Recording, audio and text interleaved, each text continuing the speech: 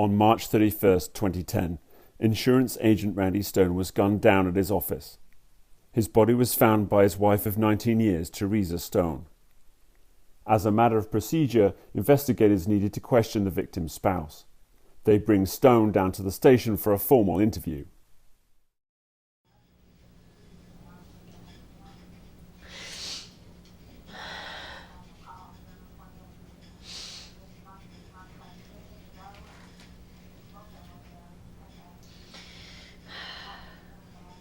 Should I call David and see if he'll come up? Yeah.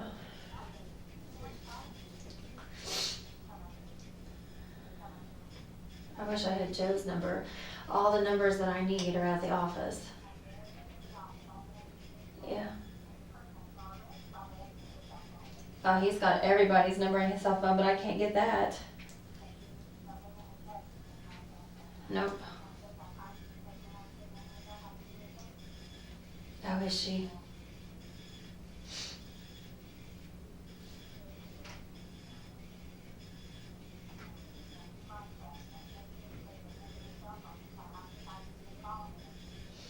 Yeah, well, I called the office is what I did. I didn't call the cell phone.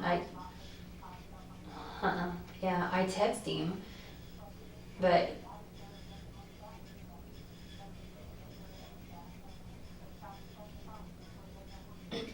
yeah, I already told him where I've been. I gave him all the text messages, all the phone times I called him. I know. Yeah. Yeah, I was. Yeah.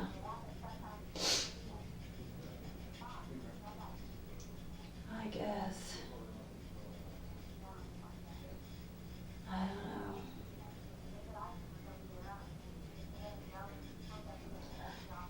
know. Well, I'll call David Ison real quick. All right. All right. Okay, Mom. All righty. Bye.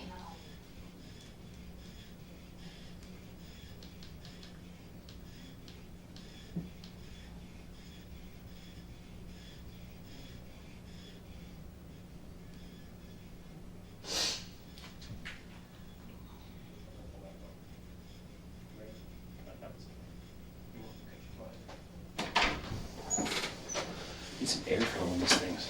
Hey. I don't know. It's perfect in here. Is it? Okay. Like I said, this is Detective Schmidley. Hopefully this won't take long. This is Teresa. Her husband is Randy, who's at the office today. Teresa, we're here to get a formal statement. Again, I talked to you about a lot of stuff out there, but now we gotta get more detail what took place, because you know Randy better than we did, and you also know your lifestyle better than we do. So basically, Randy's your husband. How long have you been married? Almost 19 and a half years. Married 19 and a half years. Did you ever have any kind of separation time at all? No, never. Okay, 19 and a half. Well, when we first got married, I guess because he got activated for Desert Storm. Oh, that's different. I'm saying. Like Other as far as arguments and fights and stuff, Right. or separation, no, never, Okay. never. You have 2 kids in common, Yes. and that is who's Michael that? and Miranda. Michael and Miranda. Michael's in Florida in college. Yes. Is he making arrangements to get up here now? Yeah, he's supposed to be leaving around 6 o'clock in the morning. Okay. And Miranda, how old's Miranda? She's 16. You said Michael's 18. Yes. She's 16. Yes. And she goes to school at Tri-City. Tri-City Christian School. Yes. Okay. This hopefully won't take too long. That's okay. I explained things to you pretty much when we was in the car, so. That's fine. Anybody else live with you guys besides you and your No. 2 children and him? Nope. Okay, Nope. all right. You said Randy was in the Marines. When was that? From 1986 to 1990. Okay, and he was stationed in Hawaii. Yeah. Lucky dog. Hard life, yeah. I know. When did you guys get involved in insurance sales? He's actually been in the business for 15 years. We've been with farmers for, oh, good Lord.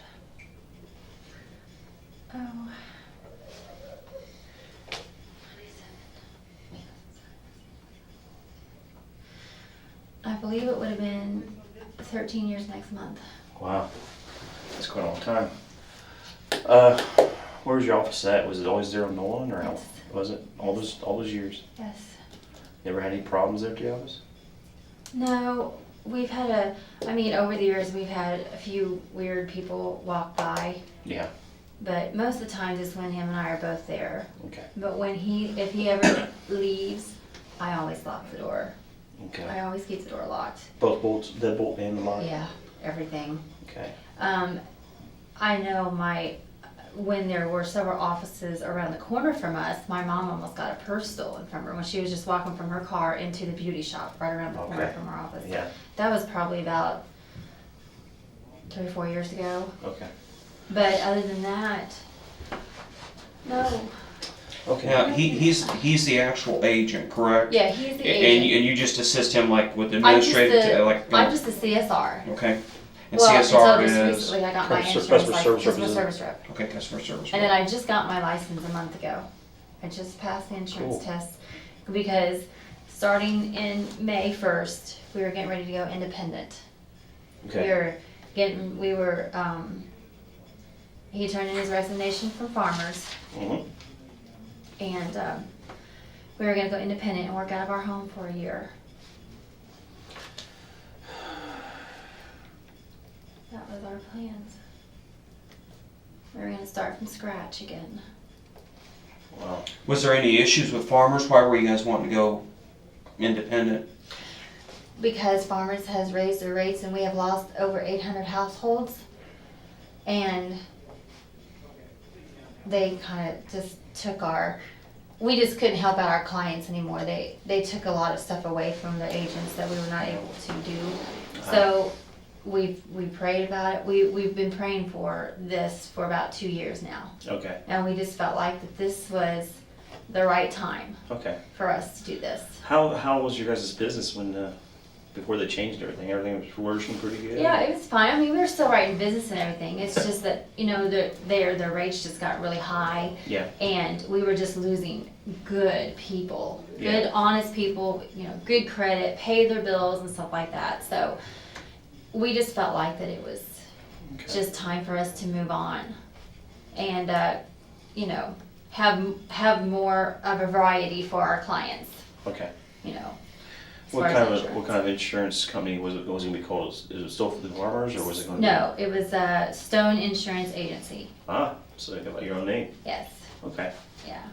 Well, see, with Farmers, we work for Farmers, but it's our agency. Right. So that means we pay for everything. Farmers Right. don't pay for nothing. And so when Farmers would buy our business back, they would pay us whatever our business was worth at the time. Right. And I don't know any of that stuff. Okay. Randy took care of all that. All right.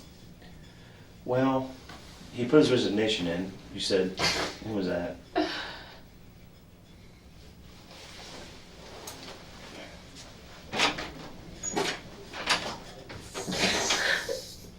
You got a call.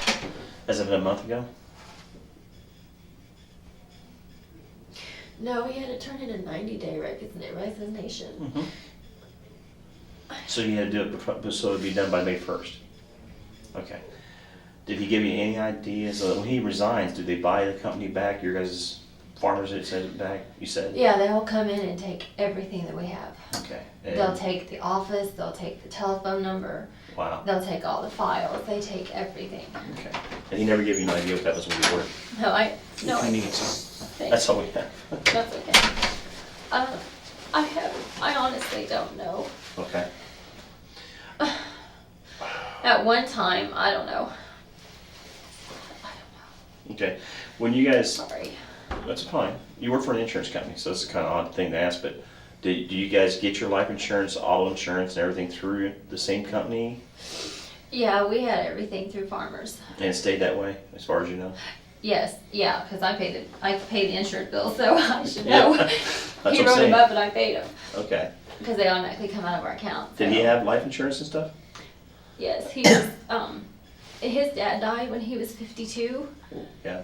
of a heart attack, and that was right after Randy got into the insurance business Mhm. and left his mom in a world of financial trouble. Oh, So he was bound and determined that if anything ever happened, could be taken care of. You know, kind of policy he had, how much it was or anything? I don't, because he has several different policies with farmers, Mhm. and my district manager knows about all that stuff. Who's your but district manager? His name is Robert, Oh, shoot. and I don't have his number. All Oh, the that's okay. numbers are in Randy's cell phone. That's fine. We can always look it up. I know his work number, but I don't know his cell number, and his cell number is the one that Randy always called him on. No sweat. So, Randy, being the guy that he is, ex-Marine, now he's into his own business and his own, trying to thrive on his own. Financially, you guys are doing okay. Yeah, I mean, we're starting to struggle because of well, we weren't really struggling, I guess, but it's tough when you have a kid in a Christian college and Right. you have another one in a Christian school, Right. you know, and And you're starting a new business on your own and all that. our business with farmers, we pay out everything. We pay Yeah. for everything. You Yeah. know, we have our home stuff, but we weren't really struggling, but we Just- were just trying to be very careful. Yeah, well, And it's- we were basically starting over, so it was gonna be very tough and very tight. I understand. But that's something that we were willing to do, Yeah. so. So you're not behind on any mortgage No, payments or no. car payments, anything like that? No. Not behind on anything? No, absolutely Speaking of not. mortgage, what's your address? Um,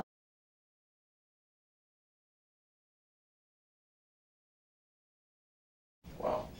yeah, That's here in Independence? yes, 64050. Okay. And your cell phone?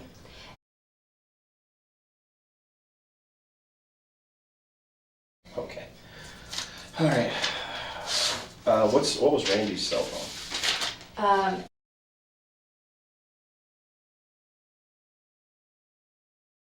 Cool. He What, did- what carrier is that?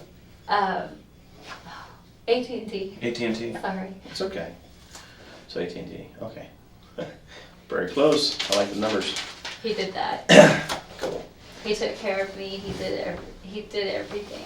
Yeah. I paid the bills. What? How did Randy get along with his son? Oh, Perfect. yeah. I mean, you know, they had their squabbles and stuff, but When he got older. yeah, well, more younger, but when they got older, they got really close. Good. Especially since he's been off to college, it's been kind of rough on Randy. Yeah. He's missed him very much. Okay. What about your daughter? I've seen on Randy's computer screen she had little school issues, and he's still trying to help her out there. Yeah. No, sorry, That's okay. it's my mom. He is always trying to help Miranda Okay. because she struggles a little bit more than my son. She's daddy's a girl. Yeah, Okay. she's daddy's girl. She loves her daddy. Well, Randy. What about Randy and you? Any issues? I mean, other than what you said, like normal Yeah. spats here or there. No, we hardly ever fight. Okay. We hardly ever fight, and if we do, it's for like maybe 5 minutes, Yeah. and we're Just nothing but a little steam off. yeah. We used to argue a lot when we were younger, when we first got married. Of course, it's hard when you know, when you're separated for a whole year of your first marriage, and Yeah. then your son is born the day after he gets back from the military, and A lot of catching up to do. but no, we were very much in love. What about today? Let's go back not even today. I asked you before, has there been any issues around the office or at home with anybody trying to maybe get themselves into the family, or also anybody gets like maybe a policyholder that's problems or anything like that? No, and if they do have problems with the policies or whatever, they normally do not call us. They always call our district manager. Okay. So now Randy he will know from our district manager calling Randy, but Randy really doesn't tell me a lot of that stuff.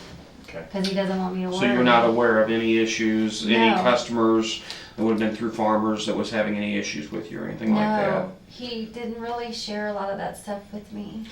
Let's start from the beginning today, okay? And let's go through getting in, going to the business, and times everyone arrived, and let's kind of walk our way through that, and we'll touch base on things again. But let's just start from the beginning. Your office is open Monday through Friday, or on weekends anytime? Here's my schedule. Okay. I get in the office at 7:45 every day. Okay. The office isn't open till 9. But I always open the blinds. I answer phone calls at 8 o'clock. Or whenever they start ringing, I answer the phone. That's just us. We don't let it go to voicemail. Okay. We just don't do that. He came in about... You got there this morning, I got there at 7:45. 7:45? Yes. Okay. No one outside, never encountered anyone going into the business? No one came in except for Dave Eisen, and he came in a little after 8, and the door was still locked, because I keep the door locked until 9 o'clock. Okay. And that's when Randy arrives? No, Or just when business opens? Business opens at 9, so I Right. usually unlock the Okay. door. Especially when I know that he's coming in soon. I usually, sometimes I even forget to unlock it, and he'll be at the front door, and I'll be like, oh crap, I left the door locked. When I'm there by myself, I always lock the door. That's fine. It's fine. And he wants me to, so I always keep it locked. And if I don't recognize them, I know my clients.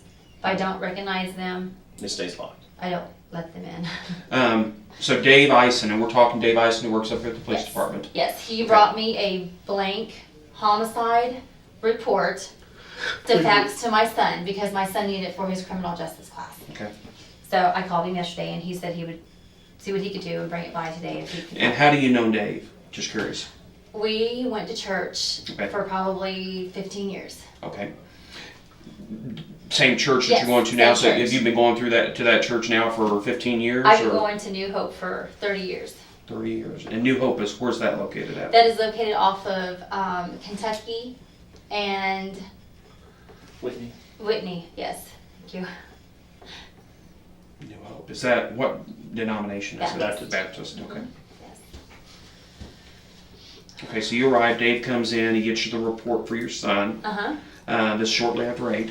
Yes, this is shortly after 8. He leaves about 8:15. Now, I cannot tell you what time my husband called me. It's all on the caller ID at the office. Okay. Everything's on the caller ID at the office. What time was your husband expected to arrive? Well, Or what time was he going to get there? Well, he normally gets up in the morning. He works out, Okay, and he normally gets in around 10 to 10:30. okay.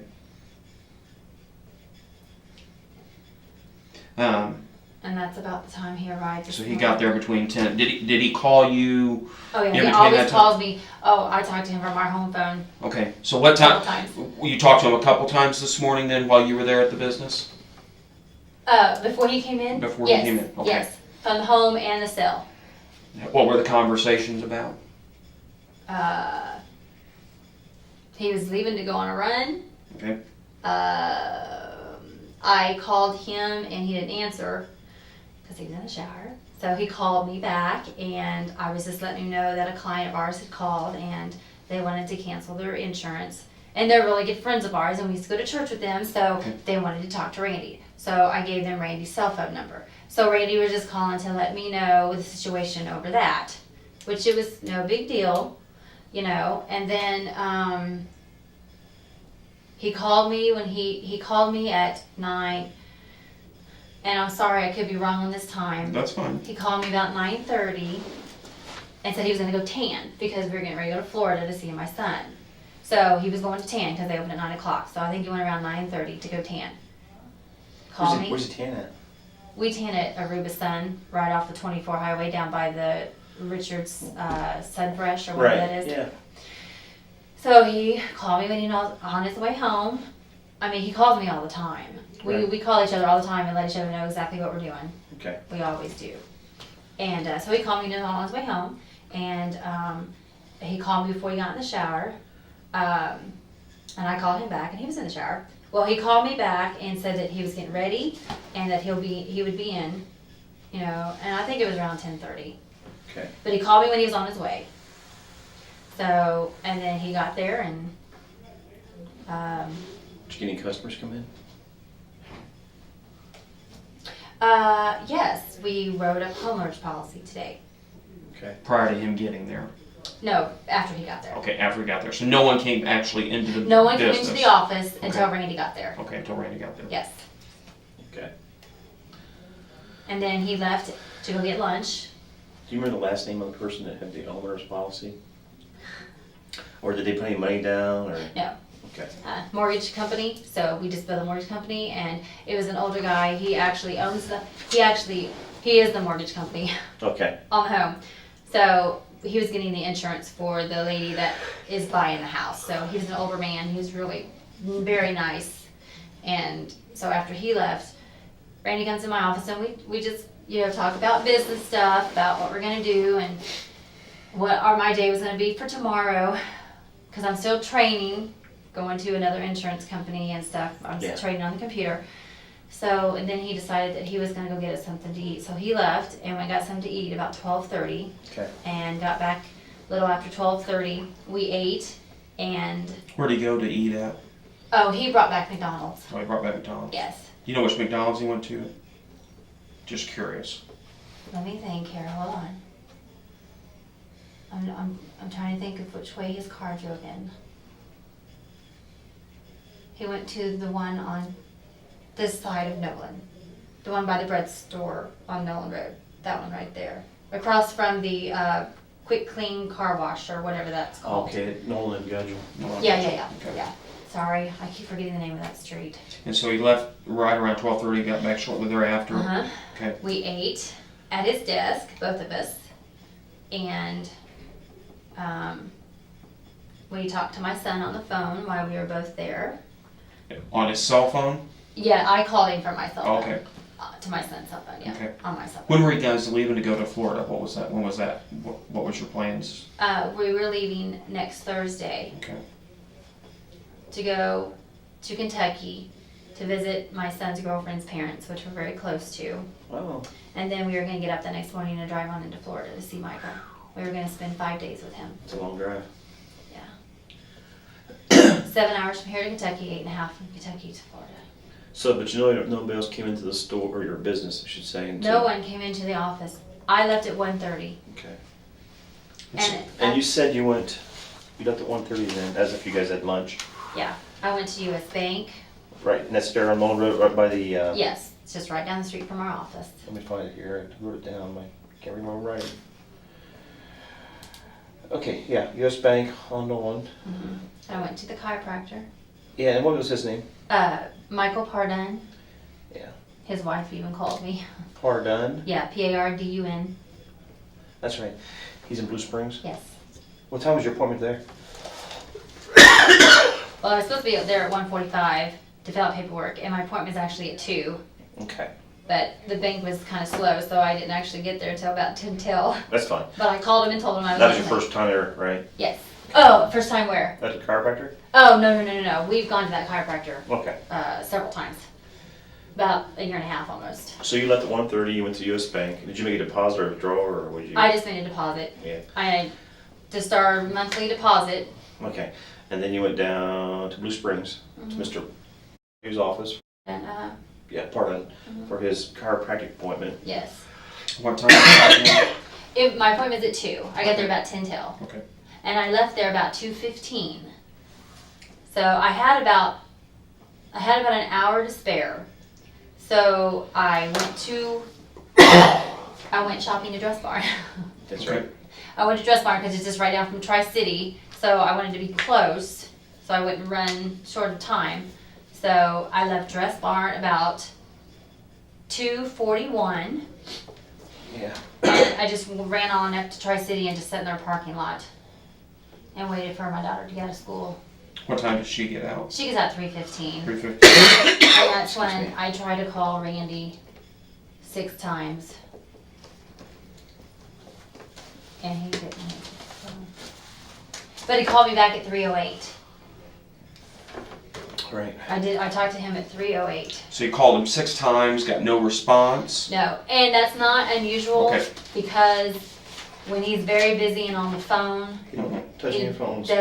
he doesn't like to interrupt if he's talking business. So So did you call him when he was at the dress bar? No, I did not call him when I was at Dress Barn. I didn't talk to anybody when I was in Okay. Dress Barn. I just called him. I called him when I was on my way up to the school. Dress bar. Let me ask you Sorry. one more question. Yes, sir. Did you purchase anything at Dress Bar? No, I did not. No purchases. No. When did you say you left the dress bar? I'm sorry. I left at 2:41. That's when I got into my car Okay. at Right. 2:41. Okay. I didn't have that one down, that's what I was wondering. I'm trying to be as No, you're fine. No, you're fine, and we appreciate it. So you said that Randy called you back then he about called me at 3:08. 3. I 3:08 called the last roughly? time I called him was 3:08, and he called me right back. Okay. Said he was busy. And said he was just really busy on the phone. He was talking to one of our clients about fixing our fence because we have a little dog that likes to jump over the fence. I wish I could remember his name. Yeah, I didn't get The his last name is, name. Okay. and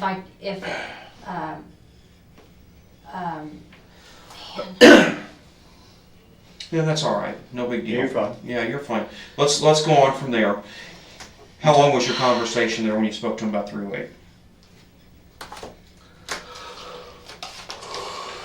oh, let me think. Oh, dear, let me see.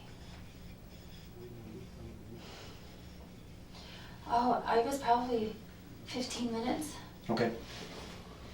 And then your daughter came out? Is that where you was at school waiting on your daughter to come out, right? Yeah, I sat there for a few minutes before she came out Right. when I wasn't talking to him, but I was talking to some of the students. They know me, so they'll come out and talk to me and stuff, you know. And so I sat there and talked to them for a few minutes till my daughter came out, and then I tried to. I don't remember if I. No, I didn't call him. I just texted him to remind Right. him that we were running by JCPenney. Okay. And this was after you picked up your Yes, daughter? this was after school. This is about 3:30 because she Okay. was late coming out because of her boyfriend. So, You gotta love teenagers. yes, indeed. So, after we left Tri-City, I ran by Sonic and got my daughter something to eat. And then we went to JCPenney's and I texted him. And the Sonic, is that the one down there by On Hereford Jackson House Drive. on Jackson Drive? Uh-huh, Okay. yes, sir, it is.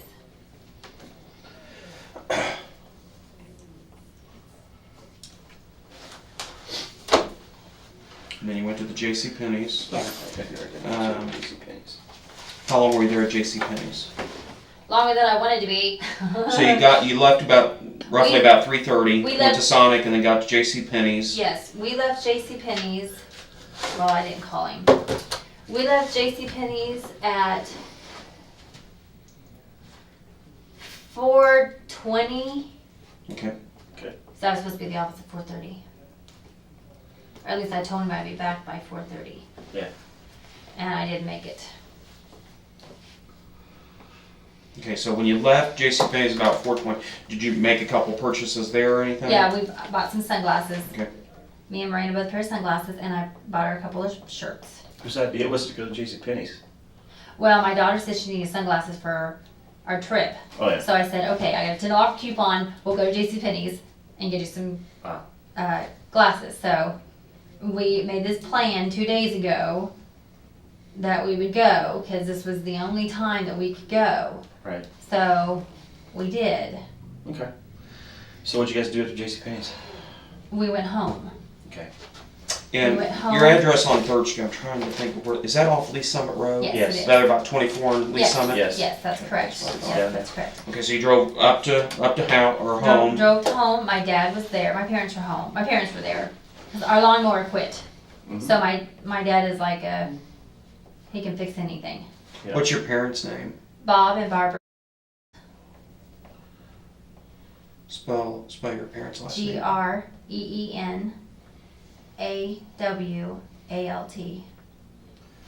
So they were there. They were there. My dad was mowing my grass, which I told him not to. So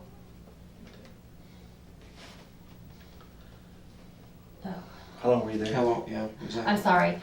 I was just thinking that I hope they locked up my car because I have a checkbook in my car. They'll probably lock it up. We always lock things up when we're done. Because I went home and took took my stuff in, and my daughter, we took all of our stuff in, and I was home 10 minutes tops. Yeah. Because I just ran my stuff in, so I had on my mom, refilled my water bottle, and left. And daughter stayed with your mom and dad? Yes, my daughter stayed home. Because we were going to be working late tonight. And so where did you go from there?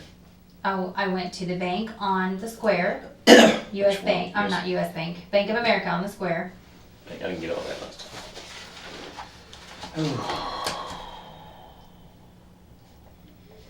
Deposit or withdrawal? I made a deposit for Farmers Insurance. Okay. And about what time was this when you went to the bank? I left the bank at 4:40, and then that's when I text my husband. I can tell you when I text him. I text him. God, I got so many more texts since then. I text Randy at 4:40. So I must have left I must have left the house at 4:40 then. Okay. I'm sorry. No, that's fine. I just didn't really pay much attention What'd you to the text him? time. Just that you're going to be I there? said, on my way. Okay. And it's not unusual for him not to respond to me But he was busy. because when he's busy, he doesn't. And so you left your house about 4:40. You said you went up to which bank on the square? The bank on the Bank of America. Bank of America. Yes, that's where our farmers' account is through, and they sweep our account out every week, every night.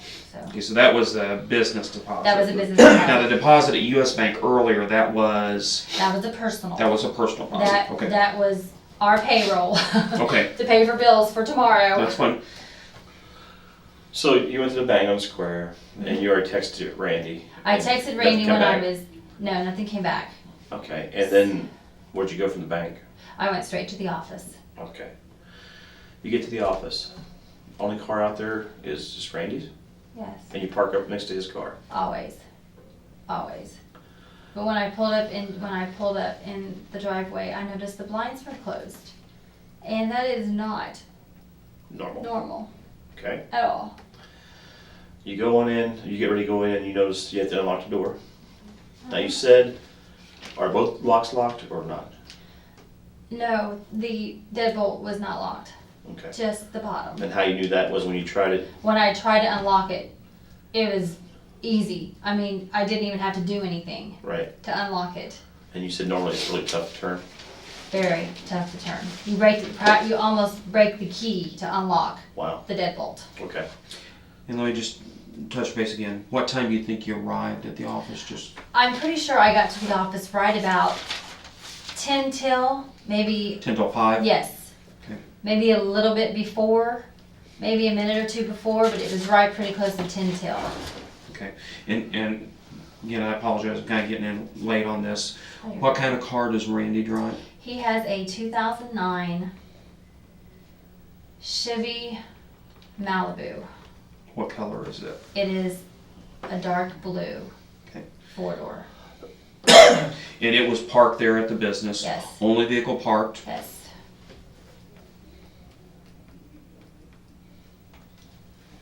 So the last communication you had with Randy then was there about 308. 3:08. Yes. Okay. And you never responded back to that one text when you left your house about 4:40. You said that immediately you noticed the blinds were closed. Now, what time does your business usually close? Let me ask you that. We much. close at 5, Okay. but we leave the blinds open until it starts getting dark. Okay. And then we will close the blinds. Or he will close, because I normally don't work late. Once I pick my daughter up to school, You don't come back to that. I usually don't come back unless we really have a lot of business to do. Okay. And you said you were going to be working late tonight. What were you working late on? I'm so sorry. No, you're fine. Well, we had a computer guy that was coming to work on my computer because my computer crashed last week. And you said it was a Tony. Tony, and I don't have his number. That's fine, we can find it. It's in Randy's cell phone. So you wait for him to show up to fix your computer. Yeah, we were going to just work until he showed up. He was supposed to, Randy told me he was supposed to get there right around 6. But you're gonna work on what? Just your policies and stuff? Yeah, we were gonna make a list of all the stuff that we were gonna have to sell, all the stuff that we were gonna have to box up and take with us. We were just gonna start because it was getting crunch time. Correct. That's what we were going to work on. Okay.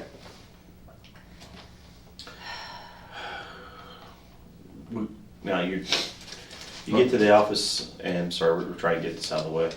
You get to the office and you said the deadbolt's not locked, but the other lock is locked. Yes. You go inside, open the door, go inside. What do you see? All the lights are off. Gosh, I'm so sorry. I yell. I say, honey, where are you? And I walk into his office and I turn the light on, Mm-hmm. and you know, the computer's up, everything looks fine. I walk into the back room back there and turn the light on, and he's not back there. Which room is that? The storage? The storage room, yeah. Yeah. Okay. Then I walk around the corner. To your office? What do you see? Is the light off? Was the door shut? Okay. You said the door was shut? No. No, the door was not shut. Did you turn the light on? Okay. So you could see him lying on the floor then, and the light was off. What did you do? This is kind of important. What did you do once you saw him there? I kept yelling for him to wake up. Did you shake him? I didn't touch you. Okay. What did you, and I apologize, I don't mean to, we just want to be a little detailed at this, because it's important. Did you see any, I mean, he was obviously on the ground. I saw blood coming out of his ear. Okay, blood coming out of his ear.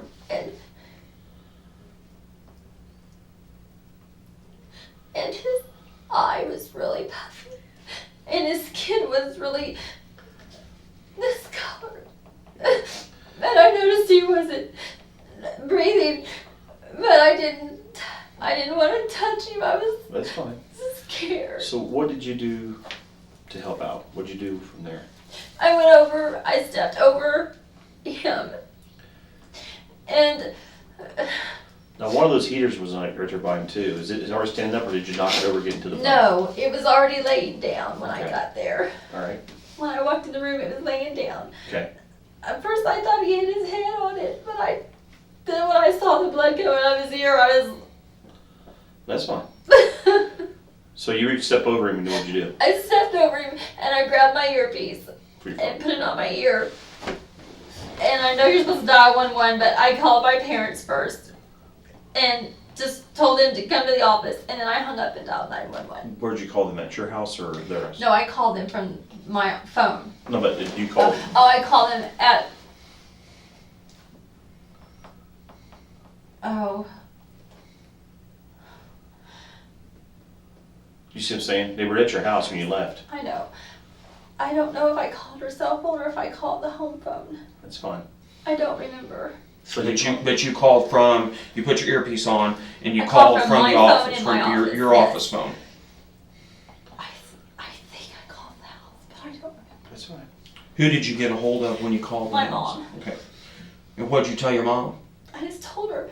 I told her, I said, Mom, Randy, something's wrong with Randy. I said, he's bleeding and he's not responding, he's not breathing. I need you guys to come to the office now. And I was saying it so fast, I had to repeat it several times. Okay. And then I hung up and dialed 911. From the office phone. Yes. And did you stay in the office where he's at doing this, or did you go outside? No, when I got on the phone with the operator, she told me to get out of the office. Okay. The dispatchers? Yes. So I Step grabbed my back. purse. Did you step back and- over him? Yes, I did. Okay. I stepped over him and walked out. Where was your purse at? On your desk? Yeah, my purse, my drink, my cell phone, I just kind of sat there right on the top of my desk. Okay. And I just, well, when I first walked out, I didn't grab anything. Mhm. And then she asked me to grab my cell phone or something. So I walked back into the room and grabbed my purse and my cell phone. Okay. But I left my water. The dispatcher told you to get yourself out of purse. Yeah. Okay. So you go back outside, and now you're waiting for the police and your family to arrive. Okay. Is it the only light you turned on was his office Yeah. and the storage room? I believe so, yes. I did not, because my light where my office is at, you have to turn it on at the door. Yeah. Both of those lights. Okay. One light goes to my office, the other light goes to the main, Okay. to the reception area there. Yeah. Police get, or family gets there first, right? No, Police get there first? Aaron, Okay. yes, And you know him from church. yes. So he gets there first, and you start to tell him something's wrong. He says you kind of break down. That's when my earpiece fell off my ear. He knocked it off when he put his arm around me. Okay. And let me ask you this, because was Aaron, was he working? Yes. So he was actually A district officer. District officer. Did he get Yes, dispatched for he that was the then? first one that Okay. arrived on the scene. Okay. Okay. And from there, family and other police arrive. Yeah. Now you said your car was parked up by your husband's car. Who Uh-huh. told you to move it? The police officers did. Said back it up, put it over here? Yeah, so my dad moved it. Okay. All right. My dad moved my car. And from there, we showed up. Okay. We're going to kind of back up a little bit here. Questions I have. One is, why did you decide to step over your husband to get to the phone when you had a cell phone? I don't know. Just- I don't think I was thinking That's right. fine. That's fine. I mean, it's just something we've asked. No, that's fine. I have no idea why I did. I really don't know. We talked before about this, but you said we asked you about weapons. Uh-huh. Okay. What guns do you know that he had at your office or anywhere? The only one that I know of that he has Yeah. was a little bitty thing. Black gun? Yes. That's what you said earlier. Little bitty thing. It's little. And where do you keep that? And I don't even like touching it. Where do you keep that? He kept it in his office. Okay. Do you know where at in this office that he particularly kept it? I knew you were gonna ask me that. And like I said, if you don't know, that's fine. I am pretty positive he kept it in the drawer at the back of his credenza. Okay. There's a small drawer back there, and that's usually where he kept his keys and his gun. Yes, because it was easy to get to if he needed. And he kept it just because people kind of every so often strange people walk up there. Yes, Okay. he did. I asked just before too. There's been no problems with anybody whatsoever. No strange people coming in lately acting kind of odd and threatening to kill anybody.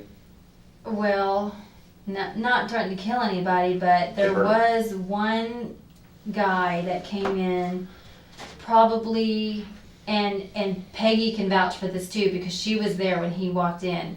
In fact, he came in once when all three of us were there, Uh-huh.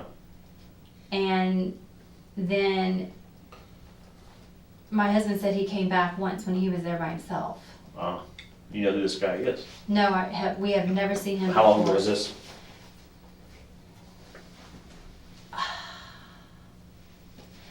In February. Okay. This was in February. And I'm sorry, Jerry. Who's Peggy? She is another lady that works in our office one day a week. Okay. She works every Friday. So she's like a customer service person also. Yes, she writes more business. clerical. She's licensed too. Is she? She writes business for us too. We hired her because she's really good at what she does, and we were helping her out. She was helping us out. So. Okay. Um, This gentleman, what do he look like? Can you give a description? oh my goodness! That's I fine. knew you were gonna ask me this. What made you guys worry about this guy? What made you kind of flag Well, I've never personally talked to him this guy? Right? because I'm in that back office back there. Right. So, I just didn't walk out No. to talk to him. He was talking to Peggy. I don't even remember what he was asking for. Did he look homeless or anything? Or? Yes, he did. The time he came in, it was very cold because he had on a very heavy coat. Mhm. I think he had a mustache. He was pretty tall. Black guy, white No, guy? he's white. White male? he wasn't real scrawny. He was very tall and not real built, but he wasn't, Right. kind Medium of built. medium built. Thank you. Yes. I just remember. Sorry. I just remember. I think he asked Peggy for money. He wanted to buy a bus ticket or something. Mm-hmm. Like I said, I wasn't in there, so I really didn't hear the conversation. Peggy would know more if you talked to her. Yeah, she would probably know more about that. And your husband said he showed up once before? Yeah, because he called me on the phone and told me that this same guy walked in and was wanting. Now, let me ask you this now, I'm thinking about it, Yes. because it just kind of came across what I was thinking about. When you came up, the door to the business was locked, Yes. correct? Yes. Can that be locked from the outside, or can it be locked, is it only locked by the inside? It's only locked by the inside. Is that turn thing? You turn the little knob from the inside. And it was locked? It was locked. But you can turn that knob and shut the door and it'll be locked.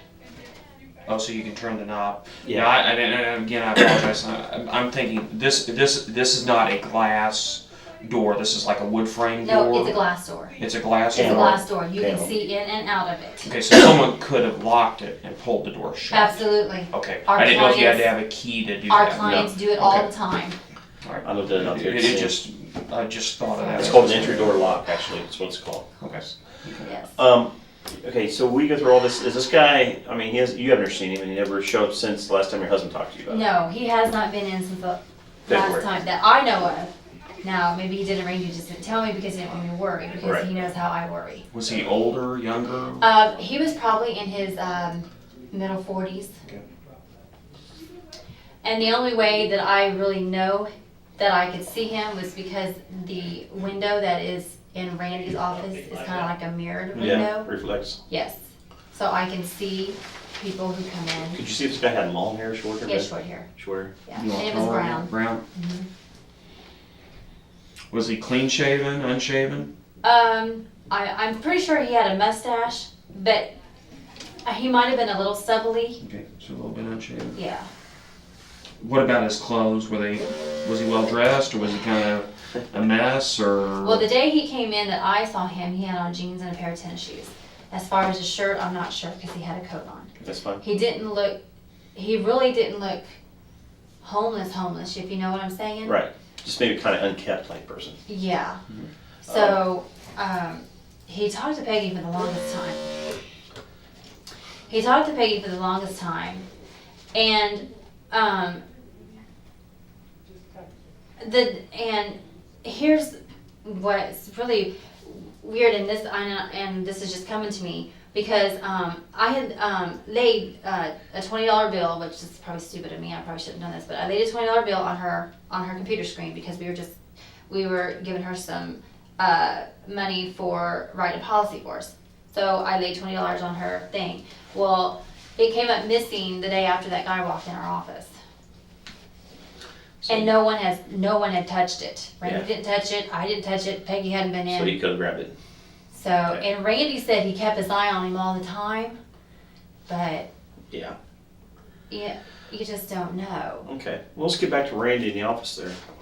Today, you come in and find him, you can do your thing. And you said he has his one small gun. Okay, we found that. You did? Yes. No other guns? No. Okay. Not that I know of. Okay. Does he keep any guns at the house or anything?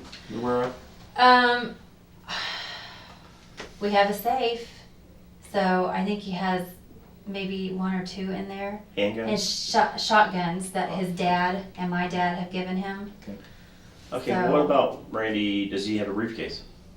Yes, it was at the office. Is that the, like The steel, metal looking looking one? one, yes. Okay. It was standing by his desk, that's what I'm asking. Yes. I noticed it was there. when Your I office, turned you know his light office on. better than we do. He had an army cannon right there as you went door to the left. He had a what? A little ammunition army can. Oh, yes. Is that always there? Decoration? It's been there for a long time. He just keeps forgetting to bring it home. Okay. He has an old buddy friend of his that he's also in the insurance business. Uh, And he brought it to him. okay. Randy kind of collects them. Okay, that's fine. So there's no threats, no really anything sticking out except for that guy in February. Yeah. And then until you can find this. Gun wise, you get the little black gun, which we found today. That was loaded. It was a little 380.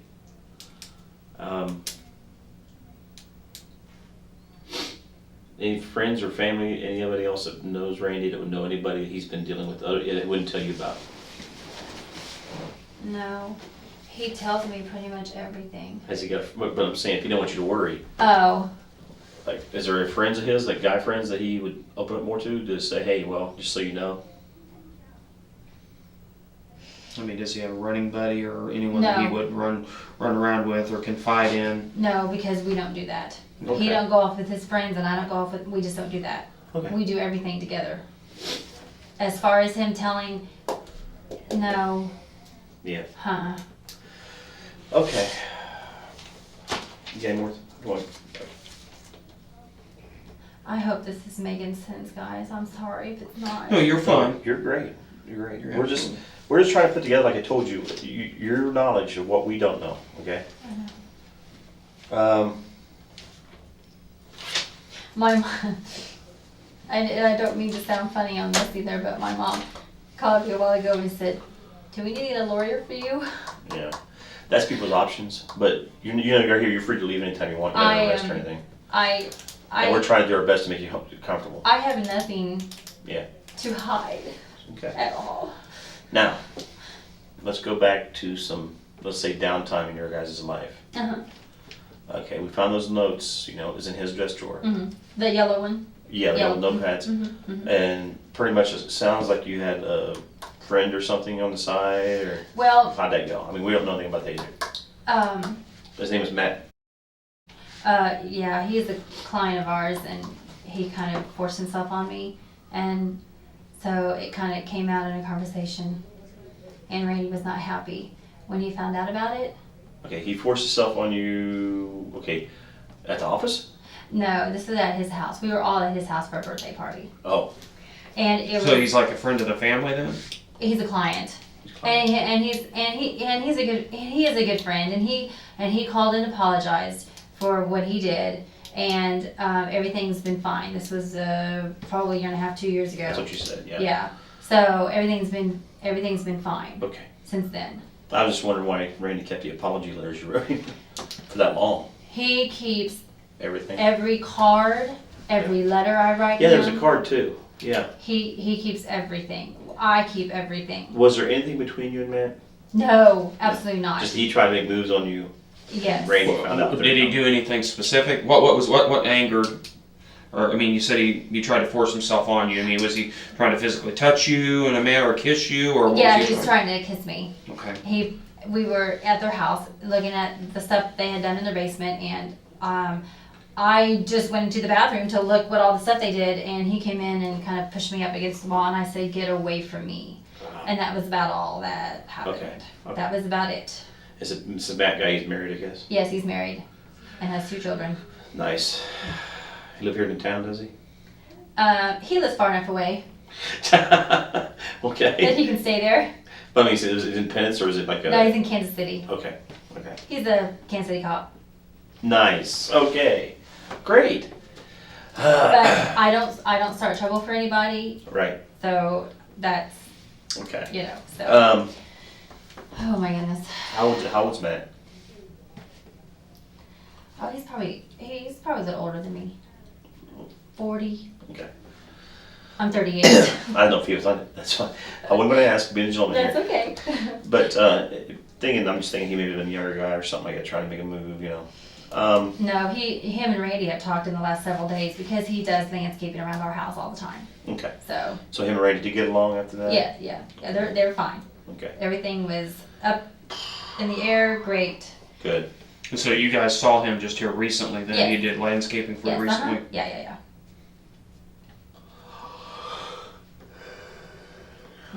We were actually going to have him start doing some more for us here in the near future. Were you? Well. No, I don't think that's going to happen right now. No. As Randy, where's his family at? He has a mom and a sister. Okay, you're in Missouri? Or? Yes. They were both there today. Were they? Okay. Yes. Oh, that's poor mom. Yeah. Because his dad passed away in '93. That's what you said with a heart attack. Mm-hmm. How did him and his sister and everybody get along? Oh, great. Did it? Yeah, because they pretty much rely on my husband to do everything for them. Yeah, he took Dad's spot then. Pretty much. And he got kind of, like, leave me alone. I have a family of my own, Yeah. Not that he was trying to mean or anything, but, sometimes his mom can be kind of obnoxious sometimes. So it's like, she still thinks that she's his number one girl and that should be it. Is his sister married? She was. Okay. But she's been divorced for probably, 5 or 6 years now. I'm looking at his side of the family now, as far as anybody that's intolerable or a problem with him, No, I don't think I ever had a problem with anybody in his family, but his family is a bunch of. I'm sorry, I'm not. I mean, personally, You're fine. But they're a bunch of losers. Mhm. Half of them have been in jail several times. Has anyone popped up lately? Like wanting money or anything? No.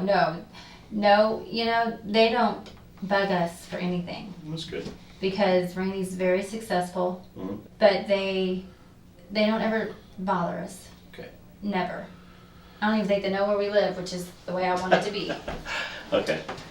Okay, and there's nobody, do you have brothers and sisters? I have 2 brothers and 1 sister. And you guys, they all got along with Randy okay? Oh, yes, absolutely. Okay.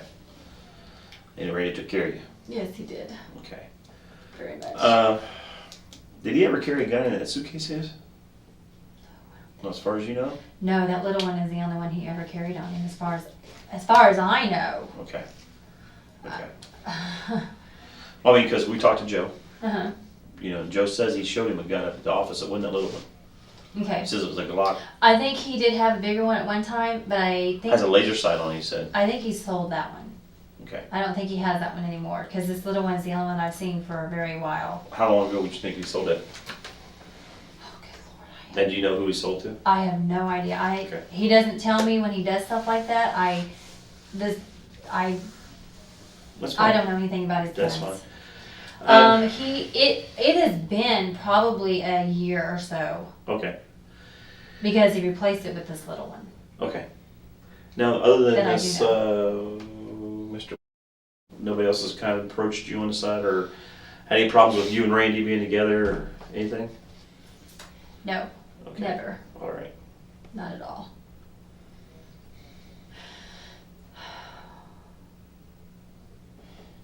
So this is just a complete surprise.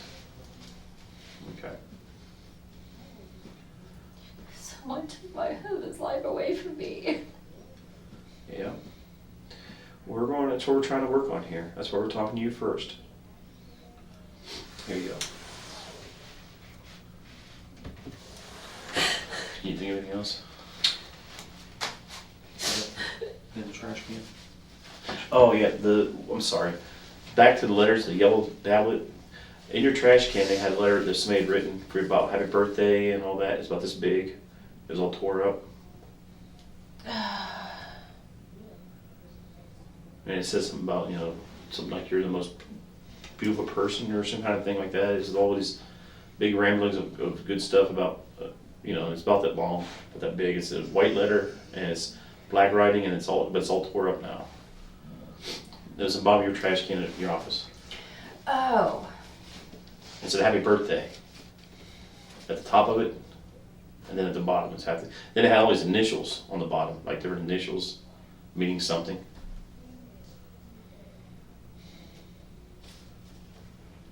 Well, think about it. I'm gonna go see if the lab, they took a picture of it. I'll see if I can show it to her and see, give me a refresher behind me.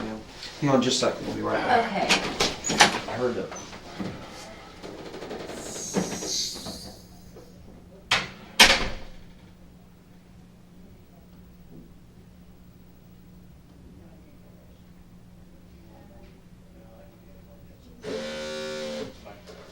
Oh my gosh. You okay? Need anything? We're not done here. On that letter, they didn't take a picture of it, but they collected it, so we Okay. can't see it because it's on property.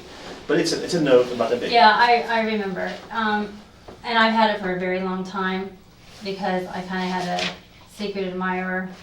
It was left on my car door. I Today? Oh no. Oh no. Where was your car at the office? It's not even the car that I have now. Oh, okay. I believe it was. That's been several years ago. And I just found it the other day. I was looking for my what do you call it? Dental card. Yeah. And I found it in there. And Where was that? In your drawer? Or? no. It was in my purse. I have a little thingy that I keep all my credit cards in. Yeah. And it was in there. Who's the secret admirer? I don't know who he is. Wow. I've never gotten another note from him ever. No calls? No calls and nothing. Have you guys been getting any calls at all lately with somebody hanging up or anything? Yes, let me think. Was it today or yesterday? But the calls show up private, so Yeah. I have no idea.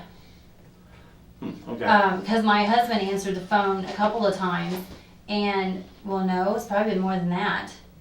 And he said, well, I don't know who they are. They keep hanging up.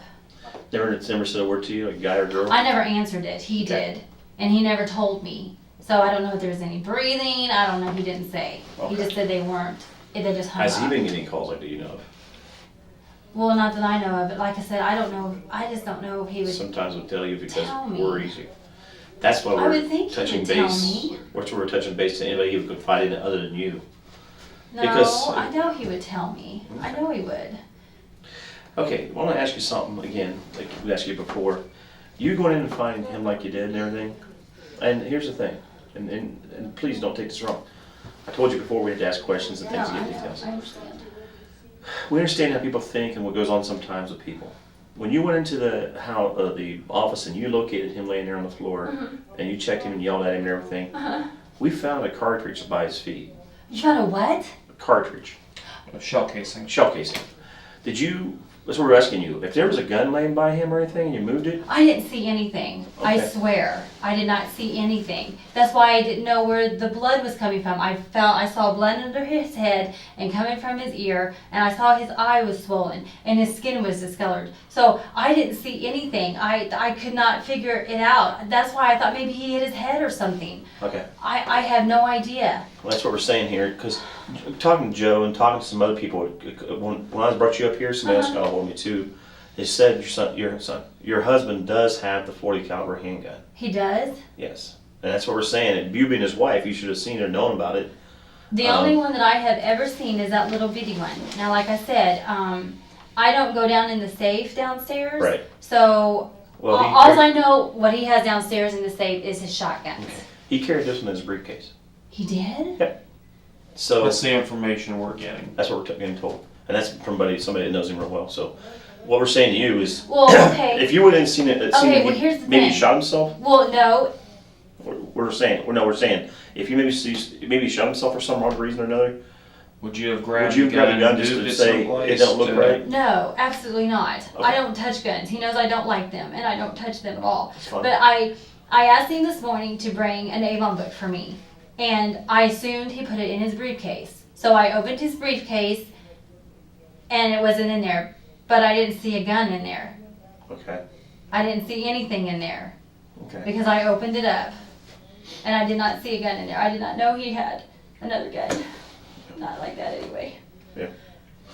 Well, and that's what we're saying. And don't get me wrong. Please don't get us wrong. No. But the thing is sometimes people React will differently. react differently. Yeah, and they will do something that you least expect them to do. We've dealt with this a lot, and that goes with suicides and everything because we've had them before where they didn't even leave a.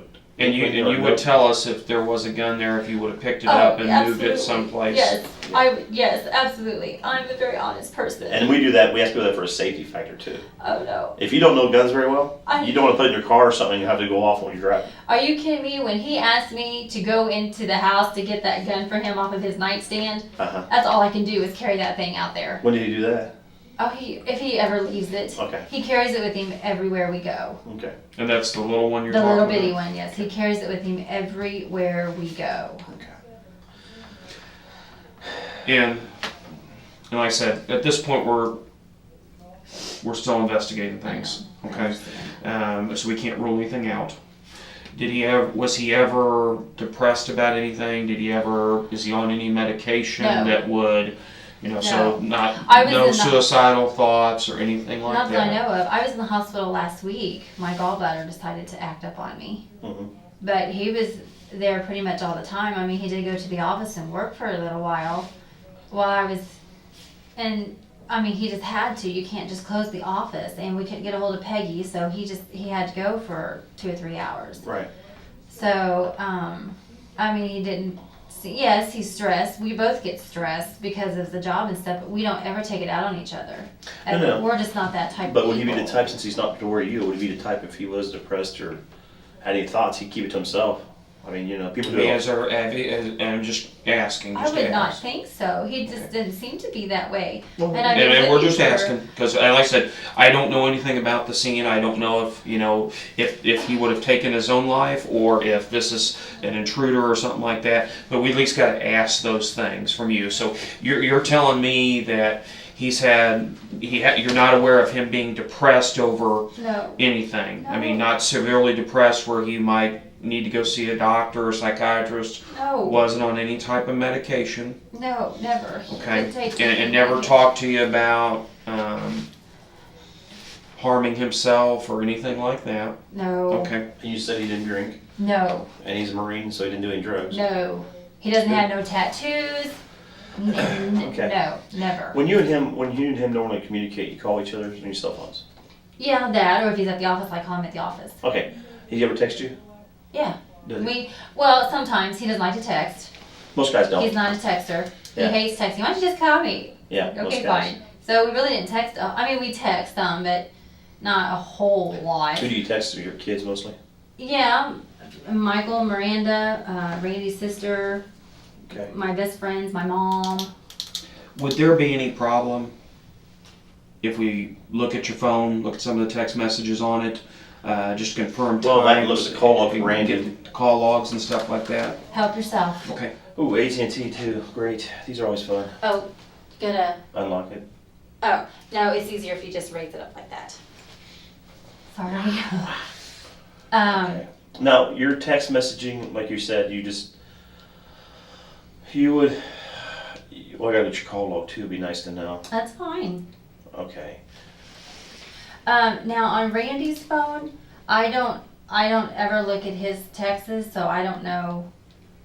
Right, we gotta do all that too. I don't look at that. He don't look at mine. I don't look at his. We just don't, You and- send him a message that says, "Are Yeah. you busy?" at 6 minutes till 3, so 14:54 hours Yeah. today. That's the one where you ask him if he's busy, and he never responded back. No, I don't believe he did on that one. No. Okay, that's what we're saying. No, because he called me and said, "Yes, I'm busy," or "Yes, I've been busy." He told Okay. me that on the phone. Who's Brittany? That's my son's girlfriend. Ah, okay. He ordered them tickets to a concert today, so I was That's calling right. to let her know. Yeah. It says we're at JC Penney's. Mm-hmm. That's at 3:45 today. I hate all this Yeah, shit. probably. Lab can take photos of that just Yeah. to confirm times because I mean to. And it's when you're at 20 minutes till 5, you said you're on our way there. And Jesse, He's he's my son's best friend. He's here. okay, who's Here. Dwayne? Dwayne who? Oh, Dwayne. Dwayne, that's my brother. Okay. Okay, so Dwayne used your phone to text this guy. Yes, he did. Okay. Because Jesse texted me and I couldn't really see the keyboard. Okay, your mom's asking where you are. That's probably when she was sitting in here. Yeah. So, okay. Okay, you haven't had any, but there's no threats, no unfamiliar. No, never. And the secret admirer, you said that he left a letter on your car a year or so ago, Oh, it's probably been 3 or 4 years ago. and you've had this note in your purse. I totally forgot about it, to be honest with you. And when did you tear it up and throw it in the trash Yeah, can? I just found it yesterday. Okay. When I was looking for my, because I scheduled my daughter for her wisdom teeth to be pulled out. Mhm. So as I was going through, I found it and I just ripped it up and threw it away. I didn't really want my husband to find it. So Did he know about the? What did the note say? You know what? I have no idea. When you said it said happy birthday on it, I was like, huh? It had birthday on the front, and the bottom said happy birthday, and it had a bunch of different initials, like text message initials. I honestly cannot remember. To tell you the truth, I do not remember what it Well, it said. looks like a lot of people wrote on your Facebook. Yeah, my church members. They're all my church members. Yeah. We don't have any enemies. That's what we're trying to get at here. To us, if we see, you're used to getting your text messages and reading them stuff. To us, if it was in a third person, Sure. we could look at them and say, "Wait a minute." I understand. But you would take it as non-threatening. Threatening, right. I understand. Yeah. Mom's want to come up with you. I And know. again, no issues with any church members. No. And do you like go on dates with any of the couples from church or anything? I mean, like, do you want to go out to dinner, catch a movie or something, or We do is there- with well, we have a lot of people over our house.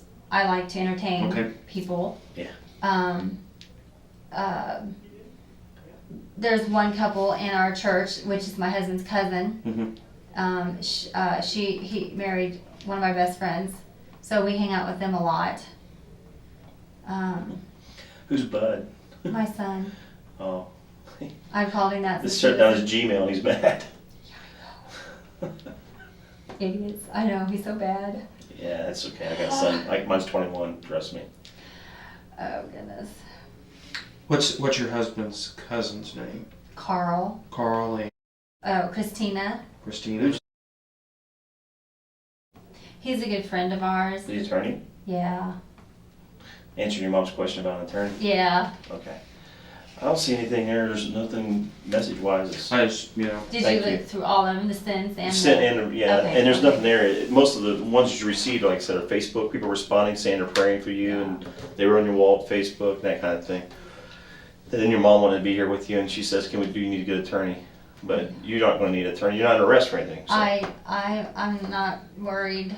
No, you're just closest to Randy than I anybody. understand. And and again, I was hoping to see. when you were there this morning, you pulled up the blinds. Did you pull up the blinds this morning? When you Right. opened up, Open them up. Oh yes, I always open them up. Okay, so Always. you open up the blinds. Yes. Uh, So they're probably gonna find my fingerprints all over that office. well, yeah. And is it natural for your husband to lock a door when you leave, or does he usually feel confident enough? I mean, obviously the area, The only you obviously don't time- feel very good No, about the he area if you doesn't. have to keep your lock, Yeah, if you have to keep it locked. Yes. The only time that I can remember, and like I said, I don't usually work late with him. I don't work late hours with him, so I honestly cannot tell you what he does when Mhm. he's working late, but this was not late. So this was not normal for the door to be locked. I can tell you that right now. And the blinds to be closed is not normal. He never closes the blinds this early. Okay. Has it ever closed before when you guys were there to get stuff done? Only when it gets dark. How long you guys known this Tony? Yeah. Oh, good Lord, he's been a client of ours for probably 10 years. So you've talked a lot to him and stuff. Oh yeah, he's been in our office, he's been in Did our he ever house. show up after while the police were there? Just curious. Not that I know of. And he might have tried to call the office or Randy's cell phone to tell him that he was going to be late or he wasn't going to make it because he works for Cerner, which is a computer. Mm-hmm. Yeah, company? software writer. Yes, that he's very good at that. And so a lot of times, you know, when he says he's going to be there, he doesn't get to make it. So But he was scheduled Mom. to come when I to look see. at it, I don't know. He was scheduled to come this evening about 6 o'clock. Yes, that's what my husband Because informed your me. computer. My computer crashed. So he was going to try And to you got a fix good it. spelling on his last name. Yeah. It's hard. It's okay. And you'll find, I'm just trying, because these are people we'll have to touch base with. And the Facebook. I told you. Any, Church group like that's going to be on there a lot. lost my train of I would be thought. lost if I didn't have them. Anybody they have contact with or talk to, is just allowed to talk to. Cleaning companies. No, Does someone come into your office and me. you clean your I'm the office? cleaning company. Okay, so you don't hire a cleaning company? No, There was an alarm system on the building, but the alarm did not work. no. It's never been hooked up. We've been The there door- for 13 years. Ding thing on the alarm Didn't didn't even work. know there was one. Yeah. Honestly. It didn't work, so. Okay. my landlord, I don't even know how to get a hold of him. Randy has all his numbers. You know his name? His name is Charlie. Office is right down around the corner Ah, where that, you know where that beauty salon is at? yeah. Over there? Down underneath is the State Farm building, and then you got Charlie.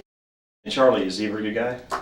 Is he what? Pretty nice guy? Oh, yes, he's awesome. Okay. He's the best landlord. Now, he knew you ever guys asked were leaving for. though, didn't he, there? Yes, he did. But it would still stay farmers, it's just somebody else would come in and take over. No, they would just shut the whole thing down. Oh, okay. Farmers just shut the whole thing down. I know And this how far away were you from transitioning into your May own business? 1st. May 1st. Yeah, a Okay, month so about a away. month away. See, somebody stole the AC unit on the side of the building too, didn't they? They did? Well, I mean, it's been a while, but there's pieces of copper there. Oh, yeah, they put them on the roof. Oh. They've stole them like 3 or 4 times, Okay. so they put them on the roof. Anything else you can think of, bud? No, I can't think of anything. We just got phone numbers for everyone that. I believe we do. I You s- can't give give us your you, mom. No, that's fine. I can't give you Tony's number because No, that's fine. No, Sorry. we want that up. Your mom and dad's phone number? Uh-huh. What would it be? Yeah, just You give want some- their cell or their home? Either one, B's or get Probably. one. Probably the cell number. Probably so. It's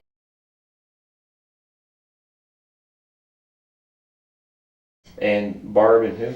Bob. Bob. Barb and Bob? Bob and Barbara. Okay. And what's her last name? Oh, that's right, you got that. Yeah. Okay, anybody else? We can look up Mr.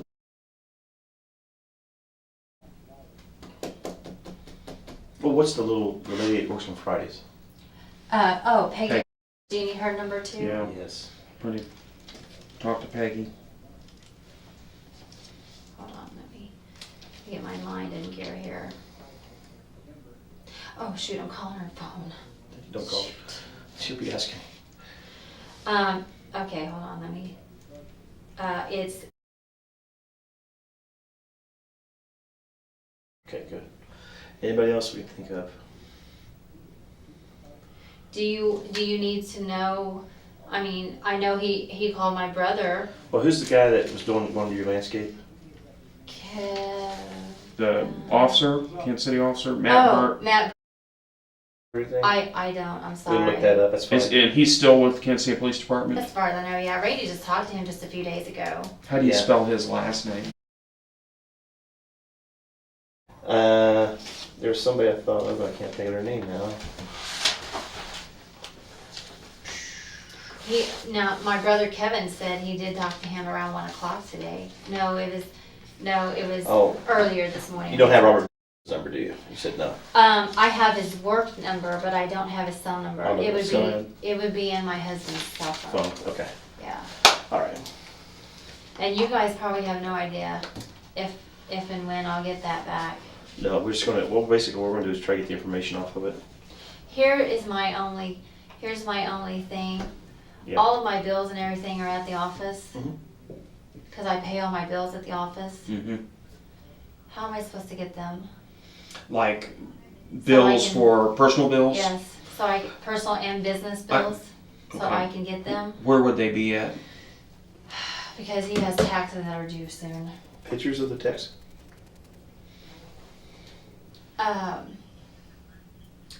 If you're sitting at my desk and you turn around to my credenza, Mm-hmm. my bills are in the second and third trays. Alright. Business are in the second, personal Lab with you? is in the third. They're just there. The envelope, there's a big brown Tell them envelope bring a camera. that has my husband's personal or business bills in it because I have to keep them separate. Right. So I would need that too because that has all the bills from last month that I have to make sure that we're all paid. What's gonna have to happen is we're gonna have somebody to go under with you too. My gosh.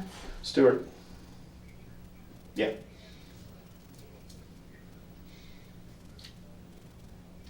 Okay. Sure will. Bye. Yeah, somebody's probably gonna have to go with you when you go in, if you get to go in, or we'll have to go and find it for you and bring it to you, and show we were giving it to you. When you went to, when your parents showed up there, did anybody else go in there with you at the office at all? No, they wouldn't let me back in. Good. I never went back in. So nobody else went in there? No, I walked in just like I told you to. like I told you I did. And then when Aaron showed up, I walked out the door and I never went back in. Did your husband have any appointments today that you know of? Anyway, Or new appointments, or? I mean, he said he's busy. Well, yeah, no, I thought you said someone came in and they canceled a policy, or they... oh no, they called him this morning on the phone. They Okay. never showed up. No, that They was. never, So while you were there with him, no one ever came into the offices. no, just that one guy this morning that we wrote that homeowner's policy on. And what was his name? Do we know what his name His name was Larry. Larry? Yes. And we were both there. That was probably Probably sometime after 10:30 before lunch. Yes, it was around 11:30. Yeah. 11:25, 11:30 when he came in. Okay, and you wrote up a policy for him? Yes, we wrote up a homeowner's policy. Right back. Okay.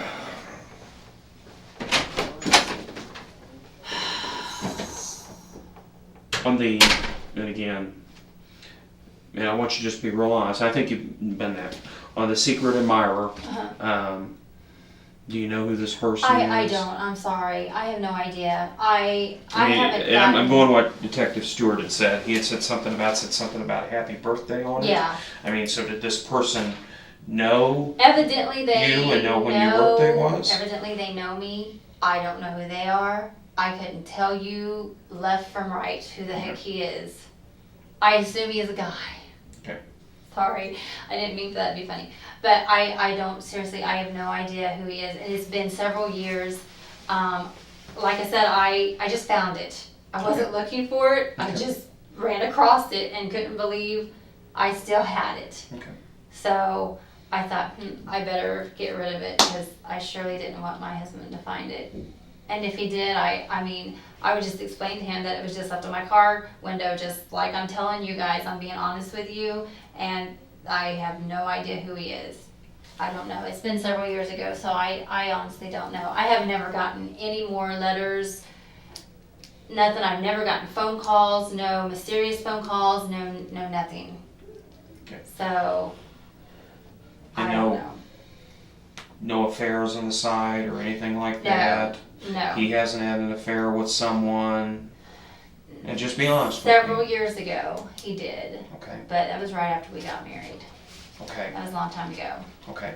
But nothing recently? No. You guys haven't been separated or anything? No, Or no. issues with I them? mean, he, and I hate to say this,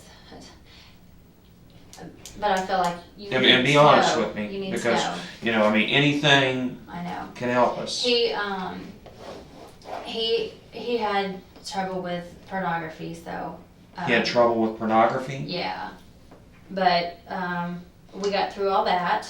Okay, when you say he had trouble with pornography, was he watching it on TV or No, doing it on a computer? He would pull it up on the computer.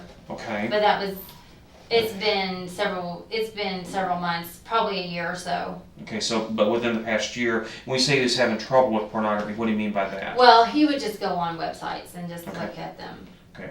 And I approached him about it. So Okay, we got that out of the way. and when you say you got it out of the way, what do you mean by that? Well, that's why his computer's the way it is now. He switched his computer so I could see everything.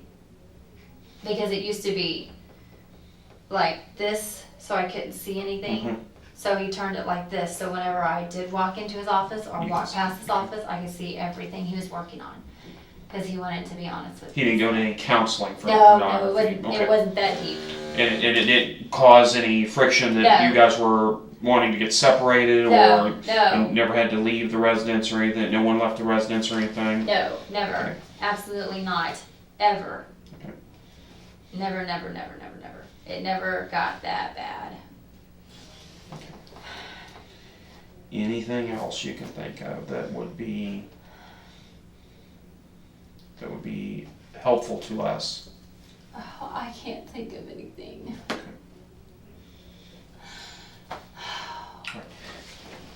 Hang on just a second, okay? We'll should be wrapping this up here shortly. Okay, hang on. Can I look at my messages? Yeah, go right in. You're fine.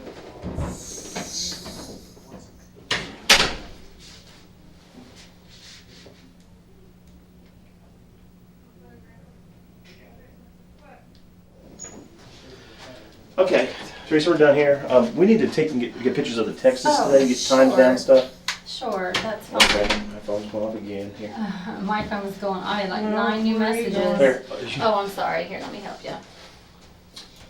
Yes, sir. There. Yeah, let And me then you step out here a just- second. When you hit, just view it, and you just hit this side over here, it'll just go to the next one after that. Those are all people from Facebook, so I don't know if you need to see those or Okay, not. yeah, I wanna go from the very beginning. Okay, that's or the the last, very end. This that's is the last one I you just got? got. Yeah, I just got that. Oh, man. The light goes out quick, so you have to be fast. Okay, and how can I turn it back on Oh, without? just hit a button. Okay, now do I have to hit back to go to the next? No, just hit this side over here. Okay, and then give me the next. Okay. This Kansas City officer, he does landscaping work on the side? Yeah, he pretty much does a lot of stuff on the side. Oh, does everything? He's done all his landscaping and everything, and he did our neighbors next door to us too. Okay. Do you guys pay him to do that, or does he just do it? Oh no, we paid him. Do you have a check or what? I don't know how Randy paid him. Oh, Randy paid him. Okay. I honestly. I don't know if have he kept no idea. records of him or not, because he's got to find out who he is and see what his job is and all that stuff, what he does. But we're almost done here, so we'll get you out of here. Have you talked to your mom at all? No, I haven't. I know she's probably worried.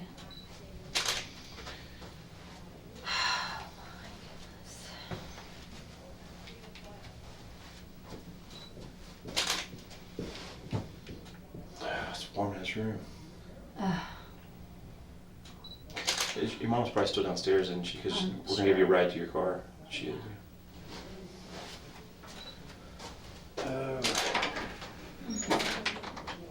Let me find Steve.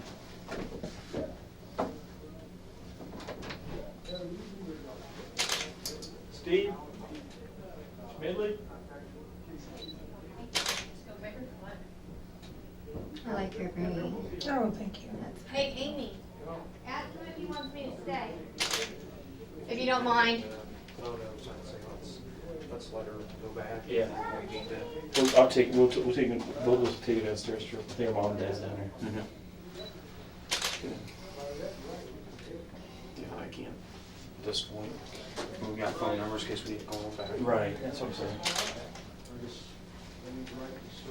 What's that guy's name? Yeah, Jerry Stewart. Jerry. Can I go to the restroom when she's done? Yes. Want to do it while she's doing this? That's fine. Come on. Oh, Said it was exceptional circumstances, but,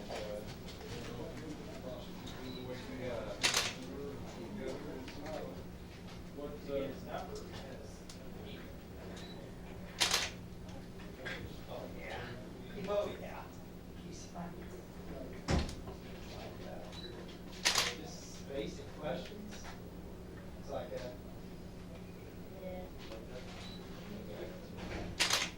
alright, so we're gonna miss a call.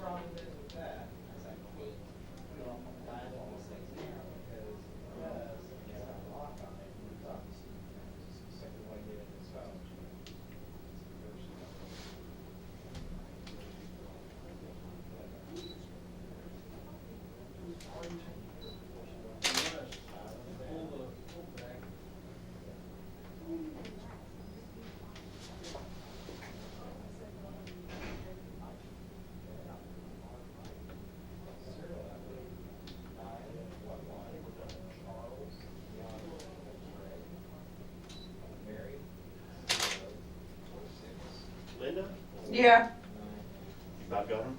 No, I'm getting hers, what she's sent. Oh, okay.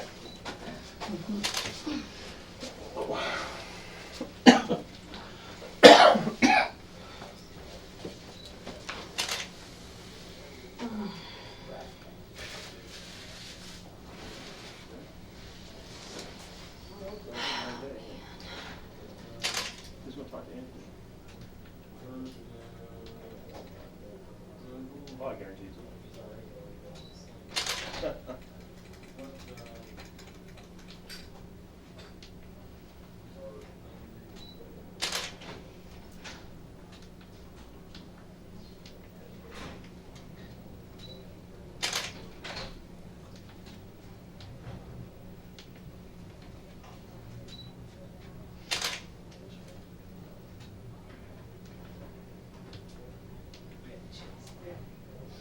Where?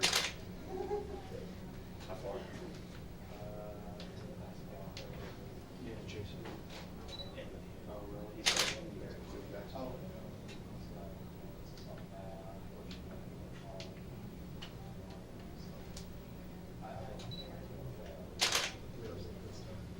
Hey, Virgil.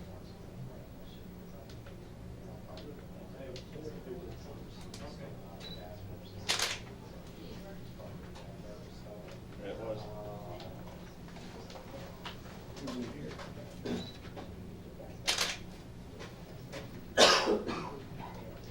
Had a lot, didn't I? Yeah.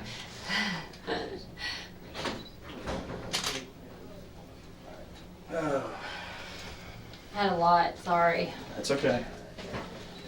Guarantee my son's got a lot more than that. Well, my son texts about 6,000 Are you texts. working on anything? But it's my son. Yeah. Although now that, 6,000 more. yeah, Oh, yeah. although now that he's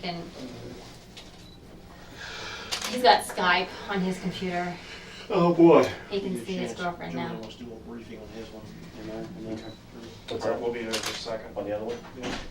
Joanne wants to do a briefing in there on his. There'll be a minute here for us. Joanne wants to do a briefing in there on his, on Bev's. Have Mikey, Okay. There you are. Thank you. You're welcome. We're done. We'll take you downstairs, let your mom and them take you to your car or whatever. Well. Okay.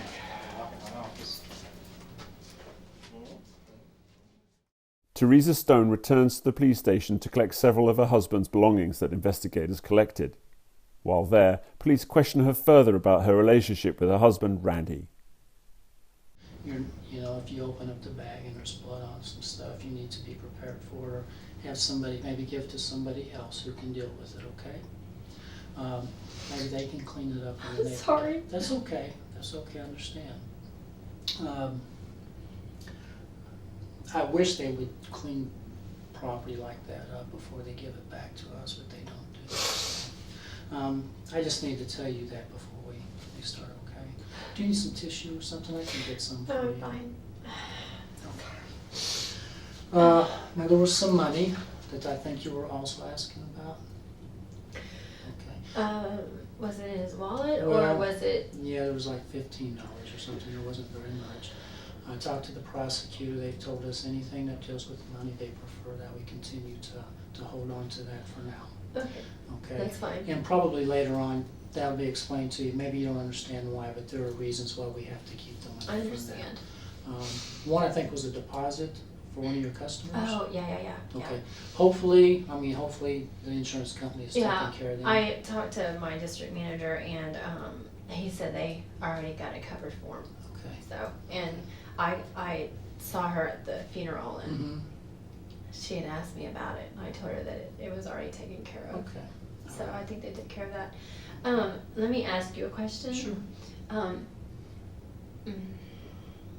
You don't know when I'll be able to get his cell phone or anything back, do you?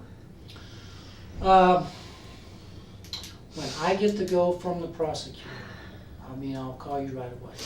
I just know that he has a lot of contact numbers in there that Sure.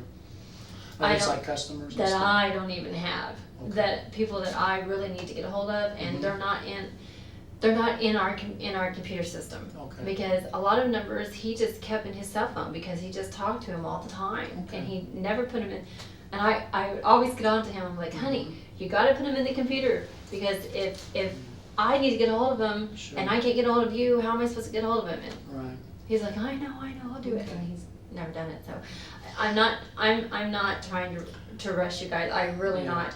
I just know there's some important numbers that Sure. I'm gonna need, and Sure. I don't have them. Well, I think probably, anything that's in that cell phone, as you probably already know, we can get. And Oh, I we know. can download stuff. Oh yeah, sure. I don't know that there's a big issue why we have to keep the phone itself if we've got all of the information in the phone. Mhm. Once again, to be honest with you, that's something I really haven't thought a lot about, and that's my fault because I No, haven't that's been okay. in contact with you yet. I just Okay.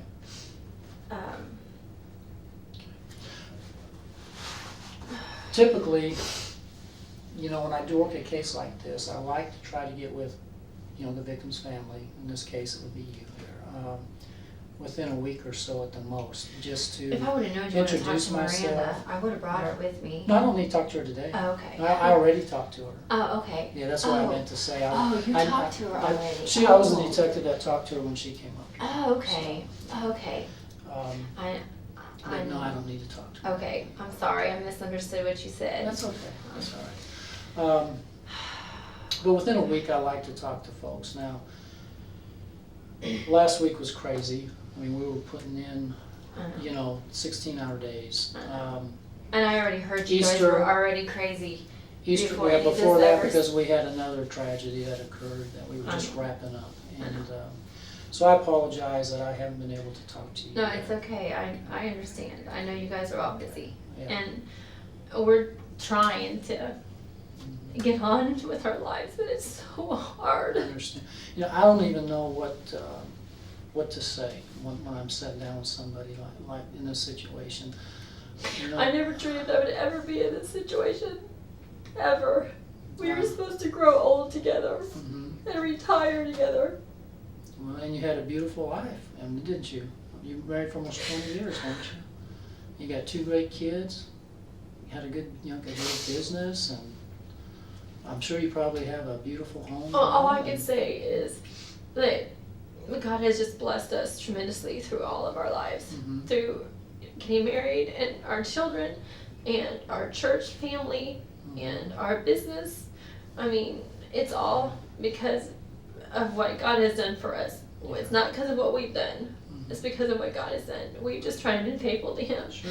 And I guess that's why I feel like that I just try to leave everything in His hands because I know He's in control of everything. Yeah. Even though I tell my pastor, my youth pastor, I know I'm not supposed to question him, Mhm. but it's so hard not to. And I think, they also say that God's not going to do anything to you that you're not strong enough to handle. Now, I don't know why this has happened. I don't know. Like I said, I guess someday you'll find out when you go to heaven and you talk to the Lord, and He's going to tell you why. But And I keep asking Him that. I keep asking Him.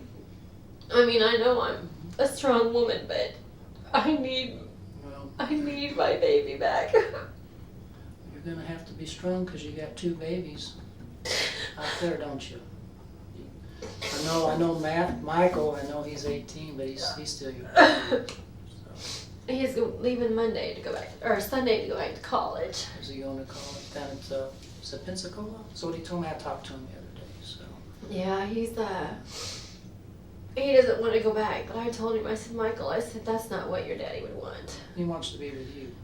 I know, and I want him to be with me, but I feel like that his college education is very important to me, and this is what he wants to do, Mhm. what you're doing He's right a now. CJ student, yeah. And this is exactly what he wants to do, even more so now. Mhm. And he only has 3.5 weeks left, and his best friend that goes to our church, and we've known him for probably 5 or 6 years, and he is going to continue to stay with us until Michael gets back from college. Okay. And so Miranda and I won't be in our house alone. I mean, we Okay, have a that's good. security system and everything, and Yeah. that I'm not really worried about. I just knowing that someone else is in the house with me Mhm. that I know Sure. and I know he can protect me because Yeah. he's kind of like a trained fighter. I mean, he's training to do those fights and stuff. The UFC, UFC, or yeah. whatever? Mhm. Yeah. And so, Okay. I know that he will. I know he would give his life for Miranda and I. He's like my adopted son Sure. because he's just a couple years He's, older than he's Michael. Michael's best friend. Or Yes. their best friends, aren't they? Yeah, and so he's just been super. But you need that support system. I know you got the church in your family, but the church is the church and your family's back home and you're in a house. I know. So to have people in the house to lean on. it's And my important. parents were just like, you know what, we'll come in and stay with you every night. I'm like, and my dad, both my parents are retired. You know, they live in Bay City. They live quite a ways away, and I guess you could. I'm the baby of the family, so I am my daddy's girl. Mhm. So if anything happens to me, or if anything happens to my dad, we're just right there. Right. Because just 3 weeks ago, I was in the hospital for gallstones, and Really? I've never had anything like that in my entire life, Uh-huh. ever. I've never been in the hospital for anything, just to have my children. Right. And I had them natural, nothing. I've never been sick. Mhm. My husband and I, neither one of us had ever been sick, ever. And all of a sudden, there I was in the hospital with 3 gallstones. I'm like, this is just not supposed to be. And my dad was right there. 4 o'clock in the morning, he was at the hospital. That's just how my parents are. Sure. And That's- and it's been really hard for my dad because Randy was like a son to him. Mhm. And my dad was Randy's as close, Randy's dad died when he was 52. Mhm. And they really did not have a real close relationship. So my dad was his dad. I mean, he called my dad and my mom, dad and mom, all the time. Mhm. I mean, it was just like Okay. they were, it's been really hard for my dad. And What's I think it's what's harder your dad for- make of all that? I mean, what does he think? he doesn't know what to think. None of us know what to think. I lay in bed at night and I just wonder.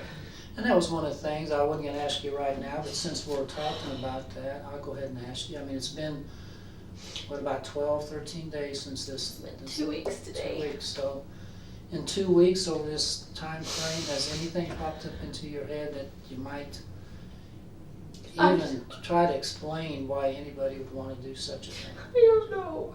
Randy knew so much more people than I did Mhm. because he actually came more in contact with our clients and stuff that I did. Right. So, and I wasn't always there because Michael and Miranda were in school, so I always had to go pick them up. And then when I picked them up from school, I went home and I stayed home with the kids. Okay. He didn't want me to come back and work late. Right. I hardly ever worked late. Okay.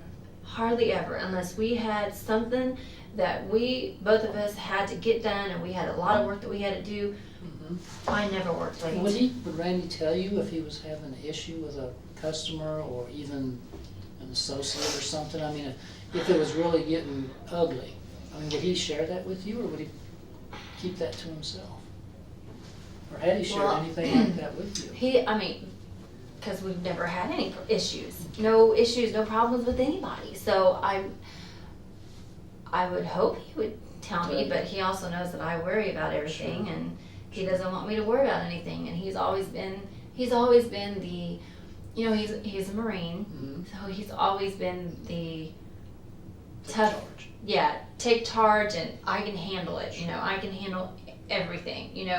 I don't ever want you to worry about nothing. I'll take care of everything. And because when I was in the hospital, I told Randy, I said, okay, how are we supposed to pay for this? Mhm. And I did everything in my power not to go. I did, because that's just me. Not that we don't have or didn't have a lot of money, but because we don't have a lot of money, Mhm. we're just very frugal with things, Right. and but I'm cheap. He always told me I was cheap, and I don't spend money. He was the one that spent the money. Okay. As I found out that I have no credit cards in my name, nothing. They're all in his name. So I have Oh, nothing. really? I have nothing. I have no credit cards in my name. None. Okay. So Yeah. he would never put any of that stuff on me. Ever. He was a generous guy. He was just- generous, wasn't he? Oh, Generous guy. oh, are you kidding me? And he always said that I taught him how to be that way because I'm a very giving person. Mm-hmm. I love serving people. I enjoy working with people. In my church, I enjoy That's what I doing hear. Everybody whatever. we've talked to thinks very highly of you. You're very well liked. I love working with people. I love serving people. I'd rather do things for anybody. I don't care what it takes. And my children know that, and my children are the same way. My son would give his shirt off his back. That's just how he is. Michael has a heart of gold. And I'm very proud of him.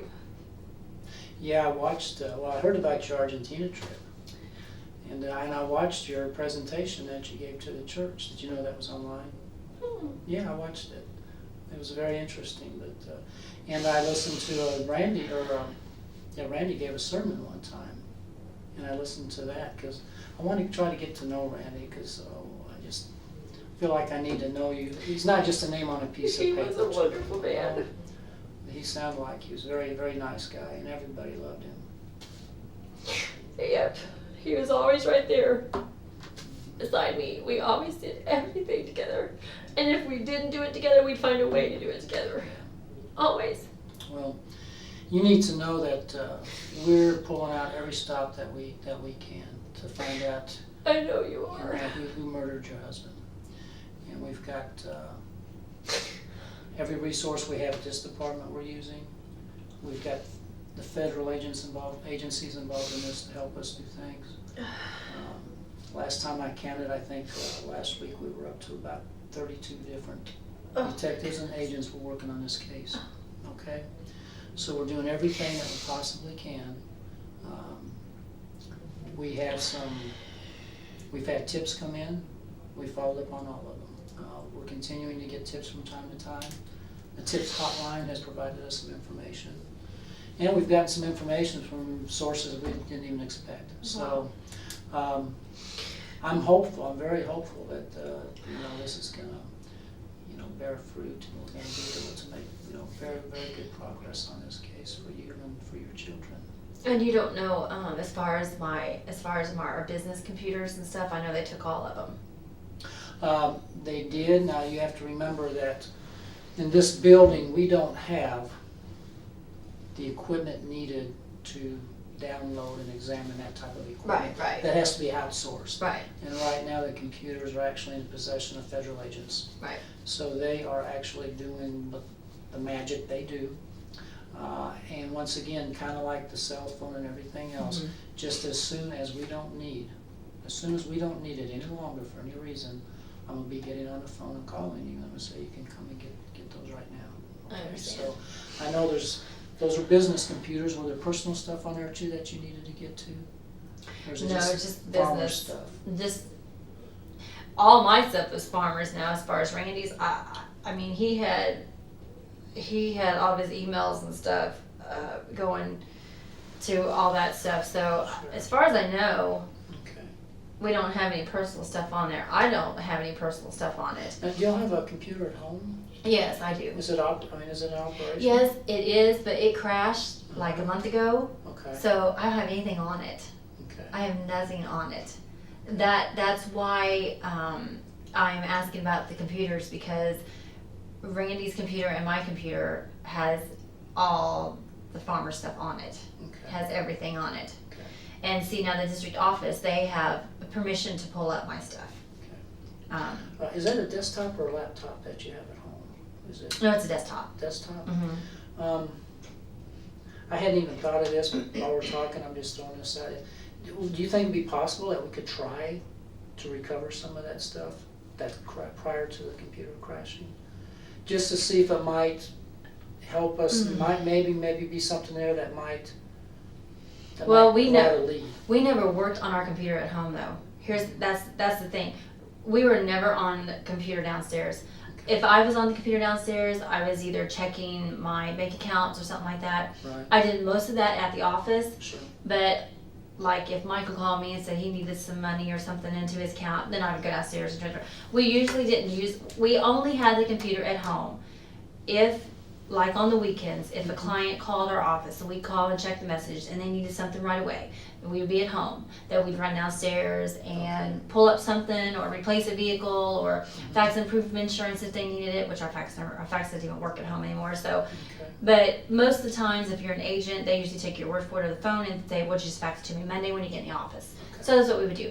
So you can, if you need the computer at home, that's fine, but there really isn't anything on it. His emails didn't come at home, his emails came to the office. All of his emails came to the office and on his cell phone. Okay. Everything. That's how he set it up and that's how it all was. Okay. And you're right, there may be absolutely nothing on there, but I'm just one of those kind of guys. I want No, I to understand. find out. No, you I know. understand. And if But- there's even one sentence on an email or something that might give us some, Right. help us. No, I understand. I don't want to lose it, so. No, I understand. But if it crashed, they may not even be able to. Well, the motherboard has crashed 3 times Okay. on it, and we just replaced the hard drive When did you? 3 weeks ago. 3 weeks ago. And Randy didn't even put anything on the computer.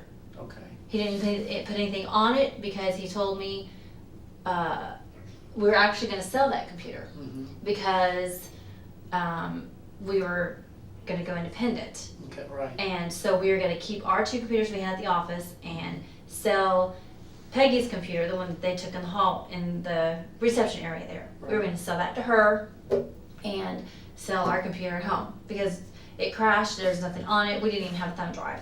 Okay. We didn't have anything. We didn't back up anything because we really didn't do anything on it. So the hard drive that's on there now is only about 3 or 4 weeks old? It's just about 3 weeks old. Okay.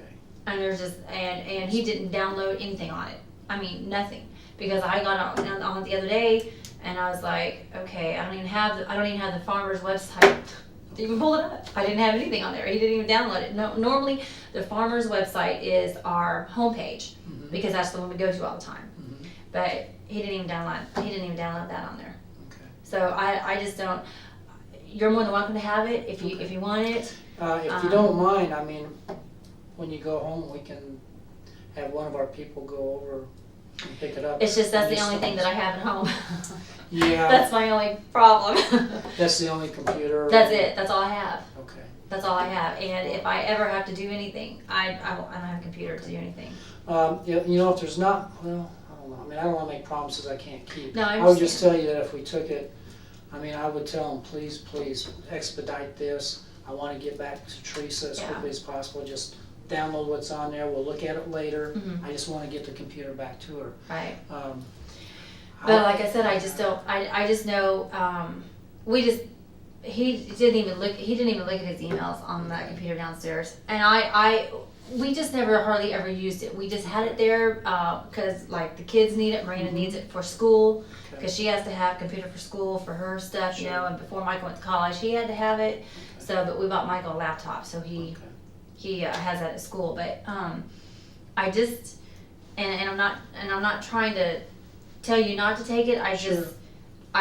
We just never used it for anything personal. None of his emails. I know for a fact none of his emails. He never looked at his emails on that computer downstairs because it was all to the office and it went straight from his Outlook to his cell phone. And we don't even have Outlook on that computer at home. He's never downloaded it. We've never had it. We've never had to use it for anything because we've always had it at the office. Sure. And we lived at the office. Okay. Pretty much.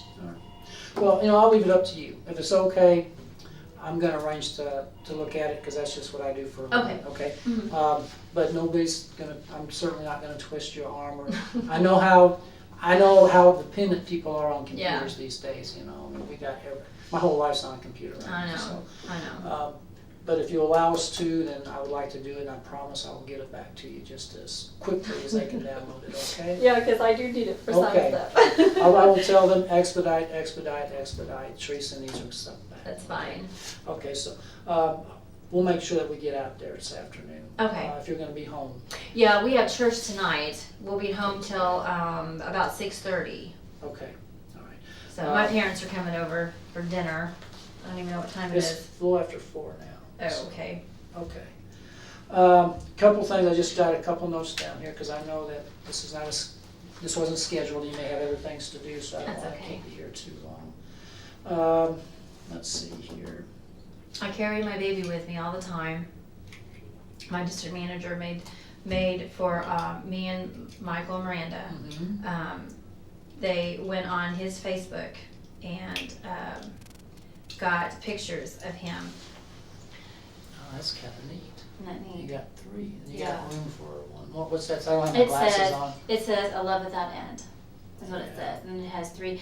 This picture was taken in Argentina. Mm-hmm. I believe that picture was taken in Argentina also. And this one was taken in front of our fireplace on my daughter's 16th birthday. Yeah. And they, for the kids, they put him on a keychain and had a verse put on the back of it. And then Farmers did that. Actually, Farmers? my district manager, Mr. Randy's district manager with Farmers did that. Mr. Davis, is that, okay. He has just been, he's just Really been, stepped in and kind of took control of that yeah, office, he's just didn't been, he? yes, he's just been totally awesome. And I just never dreamed, of course, I never dreamed any of this would ever happen, so I just didn't, he's just been wonderful. I mean, he is just taking care of everything for me. Okay. Well, I don't even, I mean, I don't know what to do. I really don't. I don't know what to tell you. I mean, I'm- it's just all at It's like once, my whole everything. life has just been taken from me. I know I have my children, but it's like, You're dealing with your emotions, but then you also have to deal with the realities of life. I know. And, you know, And I gotta figure out what I'm gonna do as far as keeping the business and surviving. I know that you guys were gonna go independent. Is that something that's not even reality now? I can't do that by myself. It was something that Randy and I were gonna work hard together. You're gonna try to But I run just that can't. office on Nolan Road? Or another office somewhere? I'm gonna have to find another office. I can't go I know you back can't there. go back there. There's no There's no way. way you could do that. I'm sure Farmers. My could parents wouldn't let relocate me you. either. Oh, boy. My daughter definitely won't let me. You don't need to go back to that. She won't even go near it. I don't even like going in there. I don't go in there by myself. I wouldn't either, you know. I can't. But, It's like a nightmare. mhm. Well, you just have to, every morning when you wake up, you just have to remember that you have family and friends that love you I know. and support you, and the Lord's gonna look after you. I know. I go on a run every morning. I try to. Yeah. And I talk to God and I talk to my baby. Yeah. Even though it sounds corny. It's not corny at all. We're gonna keep doing what we're doing. We're gonna find out who did this. I guarantee you. We're gonna find out who did this, and that will give you some closure. And I know the kids need it. The kids have to have closure on this. They cannot spend the rest of their lives wondering why did this happen to my dad. And they're gonna be married someday and be having grandbabies, and you know. They need to know. They need to know what Grandpa And will share this. Miranda is keeping a journal. Mhm. Her and I both are, actually. Yeah. And she wrote in hers, what am I supposed to do at my wedding? Who's going to walk me down the aisle? Who's going to be there when I graduate? I know.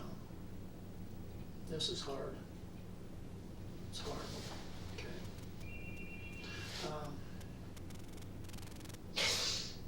How about, I need to talk to you about this.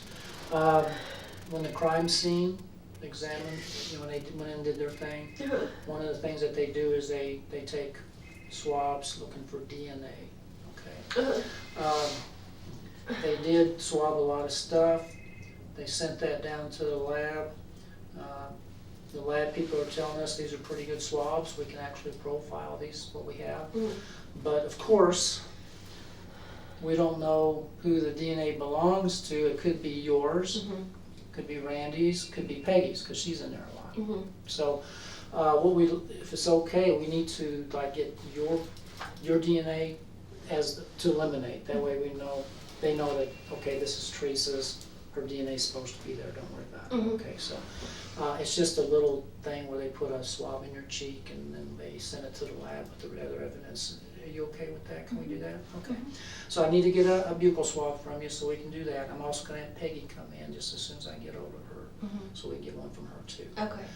There's really nobody else that spends a lot of time in that office routinely. do Just they? the three of us, and she's usually only there every Friday. Right, so, but we'll get hers just to be sure that she's That's fine. eliminated too. That's fine. Let's see, I talked to you about, I'm gonna be trying to get a hold of you probably every couple of weeks at the most.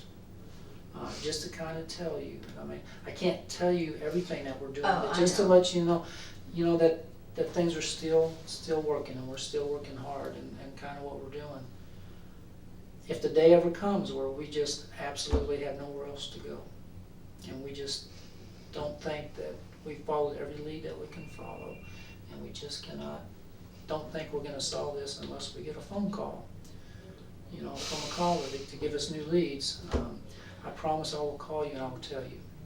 I will tell you, Teresa, we can't keep working on the case because there's just nothing else for us to do. We've done everything we possibly could, So I'll let you know. I'm not gonna just let you for a year, 2 years think, well, they're still working on the case every day, because if that's not the case, I don't wanna mislead you in any way. All right. So I promise I will call you if we ever stop working on this case.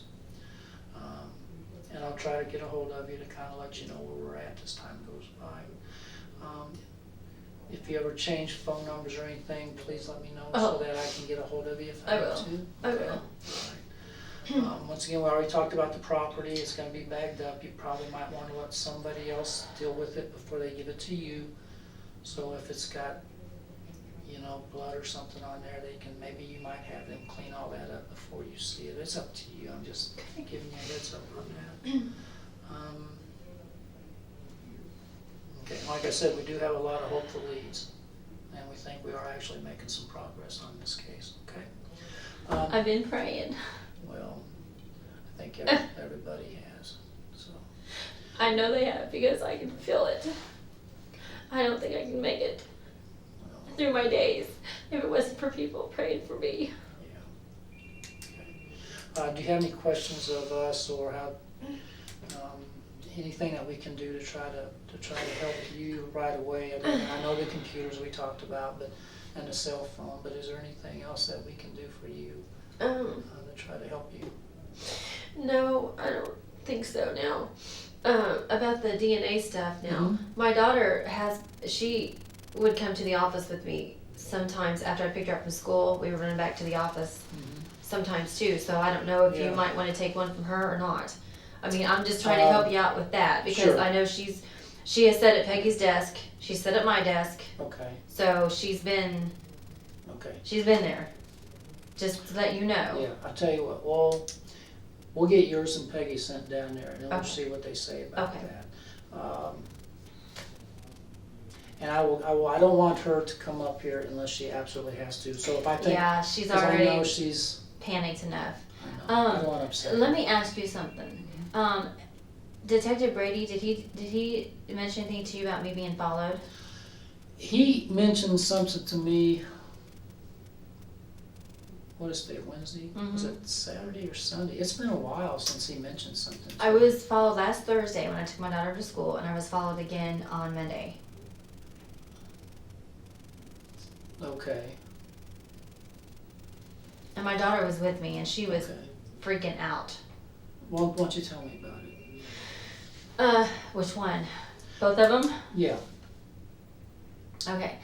Well, Thursday morning, we used to leave our house at 7:15. mhm, And how many years have I taken my daughter to school?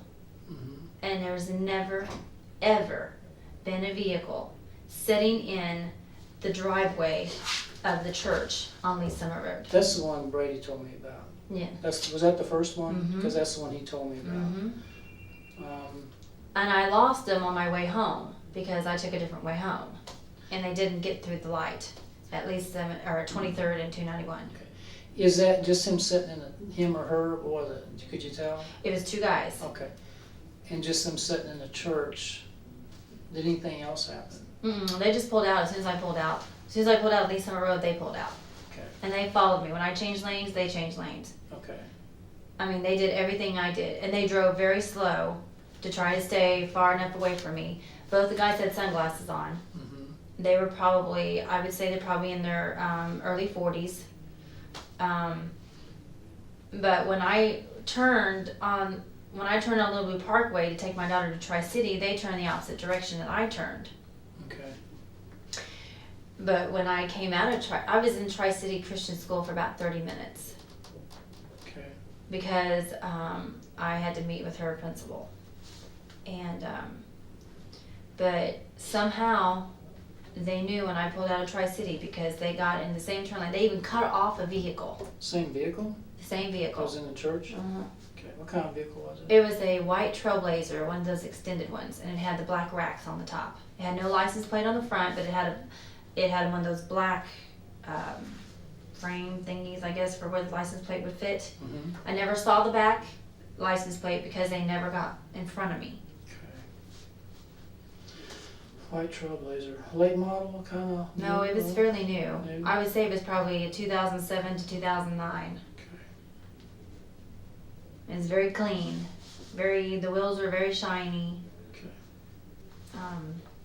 And you notice that vehicle with you all the way to Tri-City? All the way to Little Blue Parkway. Okay. And Monday morning, my brother stopped by my house and talked to me. Well, Monday morning, I told Detective Brady that now there was a Ford Ranger that had police written across it, and it said voluntary police or something like that. Now I did see it came down Broad and made it turned right in front of my house and went back down Broad. Okay. Now right after that, there was a black Chrysler 300. They came down my street, stopped in front of my house where the street crosses, went down in the cul-de-sac, turned around and parked in front of my neighbor's house down there. And was down there until I got done talking to my brother Dwayne, and I talked to him for about 25 minutes in my driveway. About what time did you first? This was about a little after 9, probably 10 after 9, something like that.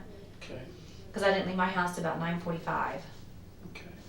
And so I left my house at 9:45 and I was going up to 10 and I went up to 10 and they were right behind me on Lee Summit Road. As soon as I pulled on Lee Summit Road to pull onto 24 Highway, they were right behind me. Okay. And somewhere between, let me think.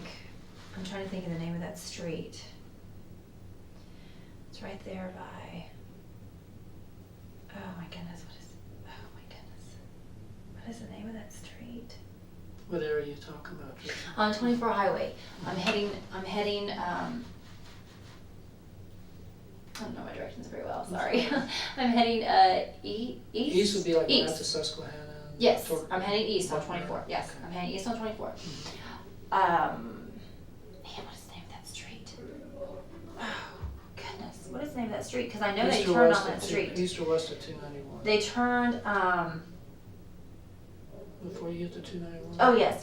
Oh, my goodness. There's Lee Summit, there's Viking, there's Holder, there's. It's gosh, how many streets before, are it's before Tasty Freeze. And there's that Bullard, auto body. there? Yeah, Okay, and there's that street right I there. know what street you're talking about. Okay, they turned somewhere in that area. Okay. And I never saw him again. Until I passed that street again. So it's like they were sitting there waiting on me to pass again. Okay. And then they got right behind me and followed me till I got into the turn lane to turn back on Lee Summit Road, and then they passed me. And that's when I saw the license plate, and it said Illinois license plate on it. And it was the same vehicle. They had some kind of GPS or something on the mirror, on the windshield of the driver's side. Okay. Have you seen the vehicle since then? I have not. I have not. What about the Trailblazer? Have not you seen that since either. then? Has anything unusual happened in the last you know, that was Monday, Well, when today's I- Wednesday. When I got back home and I was supposed to go pick up Miranda's boyfriend Mhm. because he lives like 5 minutes from us. So her and I went together to pick him up, and they followed me to his house Okay. when I was sitting in the driveway. And there was another vehicle that joined in with him. What vehicle, when you were going to your Miranda's boyfriend's house, what vehicle did you notice? I noticed the black car and a gray, The black Chrysler? and a gray one. And It a was gray car? same kind of vehicle, Similar to the Chrysler? Chrysler 300, yes. Okay, And they both followed me the same spot. okay. They both made the same turns I made. In fact, when I turned into his housing addition, the black one turned at the top of the hill and waited. I saw him pull in Okay. by a house and waited there. Here's what I suggest on this, and I don't have a good answer for you right now. Brady did talk to me about this, but that's been several days ago. Mhm. I didn't really think much about it at the Mhm. time. But, some of this other information you're telling me I hadn't been made aware of. Well, There's a couple of things that could be going on. One, of course, there's the possibility that you're just, with everything that's am I happening. panicking? That's one possibility that I'm not saying, but I'm not saying it I didn't understand. happen. I understand. I have heard that at times insurance companies sometimes will launch their own investigations. Well, but I don't know. asked my district manager about that, Mhm. and he said, no way. Okay. Farmers would never do that, ever. He said they would, he reassured me over and over again, but they would never, ever do that. Because that has nothing to do with anything. What about any other insurance companies? Because I haven't even looked at, is Farmers is the only one that we've ever used. been with Farmers for 13 years. Okay. Y'all don't have policies through any other, you always Nope. use Farmers, Nope, strictly everything was Farmers? with Farmers. Okay. And like I told those other guys, Mhm. when they first interviewed me, I told them, I said, my husband took care of all that stuff. Okay.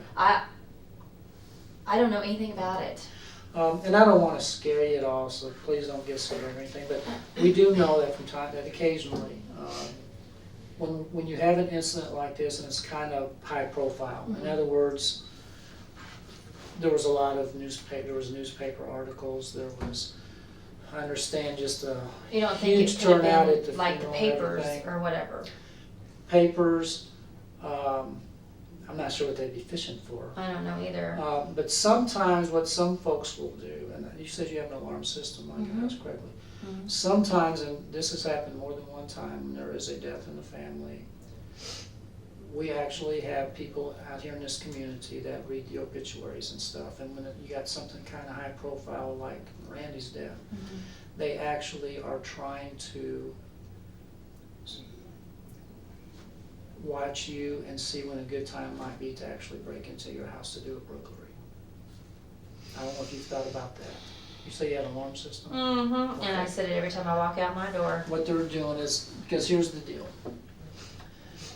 A lot of times when you have an unexpected death, or even when it's an unexpected death, but a lot of times when somebody dies,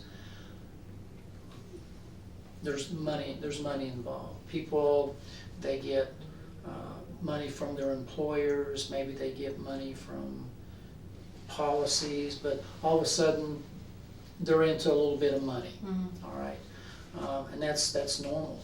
But we have burglars out here. We have people who basically make a living breaking into houses, and they will target people where there has been a death in the family. With 2 or 3 weeks after the death, they figure, okay, maybe there's cash in the house, because like you said, a lot of times churches get together and they give somebody money to help cover expenses, and so they're looking for money. They're looking, if they think that somebody has fallen into money, now maybe they've bought a new plasma TV or something, they're looking for that. Now, I'm not making this up, but they may be watching your house just to see if there's a pattern when when they know everybody's gone, and they're gonna try to kick the back door, and they're not looking to hurt anybody, but they're looking for cash and property and stuff like that. A lot of times people will leave town after a death like this, and Which so- we did, but I had someone Yeah, stay at my that's house. Good, okay. So, I'm not saying to say it, and I don't wanna scare you, you got enough I on your understand. mind, I okay? understand. But, this does happen. They will actually get on the internet and do the research. I mean, they can find your address in a heartbeat on the internet. And they will wait for you to be gone, and if they know you like to go, for example, well, just talking to other people, I know you usually left the office to go get Miranda to pick her up at a certain time, so you get into your normal habits. Mhm. Well, they may be looking for your normal habits right now. Well, here's another thing though, that what I told the detectives 2 weeks ago, my husband has taught me Mhm. to be very aware of my surroundings. Sure. That's why I don't know if that was just a sense that I had Mhm. or what, but here's the thing with Randy and I, when we were at the office and we worked together, Mhm. he wouldn't come in till like 10 o'clock Okay. in the morning. Okay. And then when he got in, I would go home. Mhm. I would go home and work out because I get up early and take Miranda to school, and then I would go into the office. I was in the office by 7:45 every day. Okay. And I would work there till he got there. And when he got there, I would leave sometime between 12 and 12:30, and I'd go home and I'd work out. Mhm. And I would either come back and work until I go get Miranda, or I'd stay home until I go get Miranda. Okay. So Randy was very cautious of that, Mhm. and Randy is very smart when it comes to just common sense. Mhm. He's very smart, common sense. I mean, he may not have went to college and may not have had a college degree, but he was the smartest man I know as far as common sense stuff. Mhm. I mean, he would tell me and the kids stuff. I'd be like, it never even crossed my mind. Yeah. But he would think about it Sure. because of him being in the military. He was in combat so many times when he was stationed in Hawaii. Mhm. He was in combat. He was over in Bosnia. I mean, it was in his head, and so he just taught me. He taught me how to be protective of myself. He taught me karate. He taught me defense classes. He taught Miranda and I that all the time. He even taught my son, because he just taught me how to be. Well, it sounds like it because you were able to pick up on unusual traffic in your neighborhood Yeah, and so forth. So it's just something. After 20 years, how can you not? I mean, he just taught me how to. okay. he Well, do was- this for me. Then, if you see the next time, whenever you see something like this, Mhm. and you just know for a fact, and what you need to do is you need to call 911. If you have a Okay. cell phone, Yeah. you call 911. Mhm. And you stay on the line, and you Okay. tell them that somebody's following you and that Mhm. you're afraid. What they will do is, as you're driving down the road, they will continue to ask you, where are you at now? Mhm. Where are you at now? They will get a police cruiser headed your way and try to intercept you and get that car pulled over. Okay. Now, you just keep on driving. Okay. They're gonna stop the car. Right. They're gonna identify the driver, try to find out who he, Right. they will identify him and so Right. forth. And at least that way we know if you're being followed, who that person is, and ask, nothing else, ask for an explanation. Right, You know, right. Are you following this car? Yeah. And then we can do some background on that driver or whoever passengers in the vehicle. We can do some background checks and find out if they might be, like I said, might be somebody that's just telling you because they're trying to set you up to break Well, into your house. Here is something else that shocked me, how they found me so fast. Because when I was on my way to get Kyle, which is Miranda's boyfriend, when I was on my way to get him, when I was turning on to the ramp to get onto 291 from Truman Road, because I go down Lee Summit Road, Truman, and hit 291 and go in that direction, they passed me. They drove right past me. But not 2 minutes later, they were right behind me on 291. How did they find me so fast? That's what I want to know. How in the world? As I was driving, I was like, how did they get behind me so fast? Yeah. How did they know that was me? Yeah. I mean, I told my son, I said, have they bugged my car? Have they bugged my phone? I mean, I don't know. Well, these burglars, they're not known to use bugging devices. That's a little high tech. I don't know. It's just, I mean, I'd have to be there But it's myself. it's just very disturbing to me because I've never had anything this happen before, ever. And I'm gonna be honest with you. I have not come into a lot of money, okay? I have not come into a lot of money. You don't have to convince me, but what I'm saying is people, but you have to remember what a lot of money is. $5,000 is a lot of money to That's a common true. thief, okay? That's true. $2,500 would make their month, okay? These people, when they steal, when they look for, most of the robberies we have, they don't get more than a couple $100. But they're willing to go to prison over $200. They'll be more than willing to break into your back door for, $2,500. And we do live in a nice house. My husband my husband came from the wrong side of the track, and he'll tell you that. He came from the East Bottoms, and he was bound and determined that he was not going to live the life that his parents lived. He was not going to do that. He was going to make sure that his kids lived better. He was going to make sure that I had what I needed, and that's just the way he thought. He's a good man. He even took care of my parents, and he was gonna help them pay off their camper. They just bought because he knew that they could not afford it, and he knew that we were going to be using it. Sure. So he told them that he would pay for half of their camper. And somebody out there robbed my husband of a blessing and robbed me of a husband for the rest of my life. I know. It's not fair. I know, Teresa. So, like I said, you call 911 the next time somebody's following you. All right. I will. We are going to catch. I felt bad calling Detective Brady, but I didn't know what else to do. The thing is, I don't know, Brady. He can't really help you. That's why. I know. You got to call, and if you call later, it's hard to really help you. No, I understand. But if you call 911, that dispatcher can start moving patrol units Right. your way, and they can help you. And that's how you need to handle it. Okay.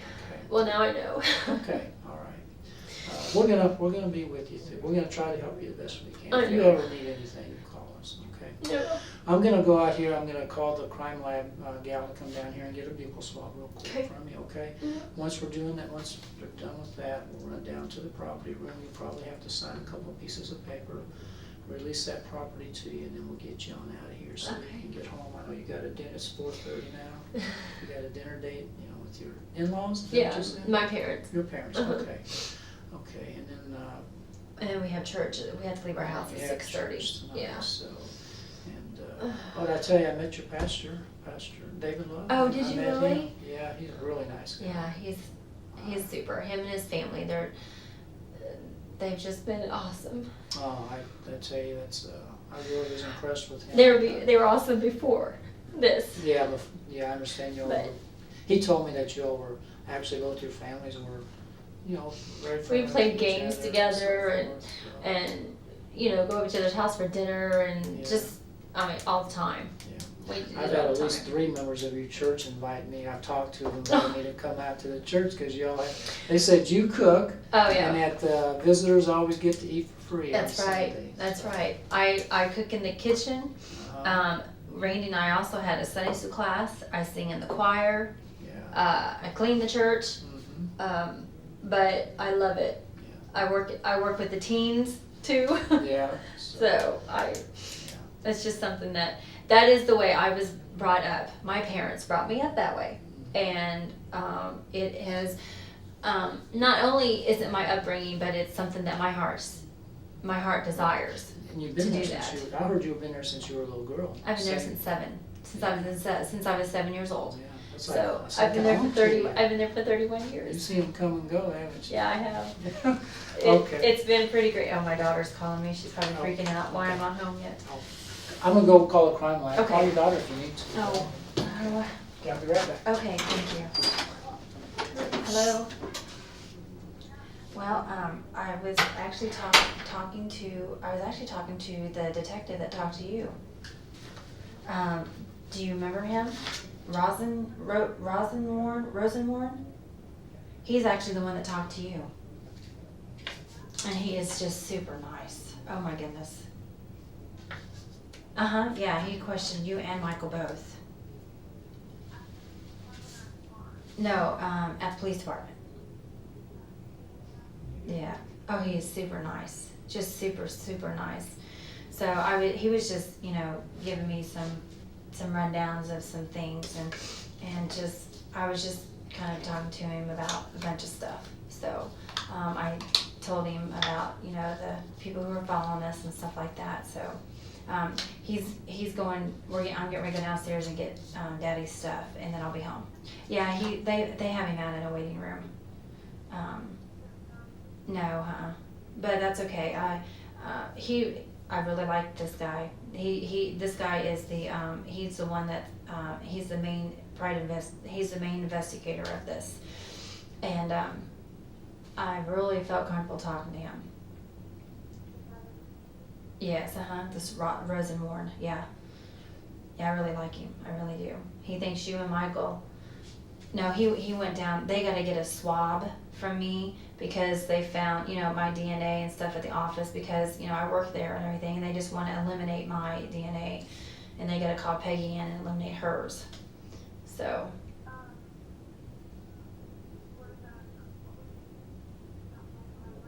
He thought you and Michael were all just wonderful children. he thought I had good kids. Oh, whatever, your brother is too. Yeah, they are. So we'll be home in just a little bit, okay? Is Grandma and Grandpa there? Right. Oh, they're not there yet? Okay. All right, honey, we'll see you in a little bit. Okay, bye.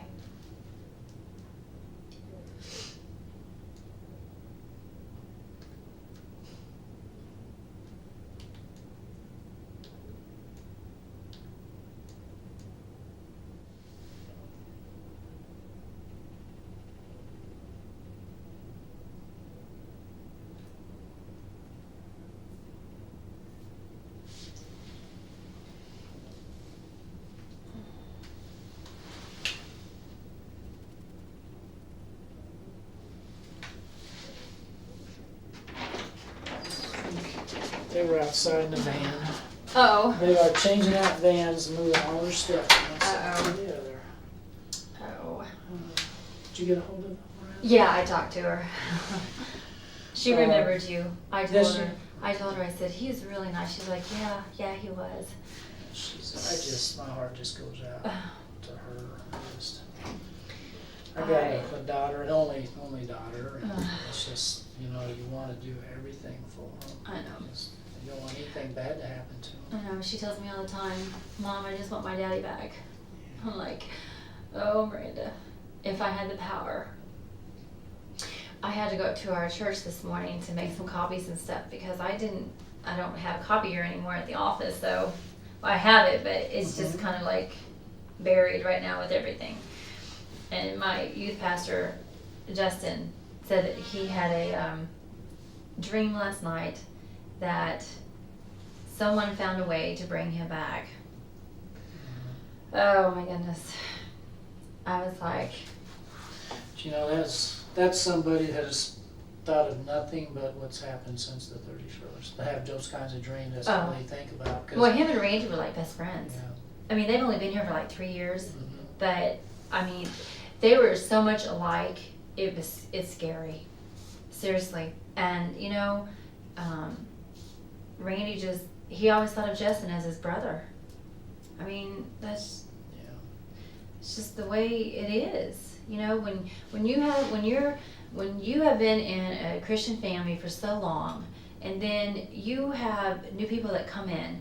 I mean, we took Justin under our wing, and I mean he stayed with us, for a while because we have our basement downstairs. We have a bathroom and a spare bedroom down there, and he just stayed with us the whole time. Hello. So, hi. Okay, I need to, first off, this is just a consent that you're allowing us to take a buccal swab. So it's just going to be used so that they have So they, if I said it's your DNA that they retrieved, then, it's explainable. I just need you to put your name here. It just says that, having been informed and fully understand my constitutional rights, which, we didn't really go into that, but basically you don't have to do this. That's your right. You can refuse this. Nobody's gonna think bad of you if you don't wanna do this, okay? She's actually just going to, and I guess I would hit saliva. She's gonna take buccal swab from saliva here, so we'll just mark that. You're gonna actually put your signature. What's today though? 11? 14th. Today's the 14th. Good grief. I know.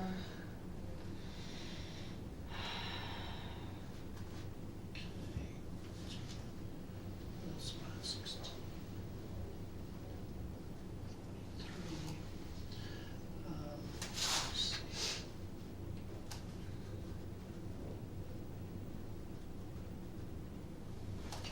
Just need you to print your name on that line, and then sign your name on that line that you're volunteering to do this. And then probably you want to check that box right there.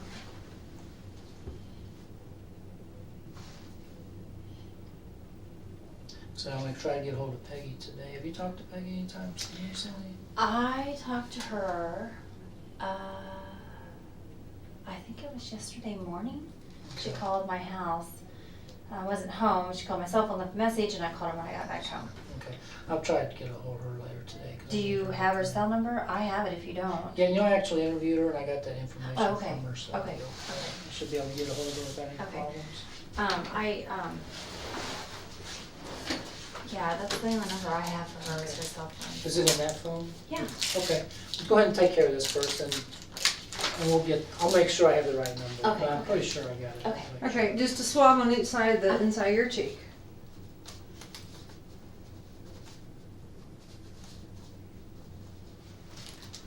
There's one. And these are sterile.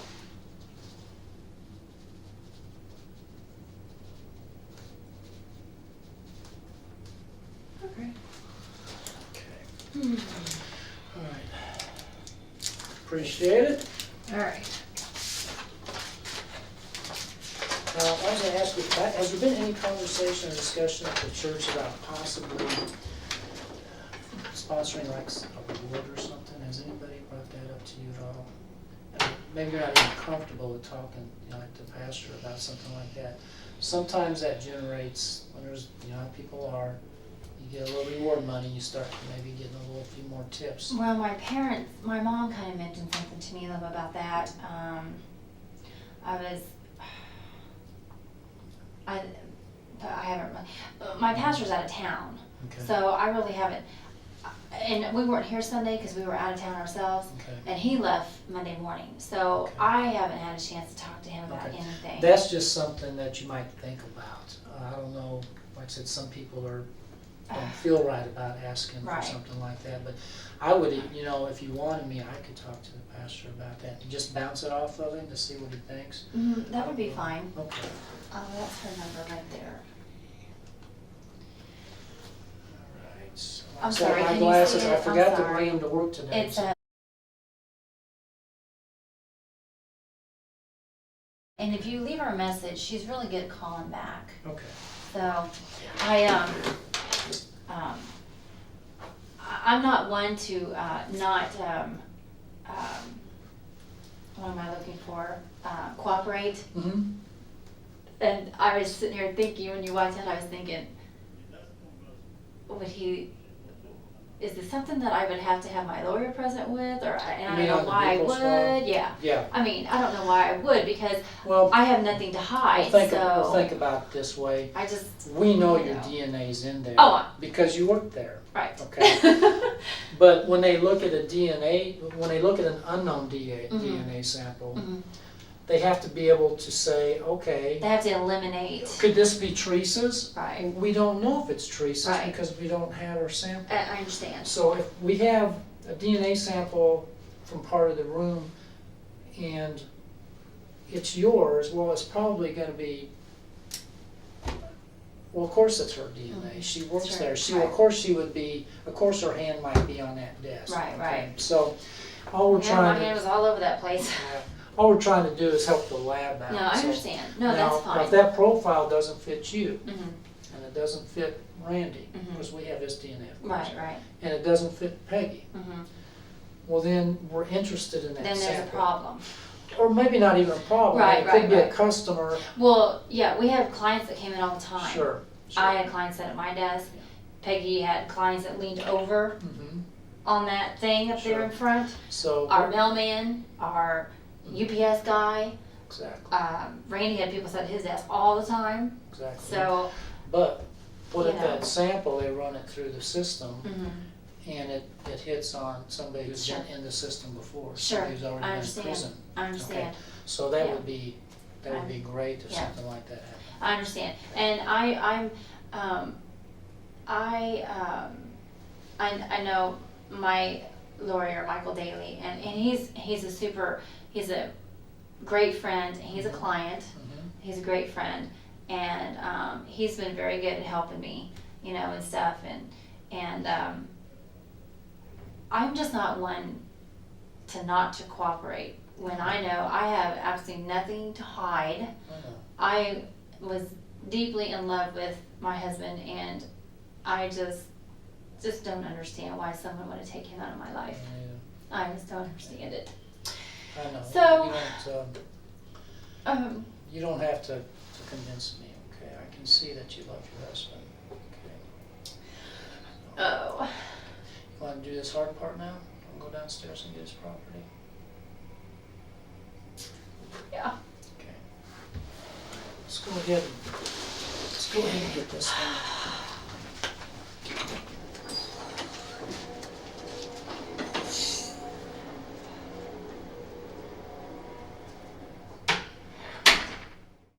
While examining text messages and emails, investigators discover that Teresa Stone has been having an affair with her pastor, David Love.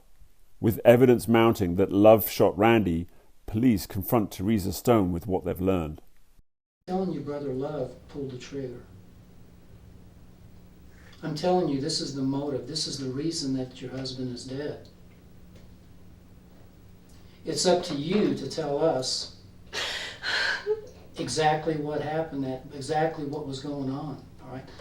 Now, I've got about 20 detectives out here, and I'm going to be honest with you. I got about 20 detectives out here that want to take this to a grand jury today, tomorrow. They think there's enough evidence against you to have you charged because they think you're involved in this. And it's either not that you killed him, but that you have something to do with this. And do you know why? Because of this? Because your statement that you gave the other night to Detective Stewart is full of inconsistencies and untruths? What? I'm telling you, they have torn that statement apart. We have a page and a half of things that's not jiving, all right? Like what? I have told you everything that happened on that day. Well, I'm telling you that I have They have receipts to show you. My daughter was with me. we're Are not you saying kidding you. me? That's what I'm telling you. Oh my That God. there's trouble here, Teresa. There's trouble here. All right? You have got to tell us what happened that day, and if you don't tell us, then I'm telling you, I've been doing this for 24 years. I'm telling you, I can see the direction that this is going. And if you're not truthful with me and tell me everything that's going on and what you know, you're going to be a soul out on a plank, all right, all by yourself. My investigators believe that you are involved in this, either in the cover-up. They There don't. is no way. I'm telling you. I would never do anything to hurt my husband. I love him so much. That's why I was trying to get rid of this. That's why I was trying to get Brother Love out of my office. We were trying to start over. I didn't want him in my life anymore. I wanted to just be with my husband for the rest of my life. Please, Somebody, tell me. I'm telling you something. Somewhere Tell down, me what somewhere is not down- driving. I want to know what's not. I need to know. For example, you say you went to the bank and made a deposit, right? Yes. We've been to the bank 3 times. They say that there is no activity on your account that afternoon. There is Alright. 2. I have the receipt to prove it. Well, I'm just telling you what the bank's telling us, okay? If you got a receipt, we'll look at it, all right? I'm telling you, the bank's telling us 3 times now. We've checked 3 times. You checked with U.S. Bank U.S. Bank. on my line of credit. Yes. The line of credit is not in my name. It is in Randy's name. They checked both your names, okay? We didn't go up there half-assed and just say, okay. They pulled up they were very helpful. They pulled up everything. We did it 3 times with them.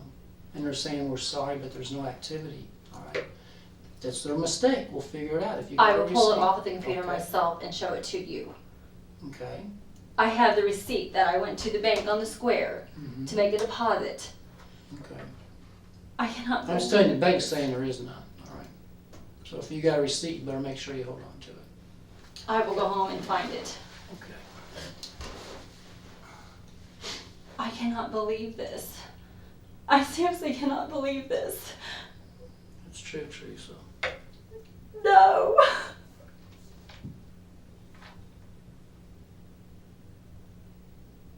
I have the receipt from my chiropractor's office. I have the receipt from JCPenney's. I have everything. I was with my daughter. I picked her up from school. I went home. My parents were there. Are you kidding me? When the detectives came over to your house to look for that gun to see if there might be a gun box or something, I've read the report and I've talked to them, and they said that you did about everything that you could think of to try to keep them from finding that box. I did not. They did not talk to me. They said if it wasn't for Michael, they would never got that box. They didn't talk to me about anything. Well, they said Michael came up there. Michael thought that the gun box might be under y'all's bed. He started to look under, and you Michael shut him knows out more the about door. that gun stuff than I do. I don't know what Randy does with it. I swear to you, you give me a stack of Bibles and I will swear to you. I don't know anything about Randy's guns. Michael and Randy did all that stuff. They never shared any of that stuff with me because I didn't like them. Miranda and I did not like them. We always ran away when it came to that stuff. Do you know he always used to show that gun off? We have people that come here and say he used to show that gun off all the time in the office. He was proud of that gun. Yeah, I know he was. Okay. I know he was, and he showed it to the people, the detectives, or our clients who worked here. He always showed it to them. I was never in there when he showed that gun to them, ever, because he knows I don't like guns. I didn't even like him carrying it in his briefcase. I didn't like it at all. Mike said they would clean that gun in the house. Mike, even your son told me that you knew about the gun. Yes, I knew about the gun. Okay, but you told us you didn't know about the gun. Who didn't know about the gun? You told us that you didn't know about the gun. Yes, I knew he had that gun, but I knew he got rid of it. He didn't get rid of it. That's the gun that killed him. Then who has it then? That's what I want to know. It's in the same place where these cell phones are. Then who has it? That's what I'm asking you. I don't Who do you know. think has it? I have no Who do you idea. think got rid of these phones? Who has the phones or who had the phones? I gave my phone back to this man right here. Mhm. And what he did with it after that, I have no idea. Never daughter did this. No. No. No. No, he didn't do this. If he had these phones, he's involved. These phones don't fall off the face of the earth. This phone, 217, was purchased 2 weeks before your husband died. That phone was purchased for one reason. Because they knew Randy was going to die. And they needed a way to communicate with somebody that he thought wasn't going to be traced back. You know why? He purchased this phone because his wife found the other phone that he had. And he told me that. That's why he purchased that phone. He purchased that because his wife found this one? Yes, When did he tell you that? the day he bought that phone. How'd that come up in conversation? How what come up in conversation? That he bought a new track phone. I mean, how did that come up? Because his wife had the other one, Mm-hmm. and he didn't want me to call it. Okay. That's why he bought another phone. But this one was operating right up to the 31st. Matter of fact, of the two phones, this was the last one that actually made a phone call. And that was about an hour or two after Randy was found deceased. And then they both went blank. And we know this phone was traveling around the city making phone calls after Randy. Did I tell you we have a video? Did I tell you that? Did I tell you we know exactly what time your husband died? Because we have not one but two videos. We have seen the car, and we have seen the man get out of the car. Who is it? I'm not going to tell you who it is. Why not? I am telling you because I'm trying to get some truthfulness out of you. Because I'm telling you that if you don't sit here and tell me the truth about everything you know, I'm telling you, you're going to end up in a whole lot of trouble. More trouble than you could ever imagine. I am telling you the truth about the phones. All I know is his wife found this phone, so he had to go buy this phone. Now, I don't know if he got this phone back and she didn't know that he got it back. I don't know. I did not talk to him on that day. I had not talked to him since that day he left our office because I was too mad. Randy and I were both too upset. So we didn't talk to them or anything. We didn't talk to Brother Love. Nobody. We were trying to start our lives over again and just move on. Because we had already gone to a new church. This was a planned killing. No. It was a planned, premeditated killing. And more than one person was involved. Why? Why? Yes, why? Why would they do this? You know, Teresa, you know why. Because of me? Because I would give up what I have for this? No. Your life has been spinning out of control for a while now, Teresa. It's been spinning out of control. And everything that you have learned since you were 7 years old in your church, for whatever reason, you've taken a wrong turn, all right? Matt was in here and talked to me the other night. And he, being the cop that he is and knowing that his career's on the line, he told me everything that happened between you and him. And I know it was more than just a kiss. I know. Okay? There are things been going on in your life. I'm going to tell you what I think, and this is coming from my heart. I think that you have been manipulated. You have been used.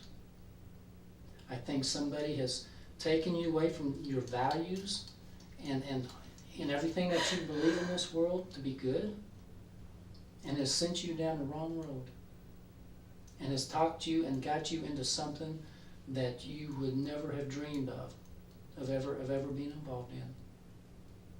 And I believe that. And I believe that. And it's a horrible situation. But the person that has done this to you,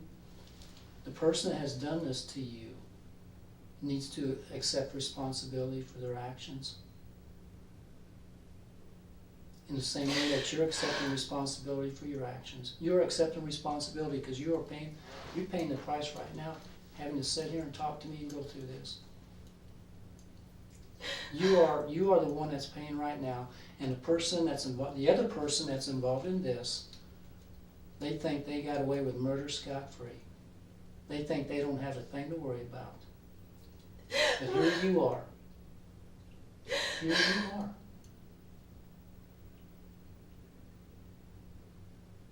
And I do not want to see you have to bear the burden of this alone. I don't want to see you have to bear this.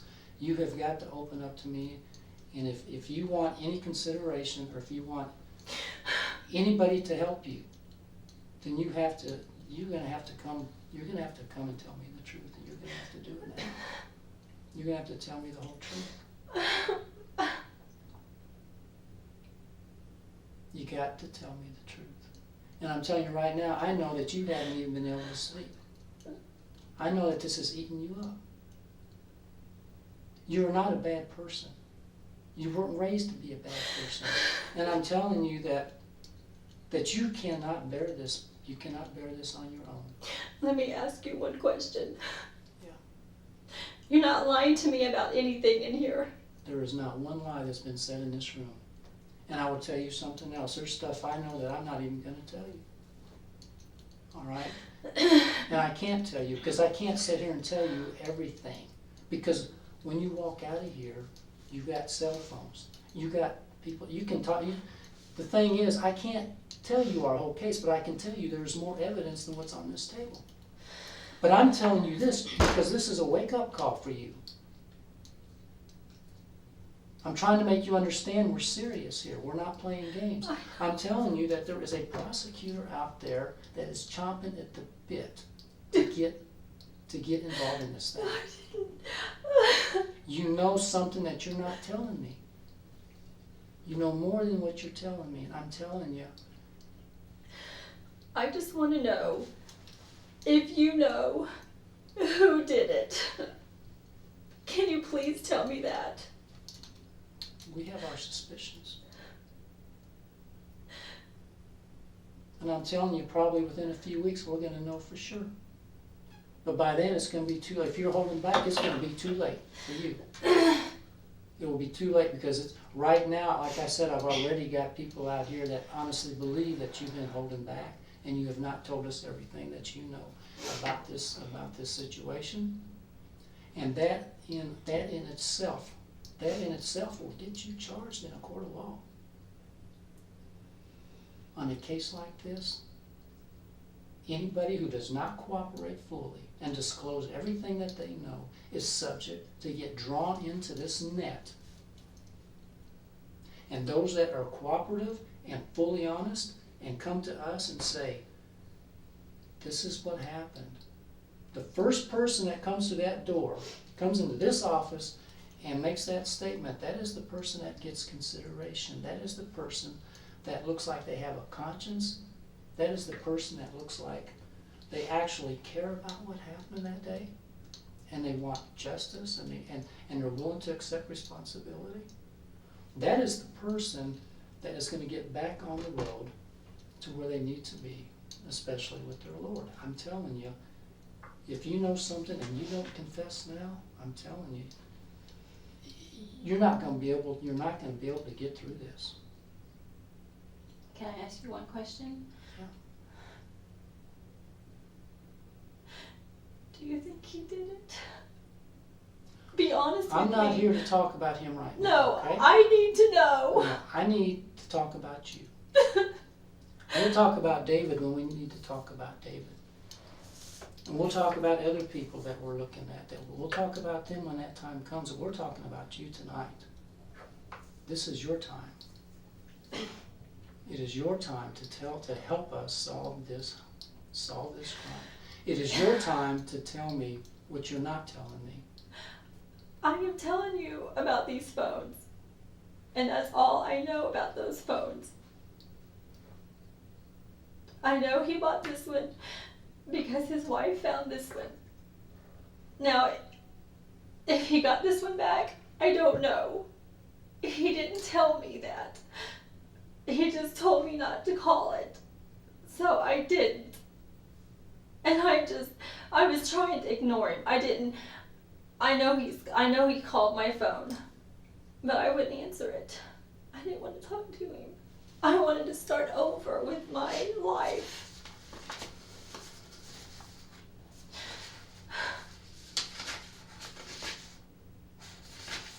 This was,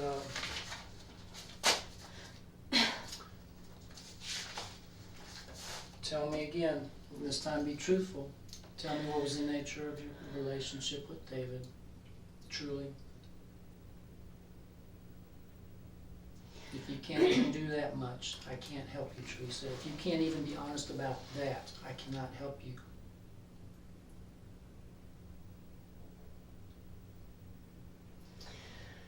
Well, obviously he was in love, Mm-hmm. and I guess I was at one point. How long ago?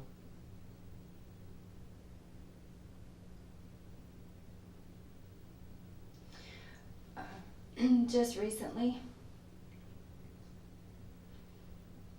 Probably a couple weeks ago. No, well, probably about a month ago. Mm-hmm. About a month ago you felt like you were in love? No. A month ago, I wanted it to end. Mm-hmm. I wanted to start my life fresh with Randy. Okay. Let's back up. Okay. I need to Oh, know. Mhm. 9 years ago. Well, I need to know what kind of things have been going on between you and him before you decided that you wanted to put an end to this thing. Because I know it wasn't just phone calls. Couldn't have been.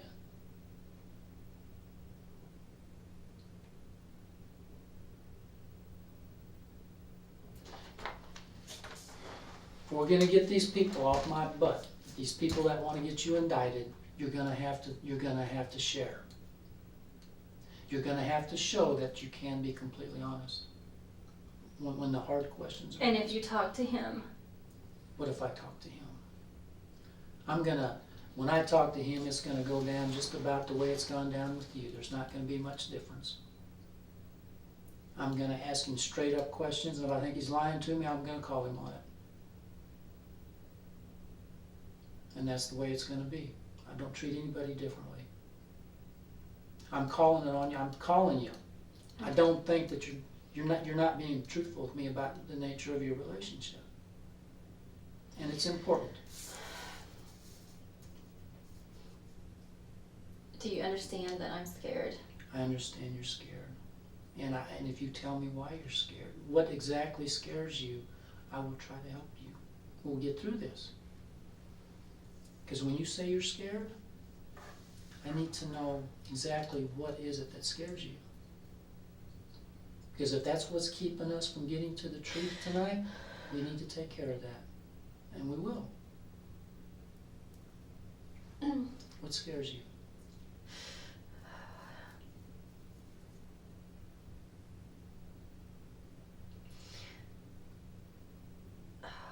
You can talk to me, and you're going to feel better after, I'm telling you, you're going to feel better after you talk to me. I just don't want this to get out to anybody. I'm telling you, we're not going to wave red flags and tell the world, okay? Teresa, I already know what you're going to say, but I have to hear it from you. I have to hear it from you. It's okay.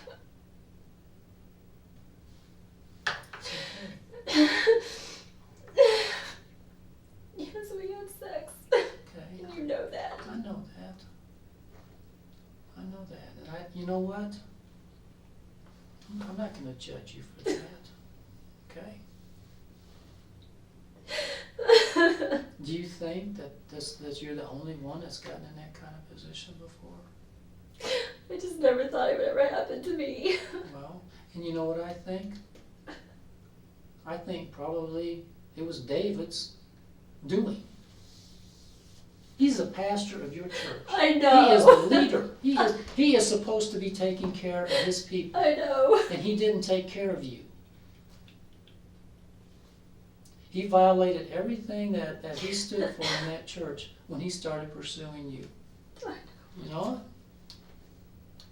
And I'm sure, and I've talked to him, and I've talked to a bunch of other people, and they say that man can really be convincing. I mean, he is slick. I And know, he my used husband those- has said the same thing. well, he used his skills to be able, once again, to turn you away from your values and what means the most to you. And he did that. Okay? How long has this been going on?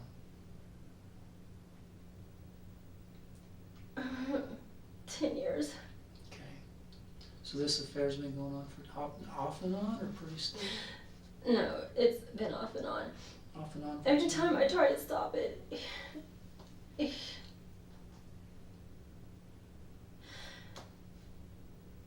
he always makes me feel, I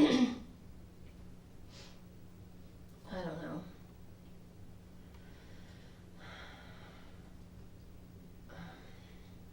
What are your feelings? What are your feelings for him? Obviously, you had some feelings for him, or this wouldn't go on. I like did. that, right? I did. Okay. So you were in love with him. This must have been hard on him. The fact that you were leaving the church. That you had told him that you don't want him. You gave him his phone back, right? You gave him his phone back. You were trying to knock it off, trying to stop it. When he came into that office, is that what that was about? Did he come in there and tell Randy that you guys had been together? No, Did that ever come up? no. Okay. So that didn't come up. He was just telling you about this Bruner guy. He was telling Randy about it because he was tired of other guys trying to come on to me. Okay. Because David was tired Yeah. of other guys coming on to you? Mhm. All right. because I would tell him, and I probably shouldn't have.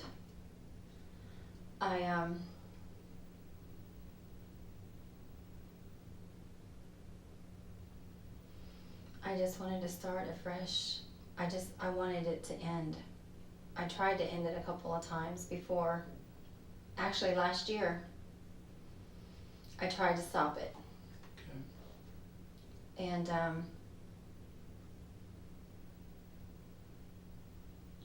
I wouldn't. How did he take it? Not very well. Tell me about it. Well, he's not really an angry person. He doesn't get angry, Mm-hmm. but he just wasn't happy. What did he say? He said, I understand, because I just told him. I told him, I said, this is not right. This is not what we're supposed to do. Mm-hmm. This is not what God wants for us. This is not the way it's supposed to be. And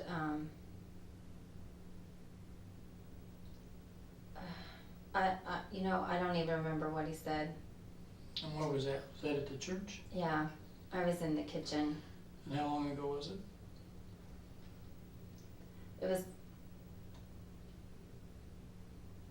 It was August of last year, actually. August of last year? Mm-hmm. Yeah, because he keeps kind of throwing it up in my face. Okay. So that's about the time he bought this track phone. So how did he end up giving it back to you, and y'all continue to communicate? Because he just kind of slid in there again and kind of made me feel bad, I guess. Okay.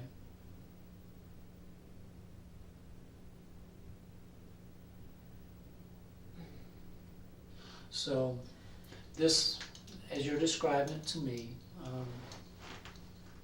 this is pretty involved with David.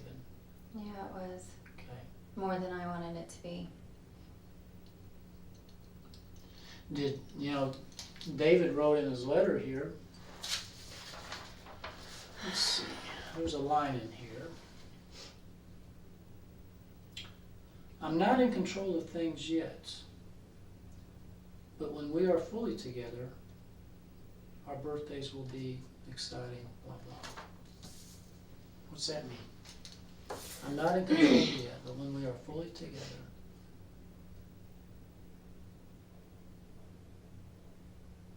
I don't know. what do you think it means when you read that?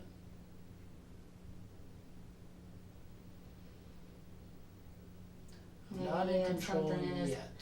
Maybe he had something in mind. Did he ever talk to you about anything he had in mind? No. I always told him, if God wants us to be together, Mm-hmm. then he will put us together. I always told him that. And I always told him, I said, I love Randy. And I hate doing this. Mm-hmm. hated it. Did Randy ever suspect?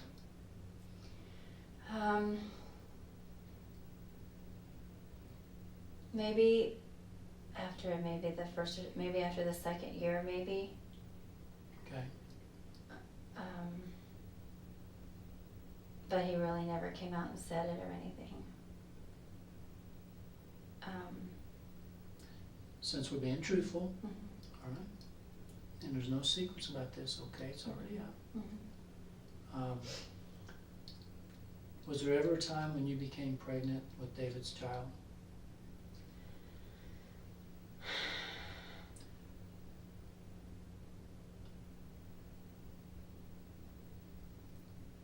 Because I think you did.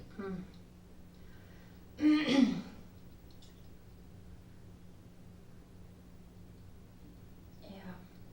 That was a long time ago, wasn't it? Yeah, it was about 6 years ago, actually.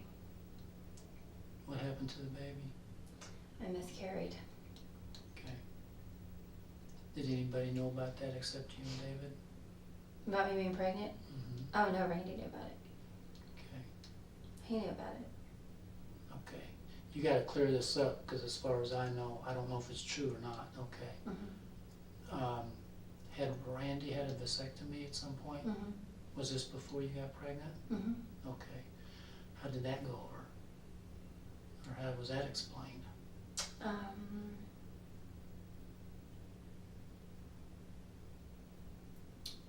Because we went to the doctors, and the doctors told us that it happens a lot. Okay. So, So you just figured it was a malfunction, for Yeah. your lack of a better and word, we had a couple of clients who had happened to them. right? Okay. So, How did David take it? I guess he knew. What did he, or did he know? oh yeah, he knew. How did he take that news? Well, he was kind of shocked. He didn't see how it happened, but I don't see how it happened either. But Okay. and in that situation,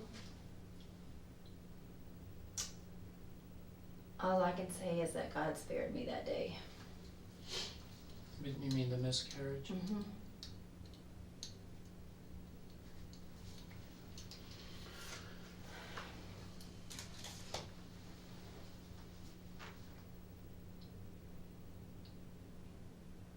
What do you know that you're not telling me up to this point about this whole situation? What are you holding back? Even if it may, you think it may get you in some trouble, you gotta tell me. It's better coming from you than from somebody else. Because if it comes from somebody else after we've talked to you,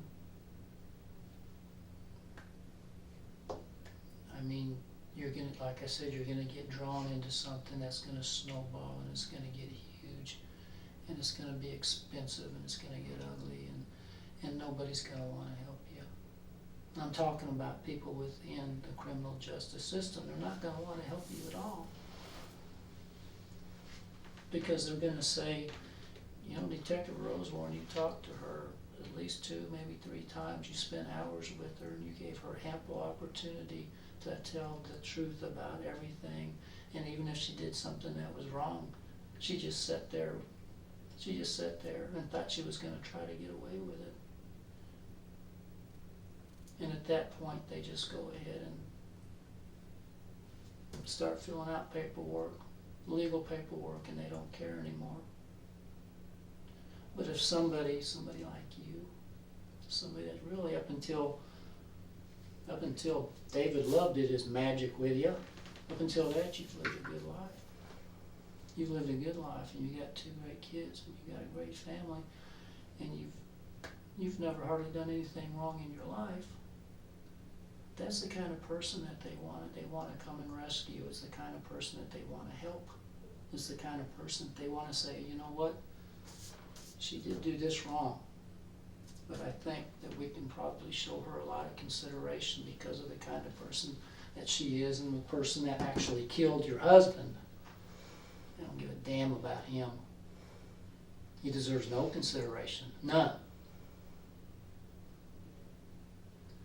But they will lump you in with the person who pulled the trigger if you don't tell me everything. They will absolutely lump you in there. And you know that. And you know that if you don't do the right thing, you know that you're never going to get back with your God. And that is so important to you. And you know that God can forgive anything, but you've got to feel some pain.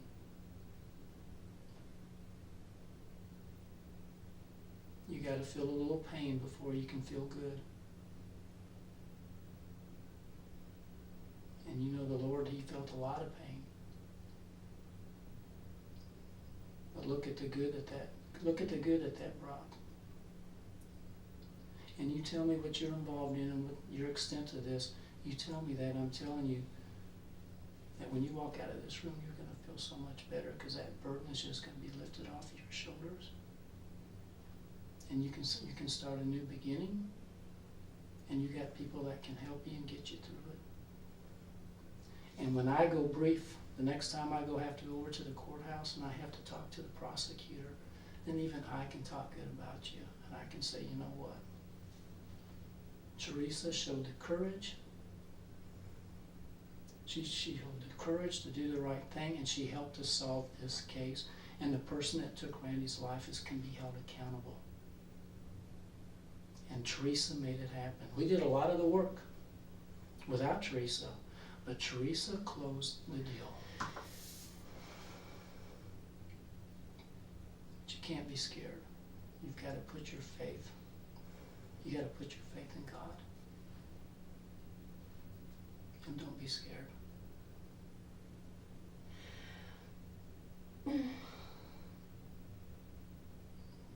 would not tell you something that wasn't true, Teresa. I'm not that kind of person. I know, and I trust you. And I don't judge anybody either. In that very same chair that you're sitting in right now, just a month ago, I talked to a guy that killed a baby. He killed a baby. And you know what? He's in a lot of trouble, but you know what? I didn't judge him. I'm even still communicating with him. I'm still talking to him. I'm trying to help him.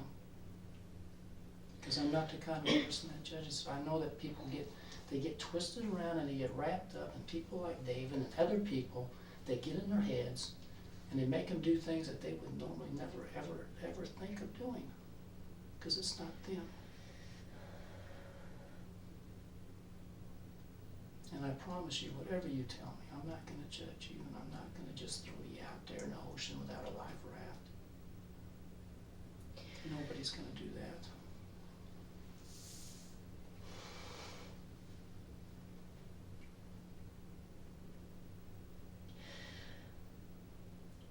He tried to contact me on that phone. Mm-hmm. I never would answer.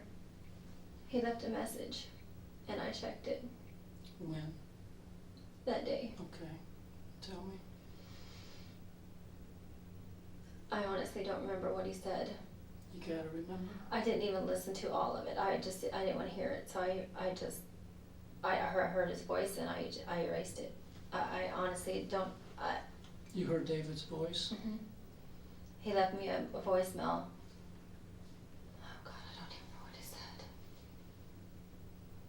You know how important this is. I You know. You gotta I remember. know. That was a big day. That's a day you'll never forget for the rest of your life. So you can. I know that. Was this when you were driving from home? No. When?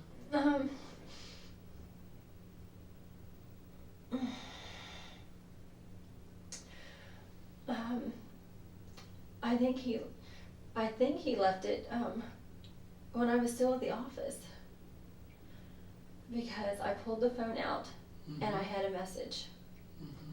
and I believe I checked it before I went to the bank, and I did go to the bank. I'm just telling you, we would keep checking, okay? If you got the receipt, keep it, okay? All right. So, what are you doing with the phone that day? That was the day that your husband died, I right? know, I have it. I mean, I had it. Okay. Where's the phone now? I don't have it anymore. What did you do with it? I threw it away. Where? I don't know. I don't know. Let me think, hold on.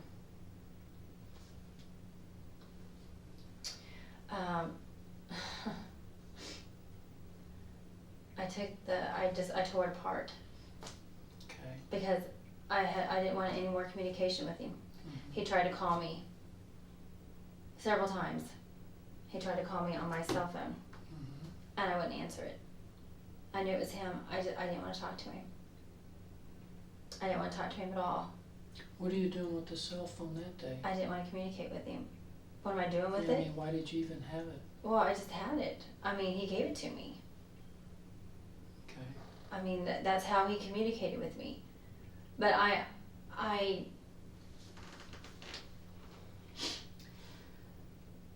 don't even know if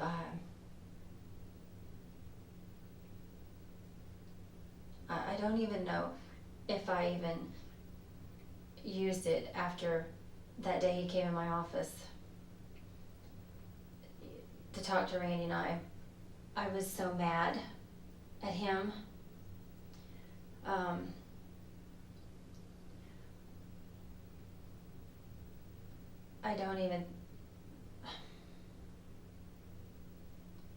I think when he texted me, I would read him and never respond. Mhm. I didn't want to respond to him. I didn't want to talk to him. I was mad.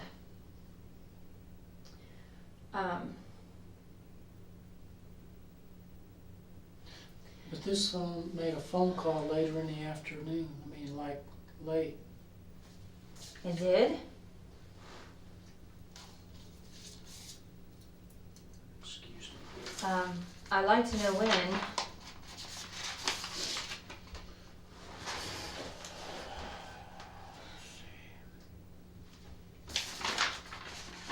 This is the wrong, we've got a bunch of more phone records. This is the wrong one. It's not what I need. As I recall, the last time that anybody used this phone, Mm-hmm. like I said, it was after we know that Randy, was Mhm. killed. It was after. It was, as I recall, it was like, I want to say it was 4 or 5 or something like that. That's when the last time this thing was used. I got rid of that phone.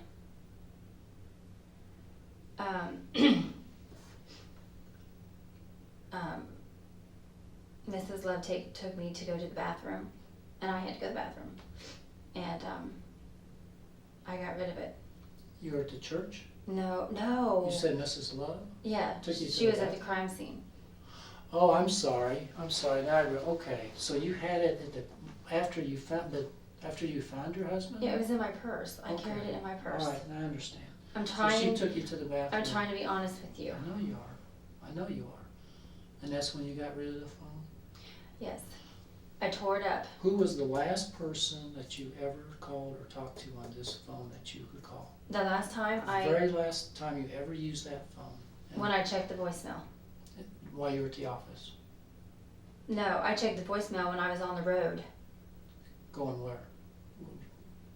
When I was going to the bank Okay, before I went to pick up my daughter. okay. That's the last time I So checked the voicemail. You checked the voicemail when you went to US Bank? Yes, All right. I And checked there it. was a voicemail from David? Yes, All right. that's the last time I checked it. That's the last time I used it. When she took me to the bathroom, Mhm. I took off the back, broke the back. I broke the phone in half. What bathroom were you talking about? I went to the bathroom at, oh gosh.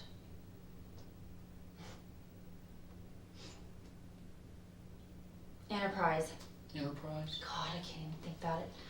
She took you to an Enterprise?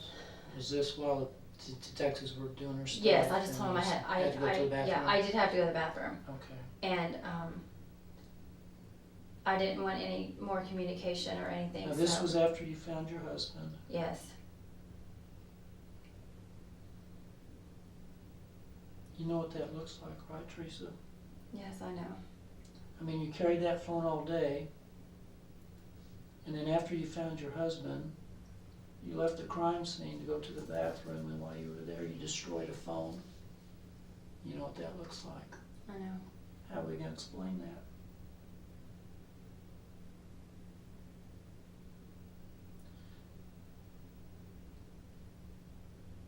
What did David tell you on that voicemail?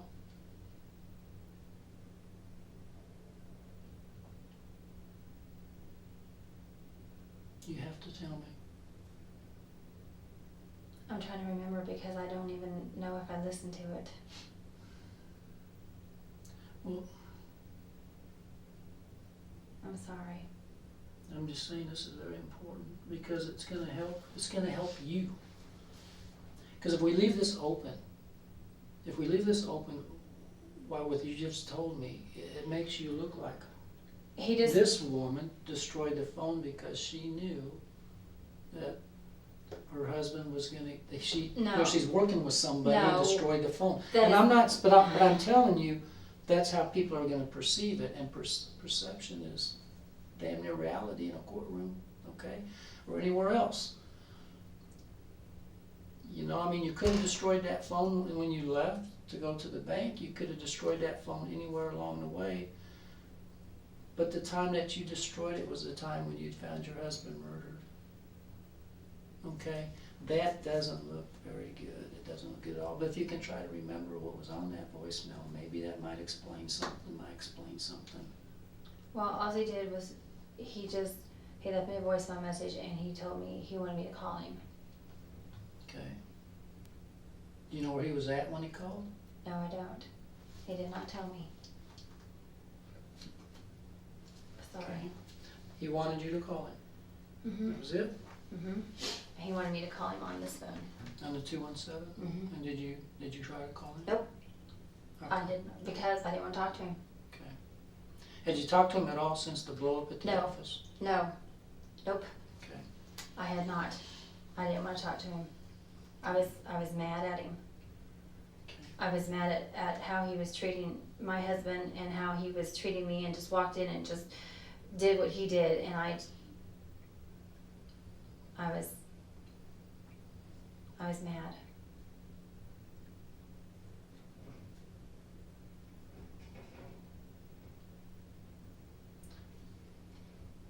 Getting away from the phones for a second.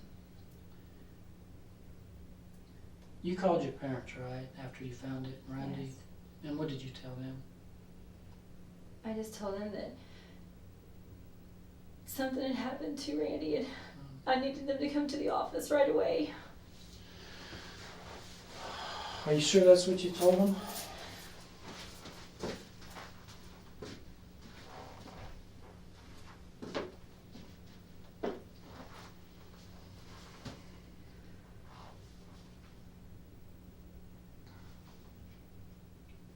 See, what you told them, because I got it from your mom and I got it from Miranda, what you told them is that Randy had been shot.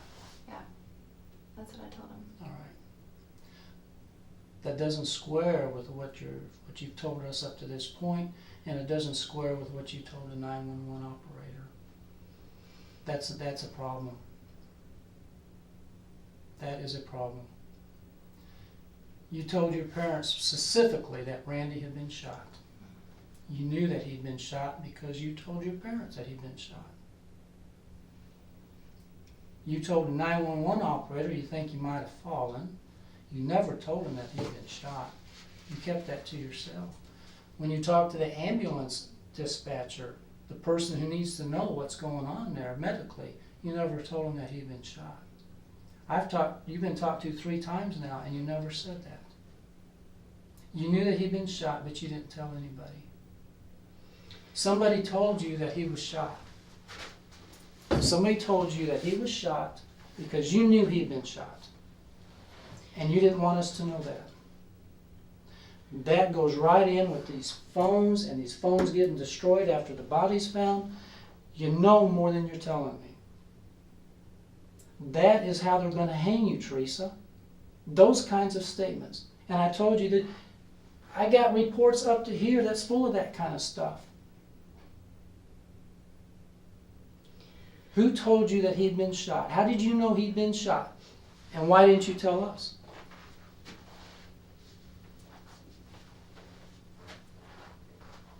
You're not being truthful with me, I didn't You're know. not being truthful. Okay, I didn't.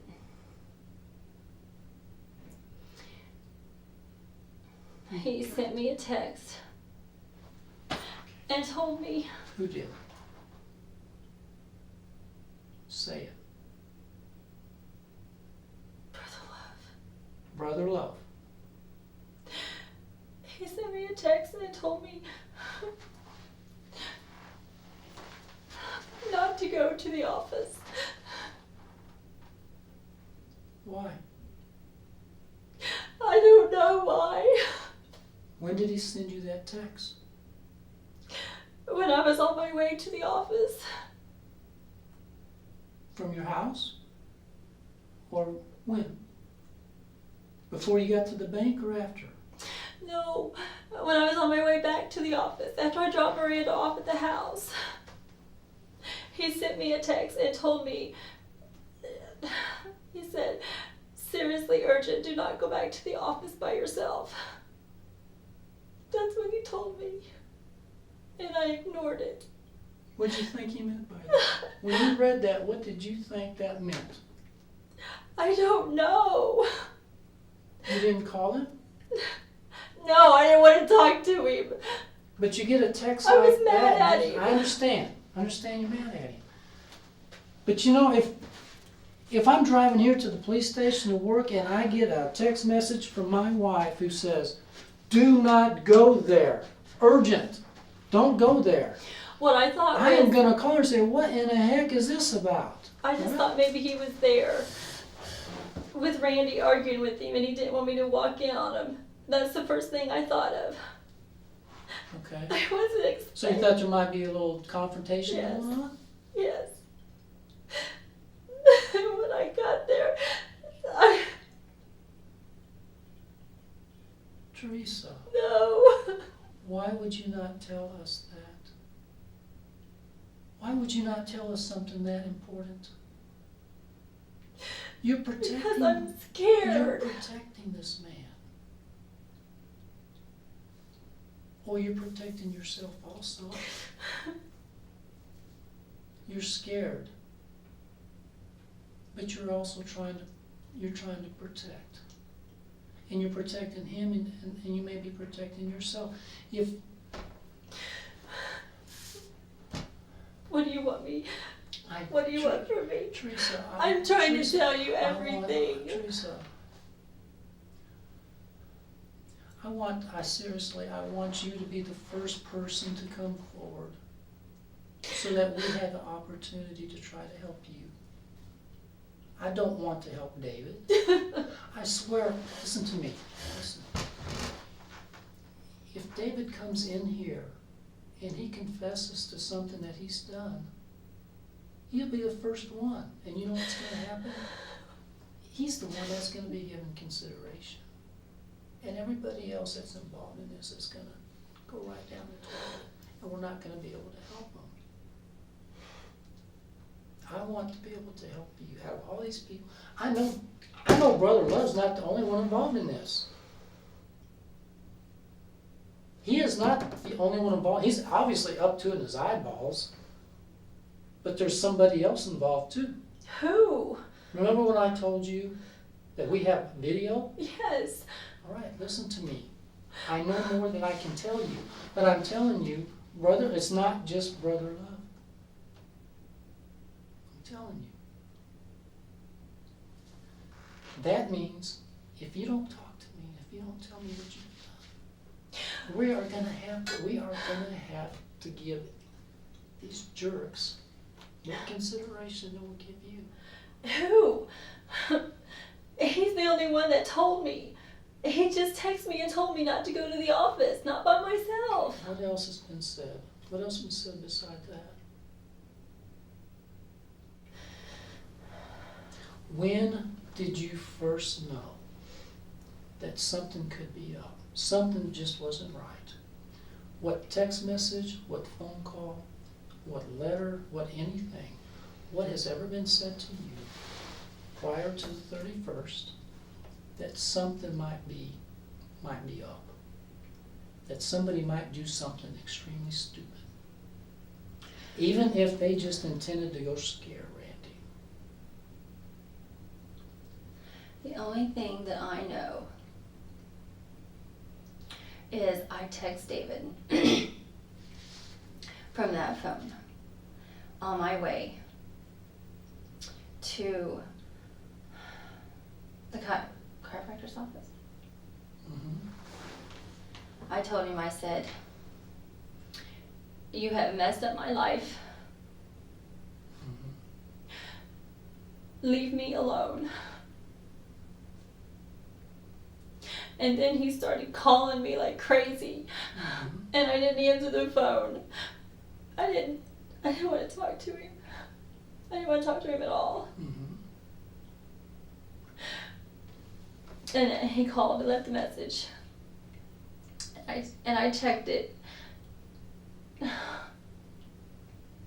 He texted me and said,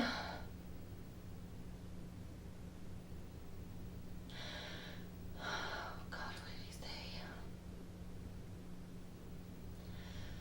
What did he say?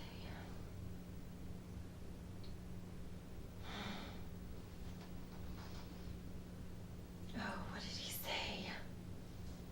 Think. I am thinking, what did he say?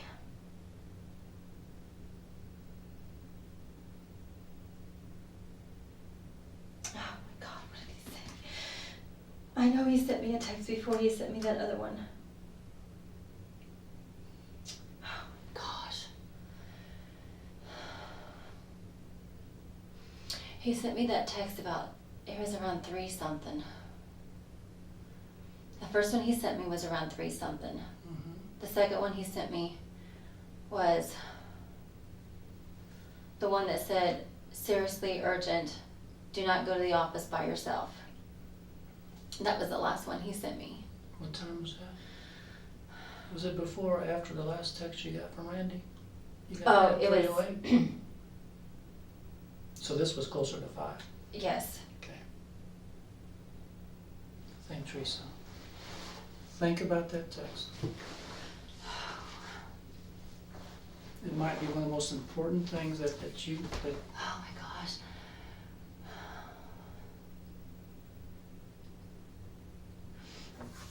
Seriously, I think the only thing on that text was that he was going to the hospital to see another one of our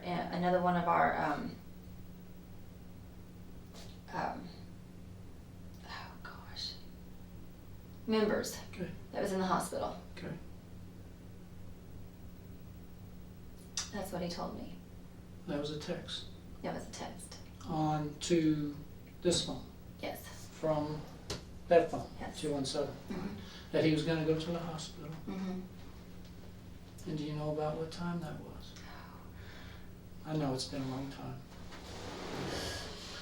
And then it was about what time when you got the other one? And the other one said I got the other one right before I got to the office. right before you got there. Mhm. I was actually passing Sonic on the Nolan Road when I read it, Okay. and it was all in caps.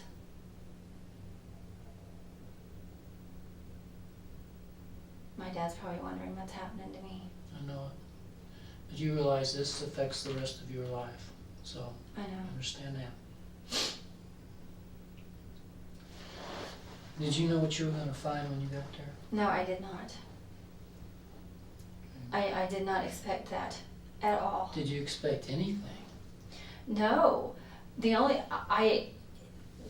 with him texting me that, the only thing I thought of was him and Randy are into it. Mm-hmm. But Randy really never tried to argue with him. He just tried to ask him to leave a lot, Mm-hmm. and he wouldn't leave. Why didn't you tell somebody about that message before now? I don't know. was just scared. Scared of what? Scared of what might happen to me. Did you believe I mean, that? I Did you don't- believe that Brother Love had something to do with this, even before you came in here tonight? Do I believe? No, before you came in here tonight. Oh.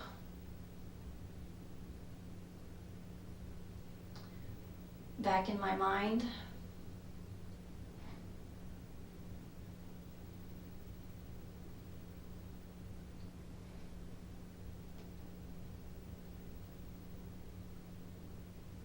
You had to ask him about the message. Your husband's been killed.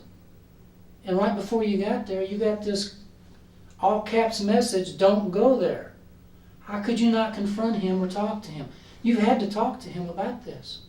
I know you've been about to the what? about what was that message about? Oh, no. I mean, you got that right before you found your husband. I haven't talked to him. You haven't talked to him at the church No. over Easter weekend or anything? No, I was gone. Okay. And then he left. He called me last night. And You I didn't was call him? very, What did he say last night? that he was praying for me. He's praying for you. I was very short with him and I was not really nice to him on the phone. Did you ask him about the text message? No, because my family was around Okay, and one of our church members was at my house. okay. In the last 20 days, you never got on the phone No, I to haven't. Brother Love and said, did you kill my husband? Why did you send me that text message? You never discussed or tried to get a hold of him. No, because every time he was at my house, there were so many people around. I understand that. But there were times when you could get to a phone and talk in private. I didn't want to talk to him. You didn't want to Because- find out who killed your husband? I was afraid of what he would say. I don't know if he Well, would. I would like to hear what he. If somebody killed my Do wife you- and I suspect it, and they tell me, you know what I'm gonna do? You think he's going to That's tell me? great. That's great, because now I'm going to the police. You think he's going to tell me? Well, he has to explain the message. He has to explain.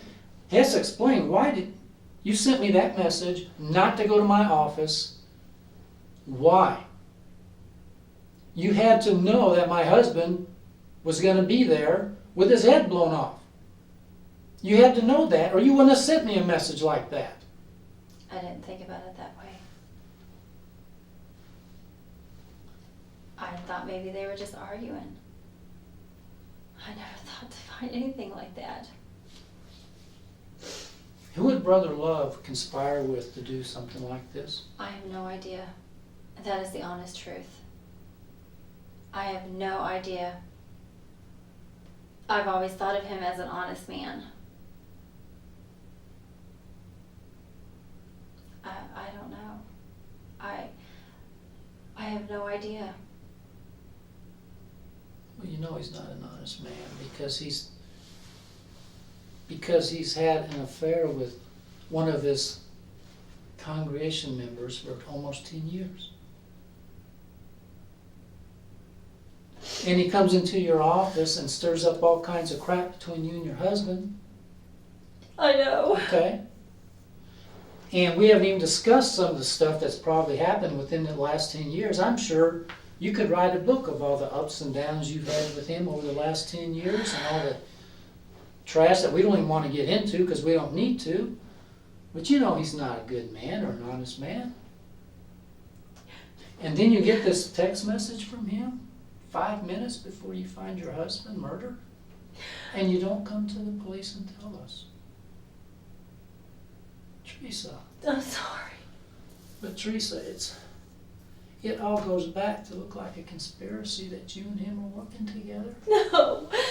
Never. Everything points to that. No.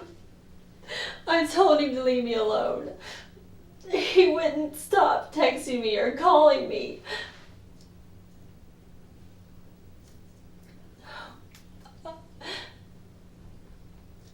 I think as a matter of fact, as we sit here, I think they're out picking him up. And Shelton too. Okay? What are they going to say? what are they gonna say when they come in here? I think Brother Love is gonna break down like a cheap shotgun. I think he is gonna spill his guts in about record time. I would bet 30 minutes. And he will tell us everything he knows. Because this guy, you know, he's never been in a police headquarters and he's never been interrogated, but that's what he's gonna get. And I'm telling you, Teresa, if he tells us stuff that you're not telling me, then it is not gonna be good. It is not gonna be good. I am telling you. If you had knowledge I did about what not. was gonna happen before it happened, you got to tell me now. I did not know anything. He never said anything to me about any of this stuff. Nothing. Until that day I got that text message. But you never asked him about it after it was over. No. Because I was scared of what he might tell me. And I don't know why. Did you want to continue to be with him? No, I did not. Did you not want to rock the boat? Let bygones kind of be bygone. I know that sounds I wanted him. flippant, and I'm not trying to be flippant I here, wanted but him out of my life. I mean, you know, I wanted to break it off. And I wanted to just be happy with my husband. That's all I wanted to do. That's all I wanted to do. were you on this phone? Not at the Sonic, but even before, over here, over in this area? Were you on this phone that day when you were driving down Truman Road? Because the cell phone tower is right here by the police station, and it shows that you hit the tower as you were, whoever had this phone, and you already told me it was you. Yeah. So that you hit the tower. Actually, these things are so precise, they will tell you what side of the towers they hit. So according to this, I might have been checking a message or something. yeah, that's what we're asking. Yes. We think that you were actually listening maybe to a voicemail Yeah. in that area. Do you know what voicemail that was? Like I mean, wouldn't it have to be from him if it was on this phone? yes. Did you ever get phone calls from anybody except Brother Love on this phone call? Yeah, I got several wrong numbers. Okay, not wrong numbers. I mean, did you ever use this phone for your day-to-day type, Oh, no. you know, friends, family, that kind No, of thing? no, All right. no. So sir. if there was a message on there, then it was would have been from from him. Yes. Okay. Please try to tell me what you remember when you were checking that message. Because this would have been before the text that you got it going by the Sonic. Mhm. What was that message?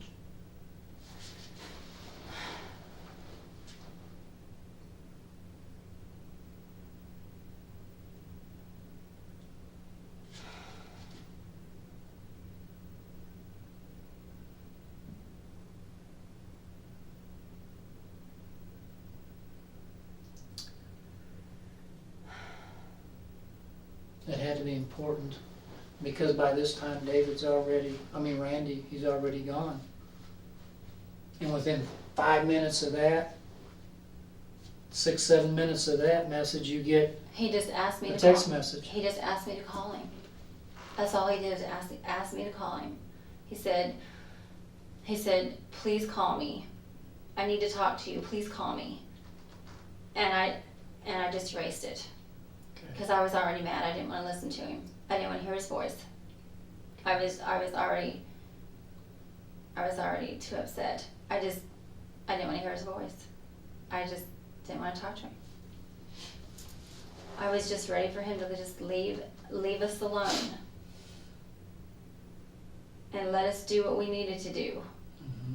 But he wouldn't. He wouldn't leave it alone.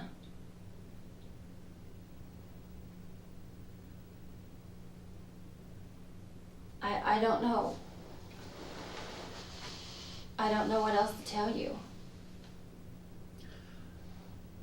I need to know that you're not leaving anything off the table. I'm trying to think. Okay. I am trying to think. I need to know that when David Love comes in here, or anybody else associated with him comes in here, and they're questioned, Mhm. I need to know that they're not gonna drop a big bomb that is gonna blow up in your face. I don't want him to sit there and tell me that, Detective Rosewarne, I'm gonna be honest with you because I know I'm in trouble here. And I'll do whatever, I'll tell you the complete truth because I know someday this probably is gonna go to court. Of course, all murders do go to court. And I want to get the best possible deal I can get, so I'm gonna be completely truthful with you. And I don't want him to tell me that, it was quite some time ago that, Teresa and I sat around and we talked about this. And we talked about, the advantages of Randy wasn't around anymore, the advantages, how we could be together, or as far as that goes, whatever insurance or whatever money that Teresa might get, that would go a long way to help build that new church they're trying to build. If he comes in and tells me that kind of stuff and we're able to corroborate that, and the prosecutor feels like, you weren't honest, then that's what I'm trying to tell you. You're not going to be the only one talking here. The other side's going to be talking. And if he tells us stuff you're not telling me, and we believe him, or if the prosecutor believes him, then you're out there on that island all by yourself with nobody to help you. The conversations that we had,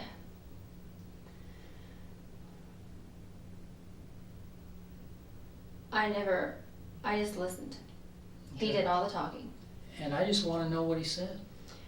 All he said was that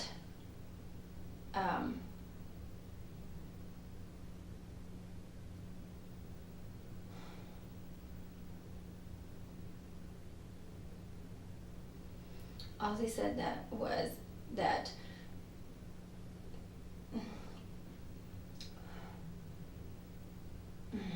This is your life.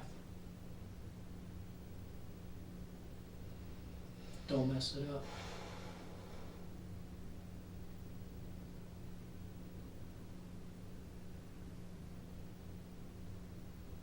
Get it off your chest.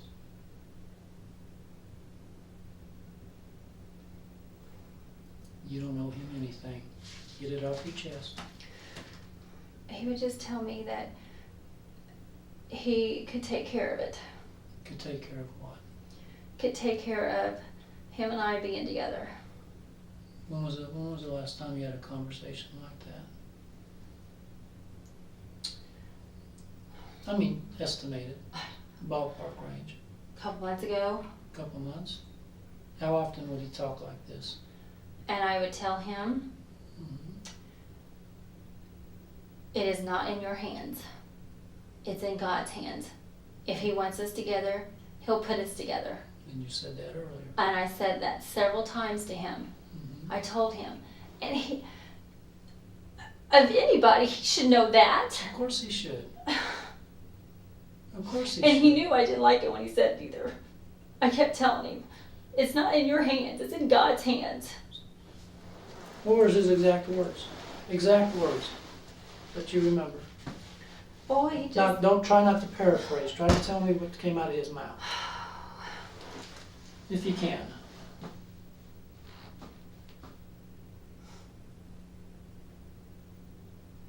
Let me ask you a little easier question. How would a conversation like that even begin? Put it in context for me. How would something like that even come up, or even how would that even start to happen for him to even make a comment like that? Well, I never really talked much. He would just start the conversation and just say that,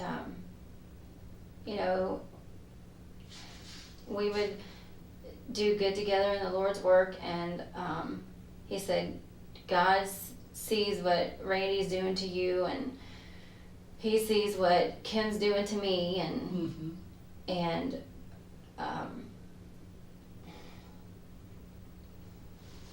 he kept throwing Bible verses Mm-hmm.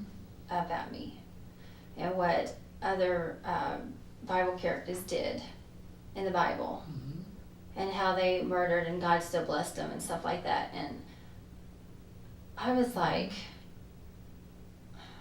and I kept telling him, I'm like, that was then. This is now. Mm-hmm.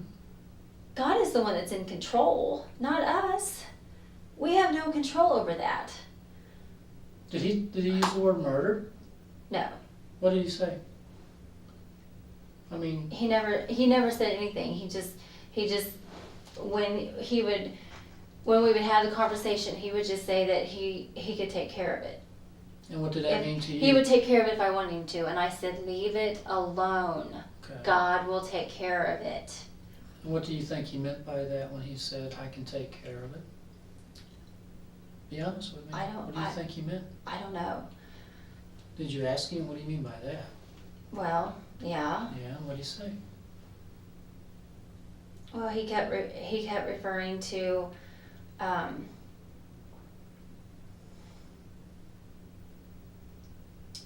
gosh.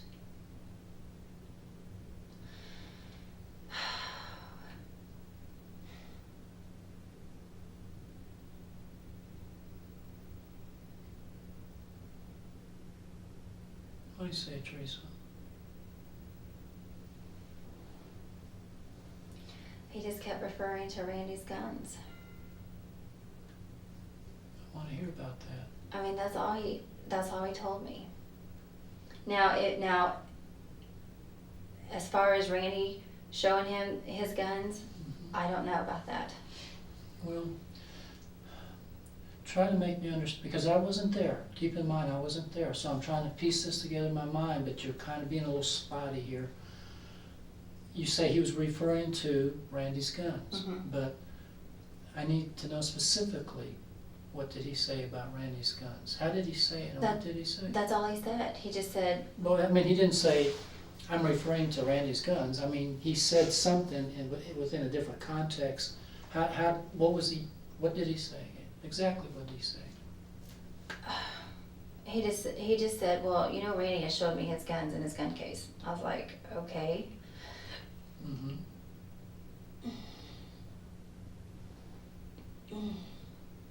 Sorry. Okay.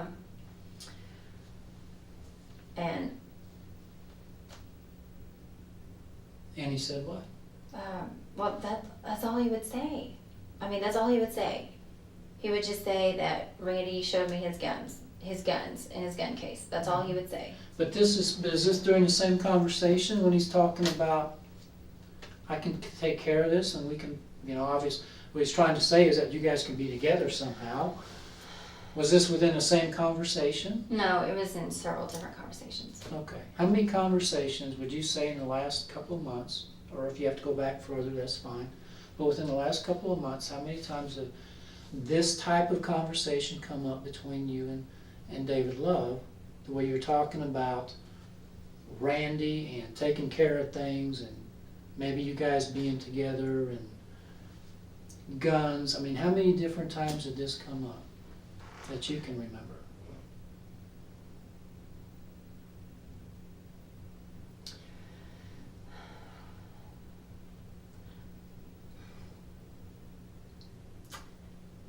I honestly don't know.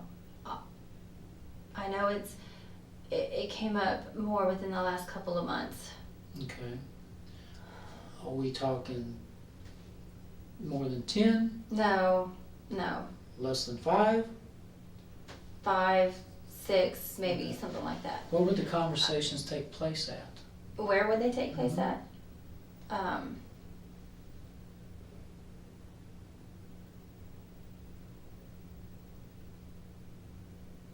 Mainly on the phones, I guess. Okay, so these are telephone conversations? Yeah. They're not face-to-face?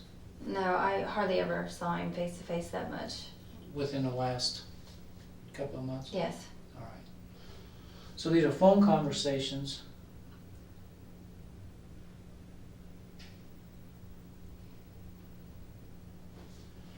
I just.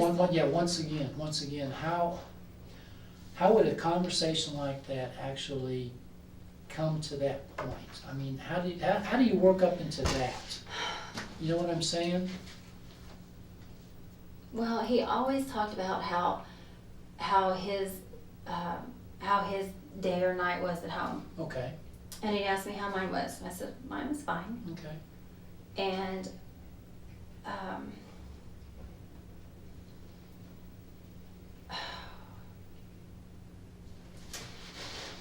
If you can just like try to recall one of those conversations and just, I mean, I know this is hard, but I have to get this in context correctly because I don't want to get the wrong idea here.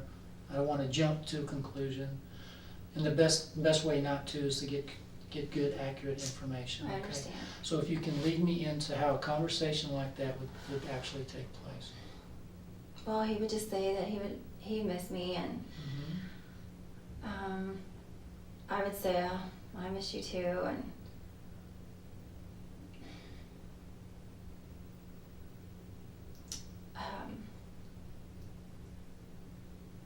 he would always ask me, he'd always ask me, how's Randy treating Miranda, and I don't know. So you're talking about family stuff, Yeah, okay? we always talked about family stuff.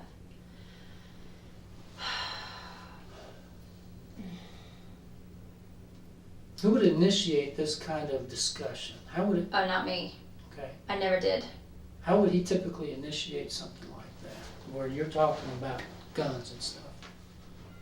Well, I never mentioned. I Okay. never said No, anything. I'm saying within a conversation though. How would he initiate Well, that type of a? It would only happen if he was angry or mad at Randy. Mhm. That's the only time that it would really come up. What would cause him to get angry at Randy? Just for an example. Well, maybe an email he got from him about the finances. Okay, so we've heard a lot about that. Okay, so he'd get angry about Randy blowing off about something. Yeah. All right. Mm-hmm. And then how would that transition into Well, he would just say, "Well, I could take care of it." I could take care of it? Yeah. How many times have you ever heard him use word language like that? I can take care of it. Or anything similar? With the same implication. Oh, my stars.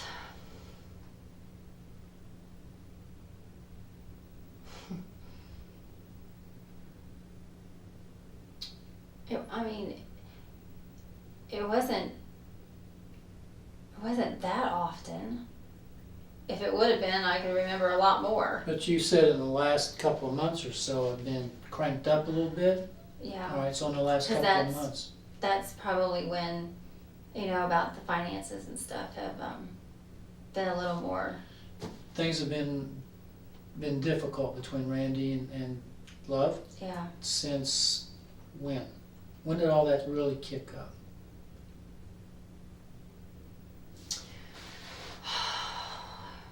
Well, didn't he send an email to the pastor? Basically, it was kind of a long drawn out, this is the reason we gotta leave the church. Mhm. How long ago was that? Do you know when that was sent? Because I remember Yeah. that you came down the stairs or something and you were kind of crying and you told Miranda, I guess we're gonna have to leave the church. And I think it was around the same time Oh. period, wasn't it? Yeah, it was actually the day after.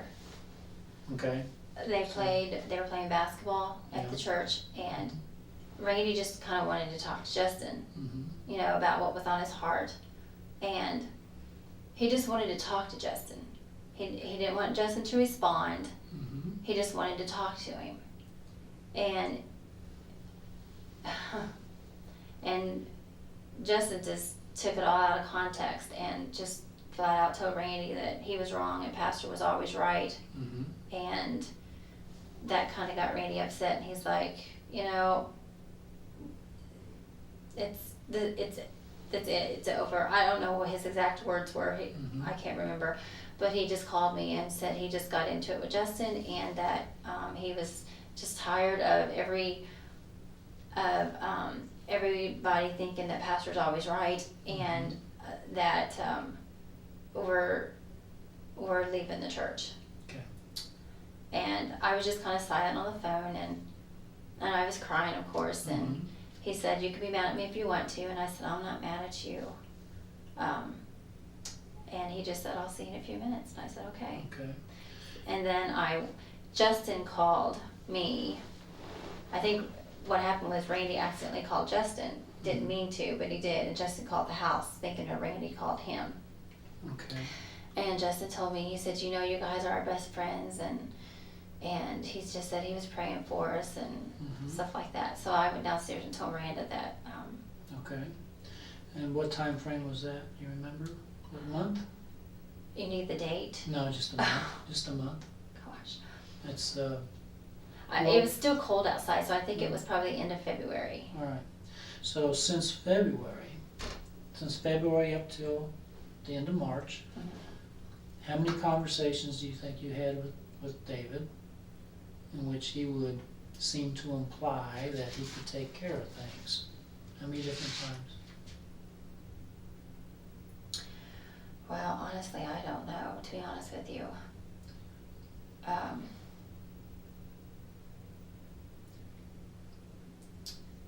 Man,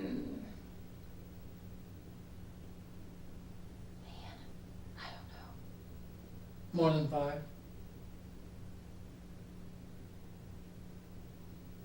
In the last couple of months? Yes. Since Oh. February, since the big blowout at the office? Probably, yeah.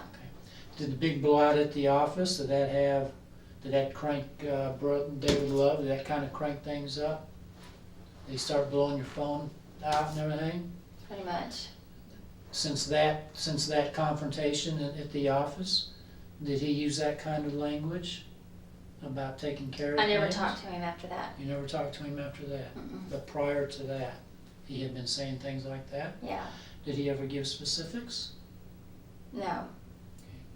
Tell me again about what he said about guns, about Randy's guns. Well, and this conversation only happened one time. Mm-hmm. And About the guns? yeah, Only happened once? yes. Tell me what you remember. Well, all he said was, well, you know, Randy has showed me. He has taken me down to his safe and showed me his guns. Okay. And I said, really? And he said, yeah. And I said, okay. And then we just kind of got off the subject because I didn't want to talk about it anymore. But within that context, was he implying to you that he could take care of things with Randy's guns? Is that the implication? Is that how you took it? I mean, your wheels had to be turning when he's talking about. Well, yeah, We're talking about a pastor of a church, I know. and he's talking about Randy's guns and taking care of things. Am I getting this wrong? No. Okay. Then I would say, no. I said, I kept telling him, I said, yeah, you need to leave it in God's hands. God's the one that's in control. And I kept telling him over and over again, if God wants us to be together, He will put us together in His timing. Did David imply to you that he was willing to hurt Randy so that you two could be together? Or even kill him? Did he imply that message to you? Yes, he did. And did you tell him that's a no-go? Yes, I did. Or did you tell him that's an option? Oh, no. Did you ever imply to him or lead him to believe that that would be an acceptable option? No. I told him, I said, because he even implied it about his own wife. Tell me about that. Well, he even said that he would take care of her too. All right. Let me ask you this. We know that Randy was killed with his own Glock. We went out to your house, or your parents' house, and got shell casings, okay? Mhm. From when he used to target shoot. Okay. And we already told you, they told you that night that they found a shell casing at the Yeah. scene. That Yeah. was, well, the ballistics, all that was checked out. They were same weapon fired those shell casings. All right? Okay. I want to know how anybody could get into that office, get that Glock, and shoot your husband. Because we're talking about the former war guy, the Marine, the guy who knows karate, the guy who is on his game, the guy who is always looking around and looking around for you. How would anybody get that gun away from him? I don't know. I have no idea. I keep asking myself that all the time. Well, we I know. don't understand it. We know that whoever went in there, one, knew the gun was in there and how to find it, And I didn't even know he had it in the office. or two, somebody gave the gun to them and they walked in there with his gun. But if And that makes more sense. Because Randy's not gonna let just anybody go into his office and go through dresser drawers, No. right? I've been in the office. Nobody's gonna go in there and even walk around his office to the back of his desk, because that would be, other than someone like you or Miranda or Michael, that would be probably very unusual for any customers or even church people to walk back there. There would be no reason for him to go back in his space. no, he Right? didn't even like me going back there. Exactly. So when the person came in, my investigators, and I trust them, I trust what they're telling me, he already had the gun. Who had the gun? The man who killed your husband had the gun already. There's no way he could have got that gun away from your husband. The gun was passed off to him, is what I'm trying to tell you. That is why I got 20 detectives out here that want your head on a platter. Who would have passed that gun off? Only you would have been able to do that. No, I don't touch guns. I don't like them. But you were in his briefcase. No, don't. I know you don't like guns, okay? I know you don't like guns. It wasn't in his But that briefcase. doesn't really matter, all right? That's the only time I opened his briefcase, Mm-hmm. was to find that Avon book. Other than that, I never touched his briefcase. I never touched it. I never touched his briefcase, ever, unless he asked me to go get something out of it for him. And you asked, but you did get in his briefcase to look for the Avon catalog. Yes, I did. Okay. Yes, I did. Did you take the gun out of there and pass it off to somebody when you left? The gun was not in his briefcase. The gun was not in his briefcase because I laid it flat on the floor. I opened it up all the way. There was nothing in there. He always had it. When I saw him carry it, and this was last year, Okay. with the last time I saw him carrying it in his briefcase. The Glock. The Glock. He always put it at the side of his briefcase underneath all of his paperwork. But you could see it. It was big. It was plain as day. You could see it there. It was not there. And I looked. Did you ask him about it? No. Because why? Because I haven't seen it in a long time. And he told me last year that he was thinking about selling it. And I said, well, honey, whatever you want to do. I mean, I don't care. You know, it's your gun. You do whatever you want to do with it. Who would know that there was a Glock or a gun at all? Who would know about it and be able to get to it? Well, here's the thing. Randy, every time somebody came to our house, and I hated this, but every time someone came to our house, he would always take them downstairs and show them his He's guns. proud of his guns. Yes. But we're talking about office here. Because whoever murdered your husband, obviously they planned this murder to go down in the office. They wanted to make sure there's nobody there. They certainly didn't want to do it when you were there, right? And they wanted to use his own gun. Somebody had to be able to go, like I said, it had to happen one or two ways. They went in there unarmed, wondering, okay, I'm going to go in there and see if I can't get his gun, and I'm going to shoot him with his own gun. That's the plan. But that's not a very good plan. No. Because if he's sitting behind his desk, how are they even going to get to the gun? Right? All right. So that's not a good plan. Secondly, they're not even gonna know for sure if the gun is there, because even though he liked to carry guns, that doesn't mean he's gonna take it that particular day. I mean, I'll be honest with you, I'm a cop, and sometimes I run out the door and forget my gun. I have to drive back home and get it, all right?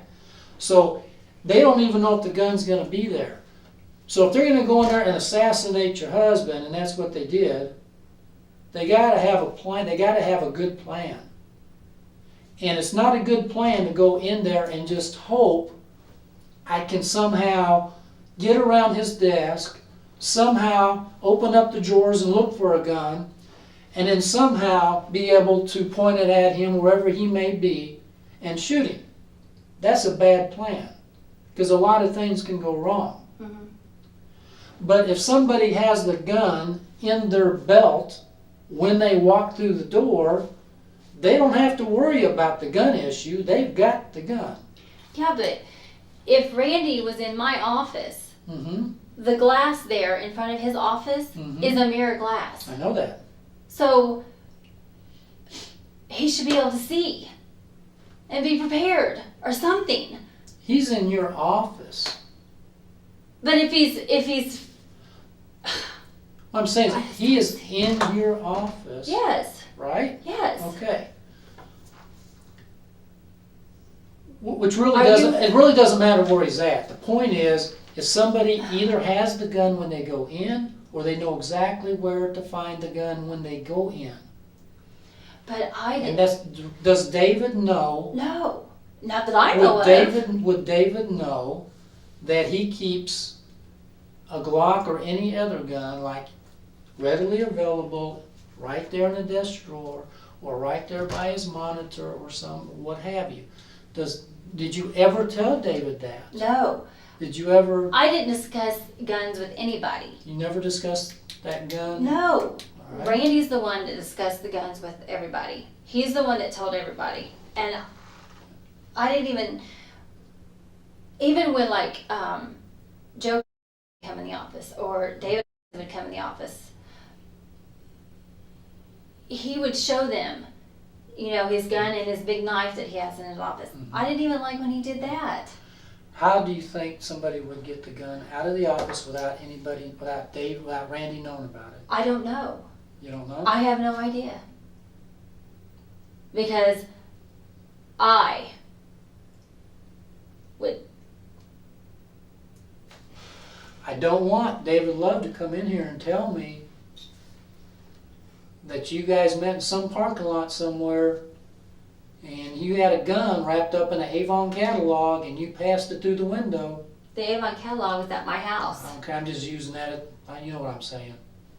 No. I don't want him telling me that you passed that gun to him. If he tells you that, Uh-huh. he's lying. But if he tells me that, it's logical. He's lying. Okay, but you understand the reason? I understand, Do you but understand he's how lying. Okay. You understand how hard it would be to get that gun from Randy? Randy's not giving up his gun. Oh, I know that. Yeah. I know that for a fact. Are you Yeah. kidding me? I lived with him for 20 years. I know that. That's what I don't understand. Was there anybody in that office while you were there that morning that would have access to? Is there somebody that you're not telling us about that went into the office that morning? No, no one was in there. That but would have Randy been and in I. there and had access to No, grab the gun. no one was in our office that morning but Randy and I. Okay. And that is the honest truth. No one was in there. I don't even think we had anybody come in and drop off payments except for the mailman. Did David Love ever tell you when he's yakking about taking care of things, did David Love ever tell you something to the effect that, I know he keeps a gun in the office, this would be easy? Well, he knew about his little gun, yes. He knew about the little gun. Yes. And I think David Love even told me that when I talked to him at the church. Yes, he knew about the little gun. But as far as, I honestly thought he got rid of that thing. Because he told me he was going to sell it. The little one or the Glock? No, the Glock. Okay. I know he had it, but I hadn't seen it in a long time. Okay. And when Michael found the case, Mm-hmm. I was shocked that we even still had the case, because he told me he was selling it. And when he sells a gun, or when he purchases a gun, he buys everything with it. So I couldn't believe that we still had the case, and we still had, Michael told me we still had, When Michael was about to look under the bed, why'd you tell him, no, don't look there, and then redirect him downstairs? Why did you do that? well, because I thought there was another gun under the bed, but there was not. What It kind was- of gun? It was down in the safe. He's an 18-year-old criminal justice student. Who cares if he sees another gun under the bed? Well, no, I just know that Randy used to put one under there, Yeah. and I don't Why would that matter? think it was the Glock. Well, they were looking for a box. Well, I know. I just did not know if it was under there or not. I didn't. Why didn't you just let him look? Because He did look. He started to look, and then my detectives tell me that you basically encouraged him, no, don't look under, and moved them away from the bed, and basically pushed them out the door to go down to the safe, and then you and some other folks stood up there, and then really Michael had to almost bulldog his way back into the bedroom because he was determined to look under that bed because he was sure it was under that bed. Well, because that's where Randy used to carry it. Well, but why did you look like you were obstructing what the detectives were trying to accomplish. No, I was afraid that because Randy used to carry, he had two different guns that he used to carry under the bed. One was the Glock, Mm-hmm. and he had another one. I think it was like a 9mm or something like that. Well, Michael said that one was, I thought that one was one that was under the bed, the 9mm, but Michael said it was downstairs. So I was just kind of scared. I didn't want them, I was afraid that if they found that gun under there, that maybe we would get in trouble for having a gun under the bed. That's all I know. Okay. I am telling you the truth. I swear on a stack of Bibles if I had one, and I don't swear. I am telling you the truth. I did not know that we had that box there. I did not know. And it was found where? It was found in our closet, underneath where he keeps his shoes and stuff. I did not know it was there. You should have seen the dust on it. I did not know it was there. And Randy, here's the thing. Randy does not sell without giving everything. Exactly. Gun people do not sell a gun with just the gun. They sell the Exactly. magazines and everything that came with it.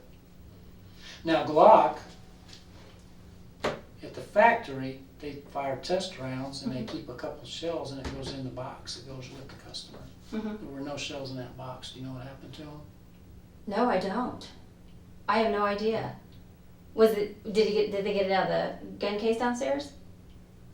Is that what you're talking about? I'm talking about the box itself. Oh, no, I The don't Glock know. box. There were no shell casings that normally come with the Oh. box when the gun is sold or bought. I have no idea. I honestly have no idea. I don't know. Again, you see, when I got detectives that say it looks like she's obstructing us from finding the box, and then when we actually find the box after you've been upstairs alone for a few minutes while they've been sent downstairs, I wasn't upstairs now alone. the shell casings, huh? I wasn't upstairs Well, alone. there was a couple of people with you, right? I was in my. The pastor, David Love was there, wasn't he? No, I don't think so. He wasn't there that day. I'll I don't double think. check the If he- reports, but I thought they said David Well, Love he was might have one been of in the people. He might have been in the living room. Okay. But I was in the bedroom with my attorney, Mrs. King, I think, Uh-huh. was in there. I don't remember who else was in there. We don't need to beat that to death. But I'm saying, this is why people think that you had more involvement in it than what you're disclosing. I am. You add all that stuff up together. When you add all of that kind of stuff up together, and then you throw this stuff in, when you throw all this in, it doesn't look good, Teresa. It doesn't look good at all. I did not. It looks like nobody's saying that you came up with this idea. Nobody's saying that. Nobody's saying that you planned it. Nobody's saying that you're the mastermind here. Nobody's saying that, okay? I want you to know that. But people are saying that at some point when this decision was made, that Randy had to die, when that decision was made by somebody, Teresa was brought into it, and she did not stop it. Matter of fact, she made herself unavailable for the whole afternoon to make sure she wasn't going to be in the office. I did not. Do you know what I mean? Yes, I do, but I did not. No, I did not. I did not want my husband to die. Even your actions at the scene seem Oh my God. suspicious. The fact that you didn't tell the dispatchers that your husband had been shot, even though you knew he had been shot, I that wasn't sure. That is a red flag. I wasn't sure. I did not know for sure. You were sure when you talked to your mom. I told her that I thought he had been shot because I have watched enough TV. But you didn't tell the dispatchers that. You didn't tell the police that. All right? I'll be honest with you right now. I mean, we've talked to all kinds of people, and you've been married to this man for 20 years, and he's laying there the way he's laying with all that trauma. And to see that would send most people flying out the door. Flying out the door screaming for help. If nothing else, people, they want to get away from that. They want to get away from that. What did Teresa do? You actually walked over the top of him. I was trying not to panic. But you had a cell phone. But what I I'm didn't saying even think is about your using my cell reactions phone. are just so abnormal. Listen to me. I'm telling you all these little things that people see. I was just People see these things and they say, that doesn't sound like somebody that just walked in and found her, her spouse dead. That looks like somebody who maybe expected to see that when they came in. No, I did not expect to see that. All these little things. There's a bunch of them that people have pointed out. There's a bunch of them. There's a bunch of things. Now,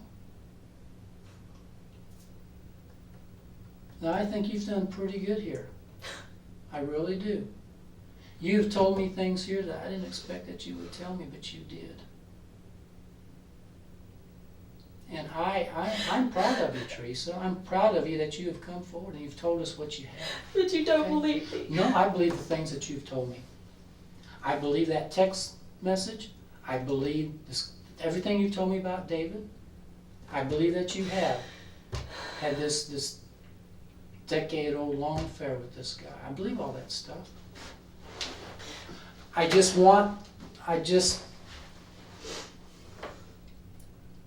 want to know that when you walked in there, you really didn't know that your husband was going to be injured or killed. I didn't. I was just expecting them to be talking or arguing or something. I wasn't expecting anything like that. Not at all. But you're helping David for the last 20 days you've been helping David by not coming forward. A woman who's lost her husband like that should be burning up my telephone.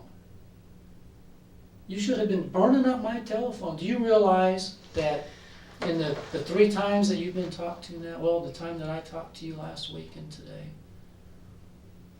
and I've talked to you on the phone a couple of times, right? Not one time have you said, do you know who the bastard is who killed my husband? Do you know what are you guys doing to find the killer of my husband? I want to know what you people are doing. That's what I get from family relatives on all of our other homicides. That's what I get. But I haven't Not been taught once. that way. Well, I'm not saying you have to curse, but what I'm saying is you have never even asked me, Detective Rosewarren, please tell me you got some news for me. Tell me you got some leads. Tell me you think you know what happened. Because I But am you the type of haven't. person who doesn't want to bother people. I know. Your husband of 20 years I has been know. killed. I know that. And you're not even asking me how the investigation's going. Are you kidding me? It makes I'm me talking think about that you it don't all want the to. time. It makes me think that you don't want to know if we're making progress I because you're talk about afraid it all we're the going to time. find something out. You're afraid we're going to find something out. You should have been burning up my phone about that. If nothing else, I understand why you're afraid, why you're embarrassed about the affair. I understand that. That's normal that you wouldn't want to talk to me about that, okay? But that text message that you got, don't go to the office, urgent, don't go there. Well, it wasn't on that phone, but. What happened to that old phone? The one that you had that night? What, that one? No, well, when you were This here, is my phone. we were taking pictures. This one. Was that one? Yes. Okay. It's the same phone. Well, you just said that's not my phone. Well, I was talking about text messages like you just thought I got. But you didn't even bother to tell us that. You didn't ask me how we're doing. You didn't ask me if we're getting close. And you didn't even tell me that you suspected David Love of being involved in this. You know, You know what I mean? yeah, and you know what? Mm-hmm.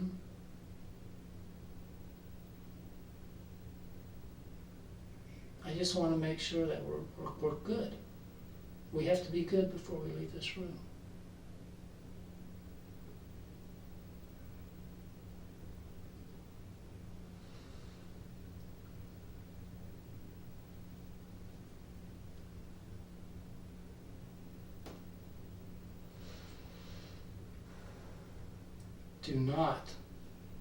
Do not help David. This is a bad man. He has messed your life up more than you could ever imagine. He has destroyed your family. He has jeopardized your future. Over what? Because he wants to sleep with you? And he's willing to even do his own wife and kill her? Do you think he won't kill her? If he was part of this, if he in fact organized this assassination of your husband, he will kill again.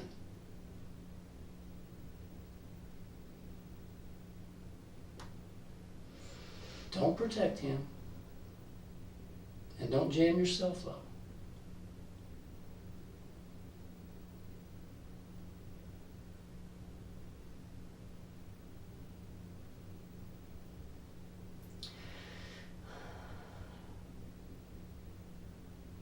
You know I want to say something else, don't you? Yes, I know you do, Teresa, and I'm begging you to let me try to help you. I just want you to know one thing. Mm-hmm.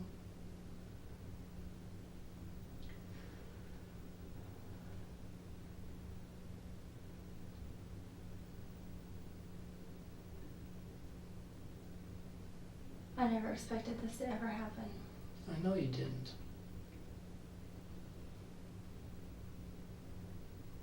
But what did you expect to happen? I expected him to leave me alone. To leave me alone.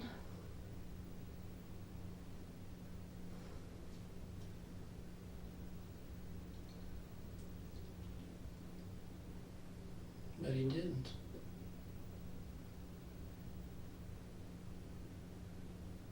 I can't believe this is happening. I know. I really can't. I'm making myself so sick. I'm sorry. Are you okay? All right. What do you need to tell me? What do you need to tell me? God help me, please. No, you need to pray. You need to pray. Please, God help me, please. You know what God wants you to do. We both know what God wants. We both know. And we both know that it has to be done. He told me that Wednesday night. At night? He told me that Wednesday evening at the crime scene Okay. that if you guys ask about the gun, Mm-hmm. that Randy sold it 3 months ago.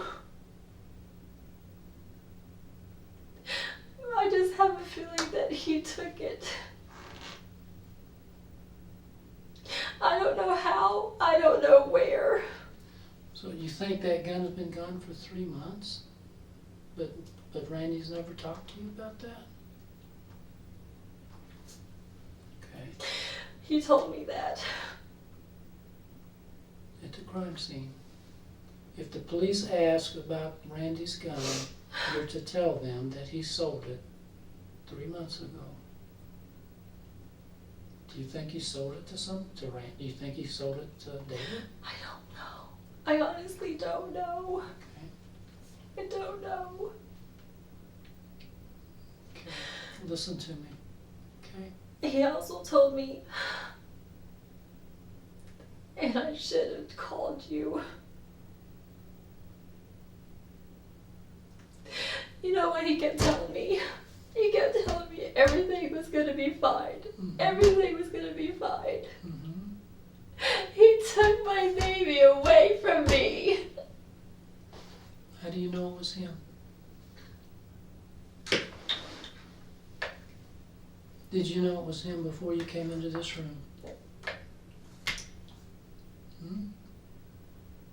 Is that a yes? And how did you know? Oh, I can't believe he did this. How did you know that it was him before you ever came up here tonight? You know I haven't been sleeping. Yeah, I know you haven't. This is tearing you up. It's tearing Miranda. And It's I'm tearing trying to everybody. protect a godly man. Supposed to be a godly man. He told me in my room that next day. Mm-hmm.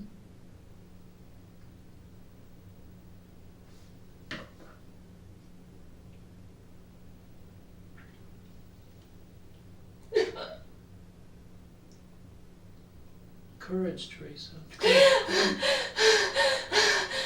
Come here. What did he say? Teresa, what did he say? He says, you know, if you tell them that I'm gonna go to jail for murder. If you tell them what? Teresa, if you tell them I'm going to go to jail for murder, but tell them what? He didn't specifically say. What was he at? I mean, he must... I don't know. He You just did said tell if them you what? tell them. He said if you tell them that I did it, I will go to jail for murder. Or if you tell them I did it.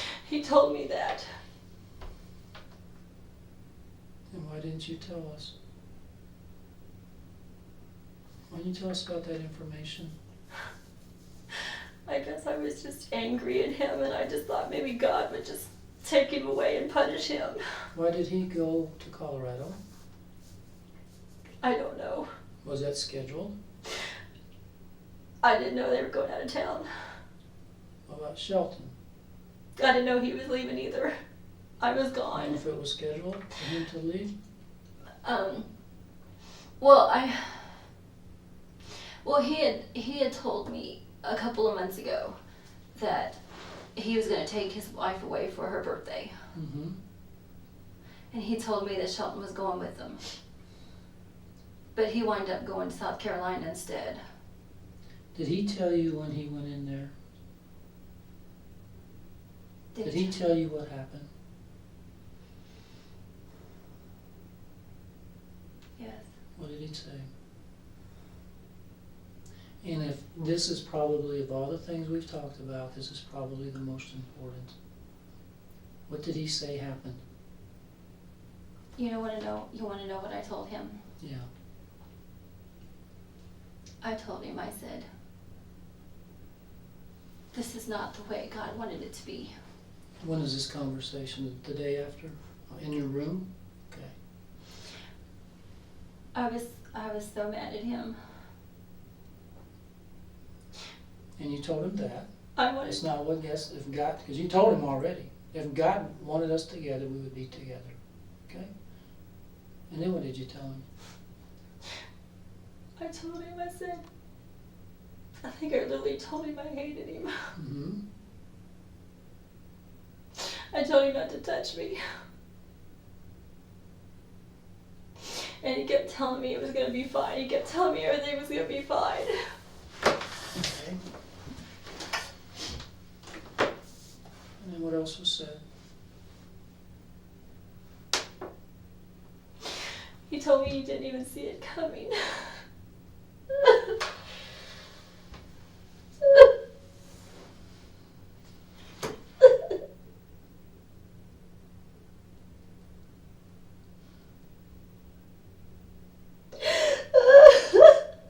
He said that to you? Yes, he did.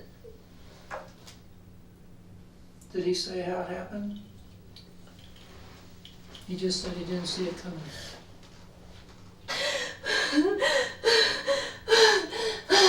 Did he say that he did it? He didn't come out and say that he did it. Okay. He just said, oh my God. Teresa? We're just gonna finish this. I'm gonna get you some water or something, okay? But we need to finish this little part up, okay? What else was said in that room? That was it. When he says he never saw it coming, what did you say? I looked at him and I was like, what? What are you talking about? And then that's when he told me that, he said he walked in the office and he just aimed and didn't even look. He said he did that? That's what he told me. So he said he pulled the trigger? That's what he told me. He said he just aimed and didn't even look. He just did it. And I walked out of the room and I never talked to him anymore after that.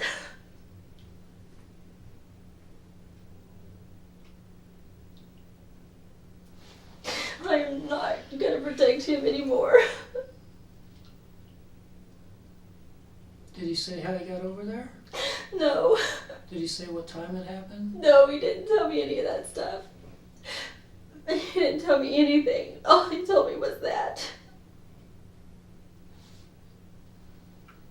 Oh my God. Do you believe him? Do I believe him? Do you believe him? Yes.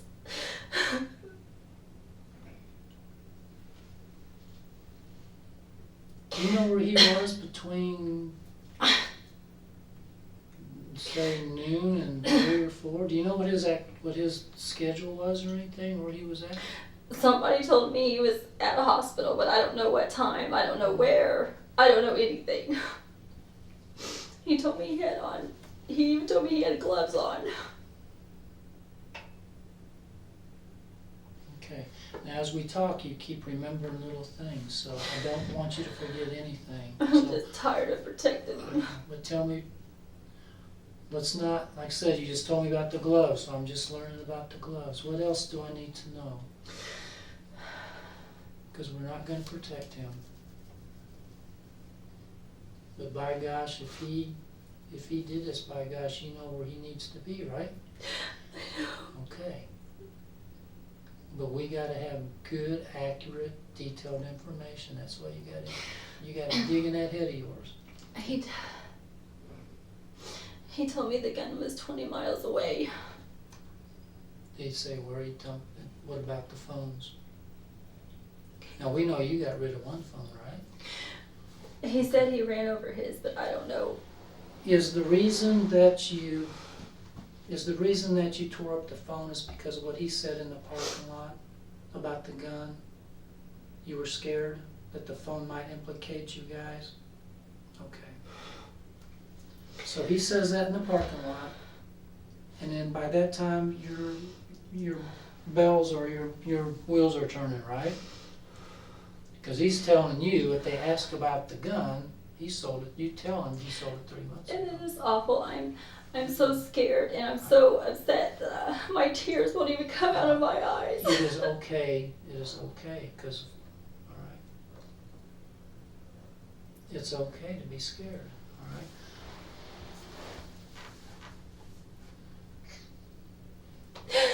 Did he say anything else about where the gun is at? Did he say anything else about anything that would help us? He didn't tell me where it was at. He just told me it was 20 miles away, Okay. and I never asked him. I was so mad and angry. You're absolutely sure he said he pulled that trigger? Yes, And that's he what he didn't? said. You didn't say somebody else did it? No.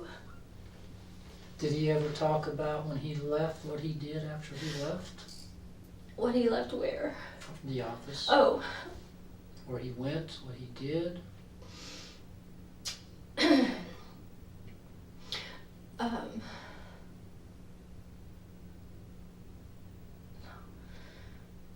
no, I heard from my mom and Kim that he was at a hospital visit or something. That's why it took him so long That's why to it get took there. him so long. We've been told that he was over at St. Joe visiting one of your church people. Yeah, that's what I was told. Okay.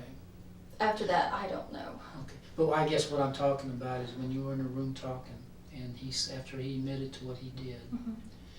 did he give any mention about what he did when he left Farmers after he shot Randy? No, Did he say where he went, what No. he did? no, he did not. Did he say where he had come from? No, he didn't. He didn't tell me any of that. Didn't tell you any of it? Nope. He did not tell me anything like that. I don't know. I don't. Okay. I guess I didn't want to know. You think he would have involved anybody else in something like this? You know what? Mm-hmm. I thought I knew this man. Mm-hmm. I thought I knew him.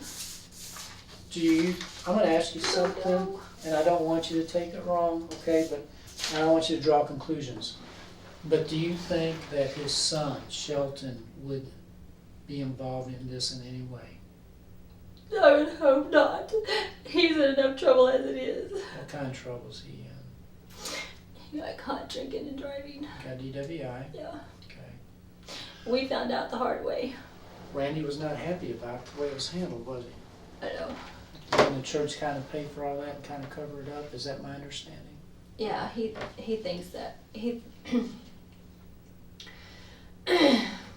Randy and I talked about it. He felt like he should resign. Yeah. The pastor or Both. Shelton? Both. Okay. And I kept praying. I kept praying that God would just let him resign and leave. Mhm. I did. I kept praying that over and over again. Okay. Do they have a very good relationship, Who? David and Shelton? I mean, are they, as far as father-son goes, do they seem to be pretty I would assume so. Yeah. I mean, they seem in public like they're okay, and okay? I mean, you know, they've been over our house a lot. We've been over their house a lot. So I assume. I just want to know if sometimes these things are kind of hard to do unless you got somebody acting like as a lookout and that sort of thing. I'm trying to figure out if David would have maybe. Do you think Shelton would be the type that would, even if his dad asked him, or would he say, "Dad, you're crazy. You're out of your mind"? Or would he maybe participate in what happened to I Randy? don't know. He always told me that Shelton was on his side. Mhm. I don't know what that meant. Did but Randy, did he ever have face-to-face confrontations or problems with Shelton? No. Just the pastor? Yeah. He stayed away from Shelton? Yeah. Never He liked Shelton. he liked Shelton? No, he liked Shelton. Okay. He liked Shelton a lot. So there was no issues between Randy and Shelton? Mm-mm. Okay, all right. Shelton was also caught in and I don't know if this will help or do anything, but he was caught in homosexual acts also. Is that at Bob Jones University? Yeah, I guess you know quite a bit, huh? We know a lot. We know a lot. So when you get 25, 30 investigators, we find out all kinds of stuff, but we were concerned, and our concern is that with Shelton getting a DWI and with the allegations of him being gay, with all that stuff going on, if Randy was kind of targeting Shelton maybe Shelton might have a grudge against Randy, and that's what I'm getting to. Well, Would if he did, mhm, it was never shown in public. okay. Because we used to teach, we, taught a Sunday school class with him in there, and, no. Now there were rumors that he was gay, and I guess this is, maybe it's one of like the worst kept secrets in the church, I don't know, but would that jeopardize his job in that church? If he were exposed actually, and it became known throughout the congregation, Yeah, he would probably lose his job. yeah, we Would would David- ask him to resign. Would David also lose his job? Yes, Okay, indeed, okay. both of them. Did Randy ever threaten to expose No. his suspicions about No, homosexuality? no, Okay, never, just looking for motive here. yeah. Alright. So, you don't think that ever Randy came did- into play? N- Or was it just David's love for you and his affection for you? Well, not that I know of. I didn't think, no, I wouldn't think. And I'm not trying to put ideas in your head, I'm trying to, you seem like you're being very honest with me right now, so we have no reason to suspect Well, that see- Shelton was involved in Randy's murder, but we have to look at everything See, right now. Pastor didn't even know Randy knew about Shelton being gay. Who Oh, didn't know? Pastor didn't know that we knew. That you guys knew? Yes. Okay. Well, I knew. Mhm. Randy and I knew because he shared it with Randy's niece, Mhm. and they were pretty good friends, and she always attracts homosexuals. Okay, So she told us. okay. But you all About it. weren't, Randy wasn't threatening to go Randy to... was not that type. Okay. Randy was not that type. He would never do anything to hurt Pastor. Why do you think we were leaving? Financial stuff was part of it? Well, no, I mean- why we were leaving. We were leaving because Randy did not want to overstep his boundaries Okay. with, It's your church, we're just gonna we're Exactly. just gonna excuse ourselves and Exactly. you guys do what you feel is that's right. Yes, he would never, ever do anything. Did you ever see that email that he sent to Pastor? Yeah, he read it to me. Okay. Was there mention about the DWI Yes, and how it was handled? yes. But there was no mention about sexuality issues with No, Shelton? I don't believe so. Okay, No, I don't believe so. okay. I'm gonna get you some water. All right, we're almost done. All right, but let me step outside here and let you think a little bit and I'll get you some water. All right.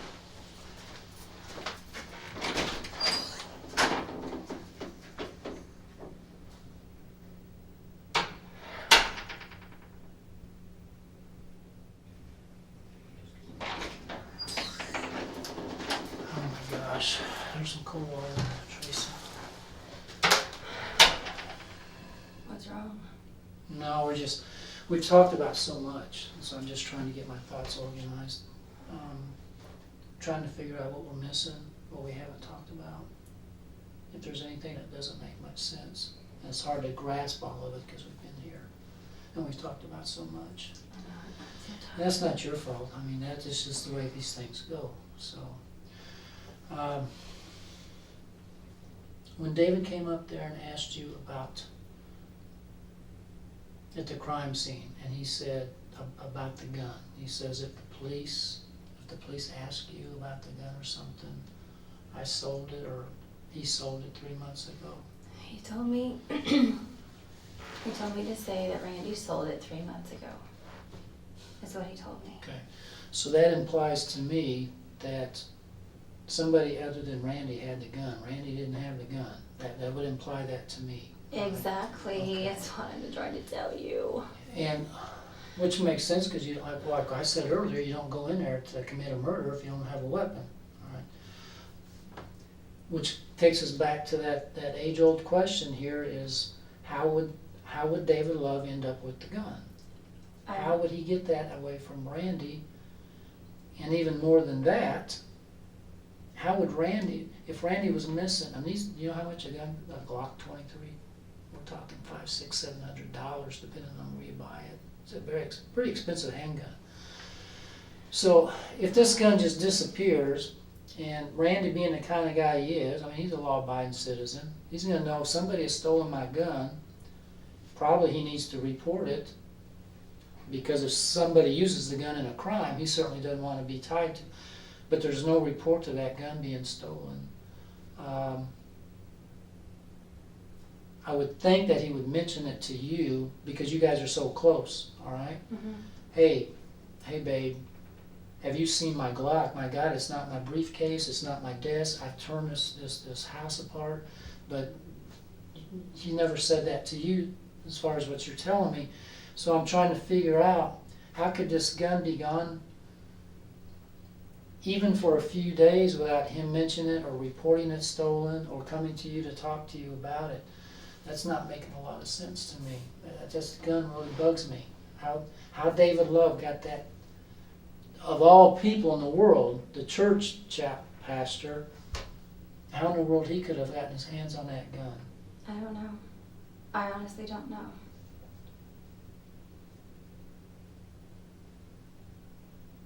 I don't know. The only thing that he's ever said to me was, Randy has showed me his guns in the gun case downstairs, in the safe. And unless he watched Randy open the case, you know, Open the case? or open the safe, Safe? you know, Uh-huh. to show it to him. Has David been in your house with Randy there anytime recently? When was the last time David's been in your house where Randy was there and they would be looking at guns, or anytime recently? I have no clue. No, I don't think so. Okay. Because you don't think he could have stole the gun out of your house while Randy was there, unbeknownst to Randy? Well, I mean, we don't get in the gun safe that much. Okay, that makes sense. So- Unless he was gonna show him a gun, there would be no reason to open it or anything, right? No.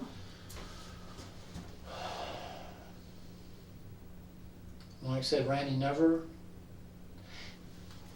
You know, I don't think he could have sold it or got stolen it for 3 months without people knowing about it. He must. Do you think he just came up with that number, 3 months? I don't know. He might have. Just to tell me something. Mm-hmm. You know, just to get, I don't know. I really don't know why he just told me, just tell him that he sold the gun 3 months ago. That's all he told me. Because I hardly ever talked to him that night.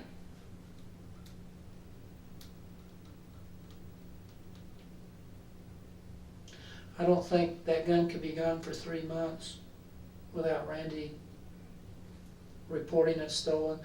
I mean, he might have even called Matt. He's a Kansas City cop, and he's pretty good friends with him. Mm-hmm. He might have said, Matt, what should I do here? My Glock is gone.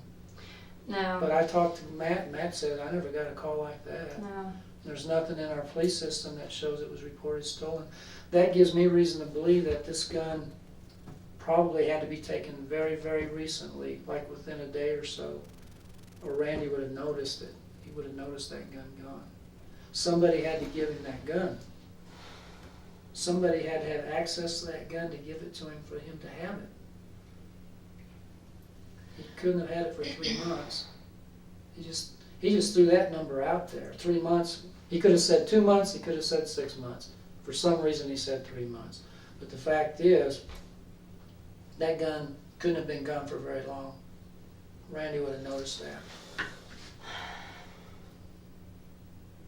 How in the world could he have gotten that gun? Who would have had access to get that gun? And he even admitted to you. He had the gun when he walked in.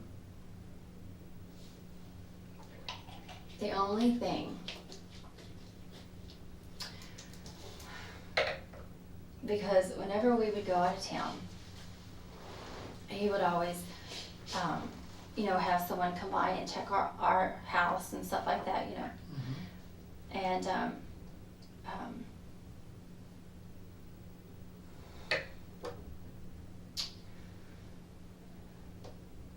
the only ones that I know of that, even could get into our house was Pastor and Justin and my parents. Your pastor had access to your home?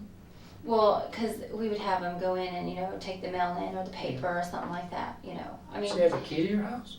no, How, would you leave them one when you guys would go out of town? No, we would just give them their garage door code Okay. and they would go in that way. Have you changed that code recently? It's been the same for a while. So you're telling me the pastor had your garage door code? Well, I know he has given it to Pastor and Justin and my parents, of And course. Yeah. Only because, you know, we've asked them to, you know, do things at the house while we're gone, you know, mow the grass and stuff like that. Mm-hmm. And have to get in the house to get the key to unlock the shed because it's downstairs. Mm-hmm. But I don't know how he would get in the case, in the safe.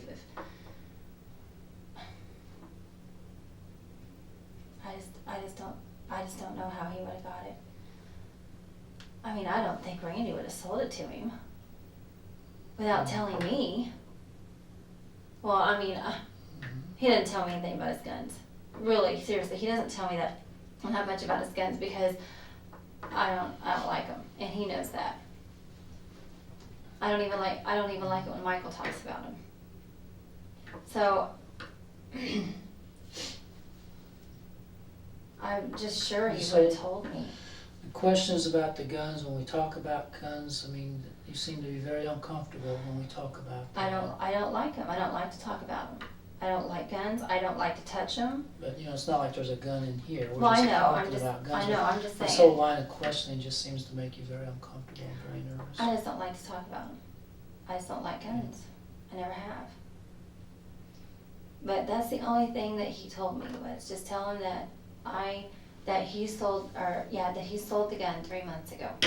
He told me that. He just whispered that in my ear, and I just barely caught it because I walked away quickly. Yes.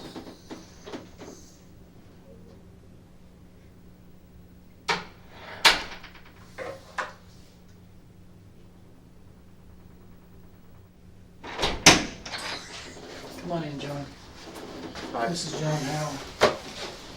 He's been working with me on a lot of this, okay? I guess they've got David. Here's the deal, They Teresa. got David. Here's the deal. Detective Rosewarren has done, I mean, he's been 100% honest with you. David's in custody and he's talking, okay? Right now is your chance, and you probably have about 10 minutes to tell us everything that's going on with this. Because a lot of the things you're saying doesn't make sense, okay? About, You've been on, listen for I a need to second. know about what? Okay, you've been honest, but he's had to drag it out of you, okay? And I'm scared. and we understand that, okay? But the fact is, David's in custody and he's talking. And it's like Detective Rosewarren said to you, is the first person that comes in and is being 100% truthful is the one that's the winner, Right. okay? Yes. When did David get the gun? That's the most important thing right now. I don't know. All he told me is that he had a way to get it. That's all he told me. When did he tell you this? It's been a while. Okay. It's been several months. And what exactly was the conversation? He just told me that I'm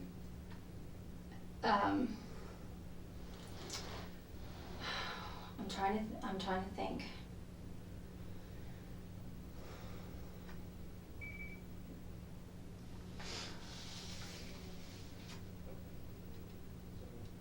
Teresa, he doesn't, our bosses are out there and they're not very nice, okay? I understand. And when you sit here and you're saying, I have to think about this, I have to think, you know what the conversation is, and I Well, understand you're scared, I just, okay? all he said was, I have a way to get the gun. I have a way to get the gun. I can make it happen. Okay. That's And did all. you say, how do you have a way? I said, no. I kept telling him to leave it in God's hands. If he wants us to be together, God will put us together. Okay. Just leave it alone. I just kept telling him that. I kept telling him that all the time. Just leave it alone. Let God take care of it. If he wants us to be together, we will be together. Okay. He told me, he just kept telling me that love will make you do crazy things. He said, I will kill for you, is what he told me. And I said, no, you won't. Leave it alone. Did you know he was talking about Randy when he was saying this? I was hoping not. What did your gut tell you? You're a very smart woman. What'd your gut tell you? Yes, and that's what I kept saying. Leave it alone. Sure. Let God take care of it. Okay. How did he choose Wednesday? I have no idea. Okay. The I have no 31st. idea.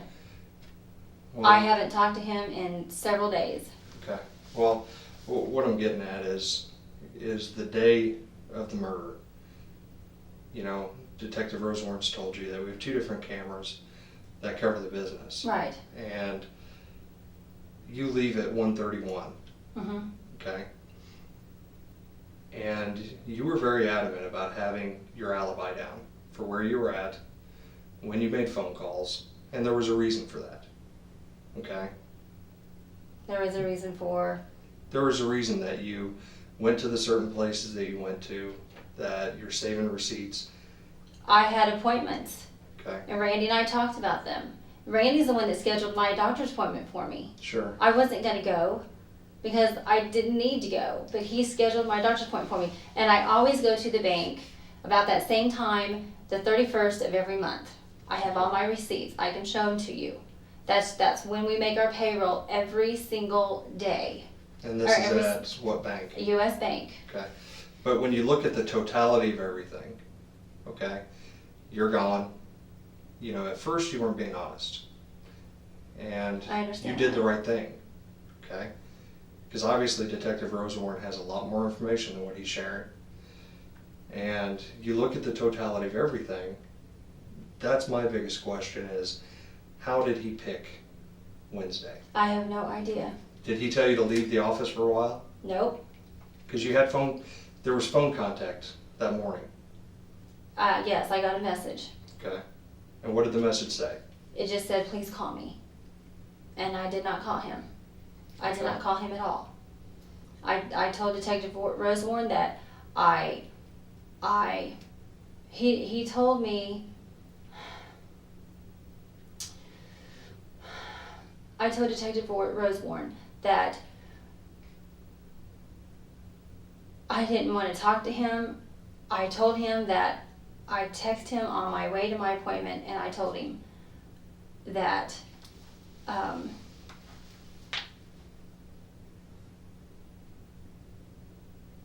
told him he has messed up my life and that I never want to see him again.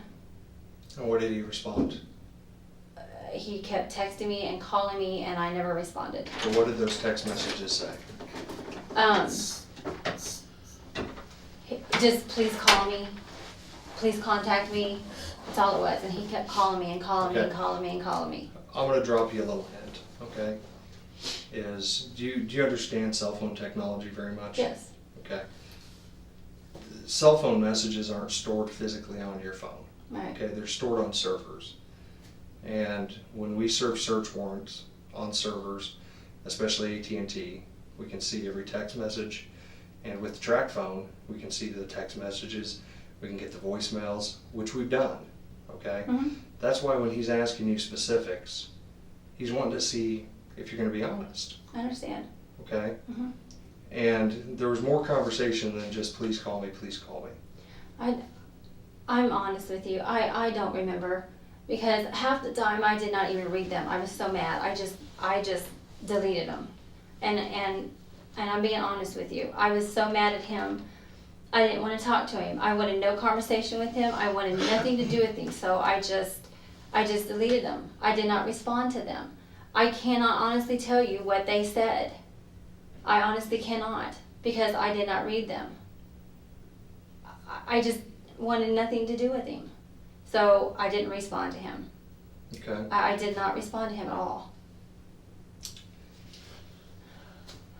There's a slight difference in opinion, obviously, with the Okay. records that we have. Okay. And there may be, because I'm telling you honestly, I honestly do not remember all the text messages that I got from him. Okay. I know he called me several times. I know he called this cell phone several times, and I never answered it.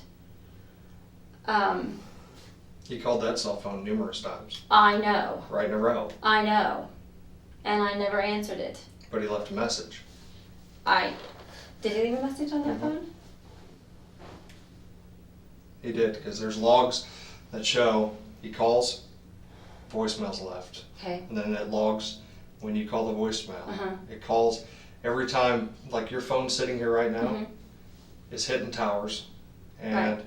it's reporting your location Sure. every second. Mm-hmm. And that's how we knew you had the 739 number, Right. and how we knew you were coming down Truman and everywhere you went. Mhm. Okay? He's given you every chance in the world, but like I said, some of this just isn't adding up. I am trying to remember everything. So when was this that he told you he had a way to get the gun?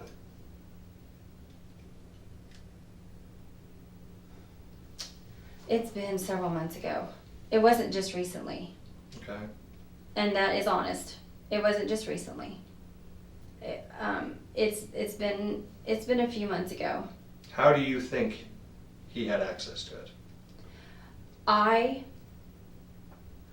honestly do not know how he had access to it. Like I was telling Detective Rosenwarn, we did give them the code to our house to get in because when we were gone, and we haven't changed it in over a year. And we Okay. go out of town a lot. So When was the last time you were out of town? with Prior to the murder? Argentina? yes, Argentina. And when We were was gone that? for 10 days. We left the day after Christmas, the 26th. Okay. We were gone for 10 days. What we're trying to do here is make sure that what you're telling us adds up, because like I said, they're talking to him right now. I understand. And if he suddenly springs, hey, this is how I got the gun, and you're not telling us that, we're done talking to you. I don't know how he got it. I honestly do not know. I, myself, before God, never, ever touched it, never, ever gave it to him. Did you give him the code to the safe? No, I don't know how we got the code to the safe. I honestly don't know. I know Randy has showed him the gun several times because he's been in our house a lot and he's gone down there with Randy. So I don't know if he stood there and watched Randy open it. We do have it hidden in our house. It's underneath Randy's ties. That's where it's at. Yeah. And How did he tell you he was gonna get the, because he told you I have a way, but how did he tell you? he was did gonna not do it? tell me. He did not tell me how he was going to get the gun. Did you ask him? No, I never asked him. Did you say, I mean, what was your response to that? My Comment response like was, just like I told him, my response was, leave it alone. God will take care of it. If he wants us to be together, he will make it happen. Did it concern you that he's coming out and he's flat out telling you that he can take care of Randy, he can get him out of your life, he has a way to get the gun. He's telling you, I can get this done, I can get this taken care of. And I kept telling him all the time, leave it alone. And I understand that, but did it cause you concern that he's telling you all these things? You know why it really didn't? Because he's a pastor. And I expect a pastor to be above everybody else, not beneath everybody else. Sure. But obviously he wasn't on board and he wasn't above board on a lot of the things he was involved in. Correct? Yeah.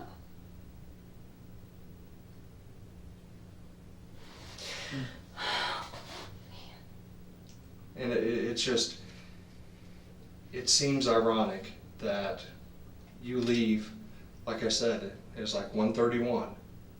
Yes, my And- husband and I just got done eating lunch, and I had a chiropractor appointment at 2:00, and I didn't set the chiropractor appointment up. Sure. Randy set it up for me. So, and I go to the bank the same day. I left at 1:30 because I had to go by the bank first before I went to the chiropractor's office. After I went to the chiropractor's office, I went to Dress Barn. I Sure. mean, I had time to kill before I had to pick up my daughter. Sure. I'm not lying to you. We're just trying to figure out what it was, how this person chose that day. Yeah, do you know why he did it this particular day? I don't. He asked me. I have no idea. The only thing I can tell you is when I told you that I texted him and told him that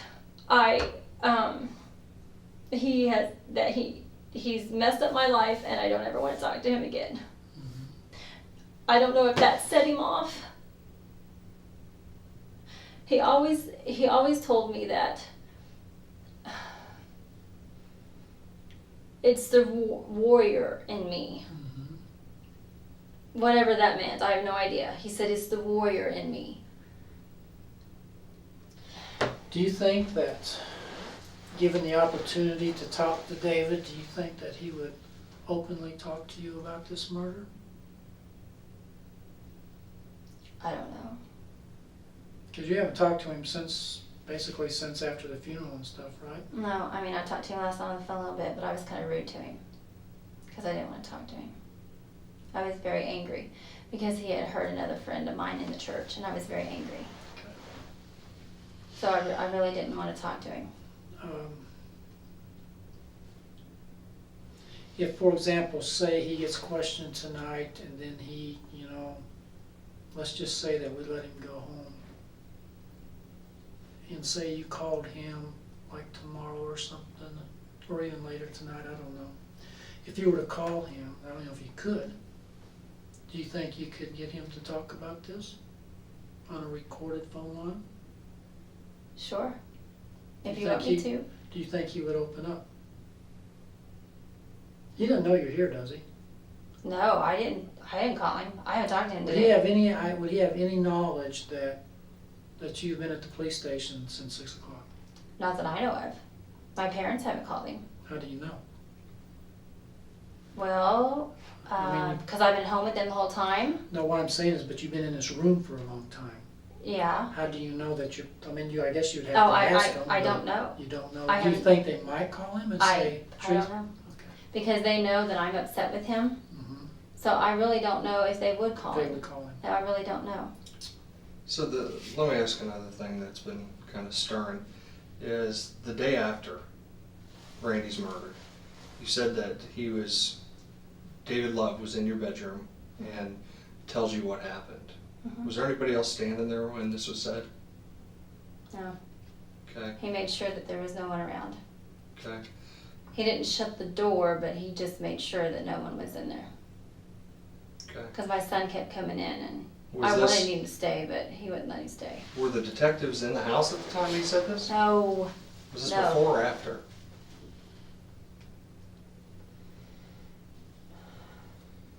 Was it even the same day? No, I don't think so. This was, I don't even remember what time it was. I think it was maybe 10:30 or 11 when he was at the house. Okay, the next day. Yeah. Yeah, he would. Why did he feel comfortable enough to tell you what he had done? I don't know. That's a big admission. Because I mean, I think about how I would react. Because I told him, when I saw him that next day, I told him, I asked him, I said, Well, I did. I asked him, I said, why did you do this? And he said, I was trying to protect you. I said, protect me from what? And he said, from Randy. And then I just walked away. I got mad. And then how did you get back together where he tells you these details? Well, I went into my bedroom with my son, and then he comes in and says, hey, I need to talk to your mom for a minute. Would you please excuse us? So Michael left, and I was sitting on the bench, and he knew I was mad. And I didn't say anything. He just started talking to me. And he tells you all this? Mhm. Because I think, I didn't respond to him at all. you know, you look at what our normal reaction would be if this had happened to my wife and somebody tells me that. Instantly I'd be angry. Instantly I'd call the police and I'd tell them, this person just said this. What stopped you from doing that?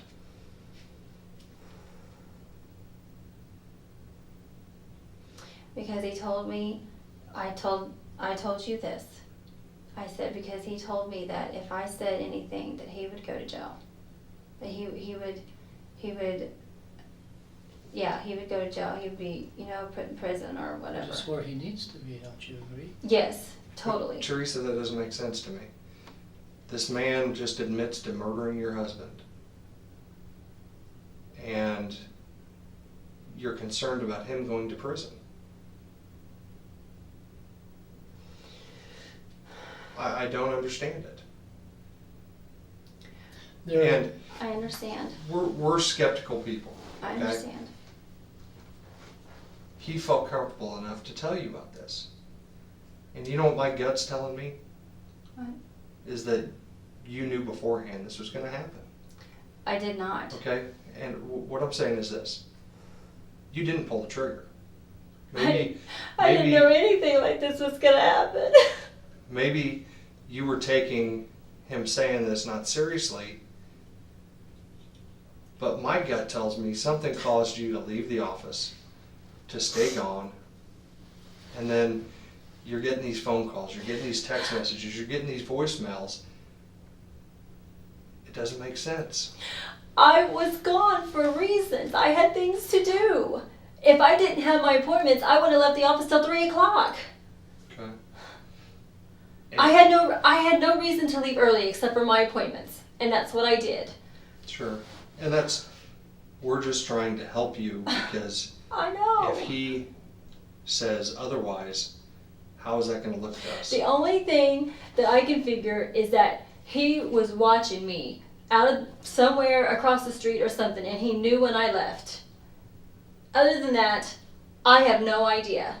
I have no clue because I never talked to him, never told him my schedule, nothing. Randy didn't talk to him, and sometimes Randy would talk to him and tell him my schedule and stuff like that, and people don't need to know my schedule. Randy and I are the only ones that need to know my schedule. Sometimes Randy would just talk way too much, and he would tell personal things about us that people didn't need to know. But he didn't talk to him that day. I didn't talk to him that day. I didn't tell him nothing about my schedule. No one knew our schedule that day except for me and Randy. But your actions, Teresa, and let's just look at this. It's itemized here. We got at the crime scene, the pastor told you to lie to the police. Okay. He told you what he had done sometime during. Back up, because at the crime scene you get rid of the phone. You get rid of the phone. He tells you, basically admits to you what he did during the time of, I guess, before the funeral or what have you. These are all actions of somebody who's trying to protect their own rear end. Because, and like again, what we're saying is, this is not somebody who wants to help find a killer. This is somebody who says, oh crap, I can't believe you did that, and you've got me involved in it, and I should have went to the police from the very beginning, but now we have to circle the wagons and hope this just goes away. If we just, your actions speak louder than words today. Your actions tell us this is somebody who was afraid you're going to get in trouble. All right? Not because you would gladly throw him under the bus. He's murdered your husband. All right? And when he tells you that as a grieving wife, you would be more than happy to throw him under the bus. But because you don't throw him under the bus and because you attempt to protect him, it tells us that you're trying to protect yourself as well. You're trying Exactly. to. There's two people trying to protect themselves, I don't, David and yourself. I don't have any. Teresa, we've worked other cases I know that. similar to this where somebody made an admission to the victim's spouse. And you know what they did? They immediately came to the police station. They were blowing up Detective Rosewarren's phone and saying, this person just told me this. Because they were disgusted. I know. And I should And- have come to you sooner. And you didn't do that. And then you come in here today and you're dishonest about your actions. Detective Rosewarren has to pull it out of you. Do you not understand that I am scared? Scared of what? Everybody's scared. I'm scared. I don't know what he's capable of anymore. He's not going to hurt you. He's not going to hurt you. I told you, he always told me. He told me. Are you scared because you're scared of him, or are you scared of the law? Are you scared what the law might do to you if you tell us the whole truth? I have told you everything. I have told you everything. Teresa, Oh, Teresa, we're trying to lay this out gently, and I'm going to be very blunt with you. Your actions are not that of a victim spouse. Your actions, and help us understand this, your actions are screaming, I'm covering up what this pastor's done. I've covered up everything we've been involved in. I've covered up these phones. You know, first you're not honest about when you had the track phone. And then you realized, guess what? They knew I had the phone. And once you realize we have the evidence, you're like, I'll go ahead and be honest about this. Everything has had to be pulled out of you. Okay? I understand. I know there's more to this. Detective Rosewarren knows that there's more to this. If you want us to help you, you've got to tell us now. We cannot sit here and do this all night. But I told you how I feel. I told you that, I don't know why, but I just like you as a person, and I'm being completely honest with you. I don't want to see somebody else get treated better than you because they just happen. Teresa, he's held us all back. There's 20, 25 people that have been working on this nonstop. And he's the one that's going to bat for you when we're sitting in the meetings with the prosecutor, when we're sitting in the meetings with all the other investigators. This man's trying to help you. He is your only lifeline right now, but you've got to start being honest. I am being honest with you. I don't know what else. The biggest thing, I want to know when David got the gun. I don't know. I'm telling you, I do not know when he got the gun. I have no idea. Okay, because Why don't you ask him? it's really strange for us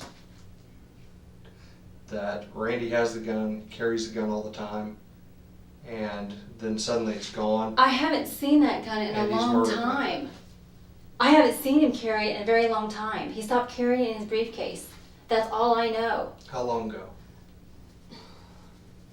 Well, what I was telling Detective Rosenborn, the last time I saw it was in October of last year when he purchased that handgun. That's the last time I saw it. Okay. And I don't know what else to say. When was the first time that it clicked in your brain? When was the first time when it clicked that you thought I think I've even asked you this question already, but when you really believe that there was a chance that David was capable of doing something, or that he might actually do something to Randy, because you said they've been talking about this for quite some time, but was there a point in time when you realized he's getting serious? He's capable of doing something here. Either through his words or his actions. When did it dawn on you? I think this guy's out of his mind. I think this guy could be dangerous. The day he came in our office. The big blow up? Mm-hmm. Okay. We've kind of talked about that a little bit, but I don't know if we really got into much detail about how intense did it get? What was said? Oh, it got pretty intense. What was said? Well, he just kept bringing up Randy's past. Well, start from when he shows up at the office, he Yeah. walks in the door. What are you doing? What's Randy doing? Well, I'm on the phone and Randy's on the phone. Okay. We're both on the phone. So he's hanging out in the foyer there for a little bit. Mhm. So I get off the phone, and he comes and asks me, how long is Randy going to be on the phone? I said, I don't know. And Randy knew he was there because he told me later that he saw him walk in, but Mhm. he was busy on the phone. So he was just making conversation with me, and I didn't want to talk to him. I was too busy. I just had so much stuff to do, so I didn't really talk to him. I just went back and went on to my work. And when I saw Randy get off the telephone, I went in there and I said, "Hey, Pastor's here. He wants to talk to you." And then Pastor walked in, and Randy said, "Pastor, I really don't have anything to say to you. I really don't want to talk to you. There's nothing to say." Mhm. And then he starts into Randy's past What's about he saying? everything. What's he saying though? He starts talking to him about his internet problem. Mhm. He starts talking to him about his emailing other girls and his pornography problem, stuff like that. That was all that was said for a little bit, and Randy said, "That's all behind us. We've gotten over that." And then he said, "Well, you don't know about Matt Bruner, do you?" And Randy's like, "Well, what about Matt? What happened to Matt? What's wrong with Matt?" Mhm. And that's when Pastor told told Randy, and then What did he tell Randy? he told Randy that Matt tried to kiss me, and we discussed this earlier about there were other things, but Mhm. I didn't want Randy to know about all that stuff. Did the pastor tell him that? No, because he didn't even know about any of that stuff. And Matt said you all kind of started making out and stuff over at your house. Yeah. Okay. Yeah. Did the pastor know about that? No, Okay. no. I never told him anything about that. And then he brought up Brother Goodman, and I was like, Let me stop you right there. How did you feel when he's sitting here telling your husband about Matt? I felt, what's the word I'm looking for? Betrayed? Yes, thank you. Because I mean, it's from my point of view, you're in this relationship with David Love, Mm-hmm. and he's sitting here telling your husband about something that happened with another man, Mm-hmm. but he's excluding all the information that's happened with him. Right. And so, what does he say after Matt? After this about Matt? Well, he starts going on about Brother Goodman, and I said, "What are you talking about? What happened with Brother Goodman?" And he starts going on about something that, What is he saying? well, he said that he kissed me, and that he wondering how that would feel, or something like that. And I was like, "What are you talking about?" I didn't know what he was talking about. He was bringing up allegations that I never even discussed with him or anything. I mean, I didn't even know where this was coming from. And so Randy was like, what are you talking about? I'm like, I don't know. I was getting mad. I was getting furious.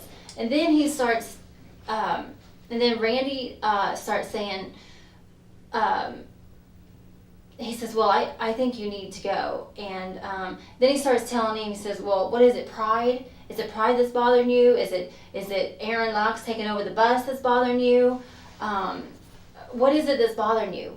You know, there has to be something that's bothering you or something like that. And Randy said, he said nothing. He said, I don't want to discuss it right now. He said, I just don't want to talk about it. And then he said, and then that's when I turned around and looked at him and I said, you really need to go. I said, it's time for you to leave. And What was his tone? What was his tone? whose tone? David. Was he talking like I'm talking right now, or was he? Oh, it was a little bit louder. It was a little bit louder. But, and then Randy told him, he said, well, I can't tell you because I don't want to hurt you, you know, and he wanted to tell him about how he felt about his wife and his son, but he didn't because Randy just wasn't that way. He just never did that. So, and that's when I said, you really need to leave. And then his wife walked in and then they left. Didn't you and the wife have words though? Yeah. I told her that she wasn't a very good wife, pastor's wife. Okay. And that was it? Yeah, that was it. What She was walked the out reason- and David What was walked the out. reason to get on her case? Did she say something to make you say that to her? Well, she walked in and it was kind of rude to me. She says, I'm not coming here as a pastor's wife and so and so.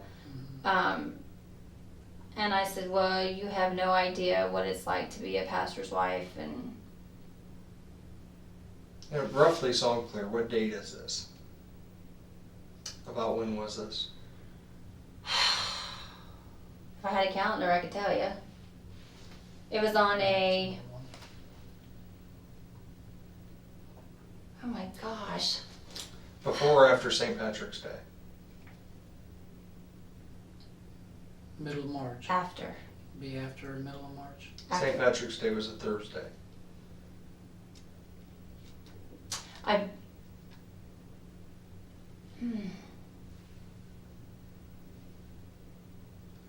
Let me think.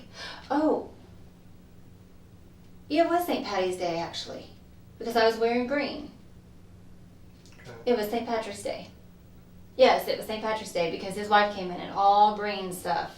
So it was St. Patrick's Day. That was the day he came in. That's right. Now, as heated as that got, and as ugly as that got, how'd you end up with that track phone?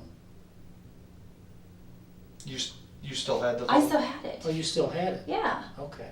Yeah, I still So had you it. never gave the phone back to Pastor Lou? No. No, Okay. I lied about that. How long did you have it before that?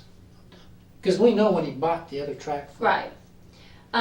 So we're trying to put in relation as to what caused him to go out and buy the other one. How long had you had that track phone, the one that you were using? Well, he bought that one for me, and I honestly cannot remember when he bought that one for me. Which one are you talking about? That one. 739? Yeah. Yeah, but you haven't had, well, he bought that back in August of '09. Yeah, he bought that one, and then he gave it to me just recently. Yeah, because he was actually calling you with this one for Yes. a long time. Yes. Okay. Roughly when did he give you that phone?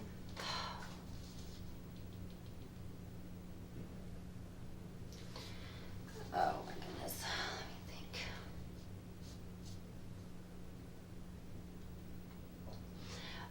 It was the end.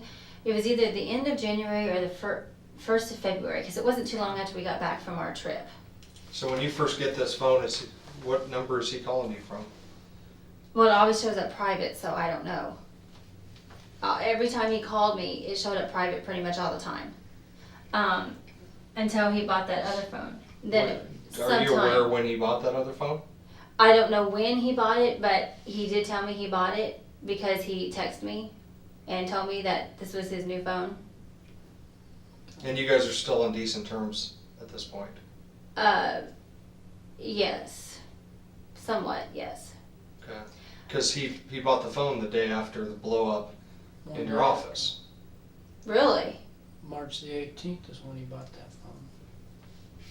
Oh. He bought the phone the day after. I did not know that. Mm-hmm.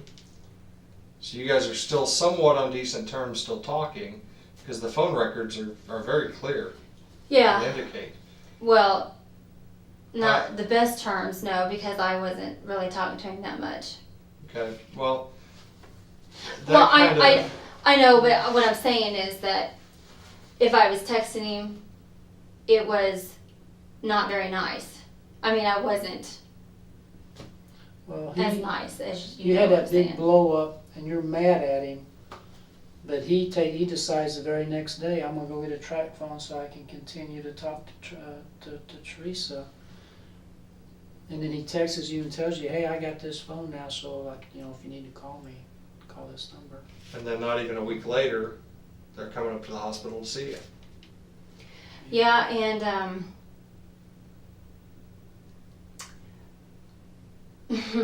I wasn't expecting him to come up and see me. Okay, but there's phone calls from the hospital to the 217, to his track phone. So you called him? Yes, I called him because he kept calling my cell phone. He kept calling this cell phone, and I was tired of it. So, yes, he did call me. Okay. Take what I'm we're sorry, talking. I just forgot Take that. what we're talking about and see how we're having to drag this out of you, and your actions aren't making sense. Because you go back, he gives you this track phone, January, February. You're talking, hold on. You're talking, St. Patrick's Day, there's this big blow up in the office. Mm-hmm. He tells your husband that Matt tries to kiss you. And he's stirring up the pot. Mm-hmm. The very next day, he buys this new phone, sends you, I've got this new phone, and you guys are talking. He comes and sees you at the hospital, and then it gets real. There's a lot of phone calls after the hospital. You guys are talking even more. That's not behavior that's indicative of somebody who's trying to break it off, somebody who's upset, somebody who is done with all of this. I never answered his phone calls though. Okay, that's not what your phone says. There's a lot of phone calls Okay. that go to voicemail. Uh-huh. Okay? Okay. But there's also phone calls where you guys are talking. Okay. So, yeah. But the conversations were not good. okay, given what you're telling us, this isn't making sense, and then suddenly you get up to about the 28th, and there's a lot of phone calls. Okay? Mm-hmm. You're talking the 29th, the 30th, the 31st, he's blowing up the phones. There's a lot of phone calls. Lots of. You're checking the 739's voicemail all day long. Well, yeah, when he leaves a message, I Okay. checked him, yes. There's numerous phone messages that are left. There's text messages sent. There's a lot of phone activity. Yeah. He was trying to get a hold of me and I didn't want to talk to And him. you're saying, I delete this, but on these servers, there's this great technology that we have of showing this is when it was opened, Mm-hmm. this is when it was deleted. Mm-hmm. And it's not making sense to me looking how when it's opened, it's obviously read, and then at some point later it's deleted. So you know what's being said, and that's what we need you to tell us. We know that you read the text messages. He's being very vague about the information. Like he said, that particular day was what we're most interested in. But he's like he said, he's blowing up your phone, and text messages are being sent, and voicemails are being left in voicemail boxes. But you know, if you were to look at this whole interview since we've been sitting here, we've actually, as far as that part of it goes, the text messages and voicemails, Mm-hmm. we've gotten very little information from you about that. Not a lot of information about the texting. Tell us about the text messages and the phone calls. Let because me try to be as plain as I can.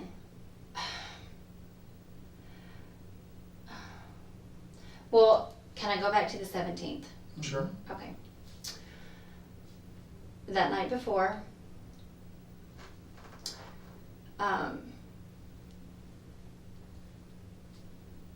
his wife finds out about him and I. How'd she find out?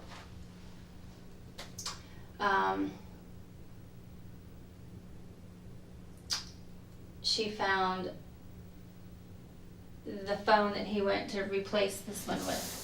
She found Which one? 217? Yes. 217? No. What's For that the other one? 739. Yeah, it's 217-4363. No, that's not right. What was his phone number prior to the 217? That's what I'm. Oh, I don't think, Yeah, prior to 217? This one. This one. He didn't have that on the 17th.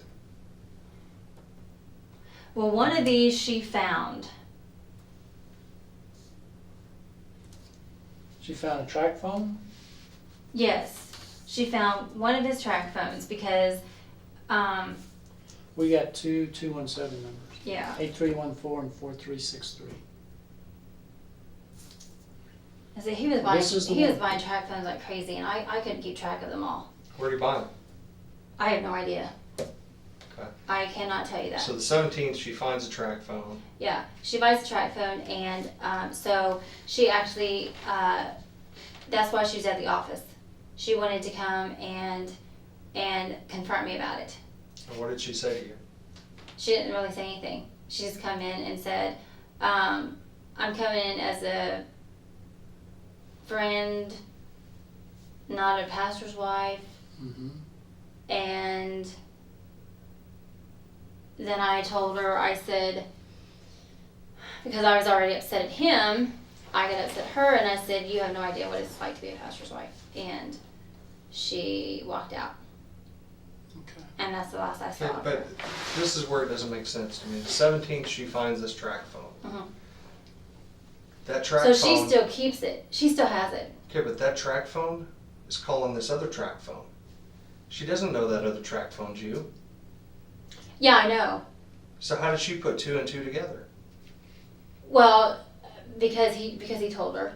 Because of the texts, where the texts were coming from. He left texts on the cell phone that she found.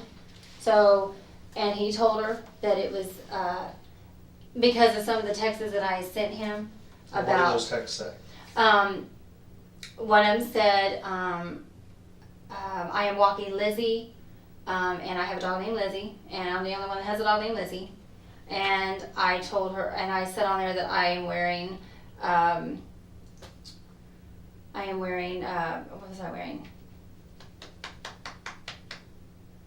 Oh, I was wearing a Tar Heel sweatshirt, and he likes the Tar Heels. Is that right? Yeah, yeah. So she automatically knew that it was me. And she confronted him about that. And that's how she knew.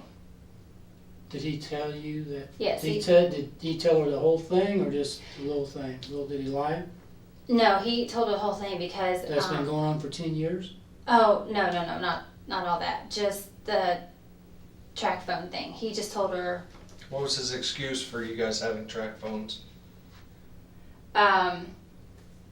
That he was counseling me through Randy's time of the internet stuff. Yeah. And she bought it? Well, no. No, because it was. But she comes down there on the 17th to confront you. Mhm. But she never gets it out. No. So how do you know that she was there to confront you? Because they called me and left a message on this phone from the church at like 7 o'clock that morning or something, and said that she wanted to meet me at my office. And she say about what? He said that she knows everything about the phones and about you and I talking, and she wants to confront you about it. And Okay. that's what he said. He left the message because I heard him say in the background, he said, would you like to say something to her, when he was leaving my message. Almost to let you know that she's standing there. when he says it. Exactly. Yes. So why didn't she confront you if that was the purpose of coming down there? And why, I don't know. And why not, I mean, you know, two can play this Well, game? Why not? Why didn't she tell Randy what you two have been up to? I have no idea. I don't know. I don't know if she. Because Randy's, I mean, the preacher's sitting there diming you out about Matt Mhm. in your office. Mhm. Now she's there and she knows that her husband's been seeing you, and she has a perfect opportunity, since everybody's blowing up anyway, And then to let that dog out of Well, you know, and I. then to make it even, to even confuse things more, you're saying that about 2 years after you and David started this relationship, Randy became suspicious. And Yeah. so he's already suspicious of this, and now he's hearing about Matt, and he's not pissed. That doesn't make sense. He, well, he told Pastor, he says, well, Teresa and I will continue this conversation after you leave. Okay, And so that's what we did. they leave, and what's said? With Randy and I, Mm-hmm. I told him what happened, and he asked me how come I didn't tell him about this, and I said because I'm scared and I know that you have a bad temper, and I was afraid of what you would do because I know Matt's a good friend of yours. So he was just real calm about it. What was the allegation about Goodman? Is it Goodman? Yeah. What was that allegation about? I don't know. I told Randy emailed Pastor and asked him if he would explain it to him, and he never emailed me back. But what was the allegation that was Oh. made in the office Oh. about you and Gilman? But he said that Brother Goodman kissed me. When would that have happened? Because he lives in Kentucky, right? Yeah. When would that kiss supposedly happen? Well, I mean, we were down there at Christmas time, Okay. but I don't know if Brother Goodman called him and said that he gave me a hug and a kiss on the cheek, but he always does that. Unless he felt guilty about that. I mean, I don't see why he would, but So if investigators down in Kentucky go knock on that door and say, Brother Goodman, what's the deal with this kiss? Because they're gonna talk to him, mhm. And and he's gonna know that this is a murder investigation and we're not playing games, so he's gonna have to be honest, or he's subject to being prosecuted, and he's gonna be made aware of that. So what's he gonna say? is he gonna say there was something more than that? Probably. Probably, because I don't think Pastor Love would be talking about this if it was just a kiss on the cheek. Yeah. What happened with Brother Goodman? Well, it's not like it was supposed to happen. You know? Sure. We just gotta know what we're dealing with here.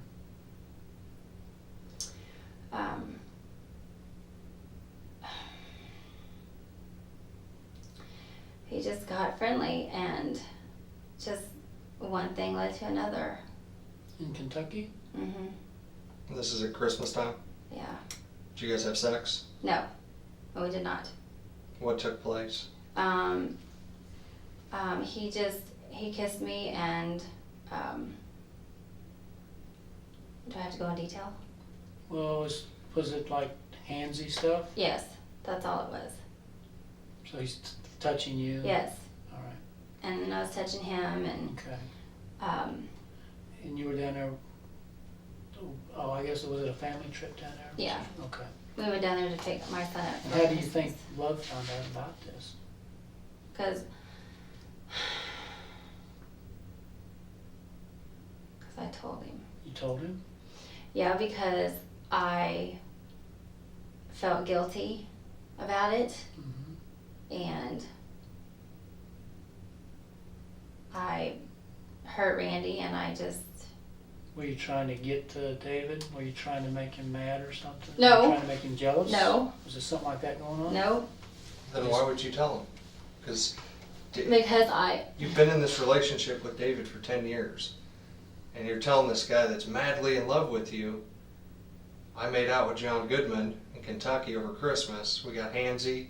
We touched each other. How do you think he's going to respond to that? he told me that it made him love me more. Do you find that reaction weird? Well, not really, because Randy still loved me no matter what I did. With, Matt, he still loved me no matter what. He told me, and he told me, Randy told me, he says, I'm going to keep you close to me. And I said, I wish you would. I wish you would keep me closer to you. It's almost like you don't trust yourself when you're away from Randy. Isn't that sad? No, it's not that. It's just that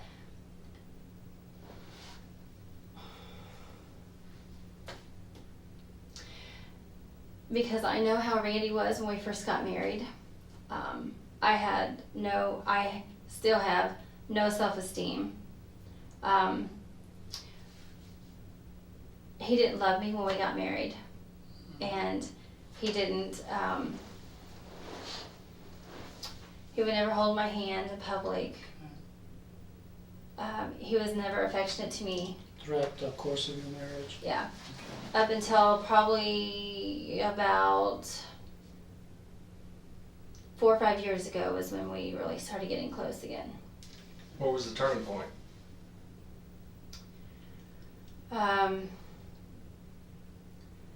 When I caught him emailing other women on the computer and found out that he was doing pornography and stuff. Mm-hmm. And I confronted him about it. And I had told Pastor about it, and I asked him if he could help me talk to Randy about it, and he did. I mean, he met with Randy every Wednesday. Mm-hmm. Oh, excuse me. He did. He met with Randy every Wednesday morning, and would talk to him about it, and then he would call me and tell me what they discussed. He would tell me how Randy reacted and stuff What like was that. the purpose of calling you and telling you what was discussed? Because a normal pastor wouldn't do that. No, he did it because he loved me. Did Randy know that he was giving him briefings on their counseling sessions? Randy never knew? No. How do you think Randy would have reacted finding out that you and Pastor Love have been in a sexual relationship?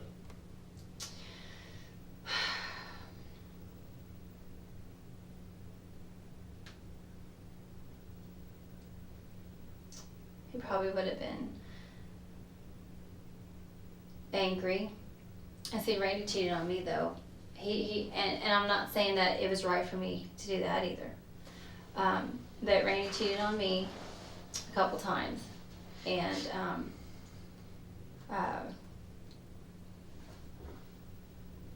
I couldn't leave him. But you're not answering my question. How would he have reacted knowing that you've been in a sexual relationship with Pastor Love?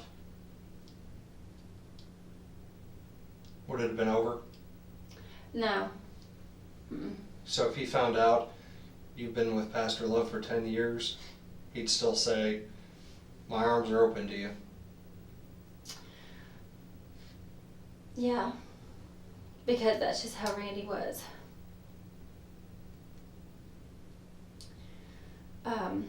He was a real Christian, wasn't he? Yeah. He really believed, didn't he? Yeah. He was, even though he had done a lot of bad things, and I could be wrong about that.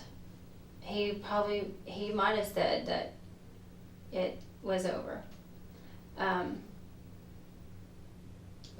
guess so I'm clear. When is the last time, and I don't want to invade your privacy, but when is the last time that you were with Pastor Love sexually?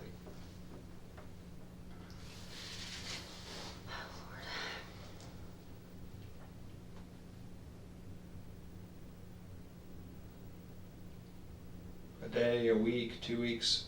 Oh, no, it's been well over a month or so. Okay. It's been, yeah, So, well, probably a month and a half. So just a week or so before St. Patty's Day.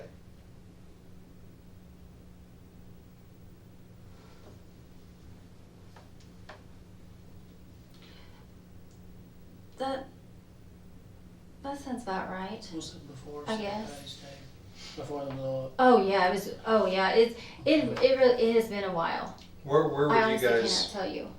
where would you guys normally meet when you guys were going to be sexually involved? Well, we never planned it. Sure. Yeah. It just kind of happens. We're like And I'm not proud of this, guys. no. I'm not proud of this at all. I know. Please understand that. And please understand, we've heard it all too, okay? We've heard the most, so you're not gonna shock us, No. or, okay?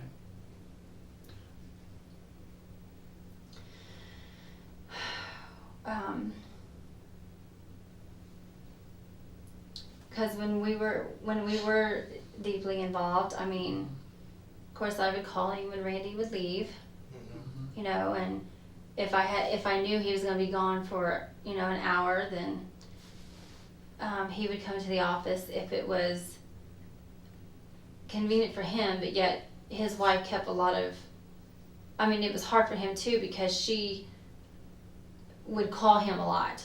Keep tabs on it Yeah, pretty mhm. close. Exactly. So we're talking your office, Yeah. Farmers, hmm your home, Yes. his home, Twice. It was harder there. in his office at the church. Yes. Okay. So wherever it just worked out the best. Yeah. Isn't that awful? Well, we're just trying to get. The reason we're asking is we're trying to figure out his state of mind leading up to the time when he bought this phone. Okay, we got to figure out what's going on in his head, and of course, sex and all this kind of plays into it. Is what's going on in his head. I understand. So, you think about the last time that you guys actually had sex was about a week and a half before St. Patty's Day. Is that what you said? You know, I honestly cannot remember. Okay. It's been it's been a long time. Okay. I would say pretty close to about a month and a half to 2 months. Okay, so somewhere between the 1st of March and the first week of March and the second week of March, somewhere in that time frame. And we're not trying to put words in your mouth, we're trying to understand that we have it correct.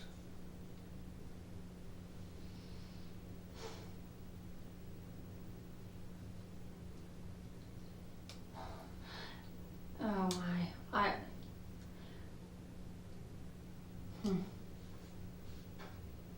What are you thinking? I'm trying to think here when I'm trying to think of it was right before Randy played basketball that one Tuesday night before him and Justin got into it. And this was a week before that happened. So it was probably around the 1st of March. Okay. End of February, 1st of March, something like that, because it was still pretty chilly outside. So, You don't know where that gun is now? You give any indication to you where he may have taken that gun? the only thing he told me it was 20 miles away. 20 miles? What does that mean to you? I don't know. I don't know where it's at. Do you know of a place, I mean, you've known him for 10 years, do you know of a place in this area roughly 20 miles away where he might go? No, Does he own property somewhere, have relatives, family lives? have no idea. Did he say anything about disposing of it in a certain location? No, he did not. Well, how did this come up that suddenly the gun's about 20 miles away? That's kind of a random thing to say. That's just what he told me. Okay, what had you been talking about that led into I that? didn't, I wasn't talking. He was telling me everything. I was Is just this in sitting your there. bedroom? I Yes. was in your room, I was just sitting there. I was crying, I was mad, I was upset, and I wasn't talking to him. but you didn't ask him about the gun, you didn't ask him.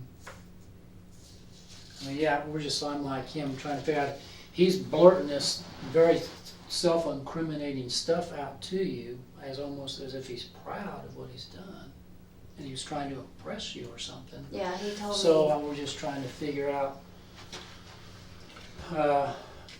He told me. I mean, just how, we're trying to figure out how this all came out of him. If you were asking questions and prompting him No. to tell me what happened, or, Well, you have to understand, that's a huge thing for him to be standing in your home, standing in your bedroom of your deceased husband, and for him to tell you the details that he did about killing your husband.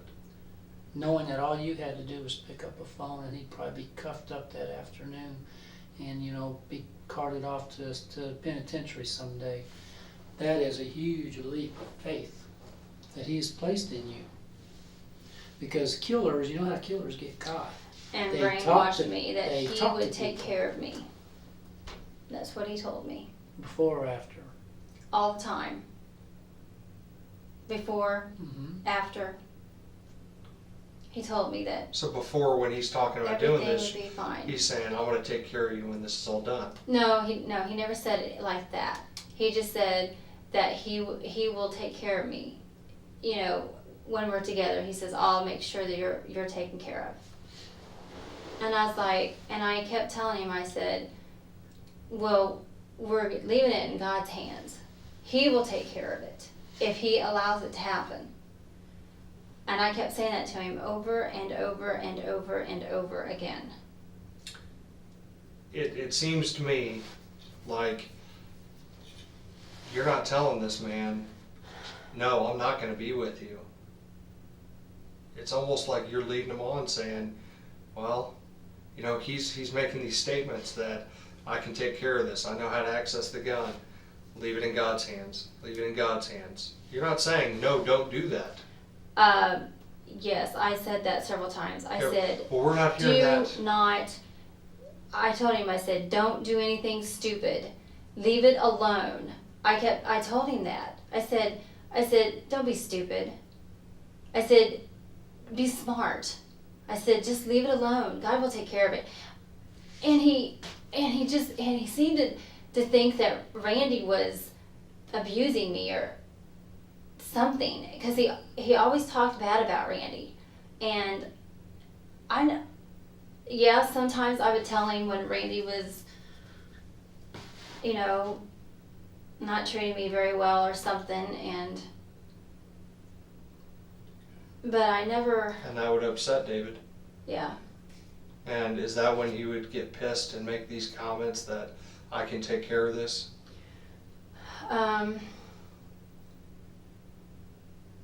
Sometimes, yeah. Because And he kept telling me that it's the warrior in him. the warrior in David, That is causing him to do this, or causing him to be like this. now is there a Bible verse that goes with this? I have no idea. He never told me anything about a Bible verse. Okay. Like I told Detective Rosenmore, and he kept telling me that, well, David did this in the Bible, and God still blessed him. David did what? He murdered several people Okay. in the Bible, and that God would take care of him. And he still blessed him. Did you think he's trying to feel you out to see? Because by the sounds of it to me, he's saying, I can take care of this. I know where to get the gun. David killed these people. God, let this go. Is he feeling you out to see if you're okay with this?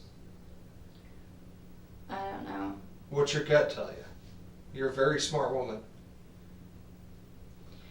Well, I would tell him, I told him, I said, well, that's back in the Bible days. I mean, But do you think he's trying to feel you out to see, is she okay with this? And then he's not getting really a reaction from you.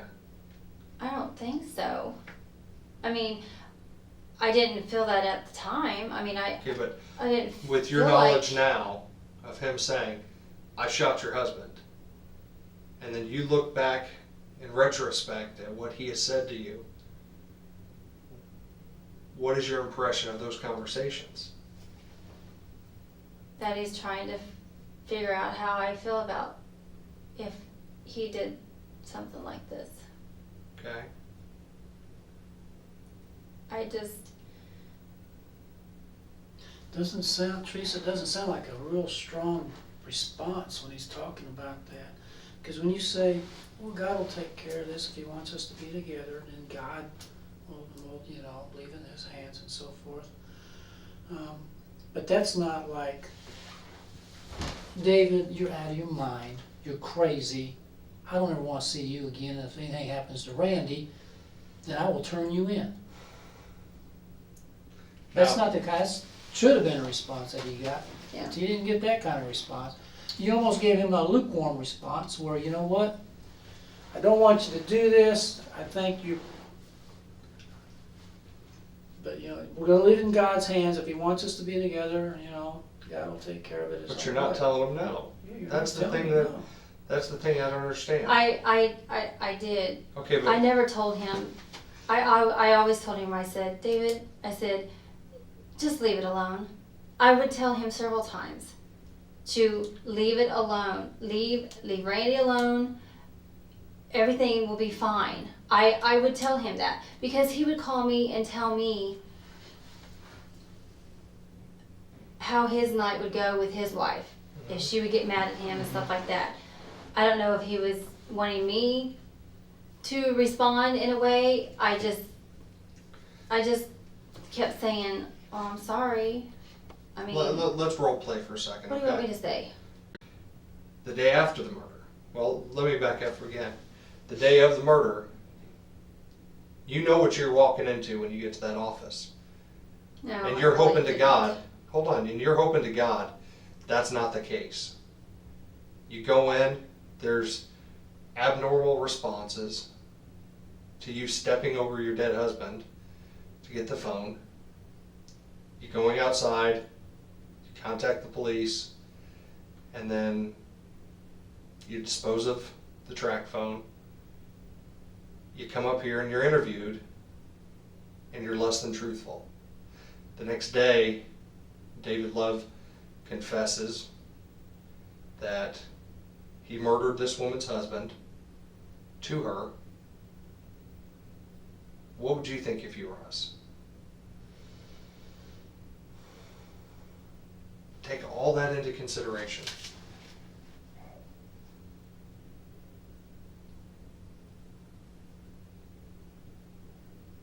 And if there's a reasonable answer to this, tell us. But as I'm sitting here talking to you, more stuff comes out. And then it's going to keep coming out. It's going to keep coming out. This is all done. We're walking out of here. If you're honest, and you just lay out what happened. Okay?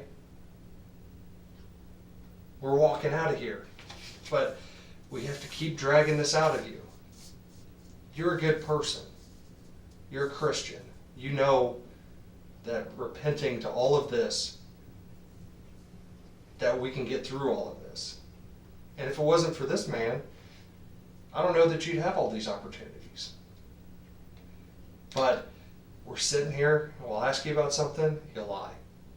We'll tell you how we know it, and then you admit it. This is the time that we need everything on the table.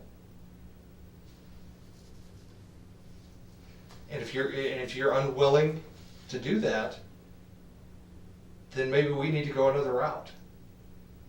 I am not unwilling.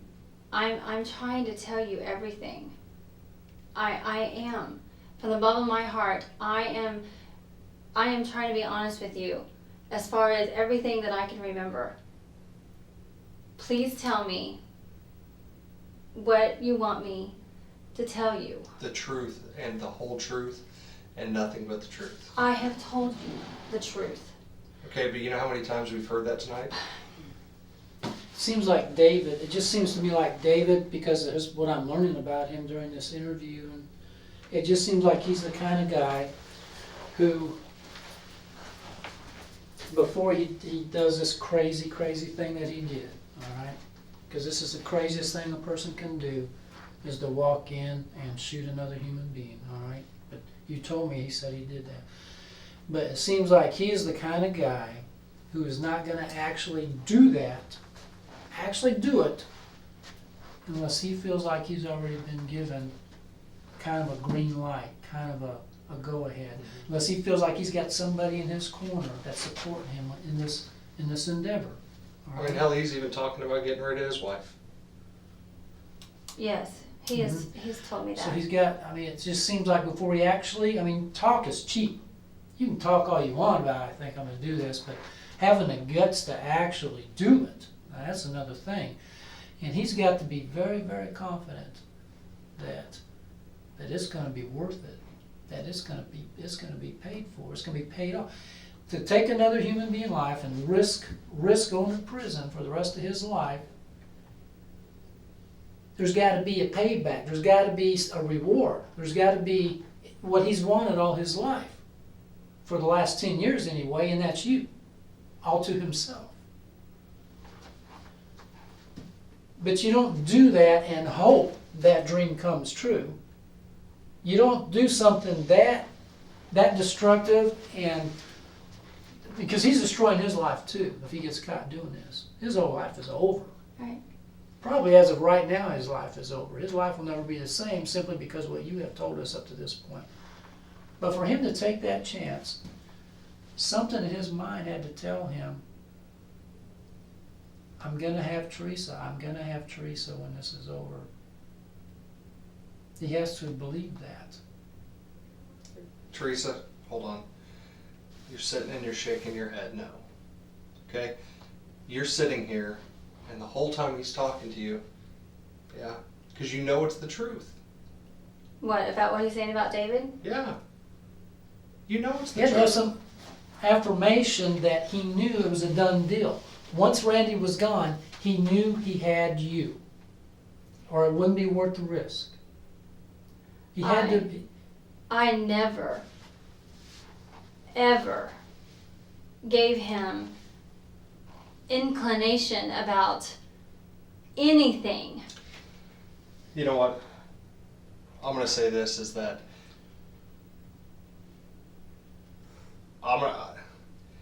you're not being truthful when it's coming to this. And listen to me, and this is why.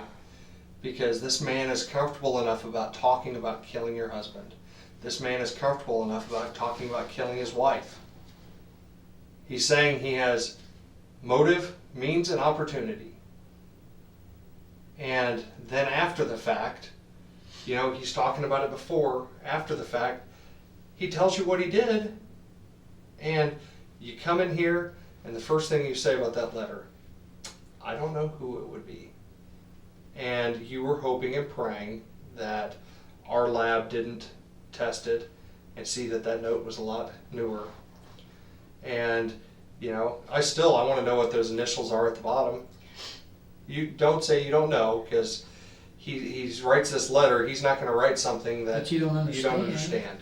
They have to mean something to you. What does Um, this? This one, I've never understood. What is HP? HP means honeymoon in Paris. MMT means marry me, Teresa. Okay. GDB? I don't know what that means. I don't know what this means. What about all these? LYP? I don't know. When he wrote this, he left me a message and told me what all this stuff meant. And I never paid attention to it. Yep. Except for just a couple of these two here, just those two. Did y'all ever discuss marriage, if you weren't married? Whether you guys would ever be married someday? He says, marry me, Teresa. He did. He discussed it a lot. And you guys obviously from that had discussed honeymoon in Paris. That was his. Is that kind of a dream of going there? That was his idea, not mine. No, I'm serious. He would talk to me about, and I kept saying, yeah, that'd be nice, and stuff like that. I mean, but I never said, David, yes, I'm gonna marry you. I never said that. But you're also not saying no. I told David, I said, both of us are married. We are committed to another person. Mm-hmm. We cannot do this. I said that to him several times, over and over again. And several times I tried to break it off with him. And he kept coming back full force on me. I mean, I would ignore his phone calls. I would ignore his texts. And finally I just got tired of it. And I said, David, what do you want? And he said, will you talk to me? And I said, no, I don't want to talk to you. Just leave me alone. And he would just come back at me full force. And he would make me feel bad. How would he make you feel bad? Well, he would just say, well, what about all the times that you told me about Randy doing this and Randy doing that? And I would be like, David, I was angry at Randy and Randy was mad at me. And I told you that because I was angry. And, I mean, he did the same thing to me. He would call me and tell me what his wife was doing to him. And just to see what I would say. And I had no response because I didn't think like he did as far as... Did he ever joke about or talk about how he was going to get rid of his wife? Yeah. How? Well, he never joked about it. How'd he talk about it?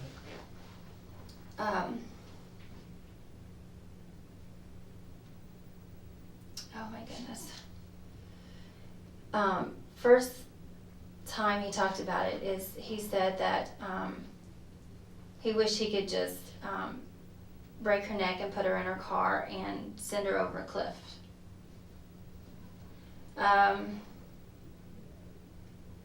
Let's see. What else did he say? He said one time when they were out on a trip that he thought about rolling his car and trying to make it look like, her neck broke in the rolling of the car or something like that. How recent were these conversations? That one about rolling the car, that was last year. Mm-hmm. This other one, well, he's mentioned that one a couple of times. Within the last 2-3 months, probably. When was he going to do this? Oh, he never told me.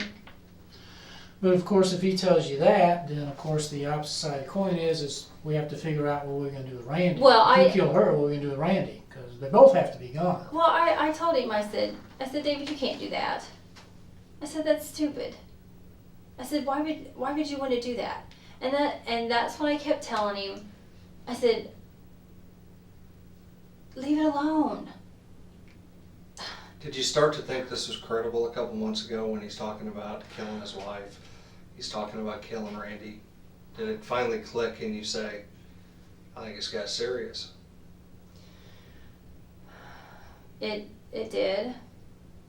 Did that concern you?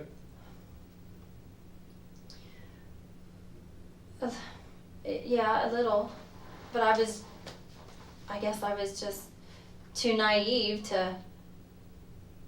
But you're not too naive because you're somewhat playing his heartstrings because you're stringing him along. If you truly wanted to end it, you had the perfect leverage ever to say, you are the pastor of this church. If you keep pursuing me, I will expose what we've been doing. And it would have stopped immediately, wouldn't it have? Yeah? Probably. And you didn't do that. No. And, you know, I'm sure there's some remorse of, I shouldn't be doing this. I shouldn't be involved in this. But it still continued to happen.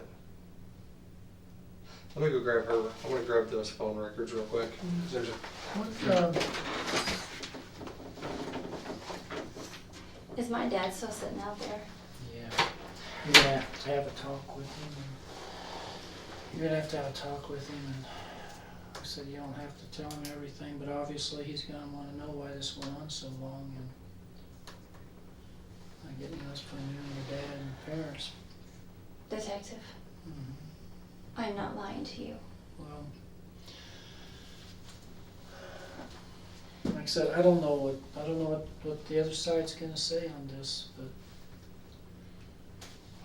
I don't know. it just seemed like there had to be a point. There had to be a point when David said, "Yes, I can do it," because Teresa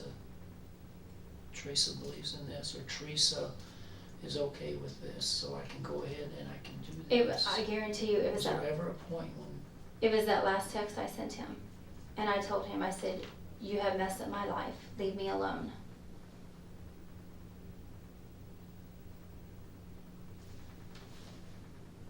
No, That was the the last. day That was that day. on 31st. Yes, I Okay. texted him and I said, that's because he was bugging me so much. And I Uh-huh. finally got tired of it and I said, I just texted him, I said, "You have messed up my life, leave me alone." He texted me back and said, I don't mean to mess up your life, I'm not trying to mess up your life. What else did he say? Was this after Randy was killed? No, this is when I was on my way out to my chiropractor appointment. Okay. He said, "I'm not trying to mess up your life. He said, I'm trying to make it better." And On the way to the chiropractor, so that would have been. I didn't respond. Between 1:30 and 2? yeah, I didn't respond to it.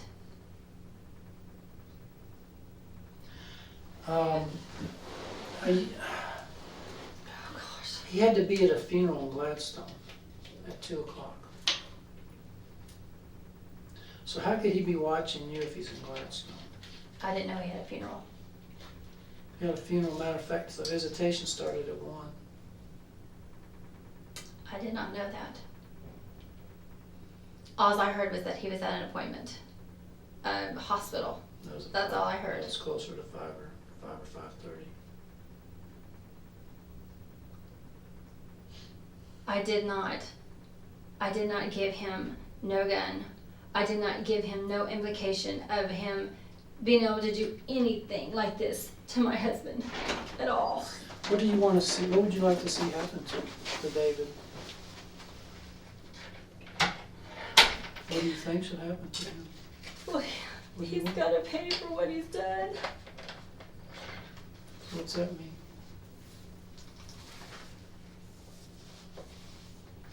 I know I've hurt a lot of people. I know I've hurt his wife, and I know I've hurt his kids. And I'm sorry for all that. But I never, ever told him to ever do anything that's stupid. Well, if he's charged and tried and found guilty, what do you think should happen to him?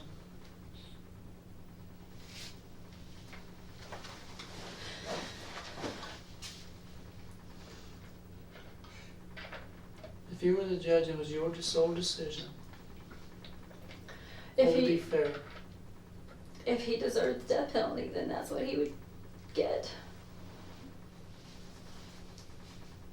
But you're the judge, so you have to make the decision. I'm saying if you are in charge, what in your heart do you feel should happen to him? What is fair to you? Well, he took my husband's life. Mm-hmm. So they should take his. You think he should be put to death? I'm just not that cruel, I guess. That's why I'm trying to get an honest answer from you. Don't tell me what you think I want to hear. I want to know what you really believe. What is appropriate punishment for David? In your heart.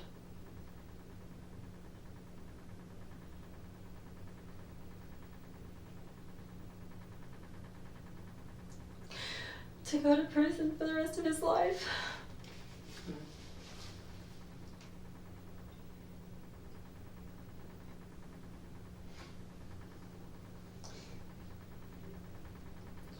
Teresa, things aren't adding up with what's being said from other people about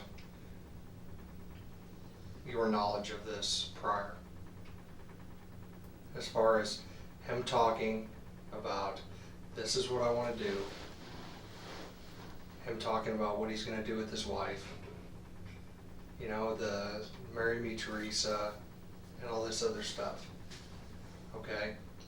I don't want this man who murdered your husband, who took your children's father away from them.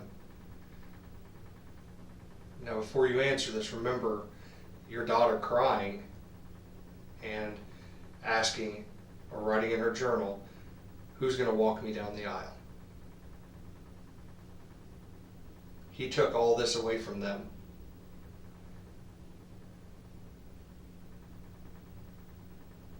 How does it get to this point, and then after the fact, you lie to us, you don't tell Detective Rosewarren that this man's confessed to murdering your husband? Because I understand you still have feelings for him. Okay, that's clear. Okay, you have to. Because for you not to call the police after this man confesses to you that he put a bullet in your husband's head and took him from your children, there has to be feelings there. There has to be plans afterwards. Do you not think that here down the road, whenever he gets rid of his wife, that even if this would have passed and this goes unsolved, that Detective Rosewarren wouldn't have been able to put two and two together? Because you guys were very careful about using track phones, and you had pretty good discipline on the phone. You communicated with him. You use voicemail instead of talking directly to each other a lot of times. I mean, all that stuff just shows evasion, it shows covertness, trying to be covert, trying to be slick. Calls to the office in the morning where you talk for 10-15 minutes, and you know, Well, I have gone over. I mean, because he knew that Randy wasn't there. That's why he called me. Well, we figured that part of it out. It's what you guys were talking about is what is the question. It's not. We did not, I never once talked to him about anything like this, ever. And when he would, I just kept telling him, it's stupid. Okay. Don't do that. Okay, but until a little bit ago, and I'm being honest with you, until a little bit ago when I said, you never told him no. And the next thing out of your mouth was, oh, I did. I just, you know, you hadn't been saying that for the last several hours. Okay? I did. I told Detective Rosenborn. I told him. I said, this is in God's hands. Is yes. what you said. Yeah, this is in God's hands. Leave it alone. You have no control over it, so leave it alone. Okay. And what does he refer to in there about control? That he's not in control of things Keep reading. yet. Yet. Yet. He's telling you he's going to take control. He's going to take control. And like I said, we know this. I didn't get that from that. Okay. I mean, seriously. When was that note? Because I'm not clear on that. We know this wasn't 3 years old. 2 years old. No, I told you that. I told you When did you tell me you got that? it was for my birthday last year. not this past year, but a year So ago, it's about- December. 14 months old, or Yes. 15 months old. Yes. Did David know about any did you ever discuss your life insurance policies or the one that Randy had? Was he aware? What do you know about Randy's life insurance policy? What do I know about it? What do you know about it? Well, I didn't really know much about anything until my district manager told me. What's he told you? I have one policy that it was a group life policy from Farmers. Okay. And then the other ones are going to the kids. How much is the group policy? It's $100,000. And Michael? How much was for Michael?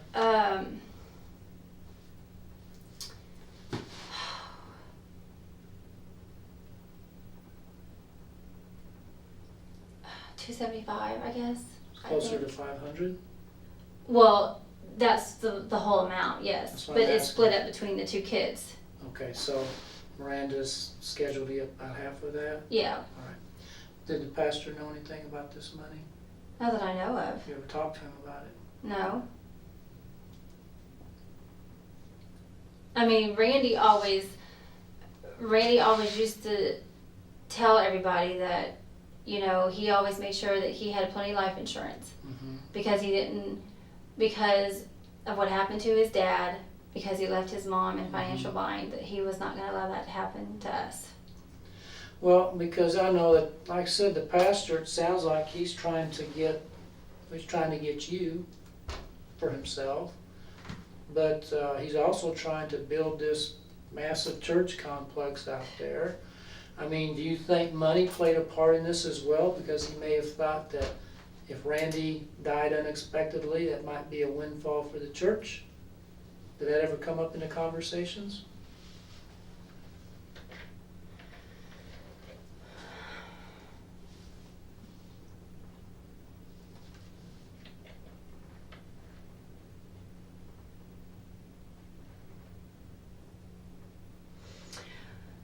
It might have a few times, but I never told him. He just always told me that, well, you know, Randy said that he has plenty of life insurance. I'm like, well, yeah, but I don't know how much that is. I don't know how much Randy had. All I did was pay for the life insurance money, or pay for it. I really never knew exactly how much Randy ever had.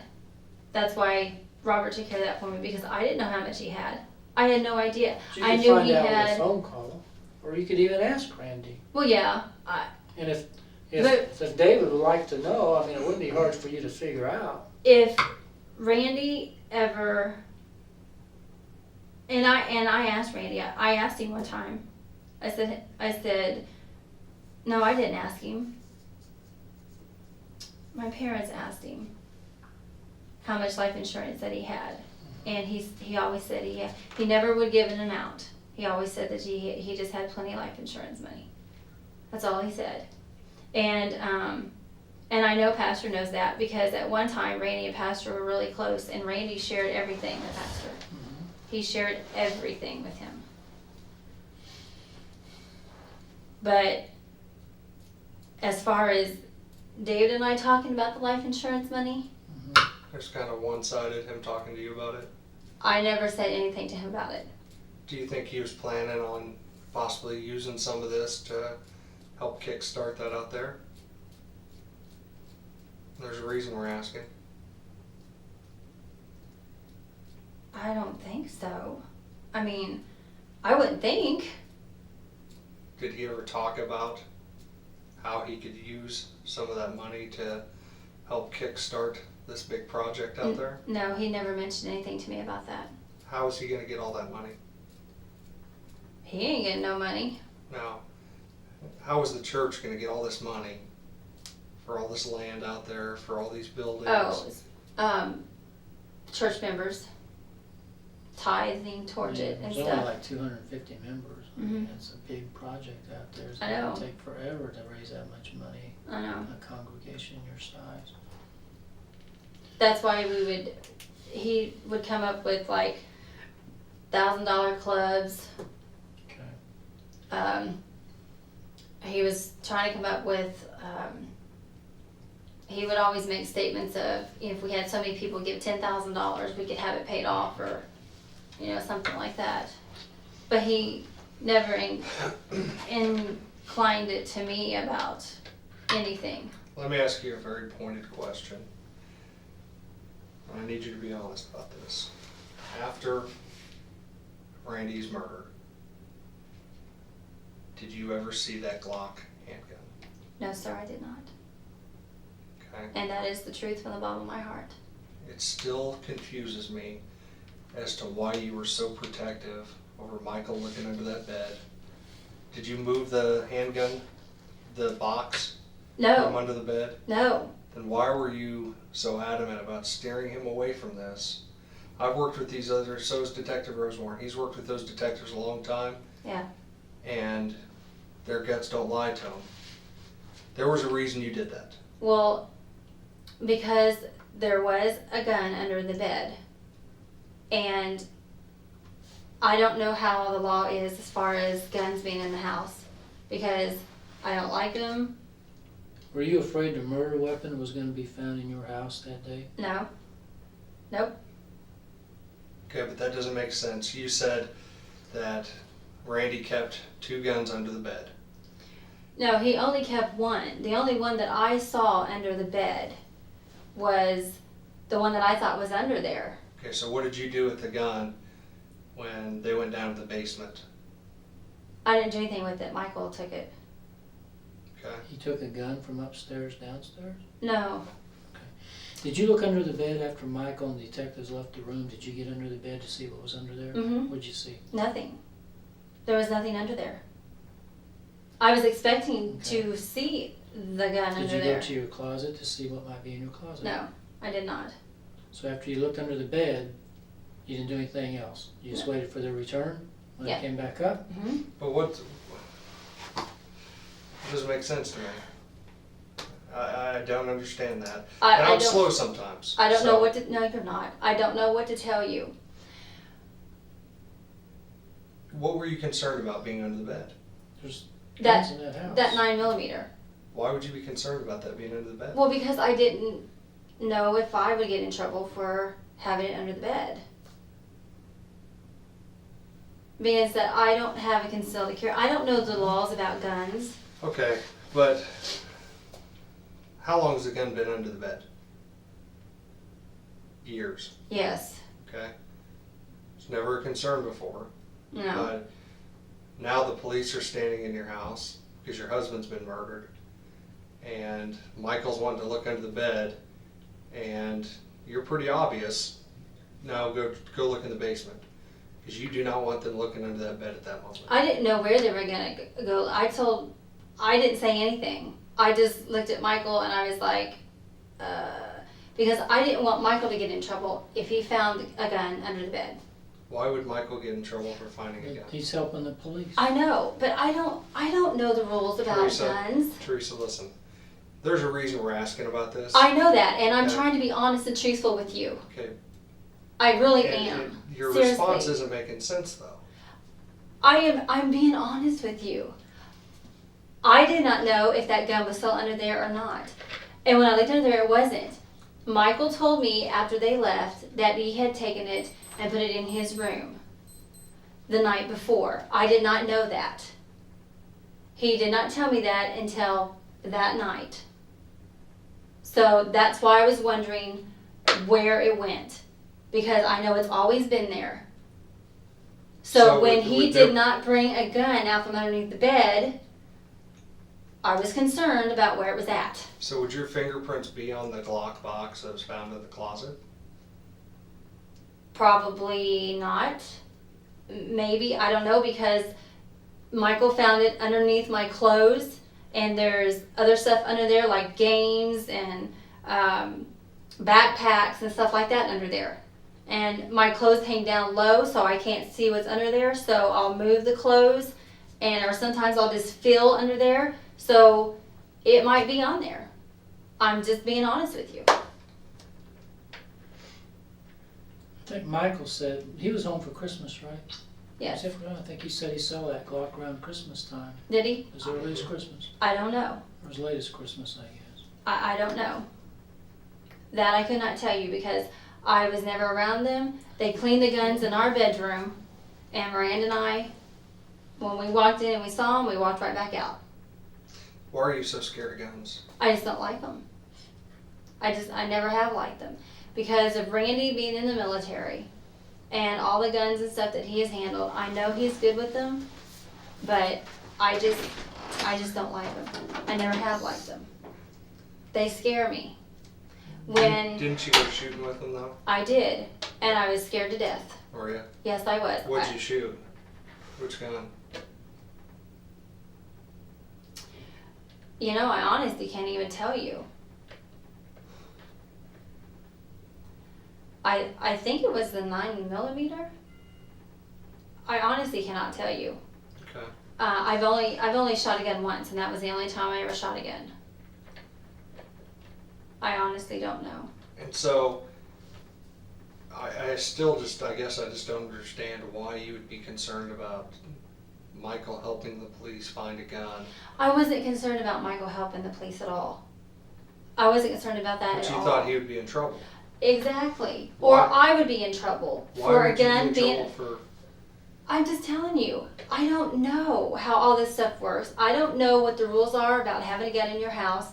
Randy's the one that dealt with all that stuff, not me. So I just thought if they found that they would question me about why there was a gun under the bed. And it was on Randy's side. It's always been there because that's where he puts it. That's what he used one night when our alarm went off in our house at 3 o'clock in the morning. That's the gun that he picked up. And it just scared me. I don't know the rules. I'm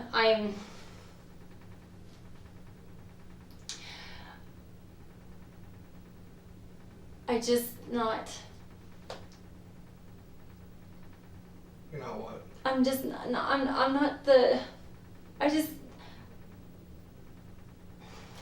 Let me ask you this. On this note, this is kind of driving me nuts. What is that? Honeymoon in Paris. AIE. I don't know what that means. He told me a long time ago, and I honestly I don't know. How did he tell you what these codes meant? Well, he left me a voicemail message about the letter and about what each one meant, but I never kept it in my brain. What about that? GDB.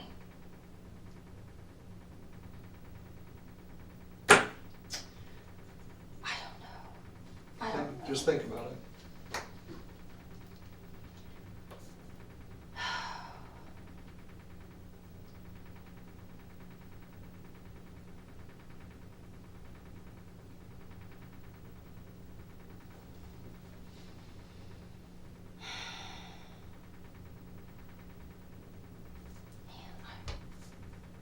I'm racking my brain. I don't know what that means.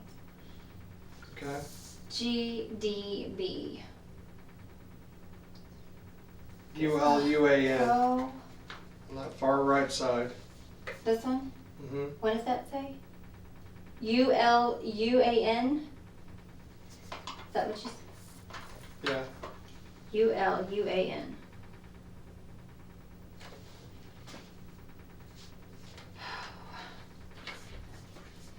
No. I don't know.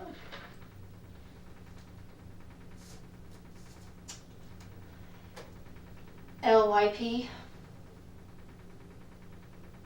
I'm pretty sure I know what that means. Okay. Do you want me to Tell say it? Yeah. Like your. Okay. Okay. ROE? ROE.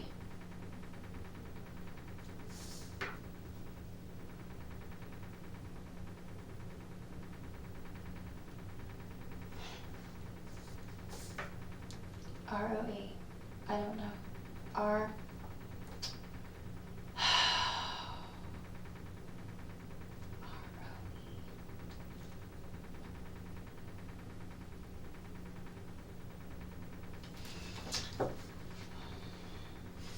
you look at this, it's IULUAN. What is this? That might be IWLUAN, because that should be down there.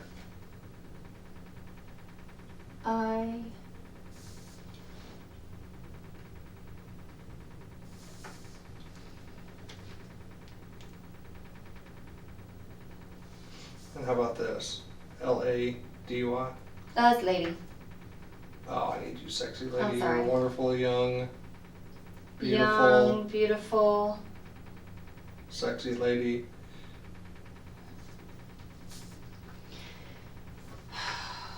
Okay. This should be up here Mm-hmm. because it says happy birthday. And that should be down here. Beautiful, sexy lady. Okay. You are wonderful. Wonderful. Okay, I And got that. then AIE. AIE. I mean, he told me what it meant, but I can't remember. it's all right. Think about it for a second.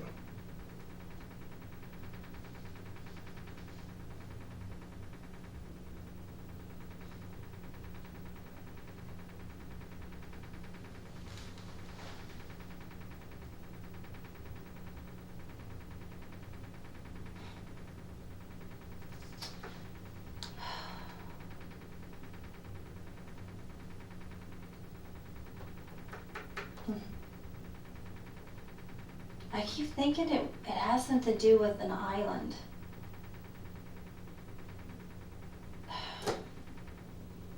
But I don't know what.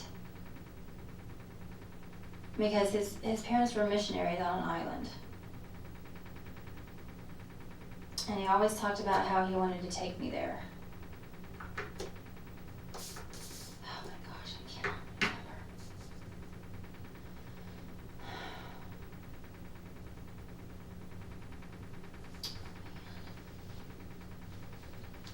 I really wish I knew what they meant.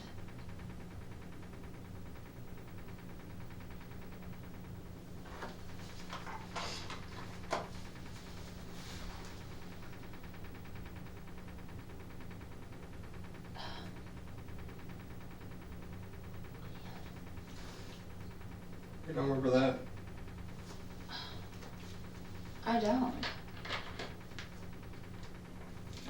Did you write Oh. these down anywhere? No. No, because they really didn't mean anything to me. It meant more to him than it did me, so I think this meant get big. Okay. I could be wrong, but that's what I would get out of that. Okay. This one, I don't know. What about these? ROEI.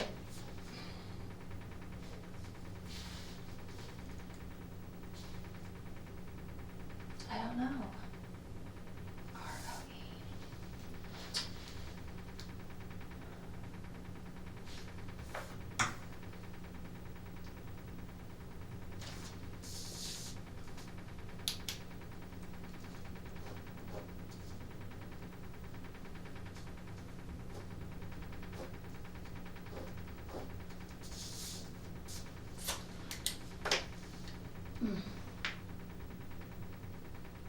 I don't know. He always told me he, would write silly things down and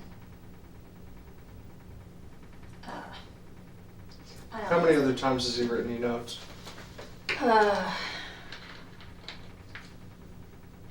Not very often. Maybe once or twice. And where are those at? Probably in the trash from like 2 or 3 years ago. Oh, okay. Seriously, he never wrote me letters. How did he give you this letter?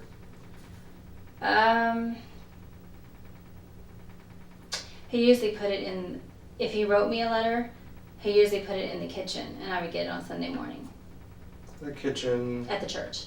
Okay. And when did you say this was written?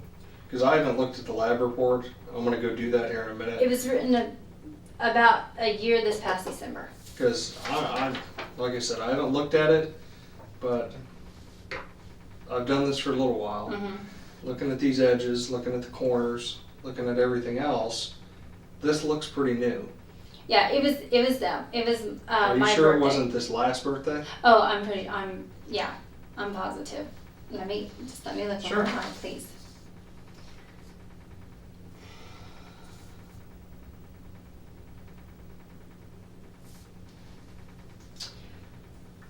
Well, let me think. Wait a minute.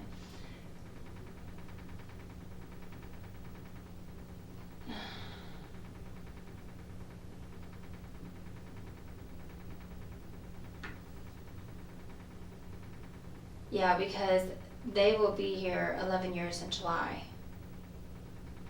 So he was talking 9 years ago, so it had to be 2 birthdays two ago. birthdays ago, yes. Okay.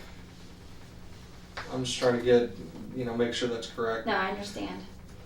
On this phone, do you have either of these numbers saved in that phone? No, Did you at one point? no.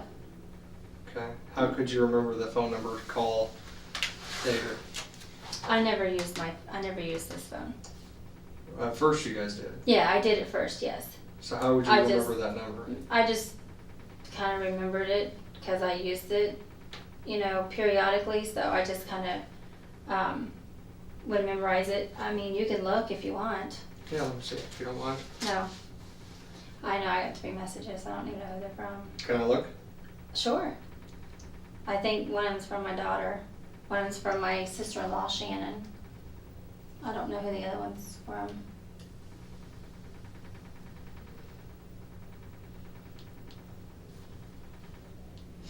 Did you have some sort of sale this weekend? Did I have a sale? Mm-hmm. Sale. A sale? Like a yard sale or something? No, sir. Why? I was just curious.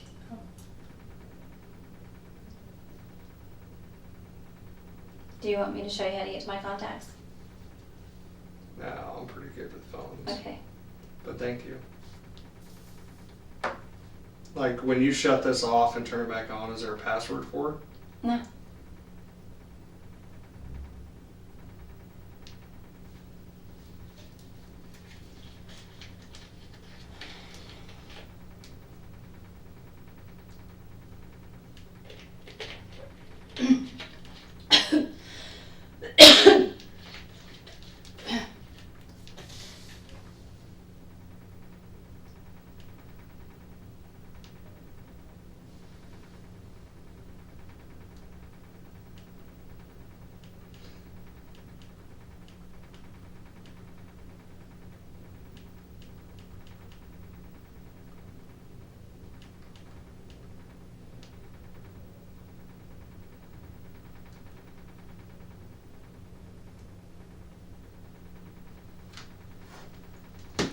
So,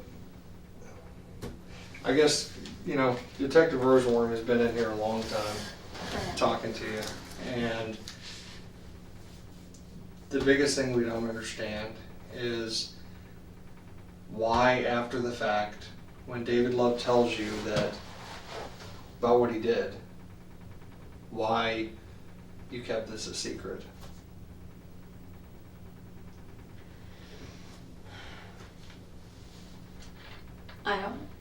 I don't know if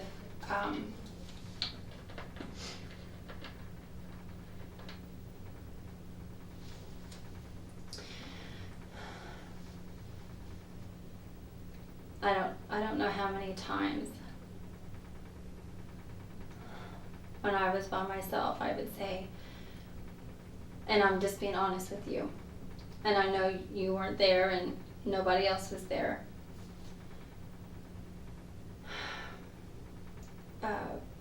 Why I don't just call and just turn him in. Were you afraid of what he was going to say? Because I'm telling you right now, he's in a room 2 rooms over. They're talking to him, and that was the text message I got. He is talking. And Detective Rosewarne is trying to give you that lifeline. Because what he was explaining, if you get wrapped up in all this, and you're not on the forefront, and you're not 100% forthcoming, he can't help you. I understand. And you've got to think about you, you've got to think about your children. Okay? Not him. So, is there anything you haven't told us? And before you answer, think carefully. Okay? Because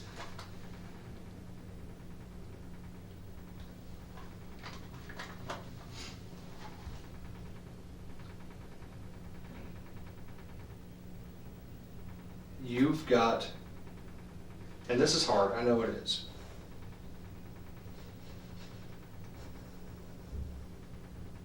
But I'm telling you, if David says, she knew I was going to do this, and I don't know what he's saying right now, so let me say this. What would you say if he does say that? If he says, she knew I was going to do this, that's why she left the office, that's why she went to all these places. Then he is lying. And he lied to me. What do you mean he lied to you? Because he always told me all the time. He would just rack it in my brain that he would protect me. He would take care of me. He would do all of this. And Okay, but he can't do that until you're his. I know. Okay? So he's in save his butt mode. I never thought we'd do this. All right. I'm not gonna let this keep going on, okay? We've been honest with you about everything except one thing. I'm gonna tell you we don't have a pastor, but we want to test your integrity. I'm convinced that you're telling the truth, okay? I am. But we just wanted to bounce that off of you to see how you reacted, okay? It's just the technique that we use. All this other stuff is true. That's the only thing that I haven't been honest with you about. Remember when we talked earlier, would you be willing to try to talk to David? All right. It would probably go a long way to help you if you would be willing to give him a call. We'll give you a phone. Now, I know he's a pastor. He probably gets phone calls in the middle of the night all the time. The I thing have to is, call him tonight. let me tell you something. When we get rocking and rolling on something like this, we can't stop. Because if we stop, experience tells us that things just go wrong. Things are going well, but you need to call him and you need to say, David, we have to talk, and we have to talk right now. And you better figure out a way to do it, okay? I don't care if he has to make up a lie to his wife. I've got somebody that's sick or has been rushed to the hospital, but you need to draw him out to where he's at a place where he can talk comfortably. And you can't take no for an answer. Even if that means we need to talk because I got picked up or something like that, and we got to talk right now. But you've got to get him on the phone, and you've got to get him to a place where he can talk. Now, I can't make you any promises because I don't have the authority to do it. But I'm telling you, the prosecutor is already charging you with obstructing a murder because of all the stuff you've done. This is why you need to cooperate so that we can show the prosecutor that you're really trying to help and you're really being honest with us. This is what you need to do this for yourself. All right? And do you understand why? Do you understand why they might charge you with something? Well, think about it. You got a killer running around in our streets, and you know it, and you've done nothing to help us solve this case until tonight, okay? All right, so that's why you need to call him. We're gonna set you up with a phone, I'm gonna bring some tech guys in here and they're gonna set you up. It won't take long, all right? But once you call him and he's able to talk, then you have got to draw some information, you gotta draw something out of him, something that's gonna be helpful. Because right now, you know what he's gonna do?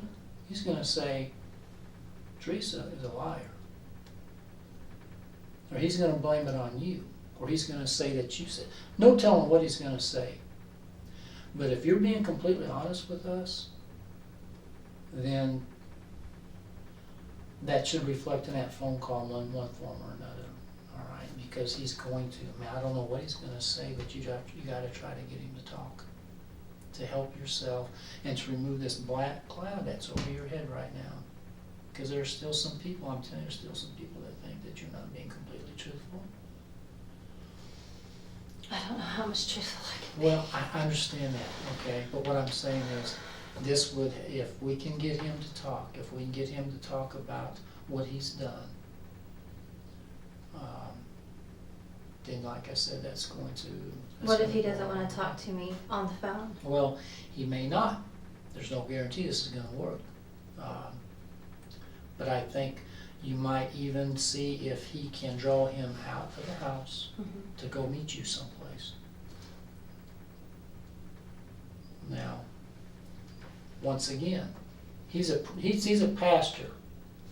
I'm sure he's been called out in the middle of the night. What if he wants to meet me in my house?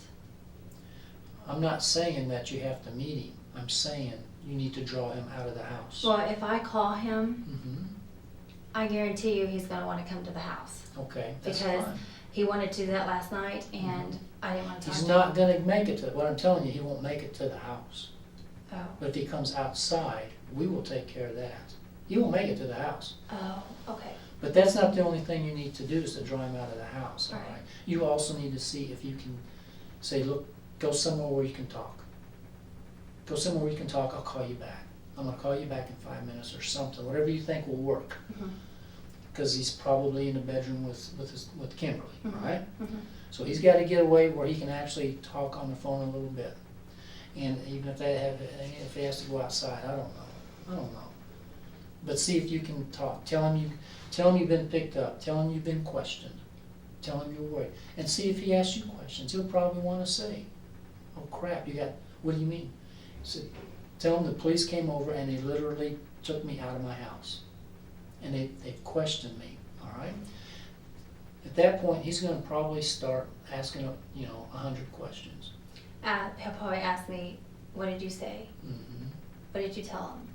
Yeah. And what am I supposed to say? Well, the idea is to get him to say stuff, to say stuff that is going to help corroborate what you've told us in here.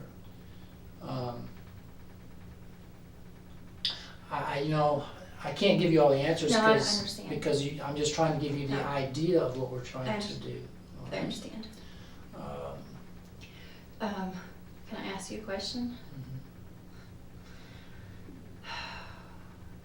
Can I take my dad home? I'd rather you make the phone call first, because if you take your dad home, obviously your dad is gonna have a million questions. And if you get tied up with him for a long time, then I'm afraid that, once again, this is never gonna get done, and you're gonna lose your opportunity. Your dad, we've been checking on him. Is he I mean, alright? He's fine. Obviously, he's concerned, Right. as he should be, but he's fine. And like I said, this won't take a long time, I don't think, to get this going. It's just a phone and a recording device, okay? But your job is to sound convincing and see if you can get him to talk. And then get him out, tell him you want to meet him, that you have to meet now, that it is urgent, absolutely urgent, or bad things are gonna happen, because you have to see him now. Okay. Okay, so I'll let you think on that for a little bit. Sorry, I'm not very good at, Well, I'm just, I don't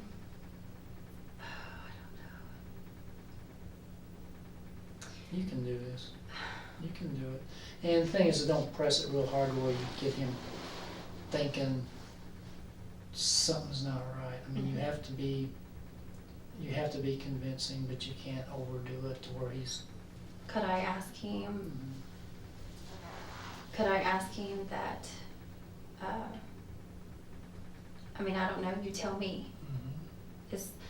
Should I tell him that they questioned me hard? I mean, Yeah, I what I'm saying is you don't even I have, don't know. yeah, you don't even have to do this. That was just one scenario. Do you think that there's a better scenario that would get him talking? Could you call him up and act like, I haven't slept for 3 days? Don't even talk about the police. Say, I can't, David, I haven't slept in 3 days. This is eating me up. Says, I know what we did, or what you did, or whatever. And I don't know what to do about this. Maybe you should tell him that I think I'm gonna have to go to the police about this. I just can't live with this. That's what I was. If you did it that way and not say anything about the police, that might even be better. You know him better than I do. Whatever you think will work is what we need to go with, because you know him better than I do, and you know yourself better than me. Okay. Does that sound like something that might be feasible, that Sure. you're about to crack up? You can't live with this guilt anymore? Sorry, my brain is so fried right now. I know, and you know what? And I haven't had any sleep for the last day and a half. Oh. And so you probably, Are we ready to make this call? I think, you about ready? You need about 5 minutes? And like I said, if he wants to meet you somewhere, that's fine, but anywhere he wants to meet, I'm telling you, he's not gonna make it. Can I just ask one thing?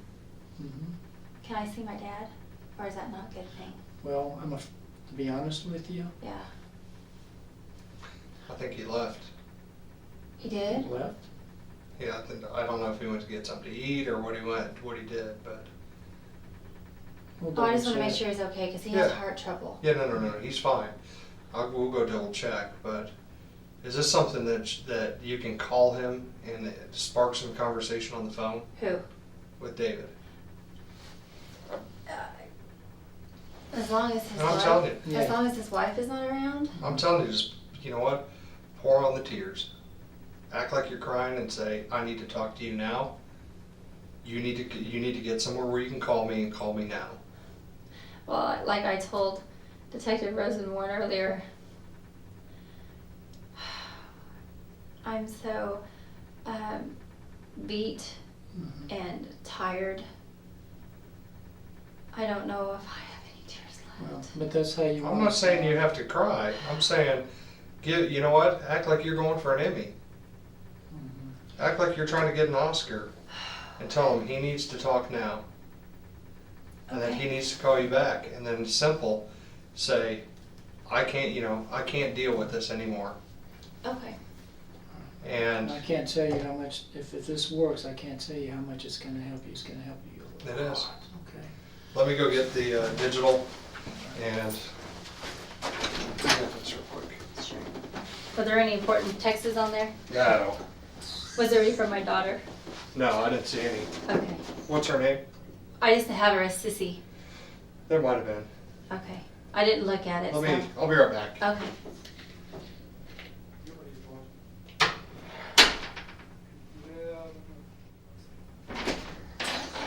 Okay. All right. When you call him, act as upset as you can and tell him, go to another room, call me, in the next 1 minute.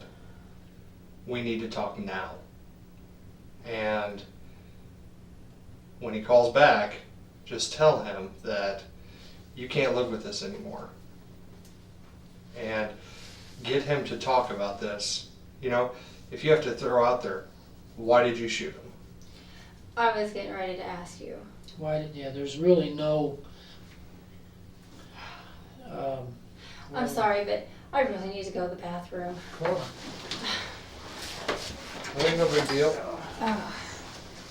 Hold on.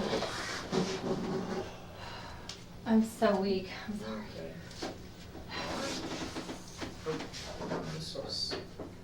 We're used to this. Oh, really? the chiropractor was telling me that I have a tendon that is twisted, and it affects the whole left side of my body. Oh, really? Yeah. Oh dear. Oh. I can tell my blood sugar's low. I'm shaking like crazy. Are you diabetic? No, but every once in a while. Do you want a taco? I haven't. Oh, I had some chicken. I haven't really ate all day. It was just a rough night for my daughter and I, and we didn't sleep at all. What do you mean? It was just a rough night for us. Just crying and talking, and What's your daughter say about all this? Do you think her or Michael know about your relationship with David? no, I really don't want him to know. Well, sure. We're not going to tell him. Well, we're waiting for Detective Rosewarne to come back in, and then basically, I'll put the date and time on this recorder. It's not on yet. You'll put this rubber part into your ear, whatever side, and just hold the phone, talk normal. And So I put that in one ear and no. Oh, I'm sorry. This in this ear, whatever ear you're going to use for the phone, Oh, okay. and then the rubber part into the ear, Okay. and then hold your phone up to it To the same. and just talk normal. Okay. Does it make you nervous that there's two people in the room with you? One person has to stay with you, but if two people make you kind of nervous, one of us can leave. No, we're not going We to be don't want you talking. to be nervous and stuff, but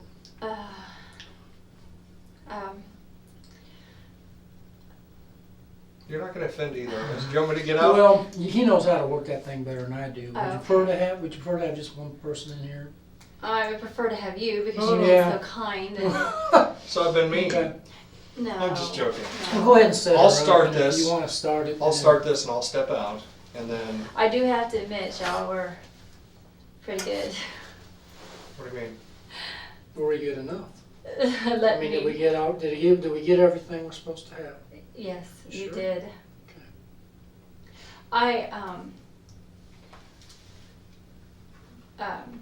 Can I talk about me with you guys? Yeah.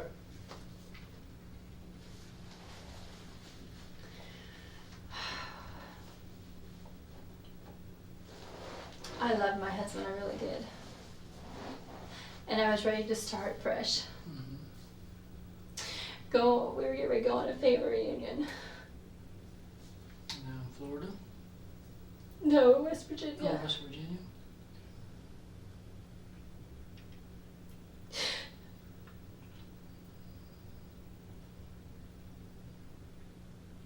You know, I could see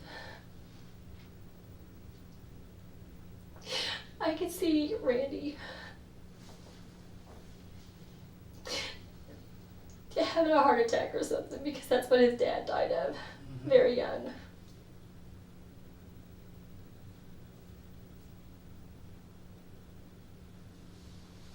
Do you ever see this?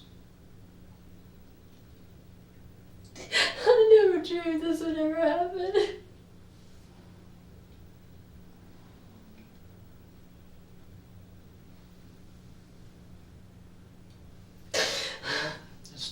It's time to put him in jail.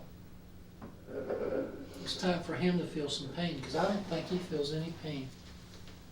He went off to Colorado on his little vacation or whatever.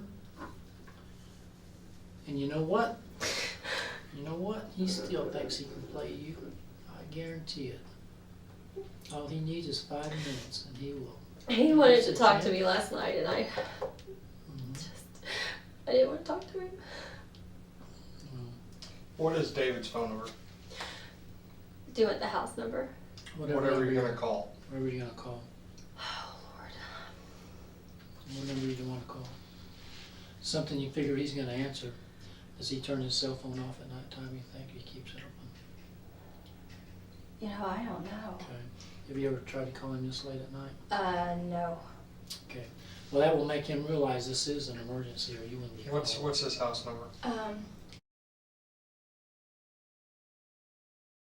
Okay. Did he ever say what he did with his phone, the 217? Didn't I tell you I don't remember what you told me. What did you tell me? he ran over it with his car? You said he ran over it. And then he distributed it among several places, but he never told me where. Okay. All right, here's your phone. Don't dial yet. Jeez, I'm scared, guys. You're okay, I promise. All right, you ready? The idea is to Don't get him, dial yet. get him to talk as Oh. much as you can before you say you need to meet him. Don't just say you want to meet him, because he'll run out the door. Try to get him talking first and lead into maybe a meeting someplace outside the residence. But talk to him as much as you can about it. Obviously, we're recording this. We want to get as much recorded as we can about him admitting he killed your husband. Okay? Hold on. This is Detective Sal and Rosehorn, Independence Police. It's April 21st, 2010, 12:43 a.m. This will be a controlled phone call between Teresa Stone to David Love's home phone number, 816-796-8102. Let's put that in your ear. Don't worry about this. And when you talk to him, of course, you want that on the same side. Just like that. If nobody answers, we'll hang up and we'll dial again until somebody answers.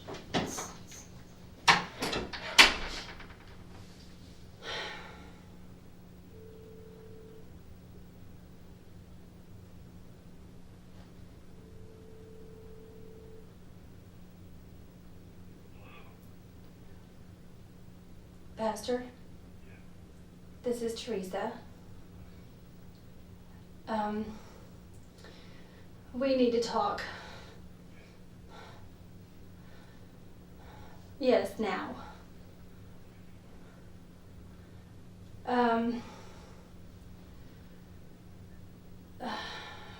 You can't talk now on the phone? I can't do this anymore. I cannot live like this.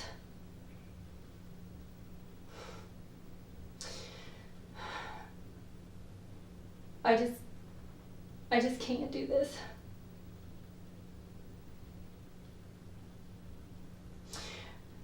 You got to do something. I said you have to do something. I can't live like this anymore. This is just killing me.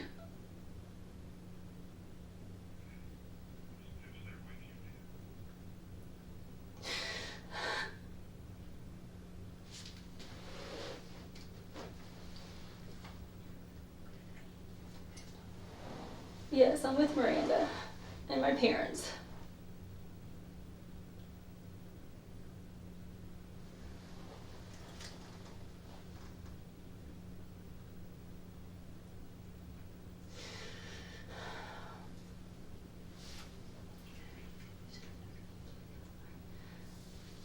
No.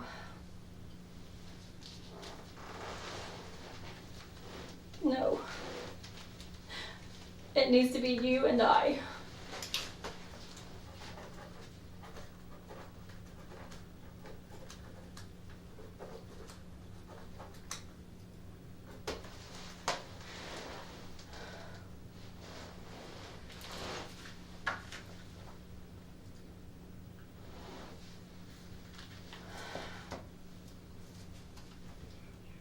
No, I need to talk to you. I need to know. I need to know. I need to know everything.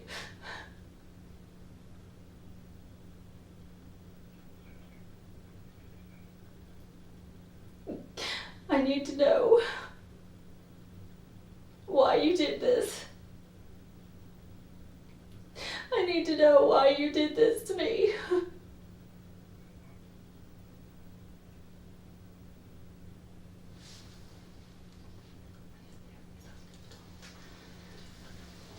Can you go someplace else, please? I need to talk to you alone.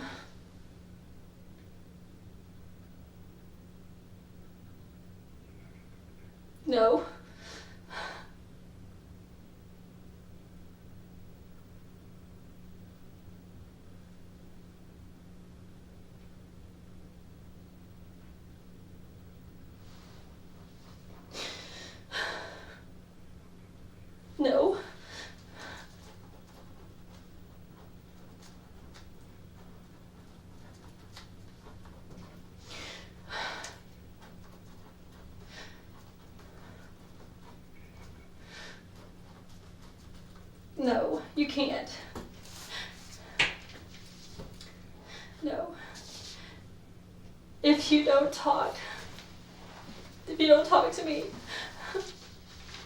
I'm gonna go to the police. I can't do this anymore.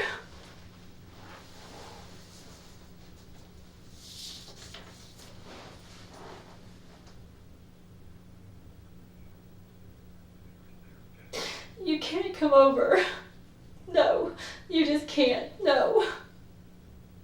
I want to know why. I want to know why. You know what? I need you to talk to me alone.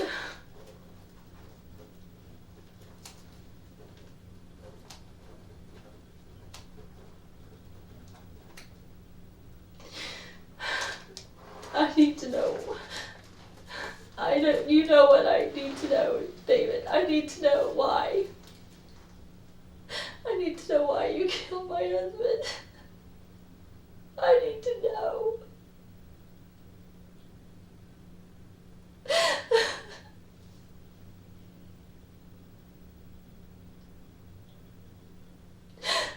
Please. I can't live like this anymore.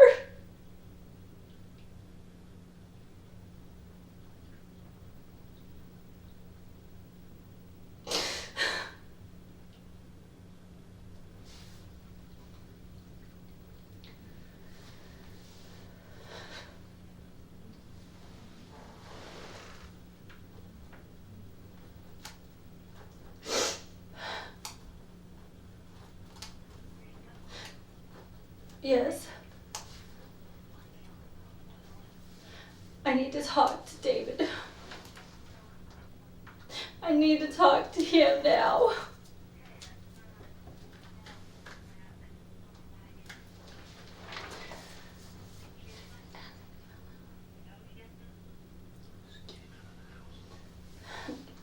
Can you just get out of the house? I just need to talk to him.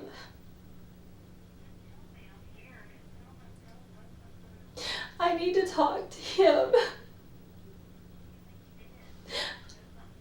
I need him to come out of the house. I need to talk to him alone. I'm at home. I just need to talk to him by himself.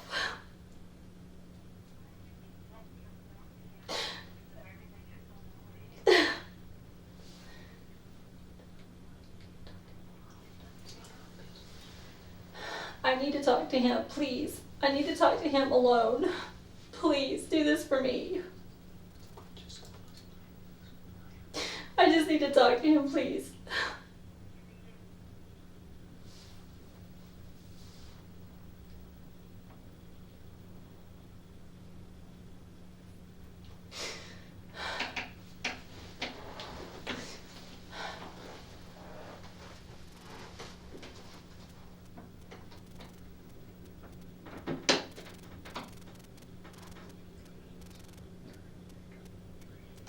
Yes. No, she can't.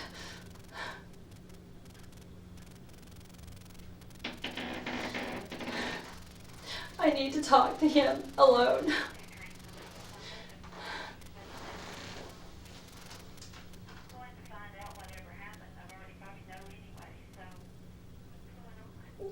I just need to talk to him alone.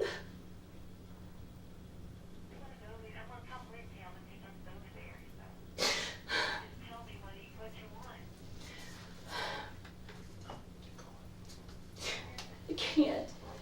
I need to talk to him alone. He knows what I need to talk about, and I need to talk to him alone.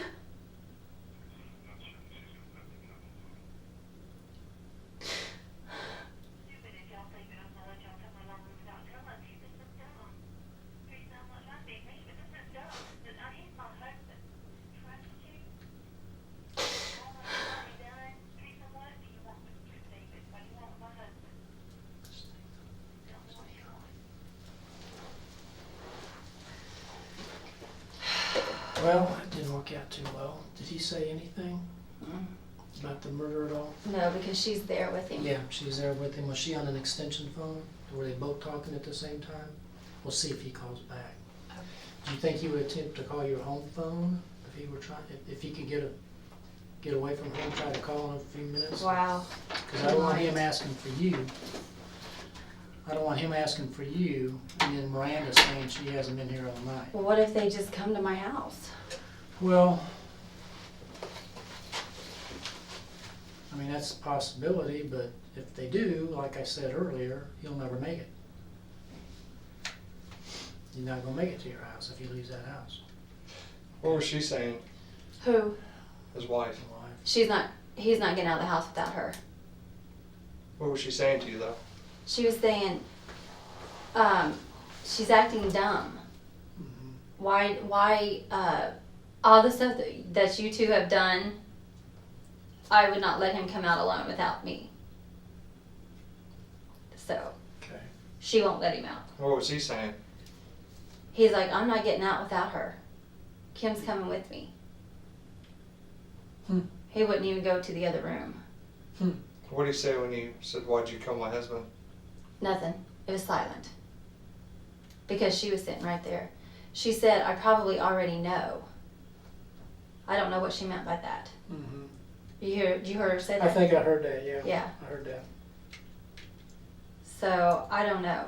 What do you think your gut is? Are they going to load up and go to your house? What do you think? I do.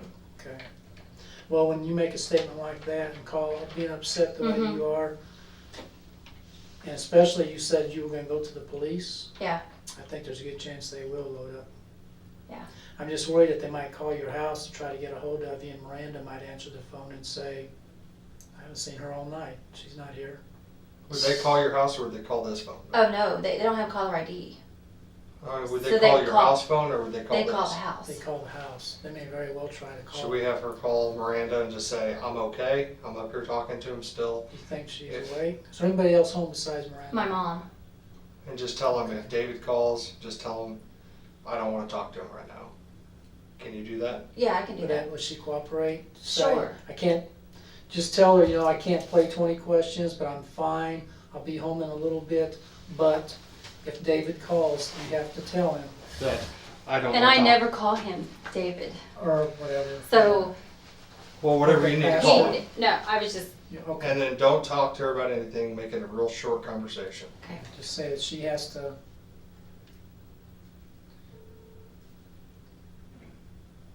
my mom answered the phone. Tell her that you're there. You just don't want to talk. Mom.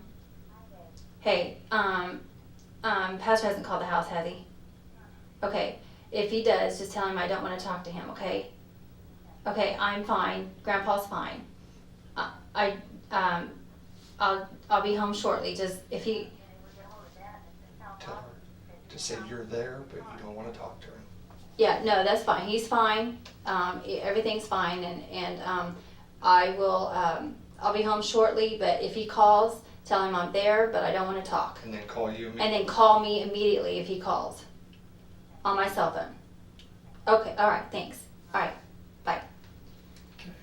That should cover that if he tries to call you back. What if they go to my house? We're watching the house. Okay, So if he leaves the house, okay, he won't make it to your house. okay.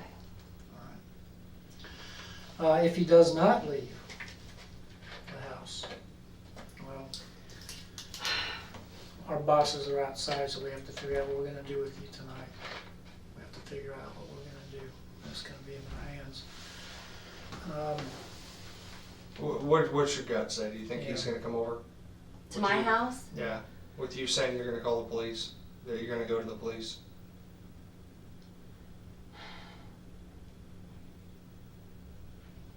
You thought, I do. It's gonna be difficult for him to explain it to his wife.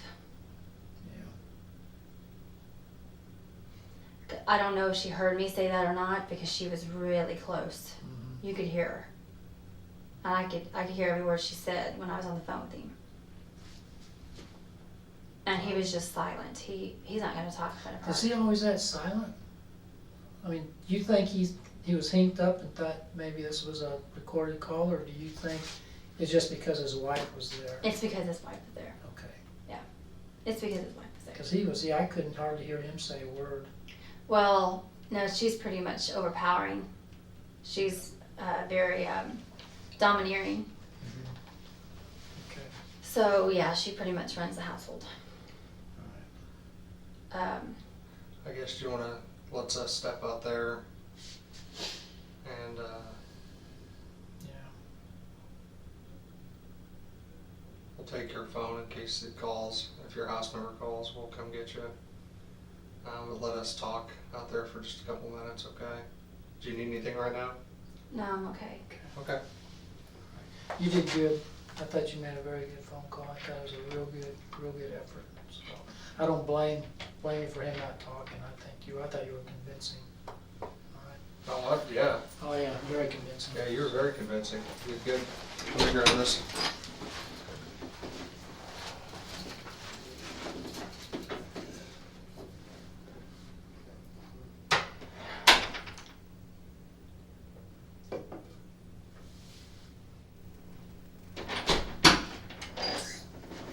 Hey, Teresa. They did as we predicted. They jumped in the car and they were hauling butt over to your house apparently. So they got stopped. Kim was with him. Shelton was following. You have any idea why he would be wanting to jump on that train and run over to your house? No, I have no Okay. idea. Okay. I don't know. Okay. Well, they're all three gonna be coming up here. All right. Obviously, David's gonna be questioned. We're also gonna question Kim to see what she may or may not know. Mm-hmm. And we'll go ahead and question Shelton too, just to see what he may or may not know. Mm-hmm. This is tough. It's a long night. We understand that. It's long for everybody. But they are on their way being transported up here now. And once they get up here, we're not going to mess around for very long. We're going to get right in there. We're going to start talking to David right away. Mm-hmm. We're going to see how that interview goes. And see what, if he talks to us, we're going to see what he has to say. Of course, if he does what you did, and he chooses to be truthful about this, then that should be okay, because whatever he says should be pretty close to what you said, right? Okay.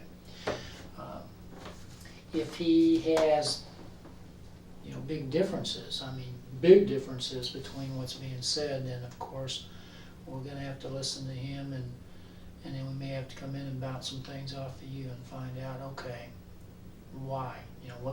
What's the problem here, all right? So, I'm gonna tell you, this is not a comfortable room, but I don't wanna be moving you around this building, so I wanna leave you here. I just want to make sure my dad's okay. Your dad actually went home. Okay. I guess he finally gave up, so, Okay. but you've talked to your mom, so she knows that you're here, and Are they going to keep my cell phone out there? yeah, we get actually, what they want to do is they actually want us to Call him? No, get a search warrant for your phone so Oh. we can make sure there's nothing in there that might be valuable Oh, evidence. okay.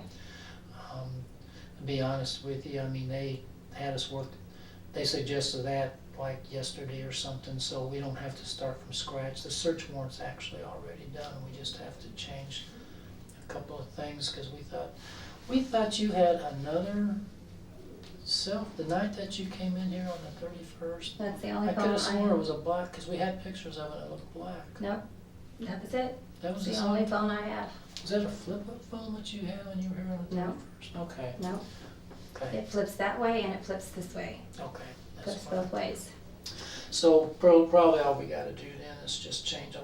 I think we thought it was black and we put that, but we'll change No, that. it's blue. Yeah, what we'll do is, very first thing in the morning, we'll have the people that can download all your cell phone stuff, we'll have them do that right away. Okay.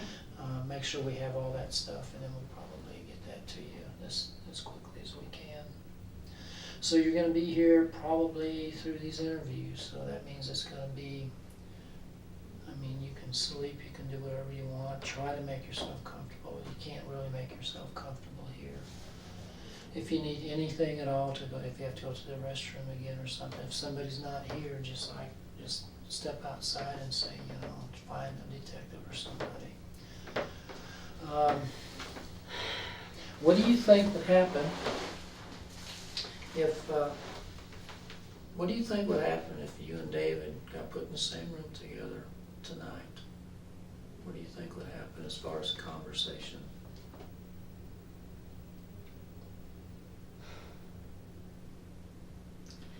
Could you two even be in the same room knowing what's happened? Well, you knew that he had killed your husband anyway, so. But could you two even be in the same room together and be able to even talk, do you think?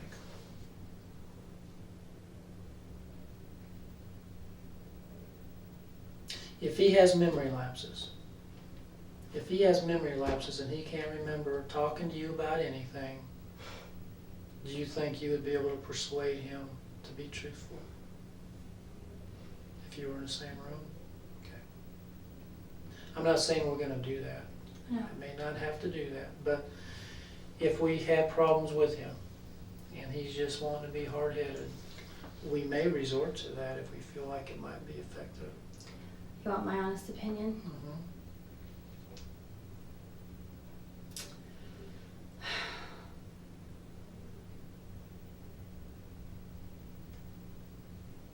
And I could be wrong. I would hope he would cooperate with you guys, being that he is in the state that he is in. I mean, as a man of God, he is held liable to the most high God that we have. And I know I am too. I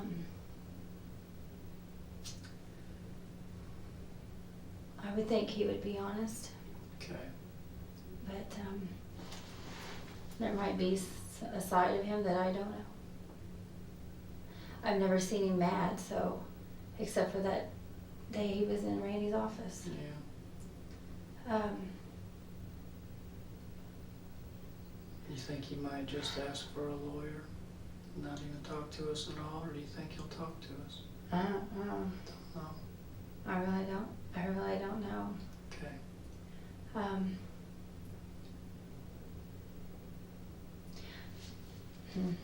We'll see. I don't know either. I know this is probably absolutely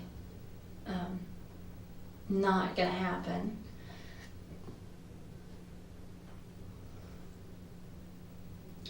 I don't even know.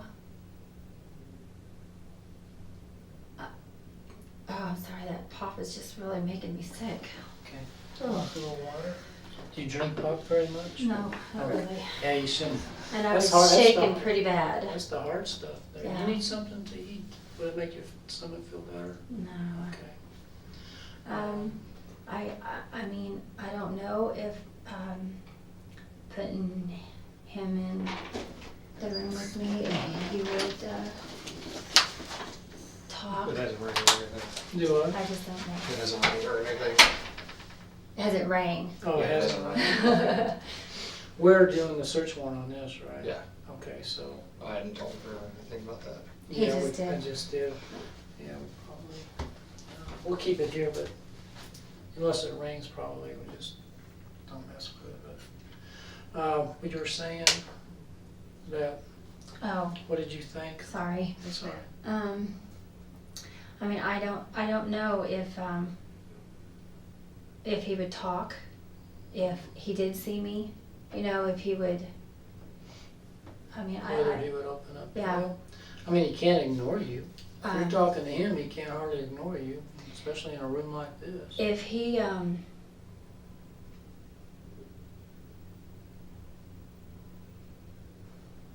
Is she willing to not talk to him when he gets up here? I think she is, but we're just not sure if he'll be effective or not. And I told her that we don't know if it is. I'll talk to him, I don't know what, Yeah. I don't know. And we're gonna try to make that not happen. I'm hoping that he comes up here and does the right thing. and he doesn't need to be prompted by you. But sometimes we have those that just don't have the courage to do it. But when they see a family member or a loved one, in this case you are a loved one, see a loved one, and sometimes Did that you hear gives what them the Kim courage. said? Did you hear what she said on the I heard something about, I think you know what you want to talk about. Is that what you're talking about? Well, she also asked me, she said, did David do something? Did David hurt Randy? Really? Yeah, she said that to me. Okay. Did you get that on the recording? I didn't listen to Oh. that. She said that to me.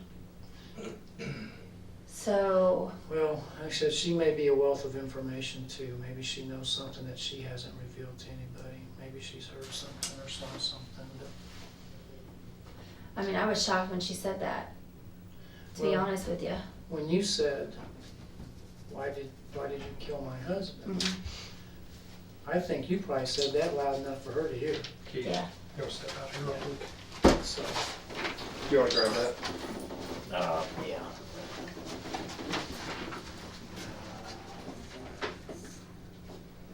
Her stomach's not feeling very good, but they bought somebody bought that in case. That'll be better, okay.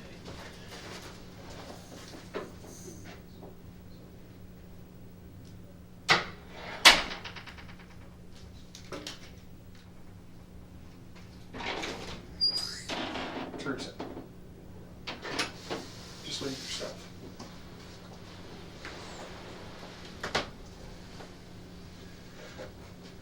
Go out this way real quick.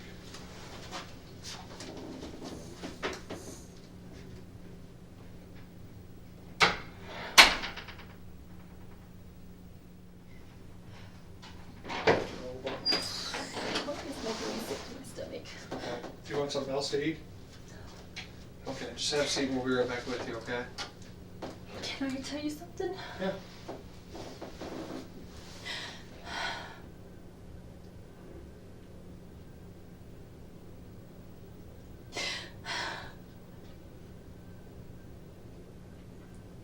I heard for him. You know that? For who? For him. For David? Yeah. I don't understand.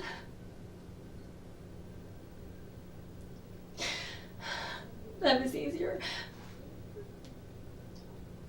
I guess I just wasn't expecting him to be so calm. It's because he doesn't care. Do you think he cares about taking your husband's life? He sure doesn't. I don't understand. He's the pastor of a church, Teresa. He's supposed to be a man of God. And in cold blood, he shot your husband. He took your husband from you. He took your kid's father. Okay? Just have a seat and we'll be right back with you.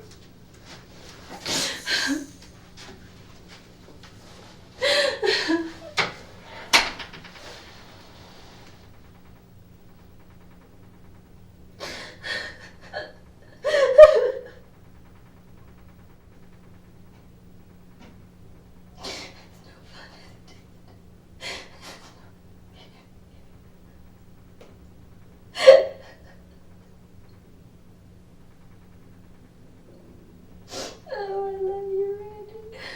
I miss you so bad.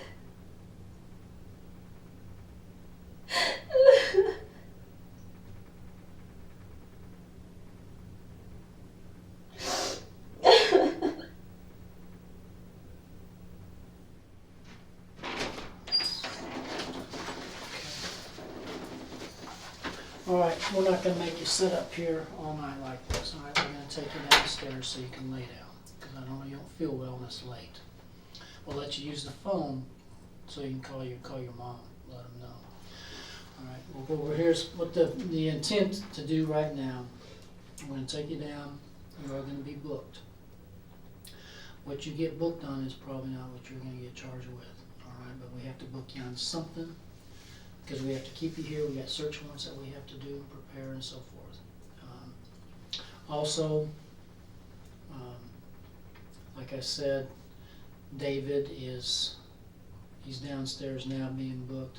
We don't know what he might say later, so we need to keep you here. So we are gonna book you probably on the same thing he was booked on, but once again, I don't want you to go down there and freak out. All right, as long as you're telling the truth. Like I said, you may eventually face a charge of some type of obstruction charge, you know, the tampering with evidence, you know, the phone and that sort of thing, okay? You may be eventually charged with something like that. That's something all the lawyers have to get worked out, okay? But the thing to remember is that we're keeping you here because we have to, but I don't want you sitting in this room, all right? Do you wanna call your mom, let her know you're gonna be here all night? And that maybe you can explain to her later? what's Yeah, and going real on. quick too is, we're gonna be serving a search warrant on your house. Looking for evidence. Is there anything in that house that we're gonna find that you wanna talk to us about now? Cause I'm telling you, we're going through the attic, the basement, every nook and cranny. I don't have an attic, but Okay. Okay. that's But what I'm telling you. the point being is, we're gonna go through every inch of the house, okay? And I'd rather have heads up now than we get in there. We'll find something later, so we're just telling you, if there's something that we need to look for, you need to let us know, because it's gonna be, Is that track phone in there? No, okay. no. That went to you told me that went to the gas station or something? That's the Enterprise. Yeah, Enterprise up there.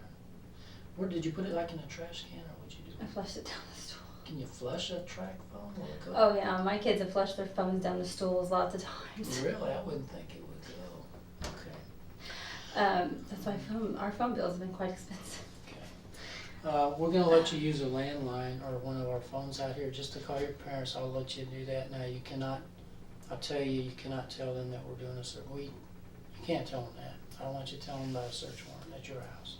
Can't you tell me when it's gonna happen? No, I mean, it's gonna happen very soon, but I mean, Okay. but it's not gonna be, you know, where we're kicking the door in and going in with gun. We're just simply gonna go knock on the door, we're gonna say we have a search warrant, we're gonna go in there.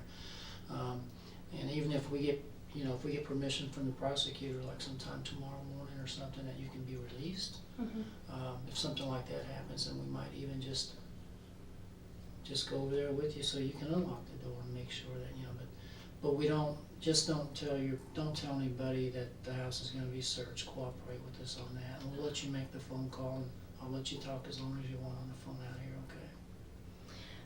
okay? I don't have anything at home. I know, but this is something that the no, prosecutor, I yeah, know. they would hang us if we didn't do it. No, I know, I Okay, understand. yeah. He just asked me, and Sure. I don't. Is there anything back at the office? They got moved to the office? The only thing that's at my house now is just some files that we had written through another insurance company, but I couldn't leave them there at the office with farmers going through the office. I had to bring them home. We're talking anything that'd be of evidentiary value to this Oh. case. Any Do you know, notes? No. did you hide anything in the office that you're not, I mean, just anything you think might be, because, No. I mean, you're asking me about notes. yeah. Well, no, we're saying everything. I was just giving you an example. Oh, yeah. Because basically, this time we're gonna fine tooth comb the house, the business, and, you know, if something's there, If they find it, and I'm just being honest with you, if they find it, it's probably something that forgot that was there, and I didn't throw away. But Okay. I can't think of anything right now. I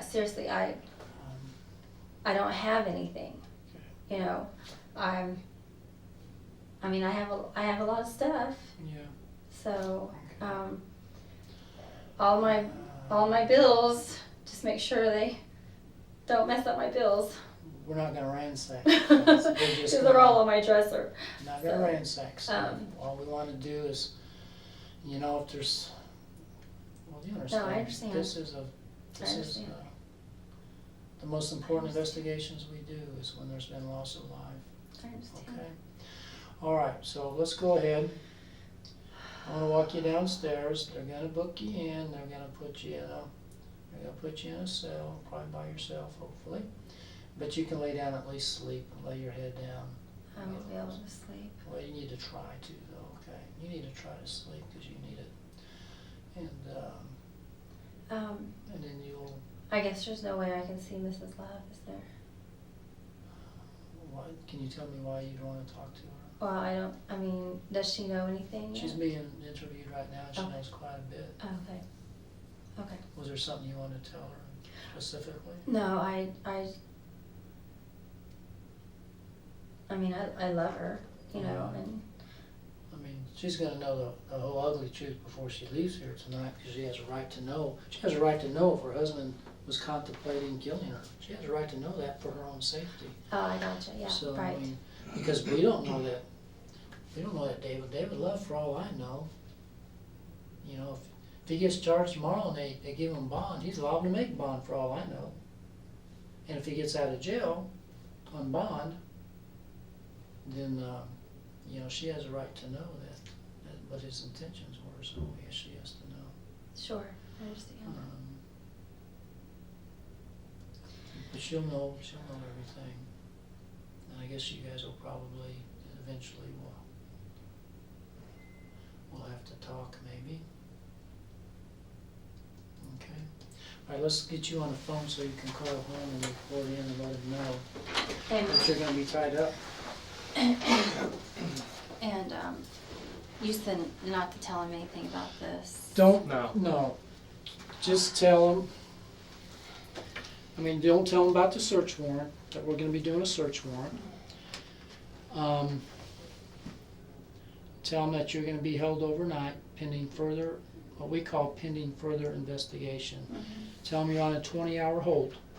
That's 24-hour hold, that's police talk. That means, 24-hour hold means that we have a right to hold somebody for up to 24 hours without charging them or releasing them. So just tell them that you are on a 24-hour hold and there's nothing that they can really do for you until we decide what we're gonna do. Should I have him, as far as taking my daughter to school and stuff? She needs to be taken to school. You won't be able to take her to school Yeah, I know because, that. so you might tell her, make sure that you take Miranda to school Okay. and tell them that if everything goes well, hopefully by maybe tomorrow afternoon, hopefully things will be worked out and maybe you can be home by then. But a lot of it is in the hands of the prosecutor once we brief them tomorrow on what they want to try to do. Okay. Okay? So let's use a phone number.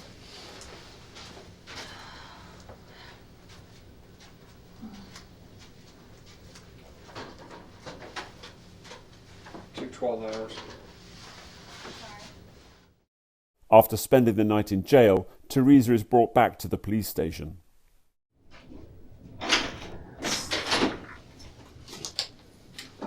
Ms. Stone. Again, my name is Detective Gardner. Let me get these cuffs off of you. Go ahead and lift your arms up. I know it can't be too comfortable.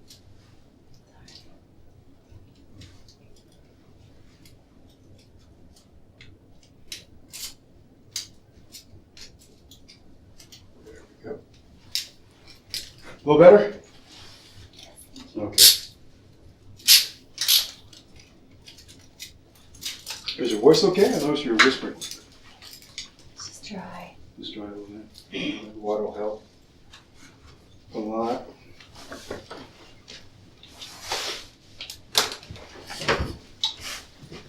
You've been through a lot, haven't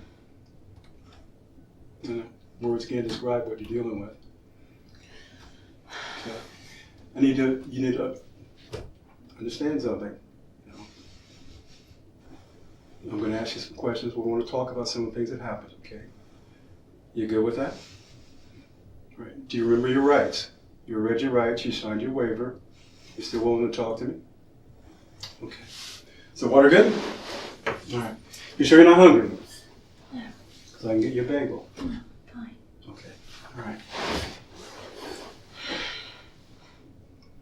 Teresa, a lot of things have happened over the past few weeks, past few months, that, I'm very sure that you probably had no idea what was going on. Right? Right. A lot of things happen. That's okay. You know what? You're dealing with a lot. If you need to cry, you cry. Don't hold it in. You just let it out. I expect you to cry. Okay? Okay. What are you feeling right now? Scared. Scared? What are you afraid of? I miss my daughter. I know you do. And you know what? Your daughter misses you. Your daughter misses you, Teresa. She's probably wondering what's going on with her mom. Where's my mom? I can't talk to her. I miss her.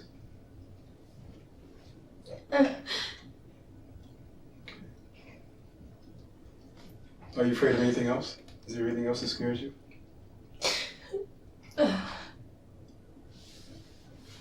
Anything bothering you at all? No, I know you had a lot of time to sit around and think. In that comfortable cell down there? Yeah, we know it's not very comfortable. Some of the things going through your mind were, how did I get here? How did all this happen to me? You know, one moment I'm a loving wife and mother. You just got your insurance license, your agent's license. You know, that opens a whole new world to you, Teresa. Your world is looking good. Things are moving for you and grooving. Everything's happening. The next moment, you're sitting in a jail cell. You know what I'd like to know? And I know you talked to Detective Rosewarren quite a bit about a lot that went on. Can you walk me through what happened? Can you walk me through this? You know what? Because it's going to ease your mind a little bit. It's going to ease your mind a lot. It's going to ease the mind of your family, Randy's family. This investigation has been going on for a while. And we've uncovered a lot of information, Teresa. You know, and you've been a great help. I really appreciate you being forthcoming with a lot of the information that you gave us. It's really good, really helpful for us. But I know there's some missing areas, there's some gaps there. And what we want to do now is fill those gaps in. So that when you walk out of this room, all the questions are answered. Yours and mine. Okay? You agree with me? Will that work for you? Okay. All right. We're not here to hound you. You know that? We just want to get to the truth. We want to know what happened and why it happened. I don't know why it happened. You don't know why it happened? Why do you think it happened?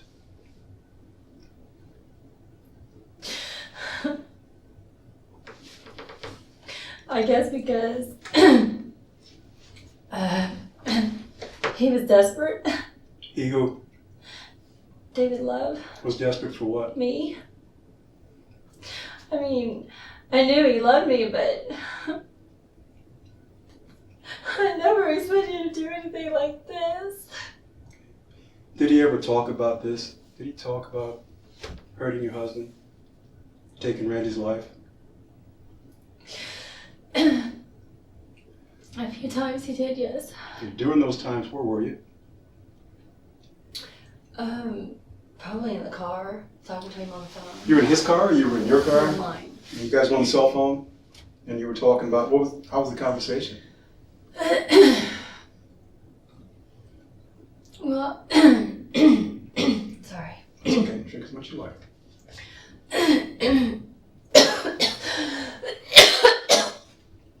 Oh. You okay? Oh, I have something stuck in my throat.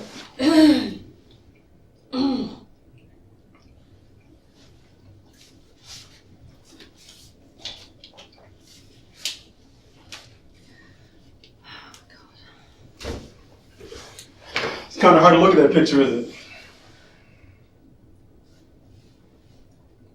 Now you look at the face of that man and you tell me this man had your best interest at heart. Can you tell me that? Can you honestly tell me that? That he had your best interest at heart in his actions?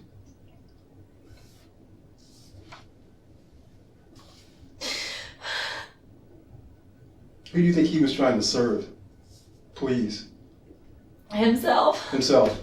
He didn't give one thought about Teresa Stone. I know that now. All the stuff he told me. The stuff he told you, like what? And he loved me, and then he would take care of me. I just don't understand. Did you believe him?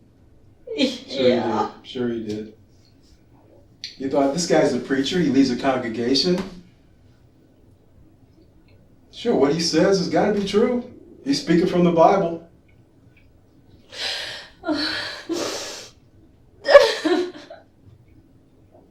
Man, you found out different, didn't you?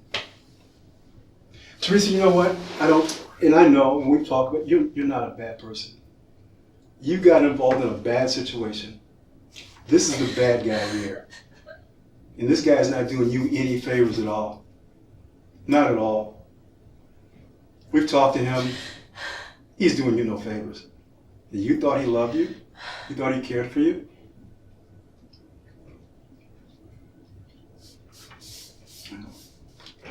Hopefully this guy's out of your life now. Is that okay for you? Yes. Teresa, some of the things that weren't clear during your interview, and we talked about this, some of the things that we just need to really narrow down. And I think and you have all the answers. Okay? And I know you do. I know you do. I want to do whatever I can. Okay, well, walk me through it. Walk me through that day when Randy was shot.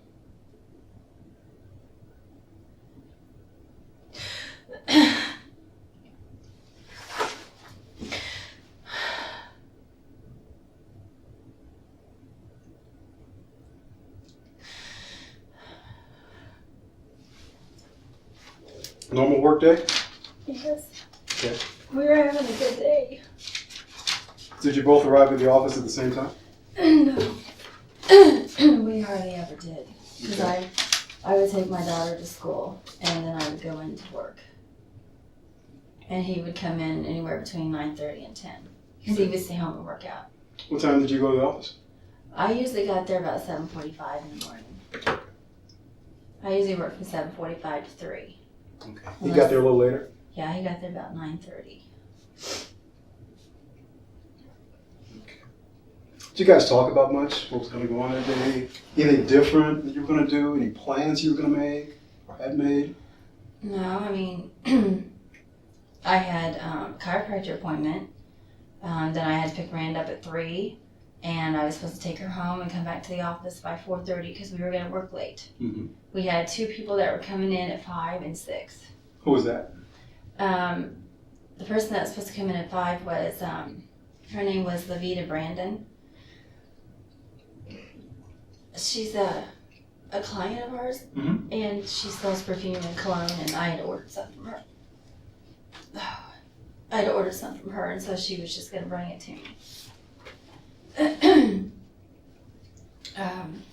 We did have an appointment come in at 11. We wrote up a homeowner's policy.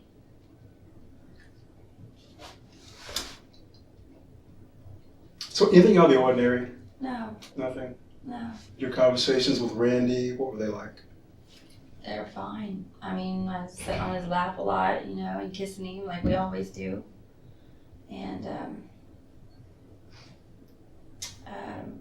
we were talking about our vacation, our trip that we were getting ready to take.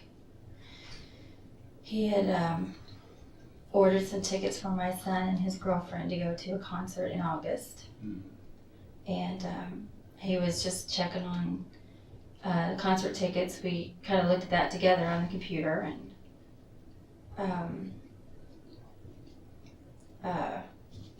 he said he was hungry, and I said, I hardly ever eat lunch, so I just really wasn't hungry. But he went to McDonald's about 12. Yeah, it was around 12:30. He went to McDonald's and came back, and we ate at his desk. And about that time, it was time for me to go to my appointment. I had a chiropractor appointment at 2. Mm-hmm. So, but I also had to go to the bank because I had to deposit our checks. Which bank did you go to? U.S. Bank. Did you go to any of the banks that day at all? Yeah, I went to the Bank of America on the square. That was about 4:40 something like that. You make a deposit or a withdrawal? Or? I made both of them were deposits. Okay. Bank America was business and US Bank was personal. It was for our personal payroll. Any other banks? No. Okay. So after you went to Bank of America, where'd you go? I went to the office. Okay. What time did you get there? I got there about 10 till 5. Explain to me what happened after that. What did you see? Well, when I pulled up in front of the office, I thought something was a little strange because the blinds were closed. And he never closed the blinds unless it's getting dark outside if he's working late. Randy never closed the blinds? He never closes the blinds. So I thought that was a little strange. Then I thought, well, maybe our computer guy, Tony, showed up early and they went and got something to eat. But he always calls me and tells me what he's doing. We always call each other and tell each other what we're doing. Always. So he never called me. So when I walked up to the door,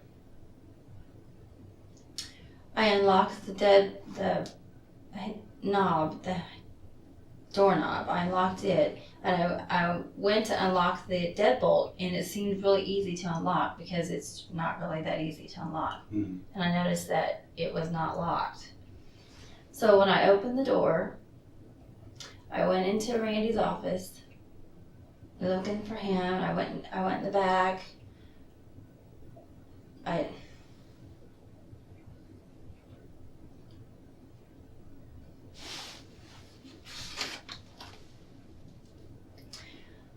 walked in my office. So I find him.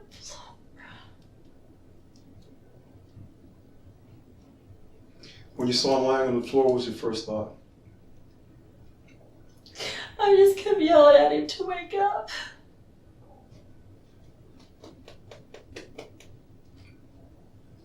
You knew something bad had happened, didn't you?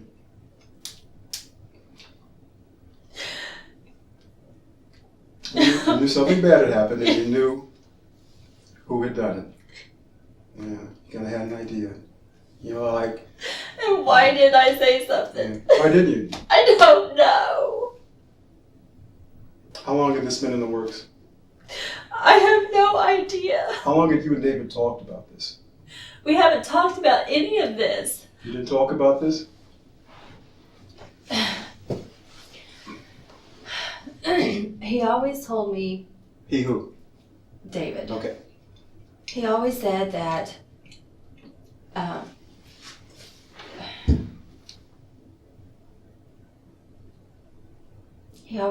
he could take care of our spouses if I wanted him to.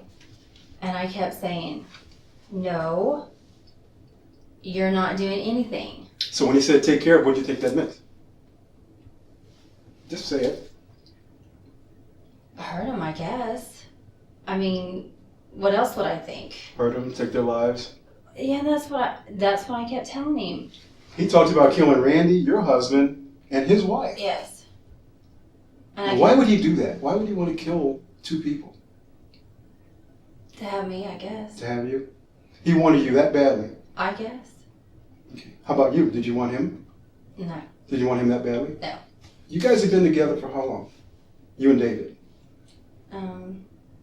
About 10 years. Your relationship, your extramarital relationship with David lasted about 10 years. Yeah. Okay. It got stronger as the years went on. So it started off as what type Just of relationship? like, close friends, good friends, Then it grew to what? Sexual. Okay, now you say it got lust. stronger. Sexual lust, and it got stronger. Okay, what's stronger than that? Love. Love. So you guys fell in love. Yeah. Okay. For that 10-year period when you carried on the extramarital relationship with the minister of that church, David Love, you guys fell in love. And then you started talking about getting rid of your spouses. Well, I never talked about it. But you listened to him. I did. And you entertained his ideas. I kept telling him, I told him over and over and over and over and over again, David, you know this is not right. You cannot do this. This is not what God wants. You need to just leave it alone and leave it in God's hands. If God wants them out of our lives, He will take them out of our lives. And He always told me that I was the stronger one. He always told me that I was the stronger one and that I was doing what was right. So if that's the case, he's supposed to be the pastor. Right. And I tried to break it off twice. And why couldn't you break it off with him? Because he wouldn't leave me alone. He kept coming back? He just kept calling me and calling me and texting me and texting me and calling me and calling me. And I just got tired of it.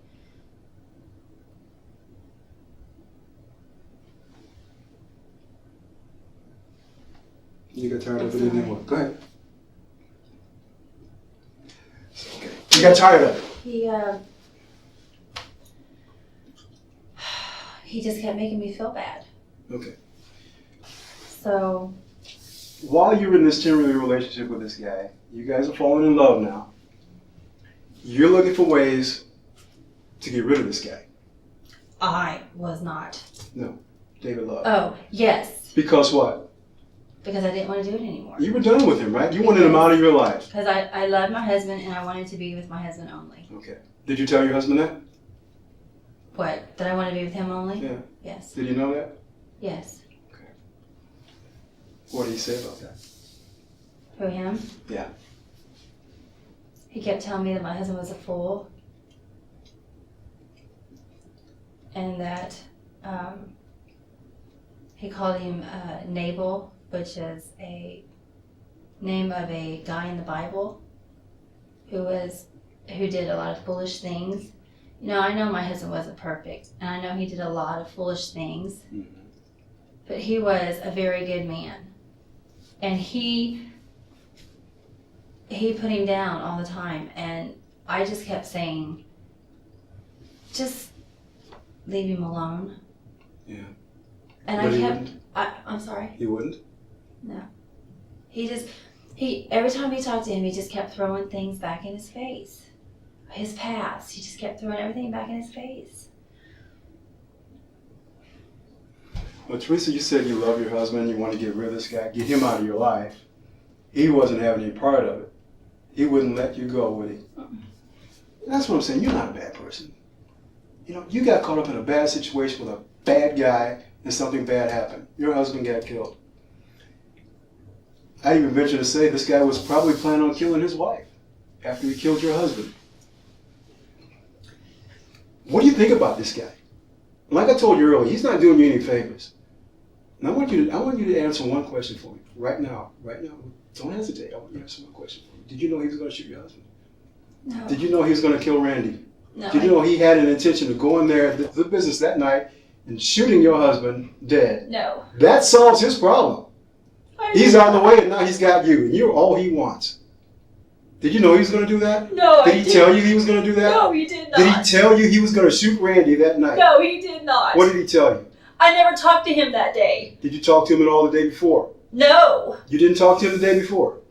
You didn't talk to David Love the day before Randy got shot? Are you telling me no, you did not? Keep in mind, we have all your phone records. Oh, I know, I understand.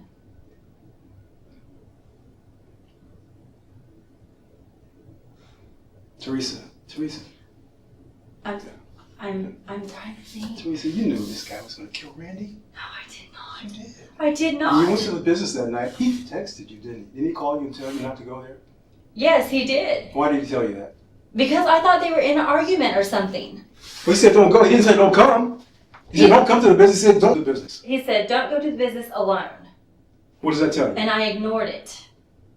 Because I didn't want to talk to him. I was mad at him. Because he has ruined my life. I texted him and told him that he ruined my life and to leave me alone. And he called me that day and left a message. I got the message. And he told me to call him, and I never called him.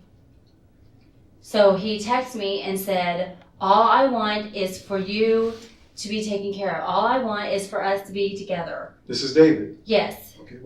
How did you reply? I did not reply. I did not send him a reply. I did not text him. The only text that I remember, Is what? and this may be, I'm just going off my memory here, which right now is not very good. I understand. As you're Sure, telling me. I understand. The only text that I sent him that I can remember was, "You have ruined my life. Leave me alone." What time did you send him that text? I sent that when I was on my way to the chiropractor's office. And I can't tell you for sure what time that was. I know he sent me several texts. I know he called my cell phone. He called the other phone. He wouldn't leave me alone. He wanted to talk to me, but I didn't want to talk to him.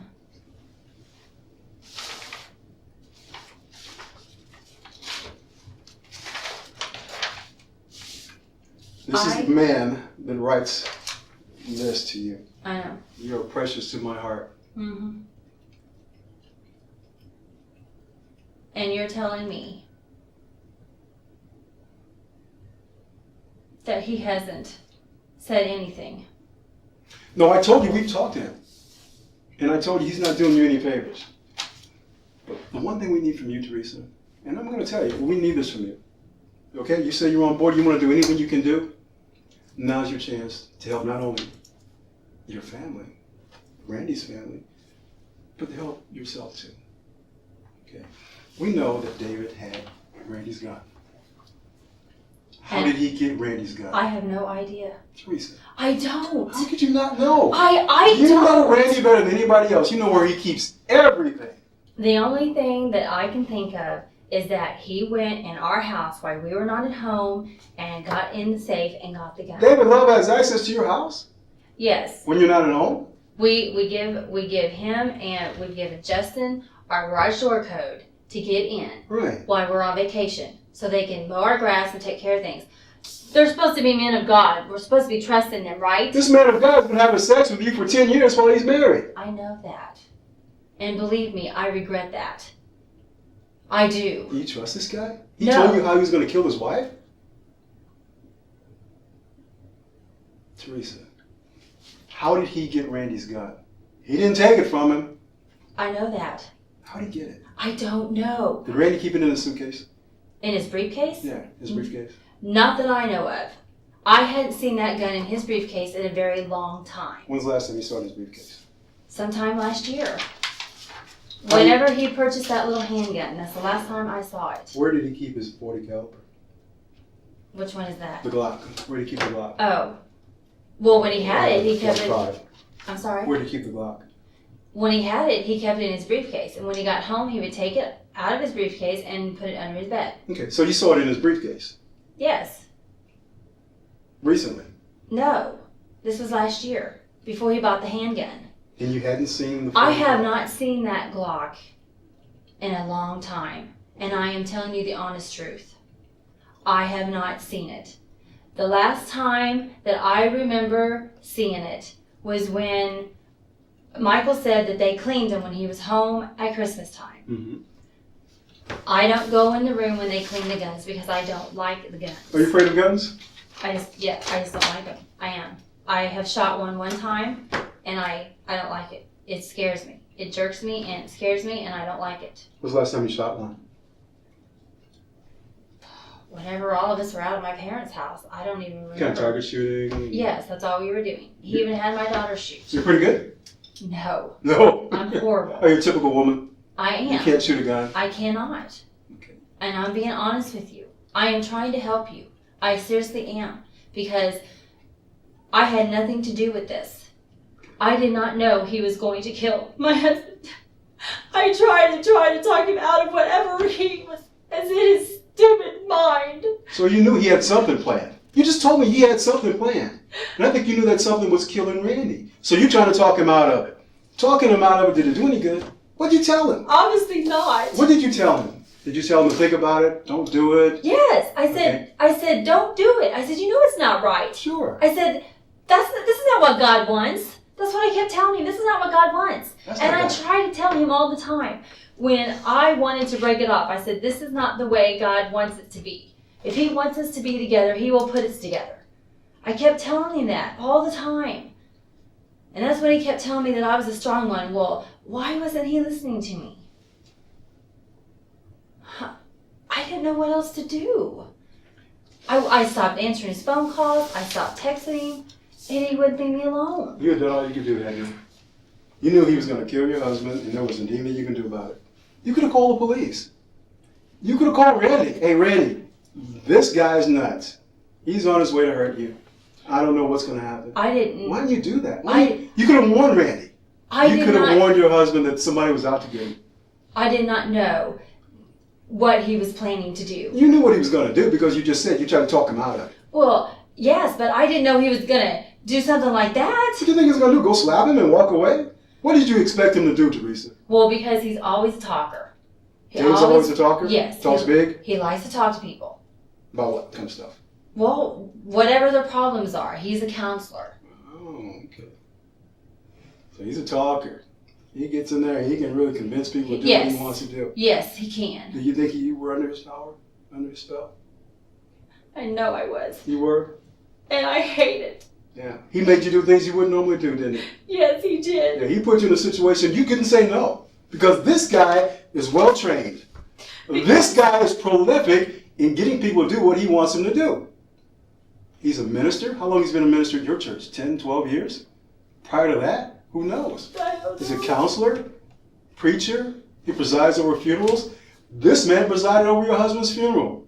The same man that put a bullet in Randy's head sent him off to heaven. Can you imagine that? No. And what were you thinking about sitting out there in the audience knowing that this guy had shot your husband and he's standing up there presiding over his funeral? That had to make your stomach turn. Your stomach had to be turning. It was just knots. I was sick. You were. I was. But you couldn't tell anybody, could you? I was scared Of what? of him. You thought he was going to do the same thing to you? I didn't know what he was going to do. Did you think he was capable of hurting you? I would think so, but now I don't know. Now I know he would. Okay. Teresa, how did he get his hands on Randy's gun? I don't know. That's the question I need to have answered. I don't know. Why don't you know, Teresa? I Do you don't- not want to tell me? Do you think it implicates you if you say, I made the gun available to him. I didn't know what he was going to do. I had no idea David was going to shoot Randy. I made sure he's got the gun, though. I didn't know what he was going to do. No, if that's the case, Teresa, that's okay. That's okay. I never gave him the gun. You didn't put the thought in this guy's head, did you? You don't No. You don't control this guy. He controls you. You didn't make him go in there and pull that trigger, but you provided him the means of doing it. I did not give him the gun. You gave him access to Randy's gun. The gun he used to kill Randy. You think he just went in your house and took Randy's gun? How does that sound? Come on, Teresa. How does that sound? He had the combination to our safe. He could go in there anytime and get it if he wanted to. And I guarantee you that's what he did.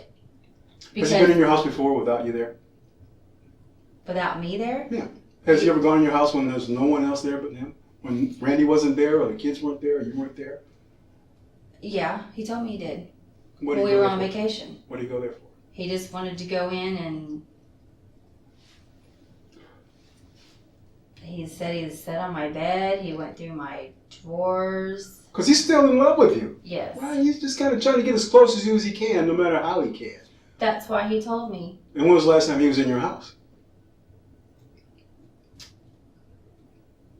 Just recently. The day after it happened. So he was in your house the day after the shooting? Yes. Okay. Prior to that, when was he in your house? Well, they haven't been at our house in a really long time. How long? He probably hasn't been at my house in probably, I would say 2 or 3 months. 2 or 3 months. Yes. So say 2 or 3 months ago, if he had taken Randy's gun 2 or 3 months ago, Randy would have known his gun was missing. I would have thought, but Randy didn't go in the safe. We didn't get in the safe that much. We had nothing to get in the safe for. I mean, we kept all of our checkbooks and stuff in there. Mm-hmm. And Randy kept his rifles and stuff in there. Randy kept extra cash in there. We kept our homeowners papers in there, our life insurance papers in there, our social security cards. You kept the gun in there? He did. He kept all the guns in there, except for the one that he had under his bed. Which one was that one? I think it was the 9mm. Yeah. Because see, I haven't seen the Glock in a very long time. Because Randy told me he was going to sell it. Did he tell you he was going to sell it too? No, he did not. I even asked my dad, and my dad said that he even mentioned it to him that he was going to sell it. But I don't know. So, Teresa, if you The didn't... only thing... The only thing what? Sorry. Go ahead. The only thing I can think of is that he went in there and got it that day. That's the only thing I think of. Because I wasn't home, my daughter wasn't home, my parents weren't at my house.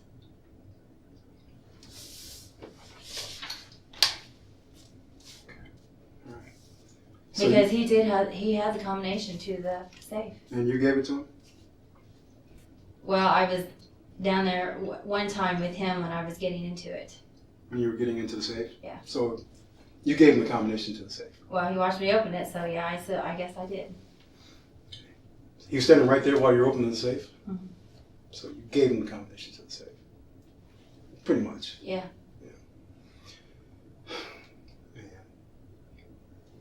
How does it make you feel? I hate him. What do you hate him for? I hate him for everything. Everything he's done to you? For everything he's done to me and my family. Everything. All the people he's manipulated through our church. All the people he's hurt that I know of that he's hurt. Teresa, if this hadn't happened to Randy, would you and David still be in a relationship? No. No. Because as of the 17th of March, it was over between us. I didn't want to talk to him. I didn't want to see him. What happened on the 17th of March? That's the day he came in and started going off on us. Came into your business? Yes. And I know you know about that. Yeah. He told Randy a lot of things that day about you. Yeah. Were you getting a good picture of who this guy was then? Or you really beginning to see who he was, who David Love was?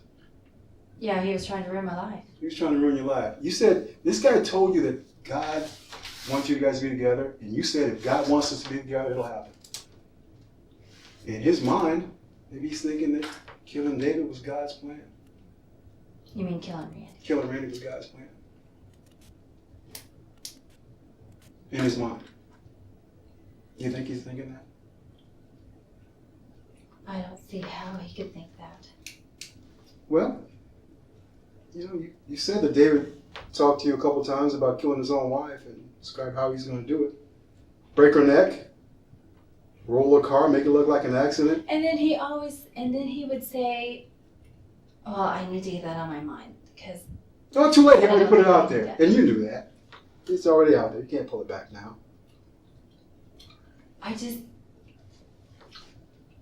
didn't. You even told, I know in your statement you said that David Love talked about David in the Bible, killing people, and how God forgave him.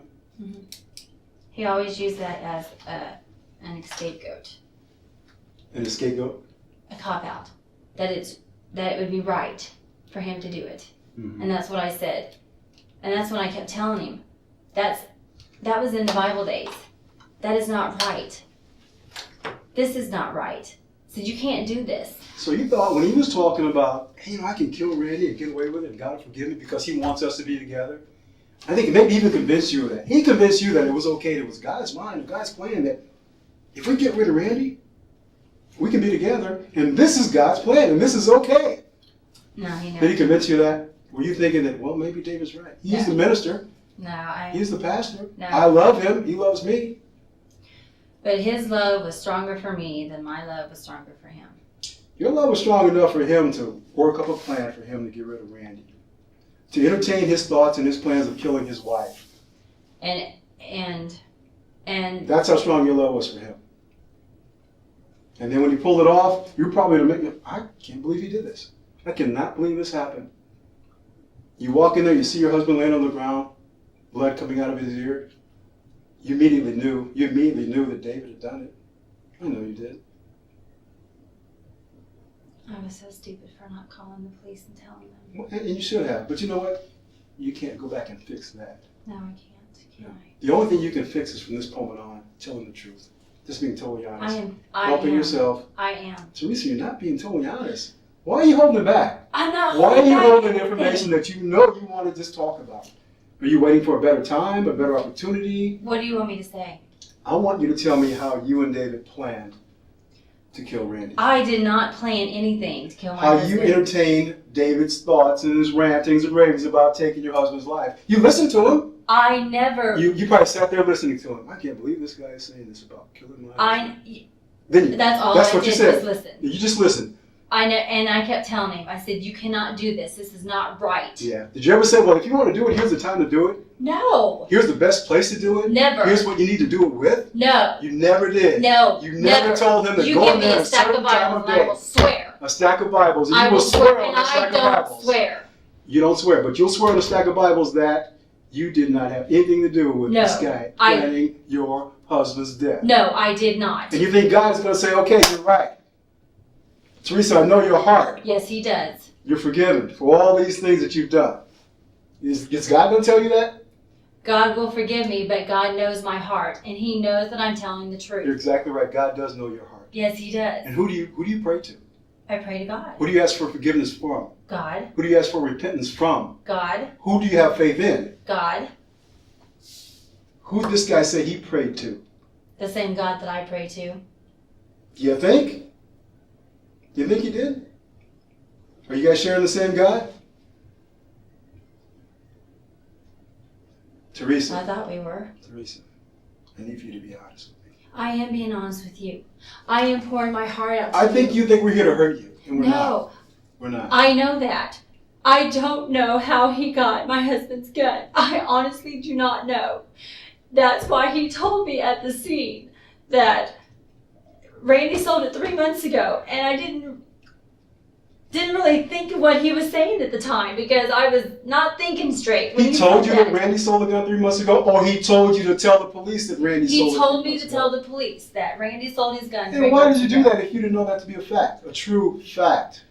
I didn't know. I haven't seen the gun in a long time, so So you took his word for it? The man who you say stole your husband's gun? I knew that wasn't true. Okay. So why'd you tell the police that? I told the police what he told me. You told the police what he told you to tell them? Yes. What he wanted them to hear? Exactly. And you're okay with that? No, I'm not okay with that. Don't Because you know I by that's telling the not police true. that you helped him cover up the murder of your husband? I did not. Teresa, you just did. When you told the police a lie, and you knew this guy was lying because you had no idea if he was telling the truth or not. I don't know why I covered Why up did for you him. do it? I don't. Why did I cover up for him? I don't know. Oh man. because I'm stupid, that's why. You're not stupid. Yes, Like I said, you just made a am. mistake. You just made a bad choice and a bad decision. But you can turn those bad choices and decisions around right now by telling us the exact truth. This guy had Randy's gun. I don't know how he got it. How else would you have gotten it, Teresa? I just know told said- you. I know what you told me. I know what you told me, Teresa. I am You know I am what? honest. I am being honest with you. I am being dead honest with you. If God was sitting right here in this chair right now, right this moment, and you said you had no idea how this man got your husband's gun, I would look at him in the face and I would tell him exactly those same words. and what's he going to say? He's going to say, "You're right, Teresa." Teresa, like, we're not trying to jam you up. I We're just know trying to you're get to the not. truth. And I'll tell you what. I am trying to be honest with you. I understand that. And I cannot believe. Come on. This is your chance, Teresa, to talk. Okay? I don't touch guns. I don't like them. You know what? You didn't have to touch it. Maybe you just moved it. Maybe you left it someplace. No. Maybe, hey, let me throw this at you, and I could be totally wrong. Tell me if I'm wrong. Randy brings his gun to work in that briefcase. Okay, you're in the briefcase because you want to take the gun out.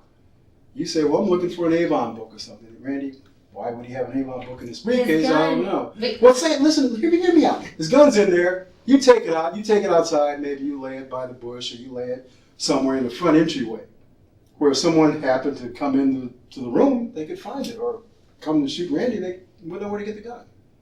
This is just a theory. This is out of my own head. How real is that? It is not real at all. Not at all. No, it is a lie. Well, what happened? The gun was not in his briefcase.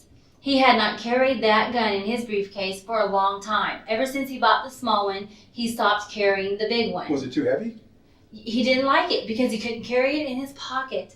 He wanted something that he could carry in his pant pocket or in his coat pocket. So he stopped carrying the big one and got him a little one. And I cannot tell you when he stopped carrying the big one. I haven't seen that Glock in a long time. The last time that I remember seeing it was at Christmas time when they were cleaning the guns on the bed, my son and my husband both. That's the last time I saw it. We were gone, and I can't even tell you when the last time Randy got into the safe. Mm-hmm. I cannot tell you that. I wish I could, but I can't. Because I don't know if the gun was in there or not. Because I don't touch them. The only gun that I remember seeing in the safe was the 9mm and his other shotguns. Because he told me he was going to sell that gun. So that's what I assumed he did. I assumed he sold it. And that is the honest to God truth. I am trying to help you. I am. And I appreciate that. I really do. I am trying to help you. Because this is a tough time for you. This man has ruined my life. Because you're a victim here, too. You understand that? In some aspects, you're a victim of David. And I'm an idiot. Well, no. You keep saying yourself, you're an idiot. You're not an idiot. Yes, I am. No. You made some bad choices, and we all do. You made some mistakes, and we all do, Teresa. You do. This mistake cost your husband his life. Your life will go on. You know that? No, Mom. And your family, you guys will go on, and you'll do whatever you need to do in order to survive all this. I know you will. I know you will. Because you've got great faith, don't you? I miss my husband. I know you do. And he didn't have to die. Randy died for nothing, man. Randy died needlessly. A good man. Loved his wife, loves his family, loved his church. But he encountered some situations in his church that he knew was not godly. That's why we were trying to leave. But you didn't. He wouldn't let us. How could he have that much control over a man and a woman in his household that he can not leave a church? We did leave. We left and visited another church. Okay. And then that's when he came into our office and started throwing all this guilt stuff on my husband. He kept telling him that he had pride and that he was bringing up all of his past and all that stuff. And I kept asking him to leave. And he wouldn't leave. Wouldn't leave. No, he wouldn't. He felt like telling Randy all the bad things that you've done in your Yes. life. And you took it. You just let him tell him. Just let him say whatever you wanted to say. You had no defense for yourself at all? I told Randy when he mentioned something about Matt Bruner, I told him what happened. Right. I didn't tell him everything. Would you have told him had that not come up? Would I have told Randy? Yeah, would you have told Randy if David hadn't mentioned it? Probably not. Because we were trying to start a new life. We were trying to move on from a different church. We were trying to put all of that stuff behind us and move on as a new family. But you know, confession and repentance is key to your relationship with God. I know. But you were going to hold that in. You weren't going to confess that. And that was going to be a sin that was going to continue to eat at you. How would you survive that? You would have dealt with it, right? You would have dealt with it. You do. You do. And I know you're a godly woman. Right now, I feel like. Like what? I feel like a piece of dirt on the floor. Is that what God sees you as, a piece of dirt on the floor? No, he How does sees me God as see you? his child. He sees you as what? His child. He sees you as his child. It's the child he loved from the day she was born. Yes, the child that he loved before she was conceived. That's how God sees you. And you know that. And you know that for a fact. And even knowing that, Teresa, you sit here, you even know that. And you're still holding back. I am not holding anything back. I promise you. Teresa, have you confessed all this to God? I have. What do you think I've been doing down there? I don't know. I don't know. I have been praying the whole time I've been in there. Okay, and you know he knows your heart. Yes, And he I knows know. what happened. He knows the situation. I know he knows. He knows everything. And he knows how you planned this with David. I did not plan anything with David Love. Never. I did not plan it. I did not want this to happen. This was not supposed to happen. God was supposed to be in control of this, not him. God was not going to let Randy die, was he? No, and I didn't want him to die. So what did you want to happen? I wanted to start over. That's what we were trying to do, start over our lives. But he would not leave me alone. He would not leave me alone. So after this man killed your husband, you continued to talk to him. He was at my house. What was I supposed to say? You killed my husband, I'm calling the police. I should. Why didn't you? I was scared. Teresa, why didn't you? I was scared. I didn't know what he would do. You knew what he had done, and you thought he was going to maybe do the same thing to you. I didn't know what he would do. Teresa, I'll tell you what, I'm going to, like I said, we really want you to work through this and be honest with us. I am. I've got somebody I want you to talk to, okay? I've got somebody I really want you to talk to, somebody you know, somebody I know you trust. And I really hope that, you know, in your heart, deep down in your heart, and deep down in your soul, you're able to just come clean with all this stuff. And I know there's some things, I know you're saying you've told and you've talked, but there's still more. There's still more, Teresa. No, there isn't. Okay. Go ahead and drink some of your water, and I'll get you some Kleenex. I'll be right back.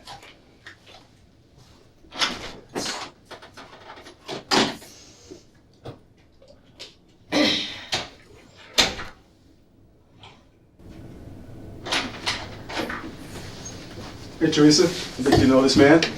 Teresa. David. Things ain't good, Teresa. They're not good at all. Okay? I didn't. Listen to me, Teresa. Things are not good. And you're here today because you need to worry about you, Michael, and Miranda. That's what you're here to worry about today. Okay? You're not telling the whole truth. Listen to me, Teresa. There's more that you know that you have not told. It's time to tell it. Okay? If you don't, you're hurting yourself. This is not about anybody but you. You understand what I'm saying, Teresa? I do. I'm serious. We've known each other a long time. I know. Okay.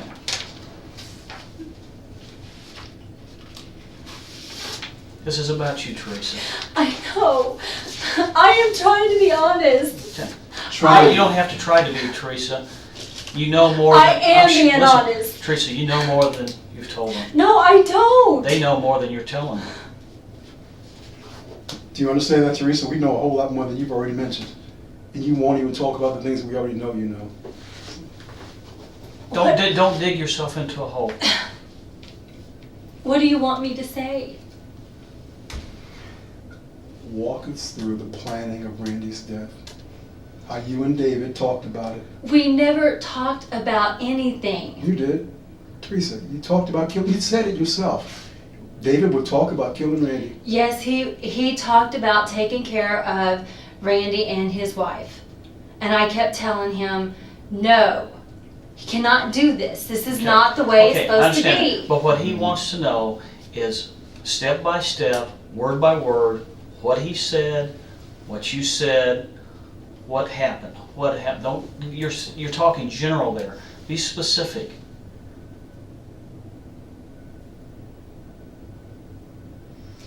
He told me that he could take care of it.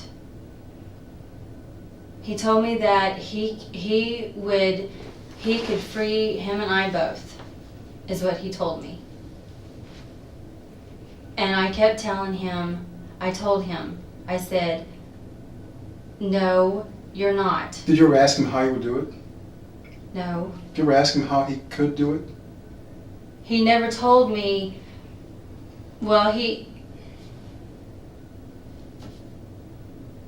did tell me.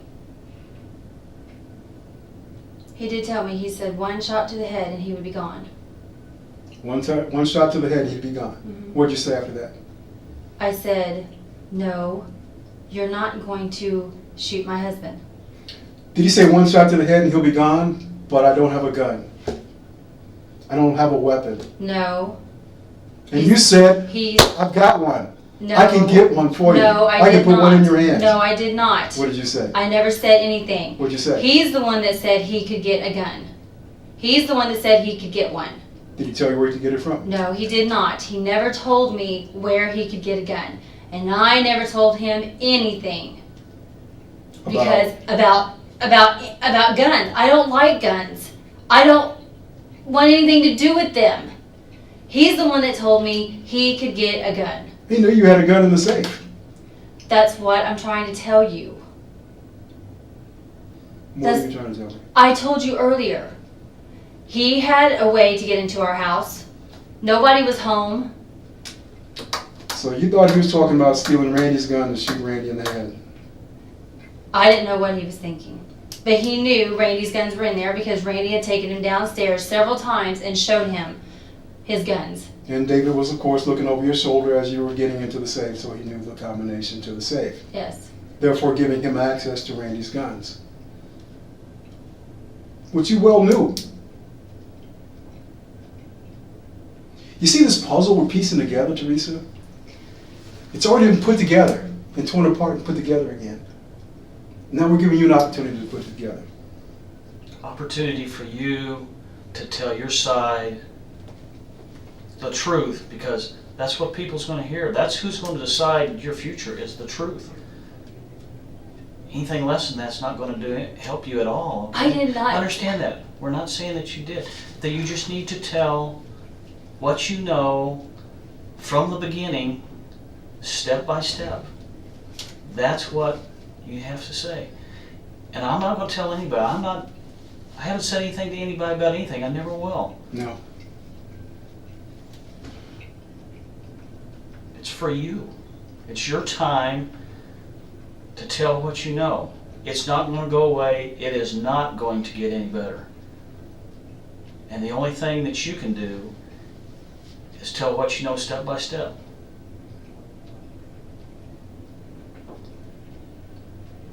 Teresa, this gun didn't just magically appear in his possession. I did not give it to him. I did not give him no gun. What are you thinking if you tell us that you did give him the gun? What do you think it's going to do to you?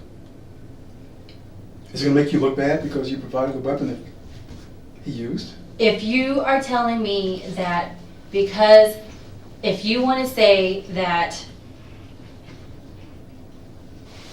he was downstairs, he watched me open the safe, he knew the combination of the safe, he knew where the gun was, if you're saying that that's the way that I That much we know. provided him the gun, That much we know, Teresa. then that is the only way. And that's not the way I'm saying you provided him the gun, though. I never gave him no gun. Never. I am telling the truth, David. Okay. I never gave him a gun. Okay. I never gave him any sign to do anything like this. Go back to what you said earlier about him telling you specifically one shot in the head. How did that come about? When?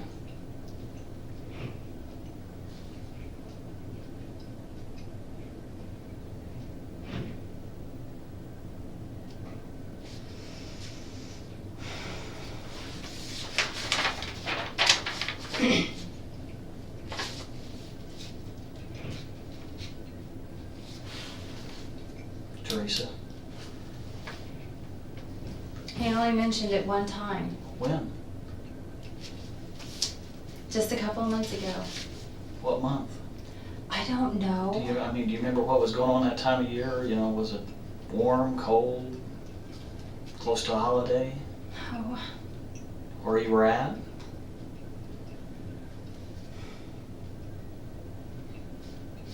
What brought it up? He always brought up the conversations. I never did.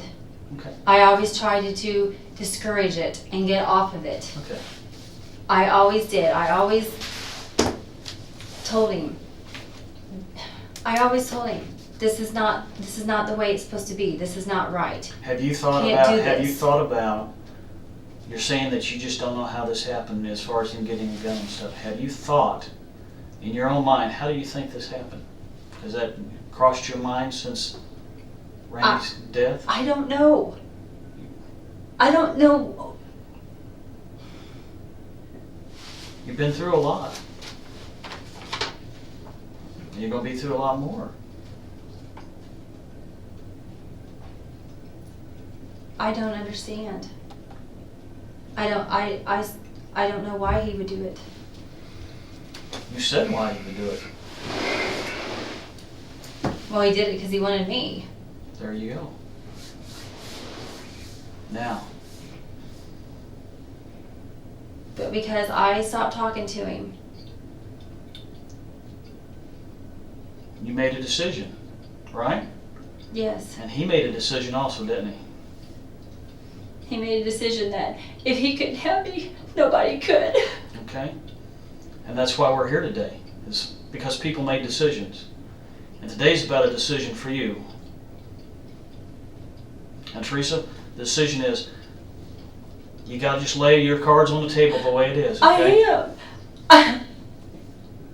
I didn't give him the gun. Again, did we say that you physically handed him the gun? Nobody said that. How did he obtain the gun? I'm telling you, the only way he could have done it is just went in our house and took it out of the safe. He had the combination to the garage, he had the combination to the alarm code, and he had the combination to the safe. He had it all. He had everything. Because And how long has he had that?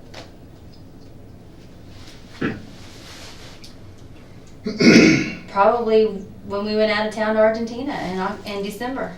Prior to that, he never had that. No. No. Because Randy was just having him, take our mail in, our paper, and stuff like that. And take it into your home, or take it home to No. his home? Take it in, lay it on the, kitchen table.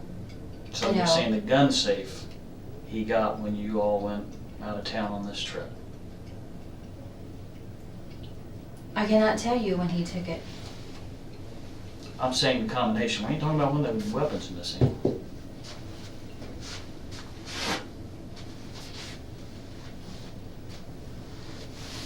Yeah, he could have gone into it then. Randy wouldn't have been aware that the gun was missing from whenever the trip was. Wasn't that around Christmas or Thanksgiving? That was after Christmas. After Christmas, so we're talking a couple months here. He wouldn't notice that it's missing? But he just doesn't. Well, because they had already cleaned the guns before we left and put them back in the safe. Who's they? Michael and Randy. They cleaned the guns when Michael was home during Christmas, and then we left to go on our trip. But I never.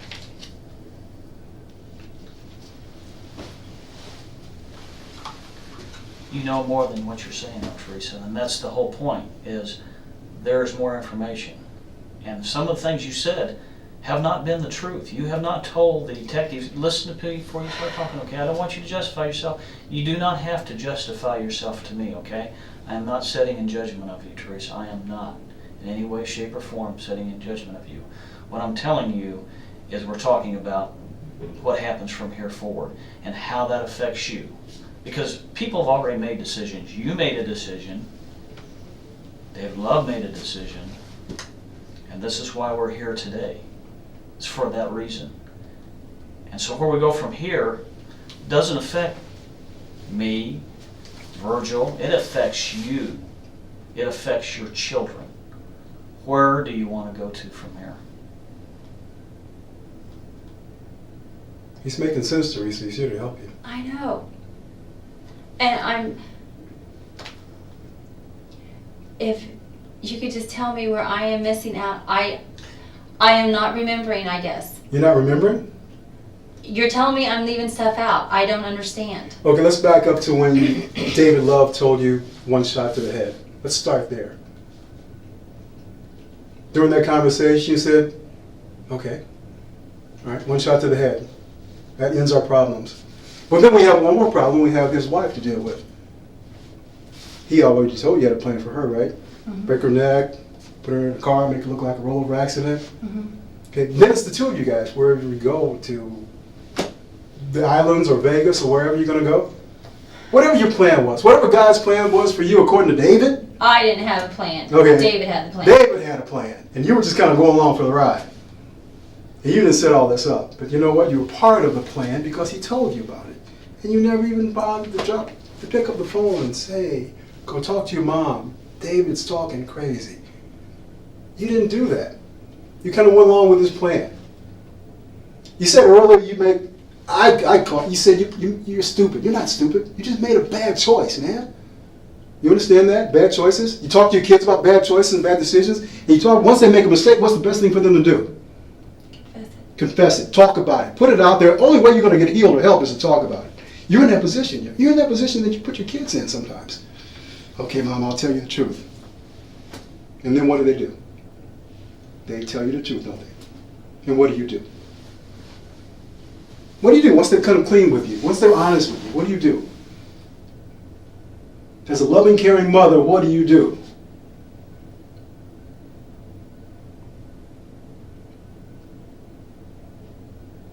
I try to tell them that that's what they should always do. Yeah. Every day, with every choice that they make, put God first, like you said. Because God knows your heart. And we're sitting here, and Sergeant Ison has talked to you, and you've known him, you've called on him, you've talked to him a couple times. He's told you some things, he's told you things that could help you. And you're still holding on to that sin because you don't want to let it out. You don't want to say, okay, I knew he was going to kill my husband. This is what kind of the way the plan went. I don't think I want to talk about that because it's going to make me look bad, like a bad person. Teresa, you planned this with this guy, David. He told you what he was going to do. And then he carried it out. He did it. He made you accessory to everything he did. You provided him with a gun. You told him what time would be the best time for him to go down there to shoot David. Yes, you did. I did not. You did. You told David, go there in the evening. I did There's not going to be anyone there. You make sure. But he said, no, I've got a funeral to do that day. I don't know if I can get it done. I never said anything. I never talked to him that day. You didn't talk to him that day at all? No phone calls, no phone messages, no text, no voicemail? He left me a voicemail, and I checked it. And I told you that's the same day that I texted him and told him to leave me alone. He has messed up my life. He wasn't about to leave you alone because he cranked it up a notch, didn't he? He cranked it up a whole lot when he went in there and one shot to the head. That was his plan. He told you about it, and he did it. He executed your husband for no good reason, Teresa, and you're fully aware of it. And the next day he's at your house. And I asked you, why didn't you just pick up the phone and call the police? The man that killed my husband is standing right here in my living room. And you didn't do it because you're scared of him. Teresa, your husband's dead. Your husband shot in the head in a business he built for him and you and your family. And you could care less about that. No. You could care less because you want to move on with your life. That is not true. Well, you tell me what's true, Teresa. I did not expect him What did you to expect? kill my husband. What did you expect, Teresa? Look at this man. Listen to what he's done to you over the past 10 years. What do you expect him to do? I was trying to get him to leave me alone. You didn't do a good job of it because he didn't leave you alone. If anything, he did something to bring him closer to you. Eliminate the problem for him, which was your husband, Randy. And he did that. I never asked him to kill my husband. You may not have asked him to kill your husband, I Teresa. never said anything to him about killing my husband. But did you say, don't you do that? You did not tell him not to do it. I did too. What'd you tell him? I told him, don't you ever do that. I said, don't do that. I said, you're not, that is not right. You're not thinking straight. What'd you tell him he should do then? What was the alternate plan? I told him to let God deal with it. Let God deal with it? Yes. How? If God wants them out of our lives, He will take them out of our lives. I told him that over and over and over again. I don't know how many times I told him that. And what did he tell you? He said, you're the strong one. He said, yes, I got to get this out of my head. He told you you're the strong one. That's what he always told me. He said, "You're the strong one." Is that a position of power that he put you in, or is it a position of power that you earned? I don't know. He told you were the strong one. You told him if God wants those people out of our lives, if God wants your wife dead, he'll kill her. If God wants my husband dead, he'll kill him. And what's David hearing all this time? Go ahead and do it, David. I never said that to him, ever. Go ahead and do it, David. Kill Randy and we'll be together. No. What'd you tell him then? Nothing. I didn't tell him to do anything. In his mind, he's thinking, okay, David in the Bible did some killing and God forgave him. David in the Bible killed a man whose woman he wanted. He killed Uriah. I know You that. understand that? Yes. Who did he want? He wanted Uriah's wife. Guess what? Here's David, love, not in the Bible, killing a man because he wants his wife. And you're right along with the plan. I was not along with that plan. You didn't do anything to stop it. I didn't know he was going to do it. You had every reason to know he was going to do it, to suspect he was going to do it. He told you. He did. He told me what he wanted to do. He told And you I what he told wanted. him, no, he And is not doing Did the it. conversation end there? Did you Yes. guys stop talking about Yes. it? Did you talk about it anymore? No. After that? No more? No. So what did you talk about after that? Did you move on to something else?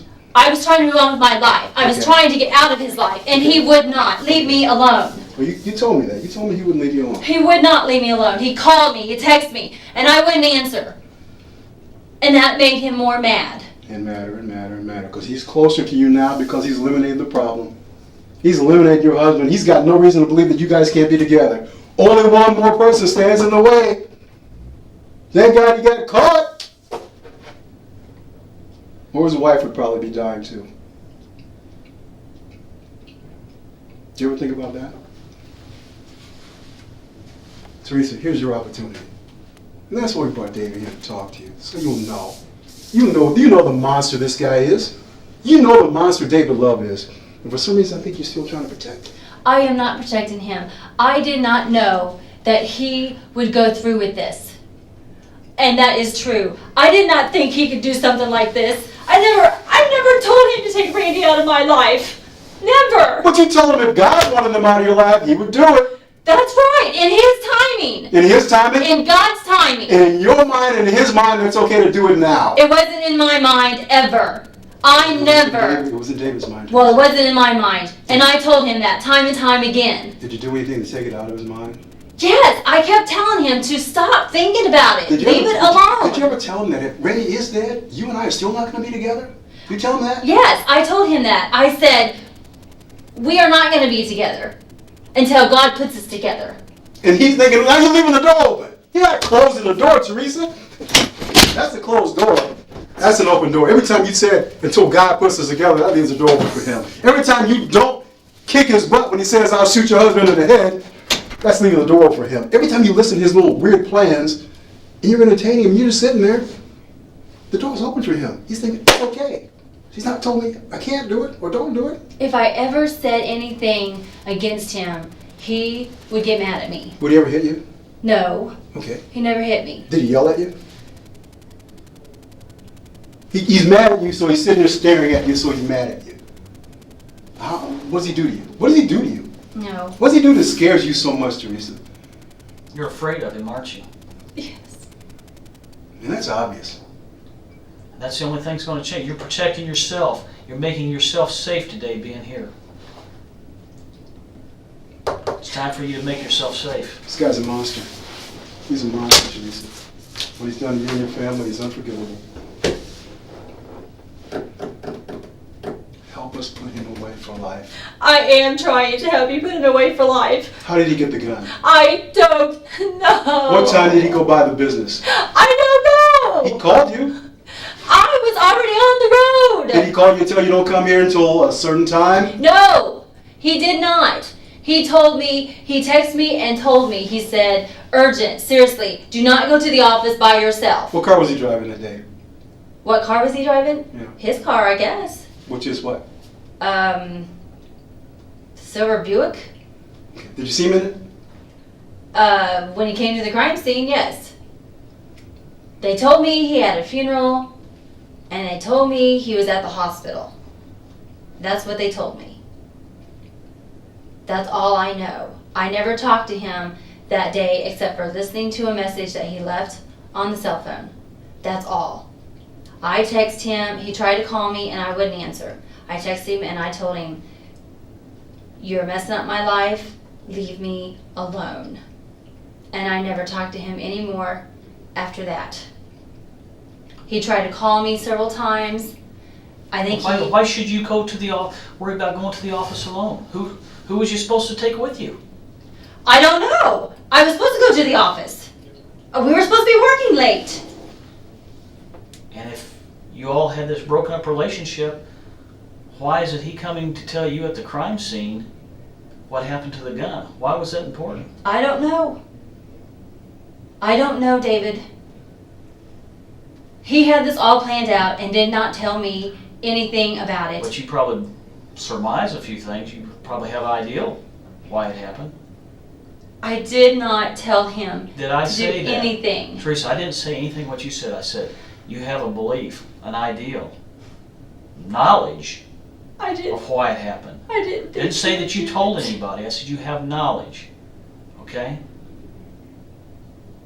Why would he tell you not to go there by yourself? Who were you supposed to go with? Was you supposed to go there at all? Yes, I was supposed to go there. Why? Because I was working late with Randy. We had an appointment coming in at 5 and one at 6.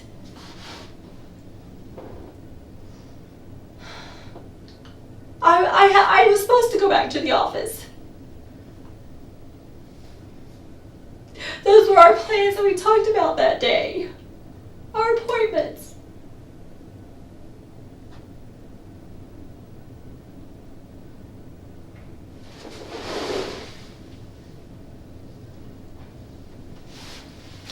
We were supposed to start cleaning the office up and just get rid of stuff.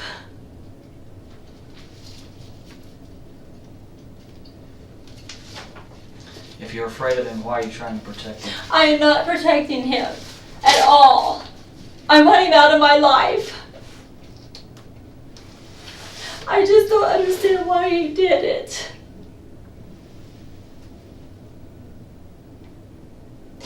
Randy and I were trying to move on. We were trying to move on and get away from them for a while. And you couldn't get away from him. He came to the office that day. Randy emailed him. He sent him an email. And he never responded. So Randy decided that we were not going to go back. So we didn't. What day? We were not going to go back to church You on said the following that Sunday. you emailed him on that day. What day?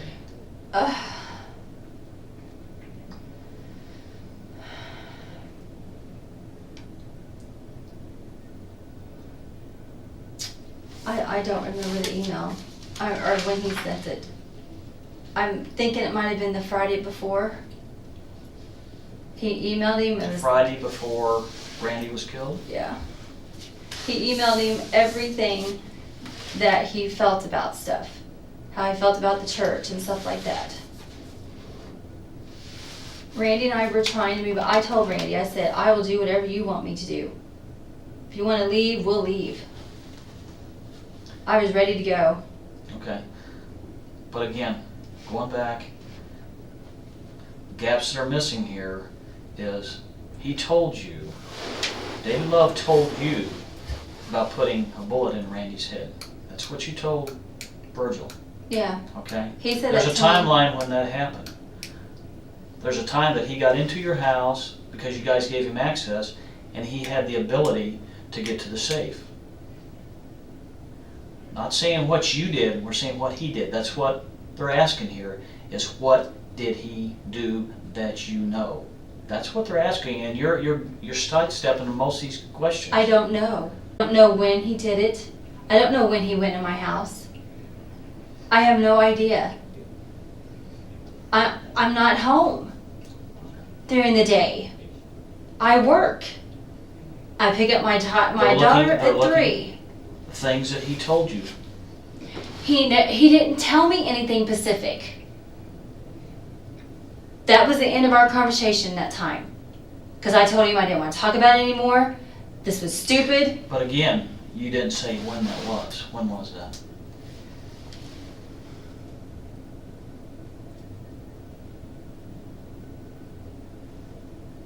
Compared to some. I know you don't know the exact date and time, but you know whether it's warm weather or cold weather. You know where you were at when this occurred.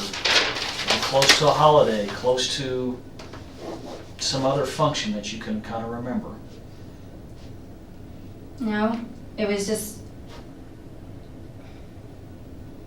The rest of your life's dependent on it. I know, David, I know that.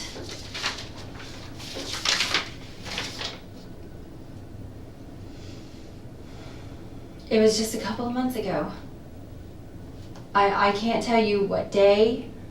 I can't tell you what time. I can't give you any of that because I don't know. Because we talked on the phone so much, I don't know. Teresa, what's your best friend's name? Christina.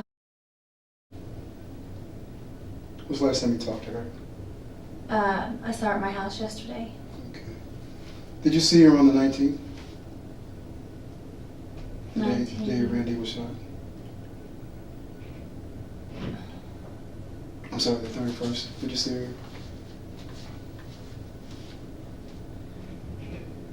I don't know if I did or not.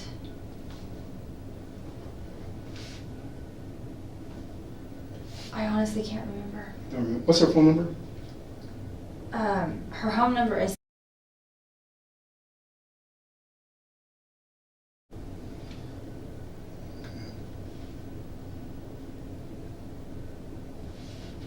How long have you guys been friends? well, we've known each other since high school. Spent a lot of time together. Well, just recently because they just joined our church again. Oh, okay. So. Her and her husband? Mhm.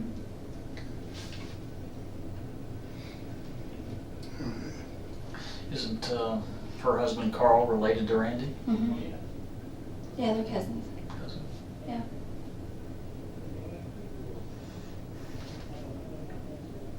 If I knew when he was planning doing all this stuff, I would tell you. I understand. They want to know what you know. I'm telling you what I know. But I did not know he was going to do this. He told you he was going to.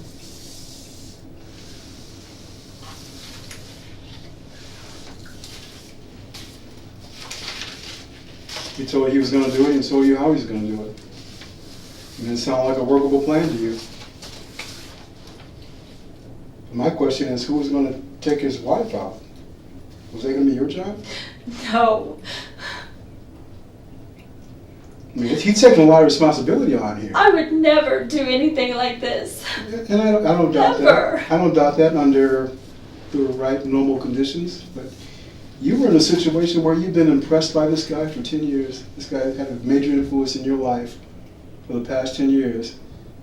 He pretty much owned you socially, sexually, physically, spiritually. He had a hold on you that we can only imagine. And that's got to be some tremendous pressure for you, Teresa. That's got to be. I can only imagine what it would be like living under that kind of shadow. Doing things you wouldn't normally do. But I think in this situation, you allow something to happen that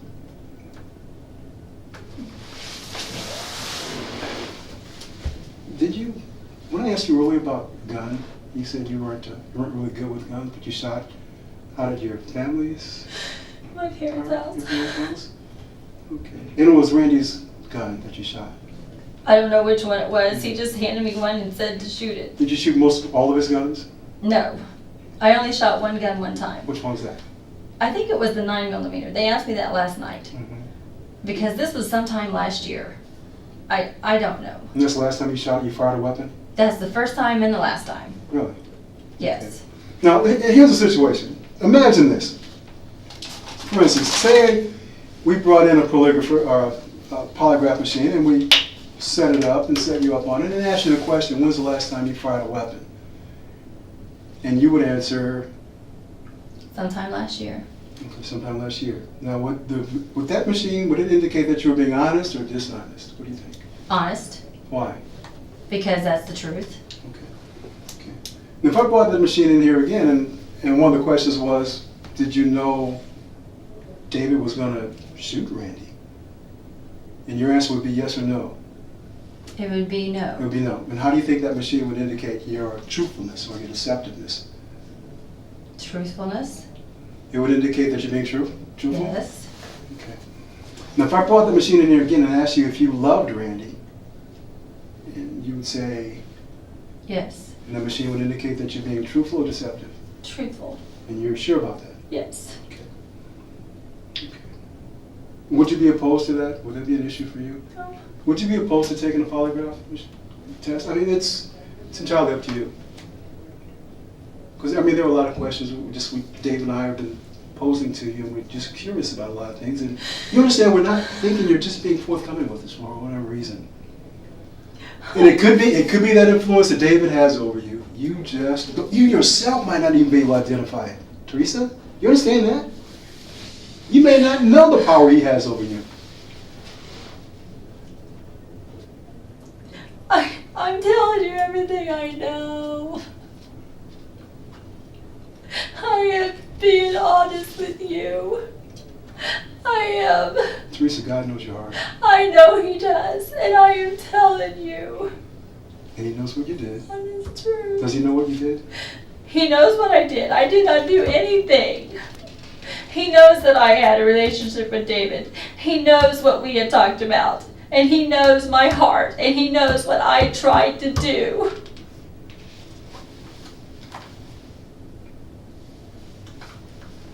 And what did you try to do?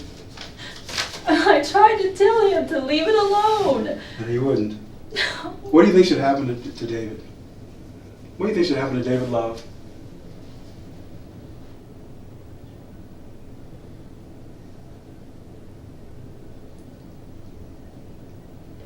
I don't know.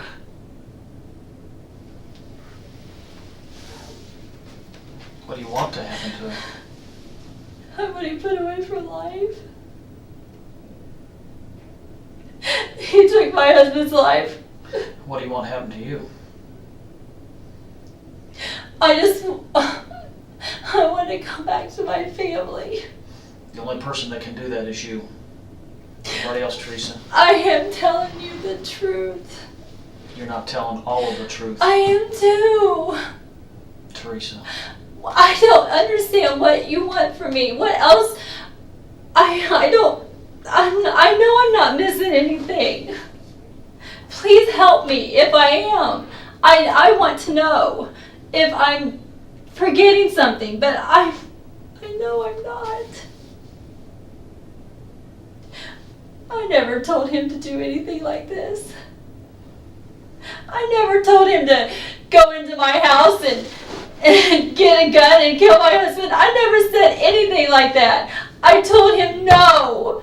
No, I didn't want this to happen. I didn't want anything like this to happen. I was trying to get away from him. I wanted him to leave me alone so I could start fresh with my husband. Right now is your time to start fresh. I am telling you everything. There's more. Like what? Please. Teresa, you're talking very general. You're not talking specific. Pacific what? I don't know any Pacifics. I know no Pacifics. I don't know what was in his head. I don't know what he had planned. He never told me anything. You want him to go away for the rest of his life for taking your husband's life, for taking Randy's life, and you said that he told you he was going to use a gun to put a bullet in Randy's head, and you just said that he went into your house and got that gun out of there. That's what you just said. Well, that's the only thing I can figure, because I, from the bottom of my heart, the truth, I never, ever handed him any kind of weapon whatsoever. I believe that. I believe that. None. I do. I I believe believe that. she never actually handed I believe David that. Love a weapon. I never told him to go do anything like this. You're talking about handing and knowing, you know. I did not know he was gonna do this. He talked about it, and then he would say, "No, I can't do that. That's not right." And I was like, "No, you're not doing that. That is not the way God wants it to be." And he would say that. He would say, "No, I can't do this. I can't think this way. That's not right." I mean, he would say that. How many times did he say that?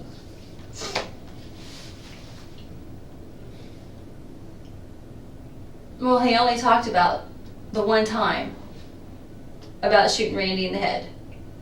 He only said that one time. And what did he say exactly again? He said, I can do it with one shot to the head. I can do it with one shot to the head. He was talking about himself, saying, I can do it with one shot to the head. That's what he said. He didn't say, you can do it with one shot to the head. No. He said, I can do it with one shot. That's what he said. He said, I can do it with one shot to the head. And I said, no, you're not. I said, you will leave him alone and you will stop thinking this stuff. This is not right. That's good.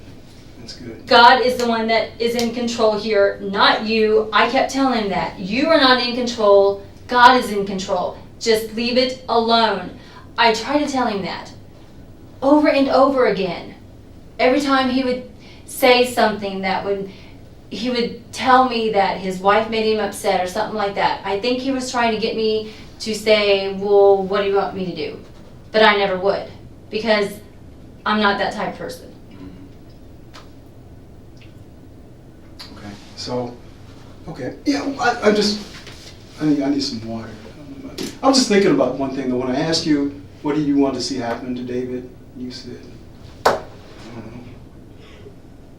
don't know. I want to see him put away for life. That's what I said. I think if someone had just shot my wife in her head, had just walked into her business and pulled the trigger, the shot her in the head, Would I like to see him? I'm thinking I would have been so pissed. That's just me. I want to see that's me. I would have been so mad. I would have known exactly what I want to happen to that person. I don't think I would have said, I don't know. Maybe I think you're still trying to cover up for it a little bit. I am not. Yeah. I want him out of my life. I want him out of my life forever. Okay. How's your water holding up? You good? You good? Yeah. We'll be right back. Lisa.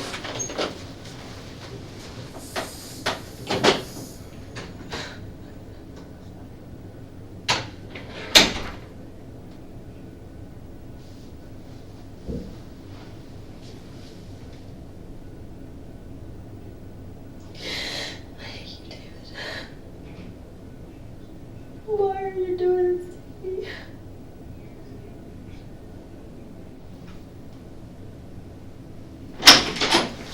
Teresa, we've known each other a long time, and as I told you earlier, I'm not here to sit in judgment of you. I do not sit in judgment of you, and I will say nothing to nobody that we know about anything that you said or anything that I've learned. But I'm going to be very honest with you because you're not being completely honest. And the reason I say that, look, I'm not calling you a liar, but I know that you've been through a whole lot in your life, especially in the last 10 years. There's been a lot going on. But when you talk about things, you're very general in what you're talking about. And you say these overall things. But you talked to detectives last night, and you told them specifically what David Love told you that he did to your husband Randy. At my house. At your house? Yes. When and whoever else was there? Was there somebody else present? In the room with me? Yes. No. Okay. He didn't want anybody in there. Okay. Those are specific things he said, and you've not gone into detail, so you know. Well, I didn't know he wanted me to tell him that. I thought he was talking about in the past. The whole thing, Teresa. Like I'll tell him what he told me. Listen to me, okay? What you're doing is you're kind of going around the bend a little bit. You're not getting straight to where they're wanting to go. And like I told you earlier, this is about you, all about you, because the rest of your life depends on the truth. And it only comes from you. Okay? So you need to go back and be specific and talk about what he said, that he did, and why he did it.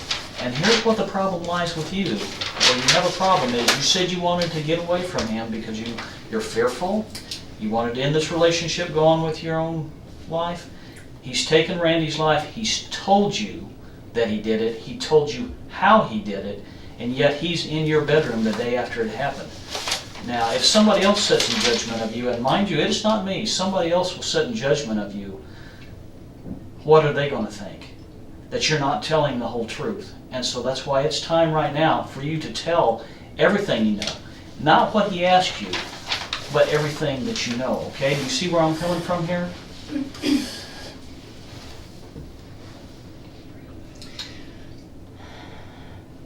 Ready? Yep. Okay. You had a conversation with David Love at your house. And mind you, I didn't want him in my house.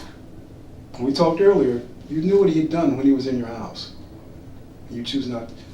Okay, that's then. Tell us about the conversation you had with David that night.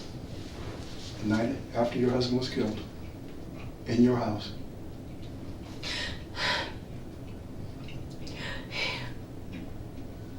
He sat down on my bed and he told me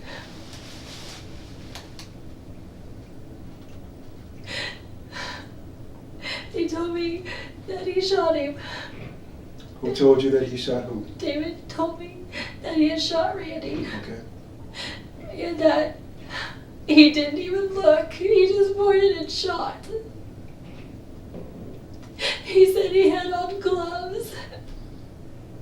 And he took the gun and threw it 20 miles away. Where? I don't know, he didn't tell me. And I was so mad I didn't ask him.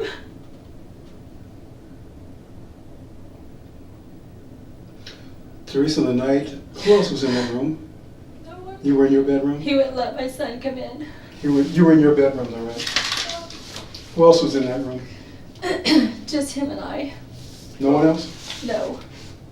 Who else was in the house? There was a bunch of people in the house. Name everybody that you know that was there. A lot of people, huh?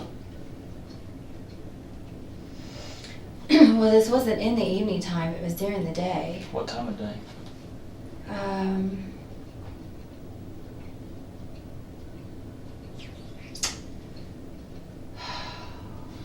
Approximately.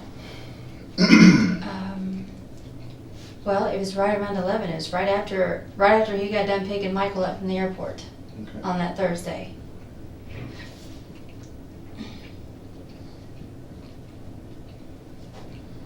Okay. So who all was in the house?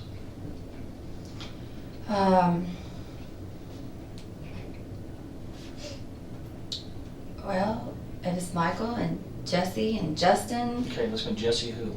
Oh, Michael's best friend. Okay. And the next person? Miranda. Your daughter? Uh-huh. You said Justin. Who's Justin? Justin, our youth pastor at church. And what's his last? Okay. Miranda's boyfriend, Kyle. Kyle what? Is it the other one's son? Justin's son? No. Different. Different. Okay.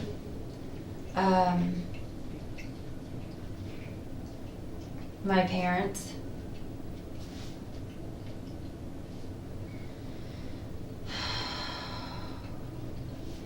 Anybody outside family or friends?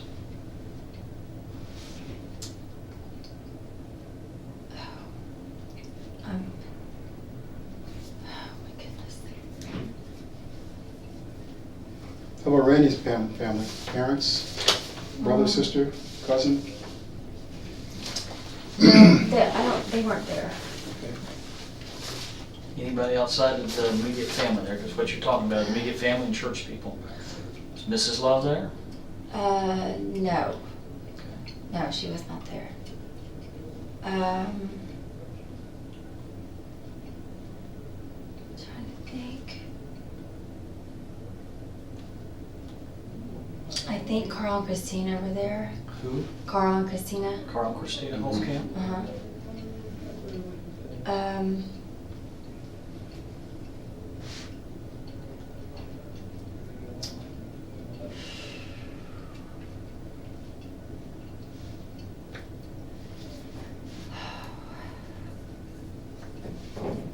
Any other church members? People that weren't church members, somebody outside that maybe you didn't know as well? Neighbors? No.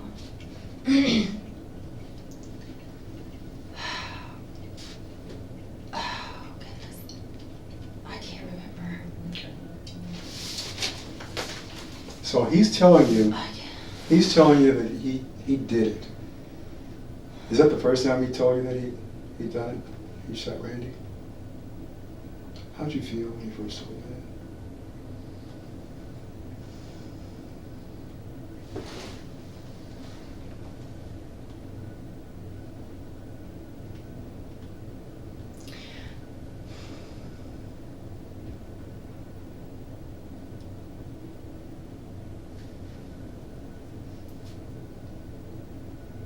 I wanted him to die.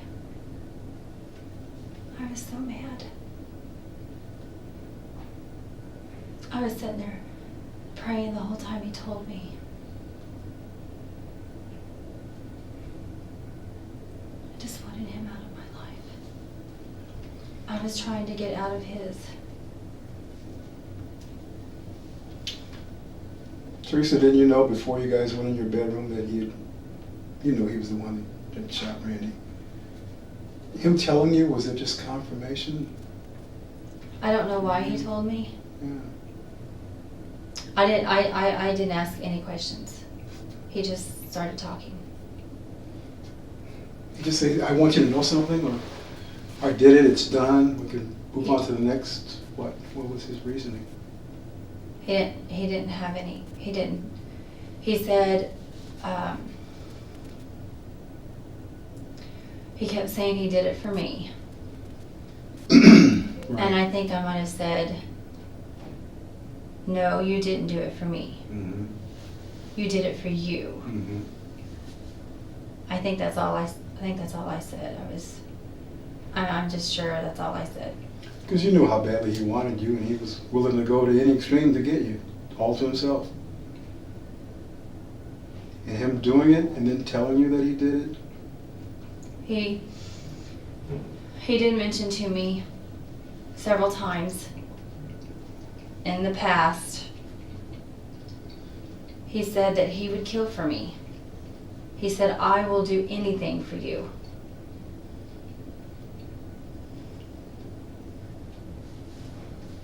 Now think about it. All these years and all these months that you guys have been talking about this, he's dropped. Well, no, not planning Randy's death, but just talking about the things. Listen to his mind. How his mind works. All the things he's been talking about, he would do for you. That just started like within the last couple of months, when we were trying to slowly but surely get away from the church. Mm-hmm. That's when he started coming on strong. Stronger? Yeah. Okay.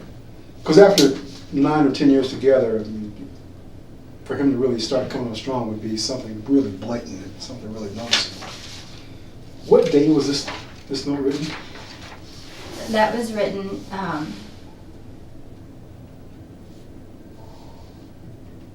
not this past December, but the December before that.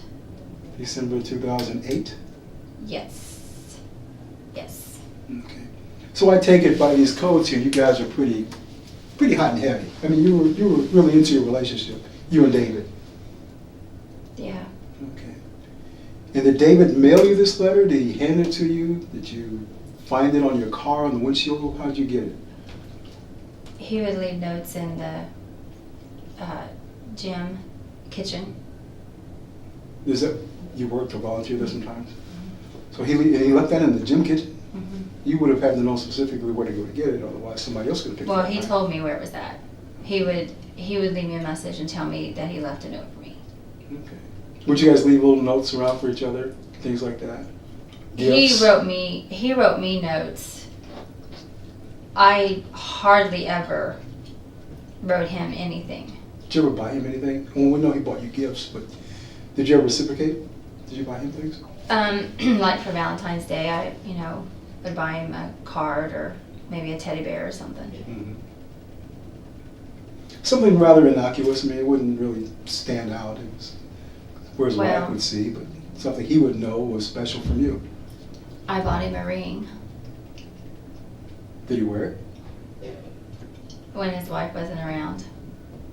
So when his wife wasn't around, was she out of town or something? Was she? No, if she was ever out of town, he would wear it. And he wore it, and you guys were kind of like, it's like you're married. You had a marriage relationship with this guy David, for the most part, when your spouse and his spouse wasn't around. You could say that. Yeah, yeah. So it was like you were, and in this marriage relationship, you kind of acted out being married, just the two of you. Then all of a sudden, during the course of that, Randy and... Well, he kept telling me what wonderful things we were going to do together for God. He kept telling me that For all God? the time. Mm-hmm. Okay. He kept telling me that all the time. And what were you thinking? Did it sound good to you? I mean, being a preacher's wife, it probably wasn't appealing to you. Because, and I know this sounds hypocritical, but I do love serving God. I do love doing things for Him. I enjoy serving Him. So, and He knew that, because He knew I had a servant's heart. And He knew that I would enjoy serving other people as His wife, as He would say. How about you? Did you get the same enjoyment?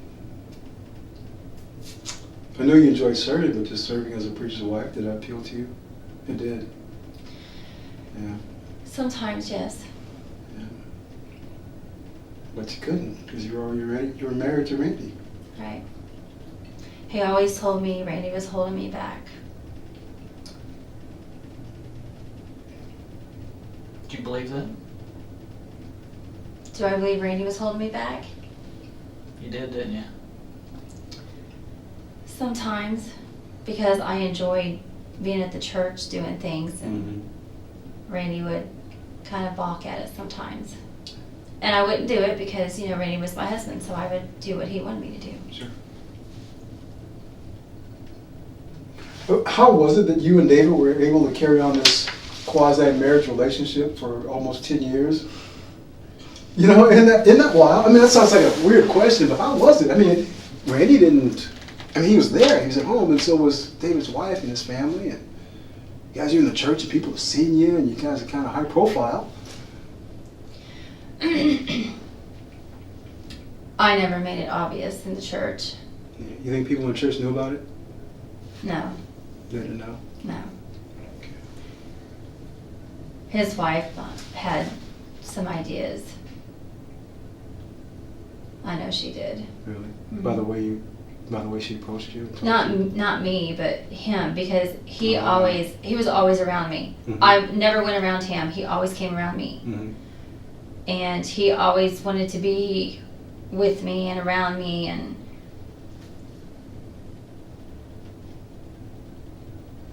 So he made it kind of obvious. he did, yes, in many ways.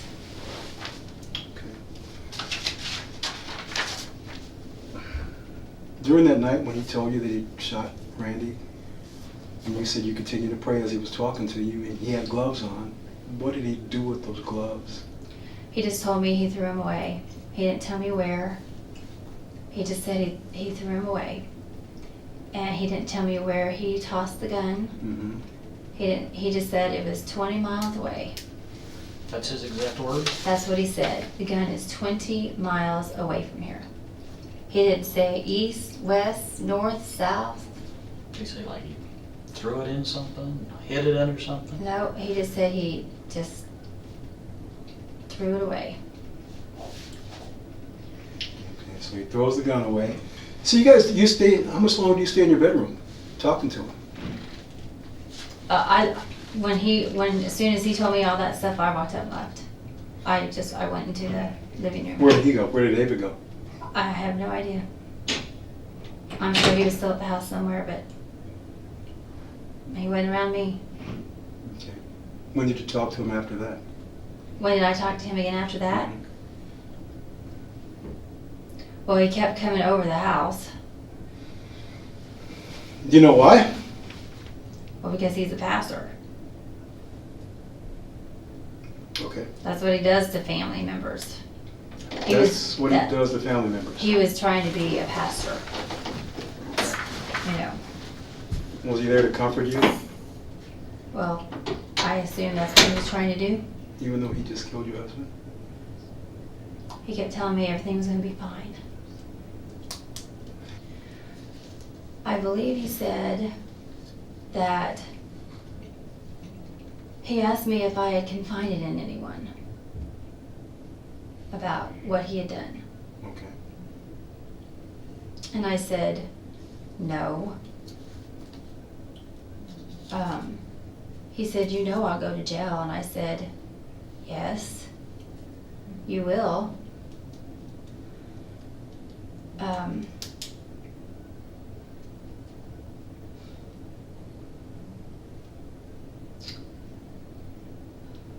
That was pretty much the end of that conversation. That was it? Nothing more? No, because there was a bunch of people around, so. Did you guys get together, just you and him, after that? No. And talk? Nope. He hasn't come over when it was just you at the house? Nope. How about church on Sunday? Nope. He didn't pull you off to the side and talk to you about anything? No, I haven't been back to church, because I was gone the Sunday after this happened. I had to take my son and I took his girlfriend home. Right. So I was not there on that Sunday. Now he did try to call me on my cell phone that Sunday morning. And he did text me. Sunday morning? Mm-hmm. Would it have been during a time where he would have been on the pulpit, where he would have been preaching? Oh, no. This was like 7 o'clock in the morning. Okay, before church. Yes. He did try to call me. And he texted me, and I'm trying to think of what he said in his texts.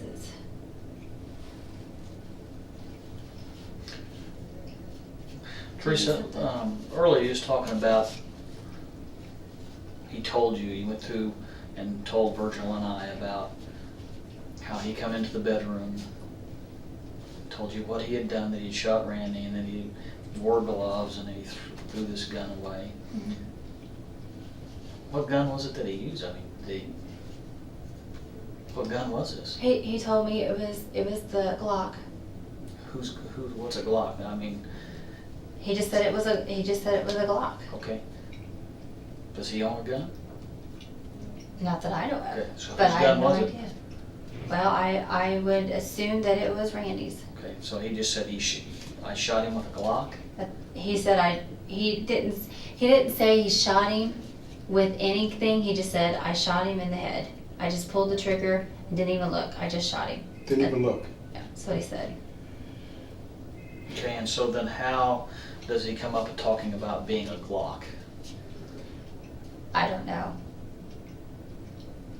Because that's the gun that Randy owned? And he knew Randy had one. So when did he say that? When did he say what? That it was the Glock? Well, that's when he told me the night that it happened at the crime scene. He told me to tell you guys that he, I don't remember what I said, that he sold the Glock 3 months ago. Right. And what you did? That's what he told me to say. Okay. So you're, we're not asking you, hey, what did you say earlier? What did he say to you? That's what the specific question is. Well, he didn't specifically tell me any kind of gun. He just said I shot him in the head. I didn't look. I just pulled the trigger and closed my eyes. That's what he said. Okay.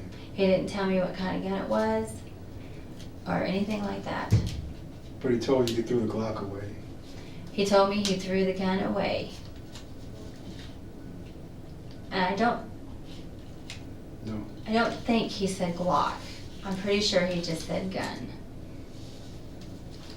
But specifically that night after it happened, you were all at an insurance company. He said, verbatim, what was it he said? He said that tell them that Randy sold the Glock 3 months ago. So he knew what he was talking about as far as the gun. But he just didn't tell me when he was in the room with me. But he did that night of the shooting. Okay. Did you have life insurance? Was there some life insurance? Well, there is. He had one group life policy with farmers, and the other is for the kids. So. Okay, what's a group life insurance policy? What's that? Just something that he gets as being something an that he agent? gets being with farmers. And how much is that? $100,000. And who's the beneficiary? Me. And the one that was For children? the kids. Yeah. Okay, that was on the children or on him, and they It was were, on him, and they were the beneficiaries. and how much is in? I think Robert told me it was a total of $500. So the kids would get half. Each one would get half of that, which was what, $275, I think. 500,000. Yeah, Okay. they would get half of that. And they were named the beneficiaries, Yes. not you. No, I was not. That's kind of unusual. What usually you, especially with ones in school and the other ones in college, why were they the beneficiaries of a larger policy than you? Seems how you're the spouse. I have no idea. Never said. Nope. He changed it. My district manager told me that he changed it in 2005. That was at the time where Randy and I were taking a bunch of trips overseas together with farmers, and he wanted to make sure the kids were all taken care of if anything ever happened to him and I. Sure. So that's why he So did. specifically in the past, prior to 2005, it was in your name, and then when. I assume it was. I don't know. I never looked at the policy. I Okay, never but saw you the said policy. somebody told you. What did they tell you? Robert Davis told me that in 2005 that Randy had changed it over to that. So I assume I was until then, yes. Okay. And had David Love been interested in that life insurance at all? No, I never told him anything about it. Now, sometimes Randy would tell too much information that didn't need to be told. Mm-hmm. To who? To just a lot of people. He just talked, and I got on to him about that. Told him that, honey, people don't need to know everything about our lives. Mm-hmm. Don't. Okay, what is it that he said that you're talking about specifically here? You're kind of talking in generalities again. What specifically did he say that you? Well, like personal things, like if I would go to. Okay, but we're talking about the life insurance policy. Well, I don't know if Randy ever told him about the life insurance policy or not. He always, he would tell people that that he always made sure that he had plenty of life insurance because when his dad passed away, he left his mom in a financial bind, and he didn't want to do that to our family if anything ever happened to him. Those were his exact words that he would always say. He would never give a specific amount or anything like that. So it's just something he talked about. That's just life something that he insurance. talked about. Okay. Did after this has happened and you all were talking in the bedroom, because obviously, David Love has talked. You've talked several times. You told Virgil that you all have spoken several times since Randy's death. Did he ever ask about the life insurance? No. Never said one word to me about the life insurance. Never asked how much it was or who the beneficiaries Nope. were, or Nope. But you said David was aware of the policies. Yeah, he knew because Randy had, like I said, told him because that's what he did. He was a salesman. He tried to sell life insurance, and we had their insurance. So whenever we got their insurance, he would always just try to sell them life insurance, and he would always tell them that he always had plenty of life insurance on him. So he sold the Love's life insurance policy also? Well, he tried, but They didn't have any life insurance through Farmers? no. Was there another policy that you had? Was there one for 800,000 that Randy had for his family? Not that I know of. Okay. Just 100,000 on him from the Farmers, and the other 500,000 that you'd taken off? Yeah. So you didn't have any other, you weren't the beneficiary of any other policies? No. Were you aware of any other policies that he had? Nope. He had everything with Farmers that I know of, and Robert Davis is the one that told me all that. And who's Robert Davis? He's our district manager. Because he has access to all that stuff. No way that David Love ever asked for any of it for the church or for... He never mentioned anything to me about any life insurance. Money, You guys didn't talk about money much? no. Where are they getting the money to build that big church, Father? Well, it's like I told them last night, he'll have like $1,000 club or $2,000 clubs, or so many people give. If he could get so many people to give 10,000, towards, which we've never done that. Wow. Yeah. That's asking a lot. Yes, it is. They've had that property for a lot of years. Where's all that money at for that property? Well, we're still paying on it. So the property's not paid off? Nope. Do you know how much is owed on it or anything? I do not. I honestly do not know. Well, David wants to walk away from this thing clean as a whistle. I'm sure he does. And he's got no problems leaving you holding the bag. You sure of that too, right? He's not saying anything, is he? Well, we can't really tell you what. I know. But you gave him a good piece of advice last night by telling him that you talked and kind of opened his eyes. And that's good. Appreciate you doing that. All right, Teresa. Somebody's going to sit in judgment someday, and they're going to look at everything that everyone talked about. And if you were somebody on the outside looking and you found that note and your long-term relationship, how are they going to feel that you were involved in this? If you were somebody looking on the outside looking in, what would you think?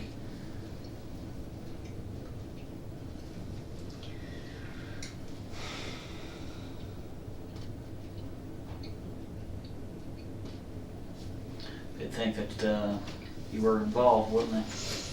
That you hold as much responsibility as he does, don't they? When's your birthday, Teresa? December 6th. Just kind of a birthday note.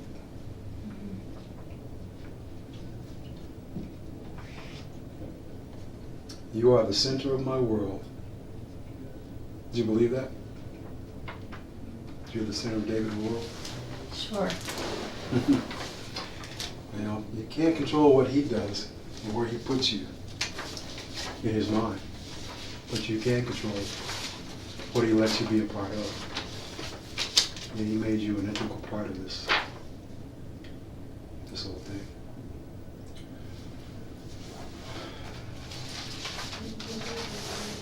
Teresa, one of the things that I know we didn't talk about today, and I think you talked to the detectives last night about, was that the night you confronted or were confronted by Dave Love's wife, did you guys... Today at the office? Yeah. Was that St. Patrick's Day? Mm-hmm. Did she make any threats to you that night? No, she came in and said, I'm not here as a pastor's wife, I'm here as a friend. And then I told her, I said, you don't know what it's like to be a pastor's wife, which I Right. apologized to her about. But you did tell her that because you were the pastor's wife. No. You were more of a wife to him than she was. Well, that's Right. what he told me. That's what he told you, and that's what you believed. And she walked out. She didn't say anything else? Huh? Okay. She didn't call you? No. What did Randy say? He asked why she came in and why she was so mad when she walked out. That's all he asked. Randy's a smart guy. Mm-hmm. He put it together. He knew what was up. With David and I? Don't think so? You said you don't think anybody in the church knew about it. I mean, I don't think so. You said I never. You said she knew. And she had an idea. You don't think David had an idea? I don't think David had an idea? Yeah. About what? About you and David, or Randy, you about you and David. Well, at one time, he questioned me about it. And of course I denied it. He was curious. He felt something. Men feel that stuff, just like women. If he was having an affair, if Randy was having an affair, don't you think you would have known? You would have picked up on it? Oh yeah, I confronted him several times. Yeah. Did he ever confront you other than that one time? No. Why do you think that was? He just wanted to make it all go away? Wish it never Did happened? he? Yeah. I honestly can't tell you. You don't know. You wouldn't. Unless you're in his head. You won't I don't know. know. But he was aware. He knew what went on. So based on the information that you've provided so far, and the statements that you've made regarding your knowledge of David and what his plans were, do you think you could have done anything to change that?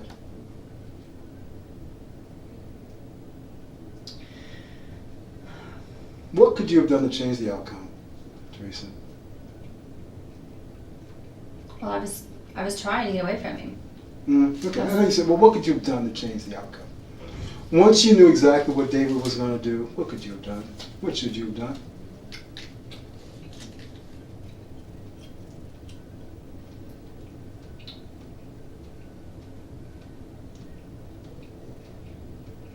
I wanted it to be over. That's what I was trying to do. I was trying to end it. Is what I was trying to do. Mm-hmm. And I was. I know you say that, but I don't know. I don't think you wanted to end it. I don't think you wanted to end it with David. Yeah, I think if you did, you would have done it a long time ago. Well, I tried a few times.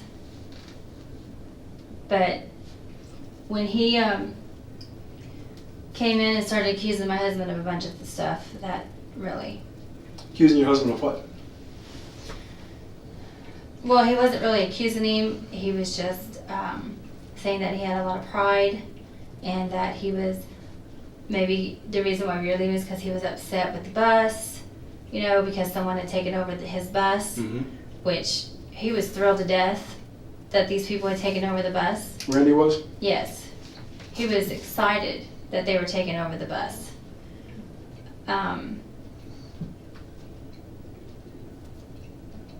Pastor just didn't like it because Randy always disagreed, not always, but sometimes disagreed with the finances. Because Randy knew something was amiss. He didn't like everything that went on, no. Right, he may not have known what, but he just didn't know. Right. what And he emailed one of the deacons, and the deacons asked Pastor about it, and Randy didn't like the idea of Pastor responding to his email instead of the deacon responding to his email. You call him pastor. You've always called him pastor? Yeah. What about when you're, when it's just the two of you, when you're married and you're... When we're together, Yeah. What do you I'd call him? call him David. Call him David. Mhm. What does he call you? Teresa. Does he ever call My you? wife. My wife. Mhm. Okay, there you go. Yeah. That's what he calls you. Because in his mind, you were his wife. He just had to get rid of your husband. So Teresa, I'll ask you again. Kind of like beating a dead horse, isn't it? I'll ask you again. I'm not saying you put the gun in David's hand. You know, I'm not asking you that. I'm not even saying that. But I am saying that you provided a means for him to get the gun. You made it readily available to him, Teresa. Is that an issue for you? Is that a concern for you? Considering the outcome? Yeah. I know. You made it available to him, and then afterwards he told you what he'd done. And he probably told you, I've got to get rid of this gun. I've got to throw it away. And he told you he took it 20 miles away and threw it away. All this time you're along for the ride with him. Wherever David's going with this, you're going too, and you're just okay with it.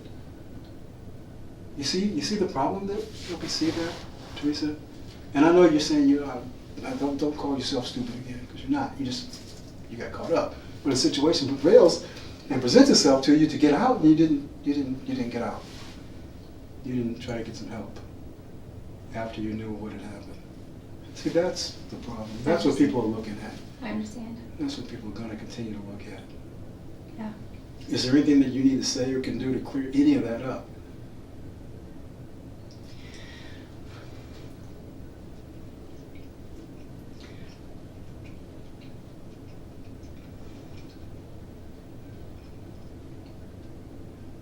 All I can tell you is that he told me not to tell the police that he would go to prison. You didn't want him to go to prison. Because in prison, you'd be safe. He wouldn't be a threat to you anymore.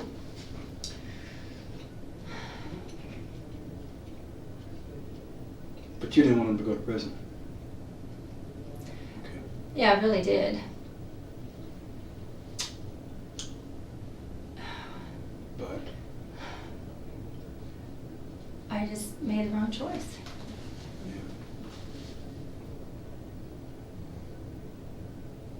Teresa, if we hadn't come to you, would you have ever come to us? Yes. When? When were you going to do it?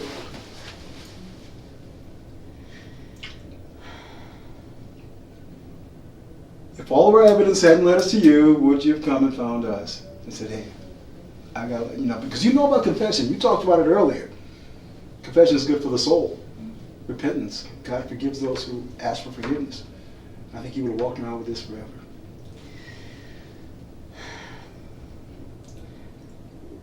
It actually hit me Monday night.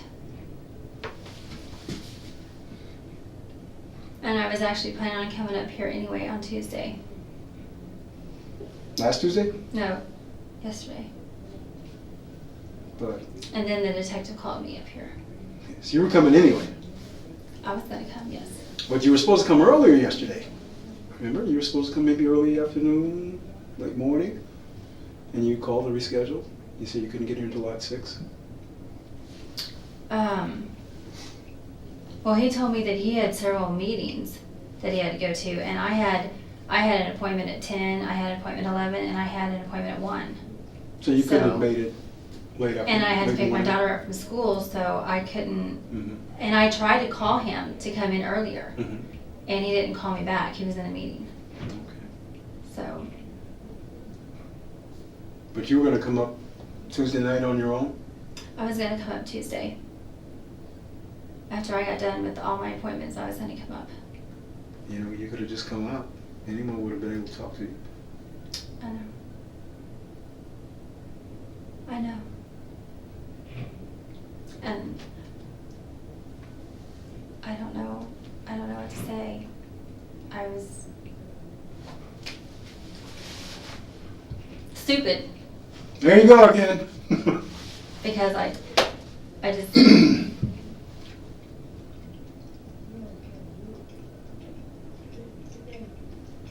Okay.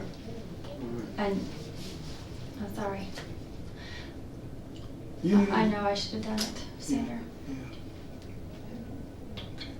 You need water, bathroom? I'm fine. You're good? Okay. You hungry? No. Bagel? No. Sure. I'll be right back with you.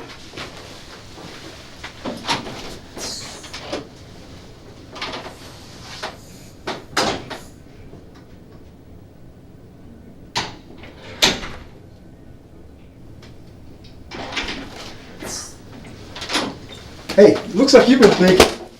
Looks like you've got a lot on your mind. I'm just tired. You are. You're wiped out, aren't you?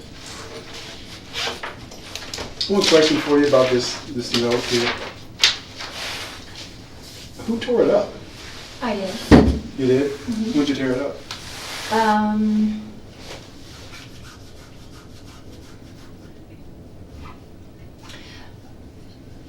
Probably a couple days before Randy was killed. I was making a dentist appointment for Miranda, and I was getting my card out, and Out of your purse? yeah, I have a little change purse thingy, and I found it in there. I forgot it was in there. Why'd you keep it? I mean, if you say he wrote this note not December of 2008, yeah, that's a long time. Yeah. You know, nothing over a year. Well, I forgot it was in there because that's probably where I put it when I first got it, and I just forgot it was in there because I have all my credit cards in there, and it's just kind of smashed. And it's so little that I didn't. I forgot it was in there. Honestly. I mean, I never kept any of his notes. That's why I forgot it was in there, and so I just wanted to get rid of it. Did he write you lots of notes? Not a lot, maybe once a week, maybe. Yeah, that's a lot. On Sunday. That's a lot of notes. Yeah, he wrote me a lot of notes. Wow. Were they all kind of like that? I love you. You're the center of my world. I want to be with you. Yeah. I need you. I miss you. Yeah, pretty much. Would you keep them? Huh? Would you keep them? Would I? Or You did kept I? this one. Would you keep any others? No, I don't have any more. You don't have any other notes from him in your house? Not that I can. They asked me that last night, and not that I can remember. Are there going to be any notes from you in his house? No. Would he have any notes from you in his wallet or in his car, in his person, on his person?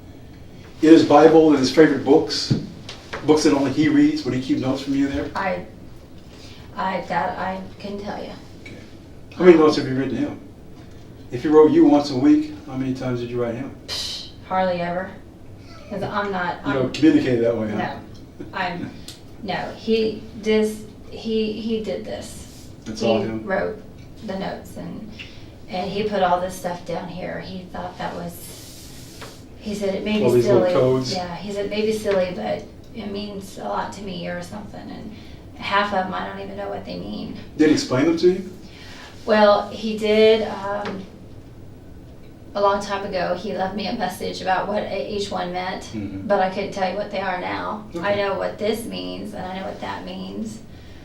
HP means honeymoon in Paris. I guess that's where he thought he was going to take me. Marry me, Teresa. This one's kind of funny. You laughed. I'm sorry. It's get big. Yeah.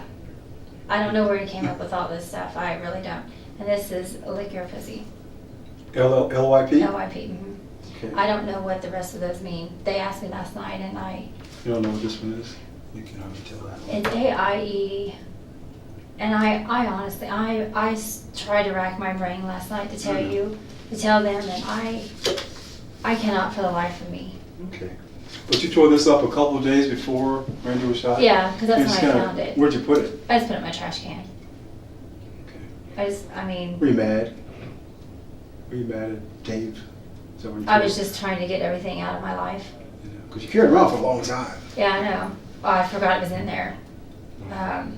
Honestly, I did. I forgot it was in there. Because I had to take everything out, and I was trying to find my card, and I was like, oh my gosh. Forgot I had that thing. So, Yeah, I just tore it up through the trash. Okay. Do you have any other notes from him? No, not that I know of. Nothing?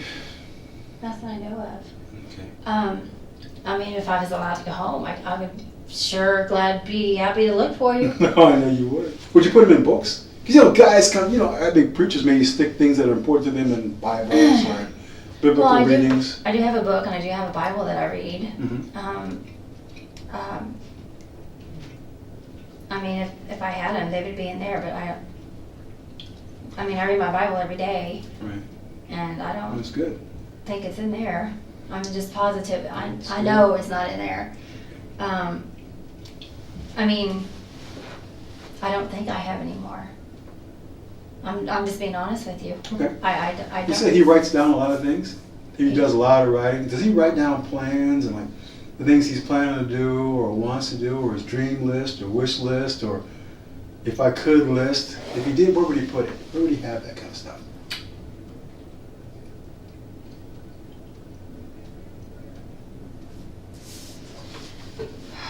That'll help us get a better handle on him. Sure. What his plans were. And he may have written everything down that he told you. I don't know. If he's talking this stuff every day for years or months, and then he all of a sudden he does it, I'm sure he wrote it down someplace. Well, I know he did mention to me that he does have a book that he marks in Mm-hmm. whenever we meet or whenever we talk or something, but I can't honestly tell you where it's at. What kind of book is it? I don't know what kind of book it is. I don't know if it's a journal or if it's an actual reading book that he just marks in. I don't know. He never did tell me. He just said he has a book that he keeps markings in. That's all he said. Does he keep it at church, or does he keep it I at think it's in his office. his office at church or at home? No, I don't think he has an office at home. He doesn't? Most preachers do, or pastors do. No, I think No. not in this house. They don't. Yeah, because they're actually buying his parents' house that they live in right now. Mm. Where are his parents? In Georgia.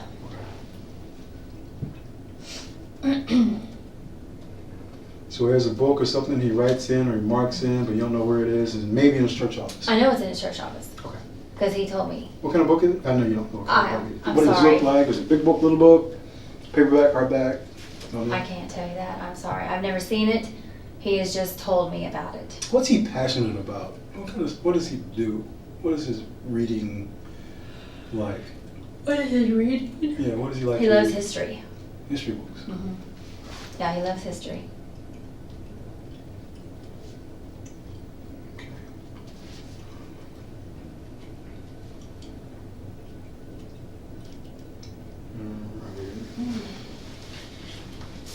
Well, that may help us to locate some more letters that he's. I'm sorry? That may help us locate more letters that he's written that you never. He may have written letters he never gave to you. I don't know. That I couldn't tell you either. He may have written down plans to what he's going to do to That Randy and to his wife. That he I never couldn't shared tell with you you. either. Yeah. I could not tell you But that. by the fact that he's a writer, can help us, gives us something else to look for. Yeah. I'd be happy to look. Okay. I really would. Well, hopefully you'll have the opportunity. Appreciate that. Talking about the house and David in your house, Mhm. how would he get access to your house? I know we talked about that, kind of touched on it, but who gave him the codes to get in your garage? Well, Randy's given him the codes because when we go on vacation, they would bring paper and they would bring our paper in our mail in Mm-hmm. to watch it, to take care of it for us while we're gone. Mm-hmm. He did that a lot he asked them to do it, and he asked. So Randy asked the Loves to do it? Yeah. He would mention it to them, and he would ask them if they would, and then he would, if they weren't available, he would ask Justin, to keep an eye on things around the house. My parents would sometimes too if they weren't out of town. So they all had access to your house when you were gone? Mm-hmm. Well, you just felt like you can trust them. Oh, So sure.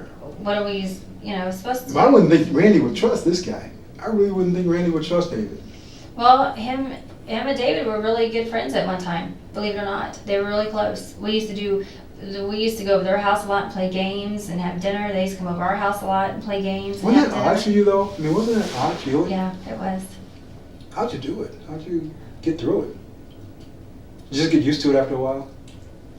I just hung to Randy closer. Seriously.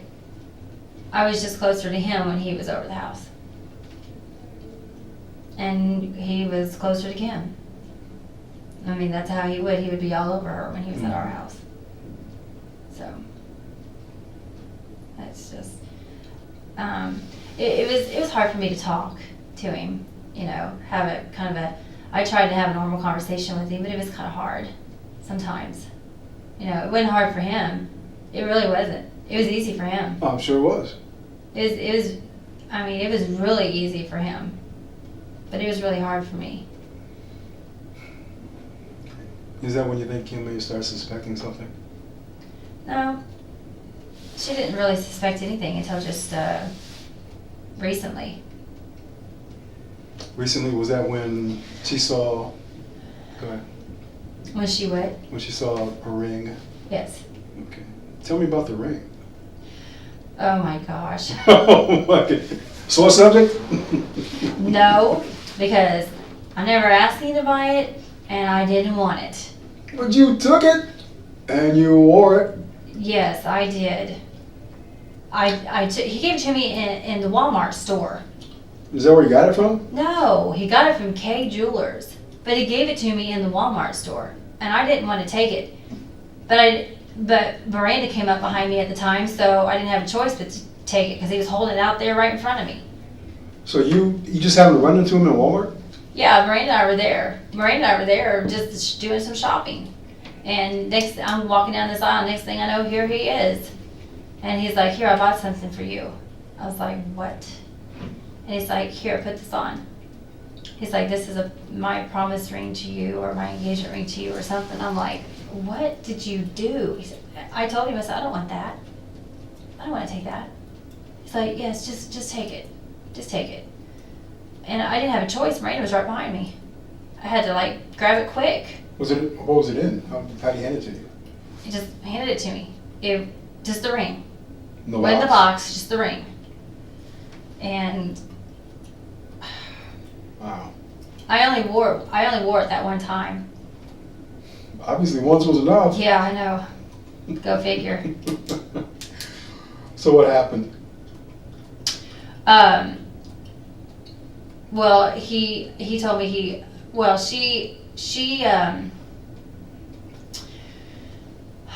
after she found out about the ring, Mm-hmm.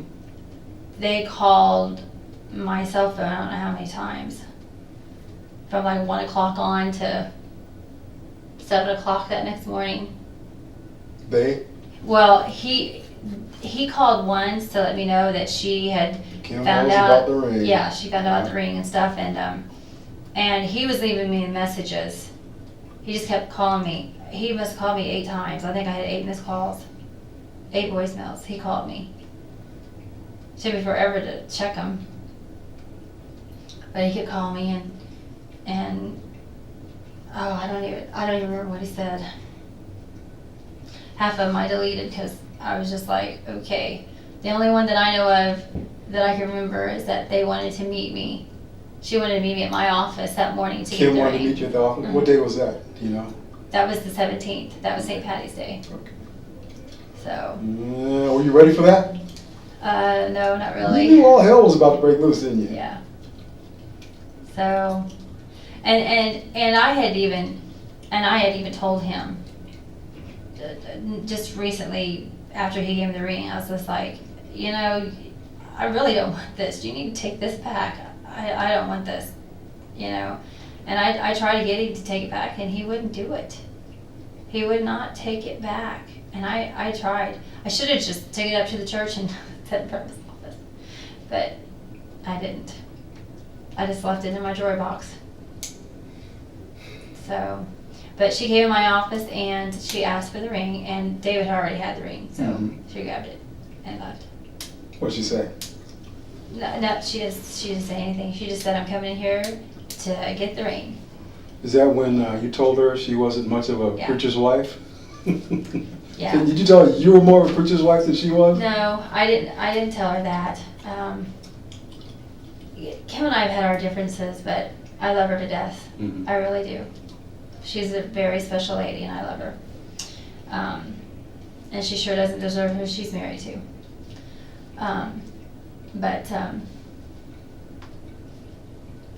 But we, you know, we talked. We had a great talk, and you know, got everything. You and Kim? Got everything straightened out, and So are you guys good now? well, we were. Well, she doesn't know you were sleeping with her husband for past 10 years, though. She probably thought it was just a fling. Is that what you're thinking? Yeah. Because people in church didn't know about what was going on with you and David, right? Well, they told me last night that she was gonna know. She was gonna know? Yeah. I thought she already knew. No, not about him and I. Well, she knew about him and I talking and stuff, but she didn't know about us having sex or anything. So this is kind of all new to her. Yeah, I'm sure. I'm sure it's killing her, and I don't have the words to say. Sorry is not enough. Seriously.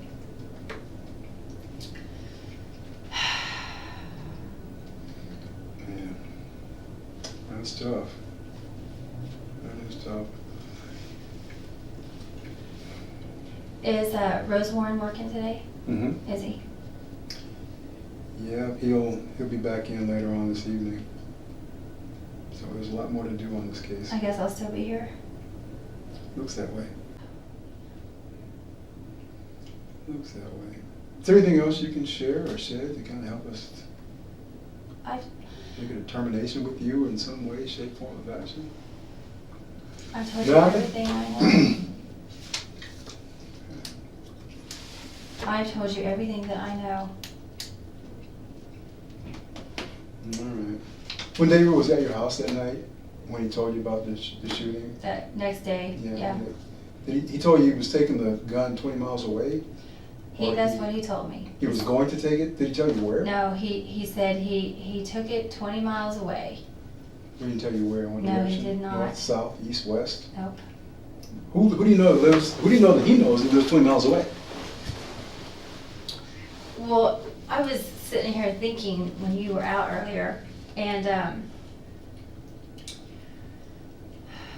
well, he was on his way to the hospital.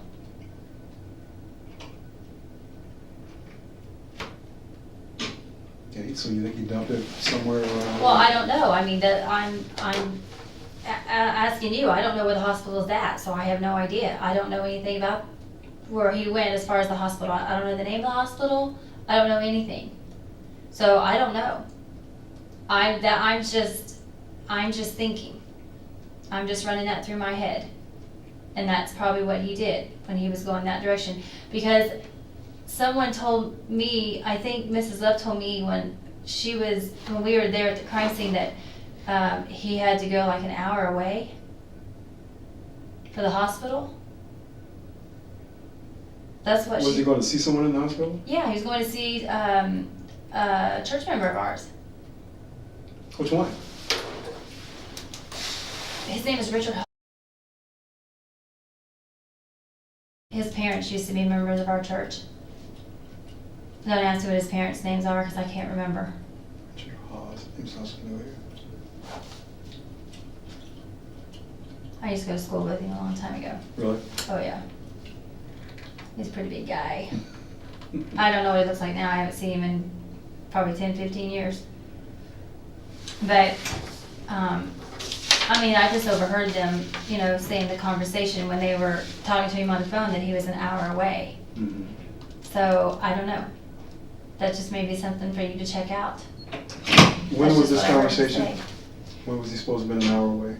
Was that the day after? That day. That day? No, that day. Before he came to your house? Or after he came to your house? No, this is the day that Randy was shot. Well, he was doing a funeral, right? His funeral was at 1. Mm-hmm. Yes. And then you said he went somewhere, he went to a hospital after that? Well, about 5 o'clock he was on his way back from the hospital. But they said that the hospital was about an hour away. That's what they said. I don't know. I don't know where he went to the hospital at. So I'm just going by what I heard. We'll check that out. I'm thinking, I thought maybe Detective Rosewarne said it was St. Joseph Hospital, or I think that's what he said last night. But I could be wrong. Okay, I'll ask him. I think that's what he said. But I mean, you might want to check it out. I'll ask him.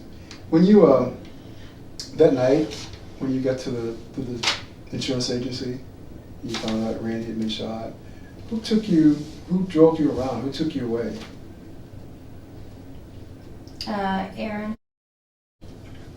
Aaron. And where did he take you? Well, he just walked me.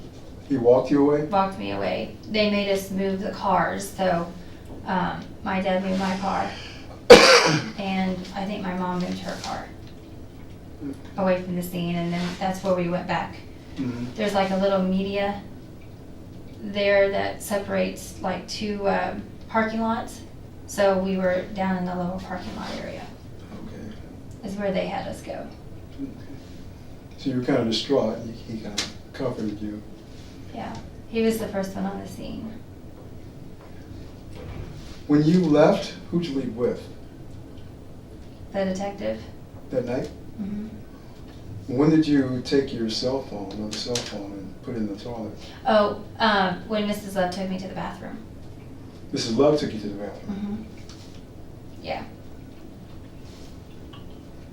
Okay. And she's the one that took you down to the Enterprise? Mm-hmm.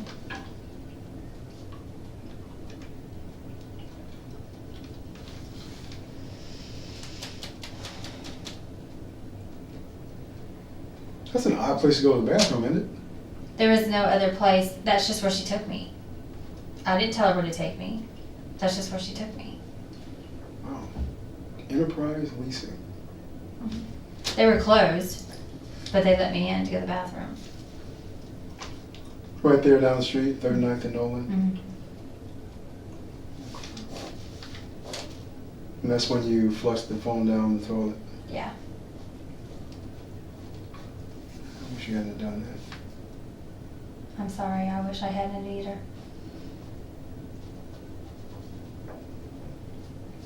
And your reasoning for doing that was just what? Covering up for David? I guess you could say that.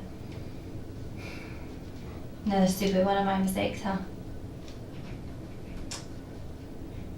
Bad choice. Bad decision. I know. You know, one thing that's curious though, it looks like David had been talking about this stuff, and talking about hurting people and hurting Kim and hurting Randy, and then once he got his hands on the gun, he just kind of went from 0 to 60. It's like a different person.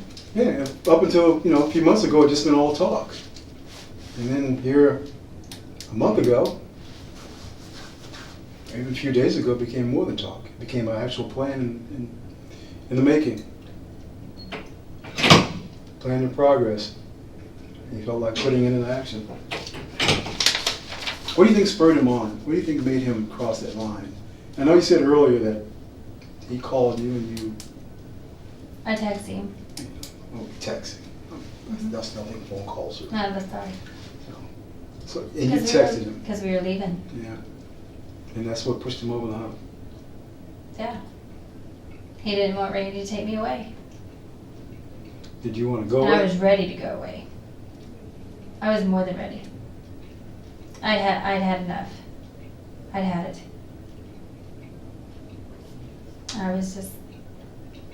I had made amends with Kim, and I was just ready to just... Well, you'd only made amends with her as far as the things she knew about. You didn't tell her about it. You know, we're talking about being open and coming clean with everything. Sure, yeah. Like you said, you didn't tell Randy about, about all the things that had gone on. I understand. I with understand. the Kansas City officer and everything like that. And that's stuff you're just kind of glossing over and you didn't tell Kim. Yeah, And, I know. but I think you were expecting it just to get absolution, just to kind of be okay with it. Out of sight, out of mind. People don't know about it, can't hurt them. Yeah. Kind of how our minds think sometimes. Yeah, sometimes. But how do we? But isn't that odd though? Because we think God knows everything. God's going to judge us, but I know. we're gonna keep this stuff from people, even though God knows we're keeping it from I know. people. You see, you can't I be know. fully in line with that when you're not in line I understand. with down here. I understand, I know. I know you know. See, this is stuff you've probably been taught, over the years. And you find yourself in a situation where you're living it out. And you should have been the student instead of the teacher. I know. So you see why I keep talking about the same things over and over again? Because I want to make sure that we're clear on all the facts. I understand. Don't know if you're going to get to talk to David. I'm not really sure if that's going to happen or not.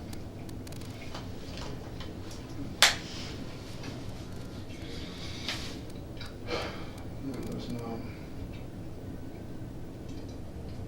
Have you made any other phone calls? Have you called anybody? No, no one told me I could, so I didn't. I think your phone's working in the cell. I don't know how to use it. Oh, okay. No one showed me how to use it, so sorry. I don't know how to use it. All right. Well, just ask one of them down there, and they'll help you out. So I'm not gonna get to go home tonight. I don't know. Again, we'll have to. What time is it, if you don't mind me asking? It's 3:45. Okay. Let me ask you a question. Sure.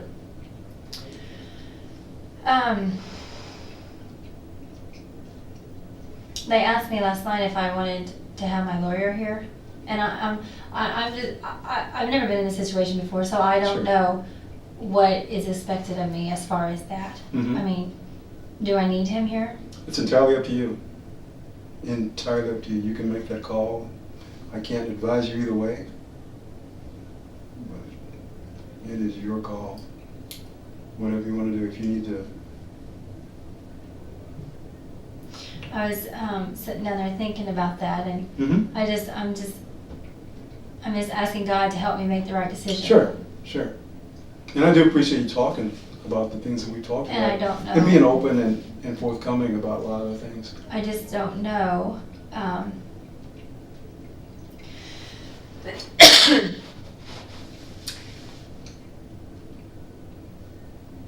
I've already made myself look bad. Well, you know what? That started a long time ago. That process of unwinding started some time ago. So don't think you began to look bad just overnight. It's a slow fade. It's a process. That's a Christian song. What? It's a slow fade. It's on my and my husband's favorite movie, Is there what movie is that? Fireproof. No, don't tell me you saw Fireproof. Oh, we have the movie. Don't tell me you own Fireproof. We watch it all the time. Don't tell me you and Randy sat there and watched Fireproof. Absolutely. Okay. And cried Okay. every time we watched it too. Well, what was going through your head? Teresa? What was going on in your mind? Mind is a crazy thing. Crazy place, man. And you know that. I know. You don't think that I am ashamed of what I've done in my past? Are you kidding me? If I could do it all over again, I would change everything, and you know that. I know you would.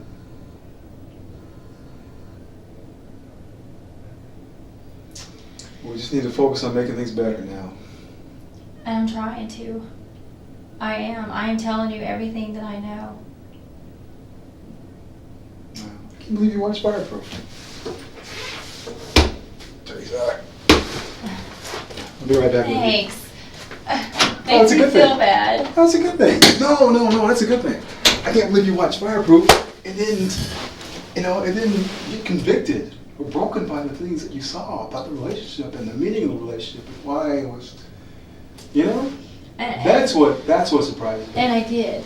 You were broken. But do you know how hard it is when you are, and how long has our relationship been on? What, 10 years? That's what you say. And What? What? as many times as I have tried, and he just gets mad at me every time I try to break it Who off. cares about what he feels, or what he thinks, or why he gets mad? But he won't Why leave is me that alone. important to you? But he won't leave me alone. I don't care if he gets mad, and he got mad, but he just won't leave me alone. He wouldn't stop texting me. He wouldn't stop calling me. You could have put an end to it. You could have told his wife, hey man, your husband, he's not who you think he is. I know, and I should have. You're right. I should have. You should have done a lot of things, Teresa. I know that.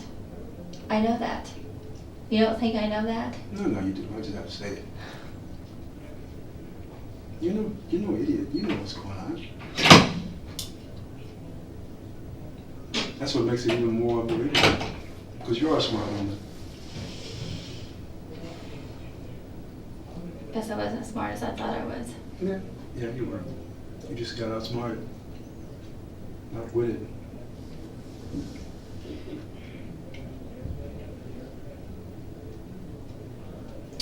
You know what I'm praying for? What? I was sitting there praying for you. You walked in. That he would just tell the truth. Just confess it. Keep He praying knows that. he did it. Keep praying that. We need your prayers. He needs your prayers. You know how to pray. Teresa, I know you know how to pray. And you pray for forgiveness, and you pray for guidance, and you pray for wisdom in the past.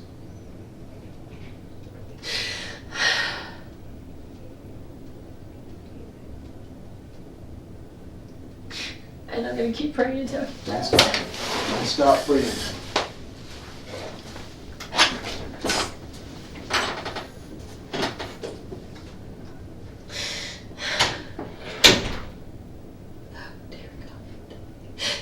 Please help me, Lord.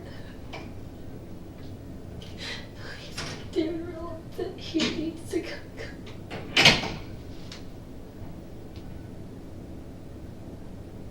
Please, Lord.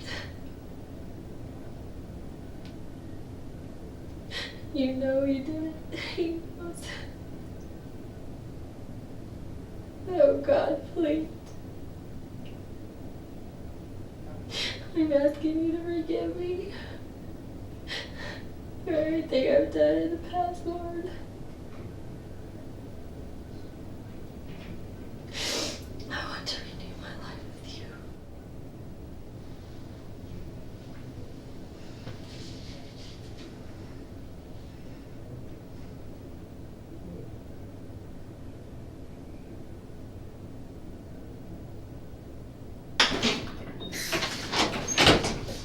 That okay? Come on, let's get you out of here.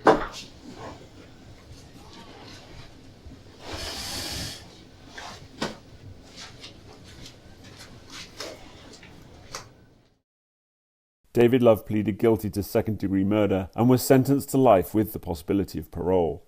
Teresa Stone was charged with conspiracy to murder. She pleaded guilty to reduced charges and was sentenced to 8 years in prison.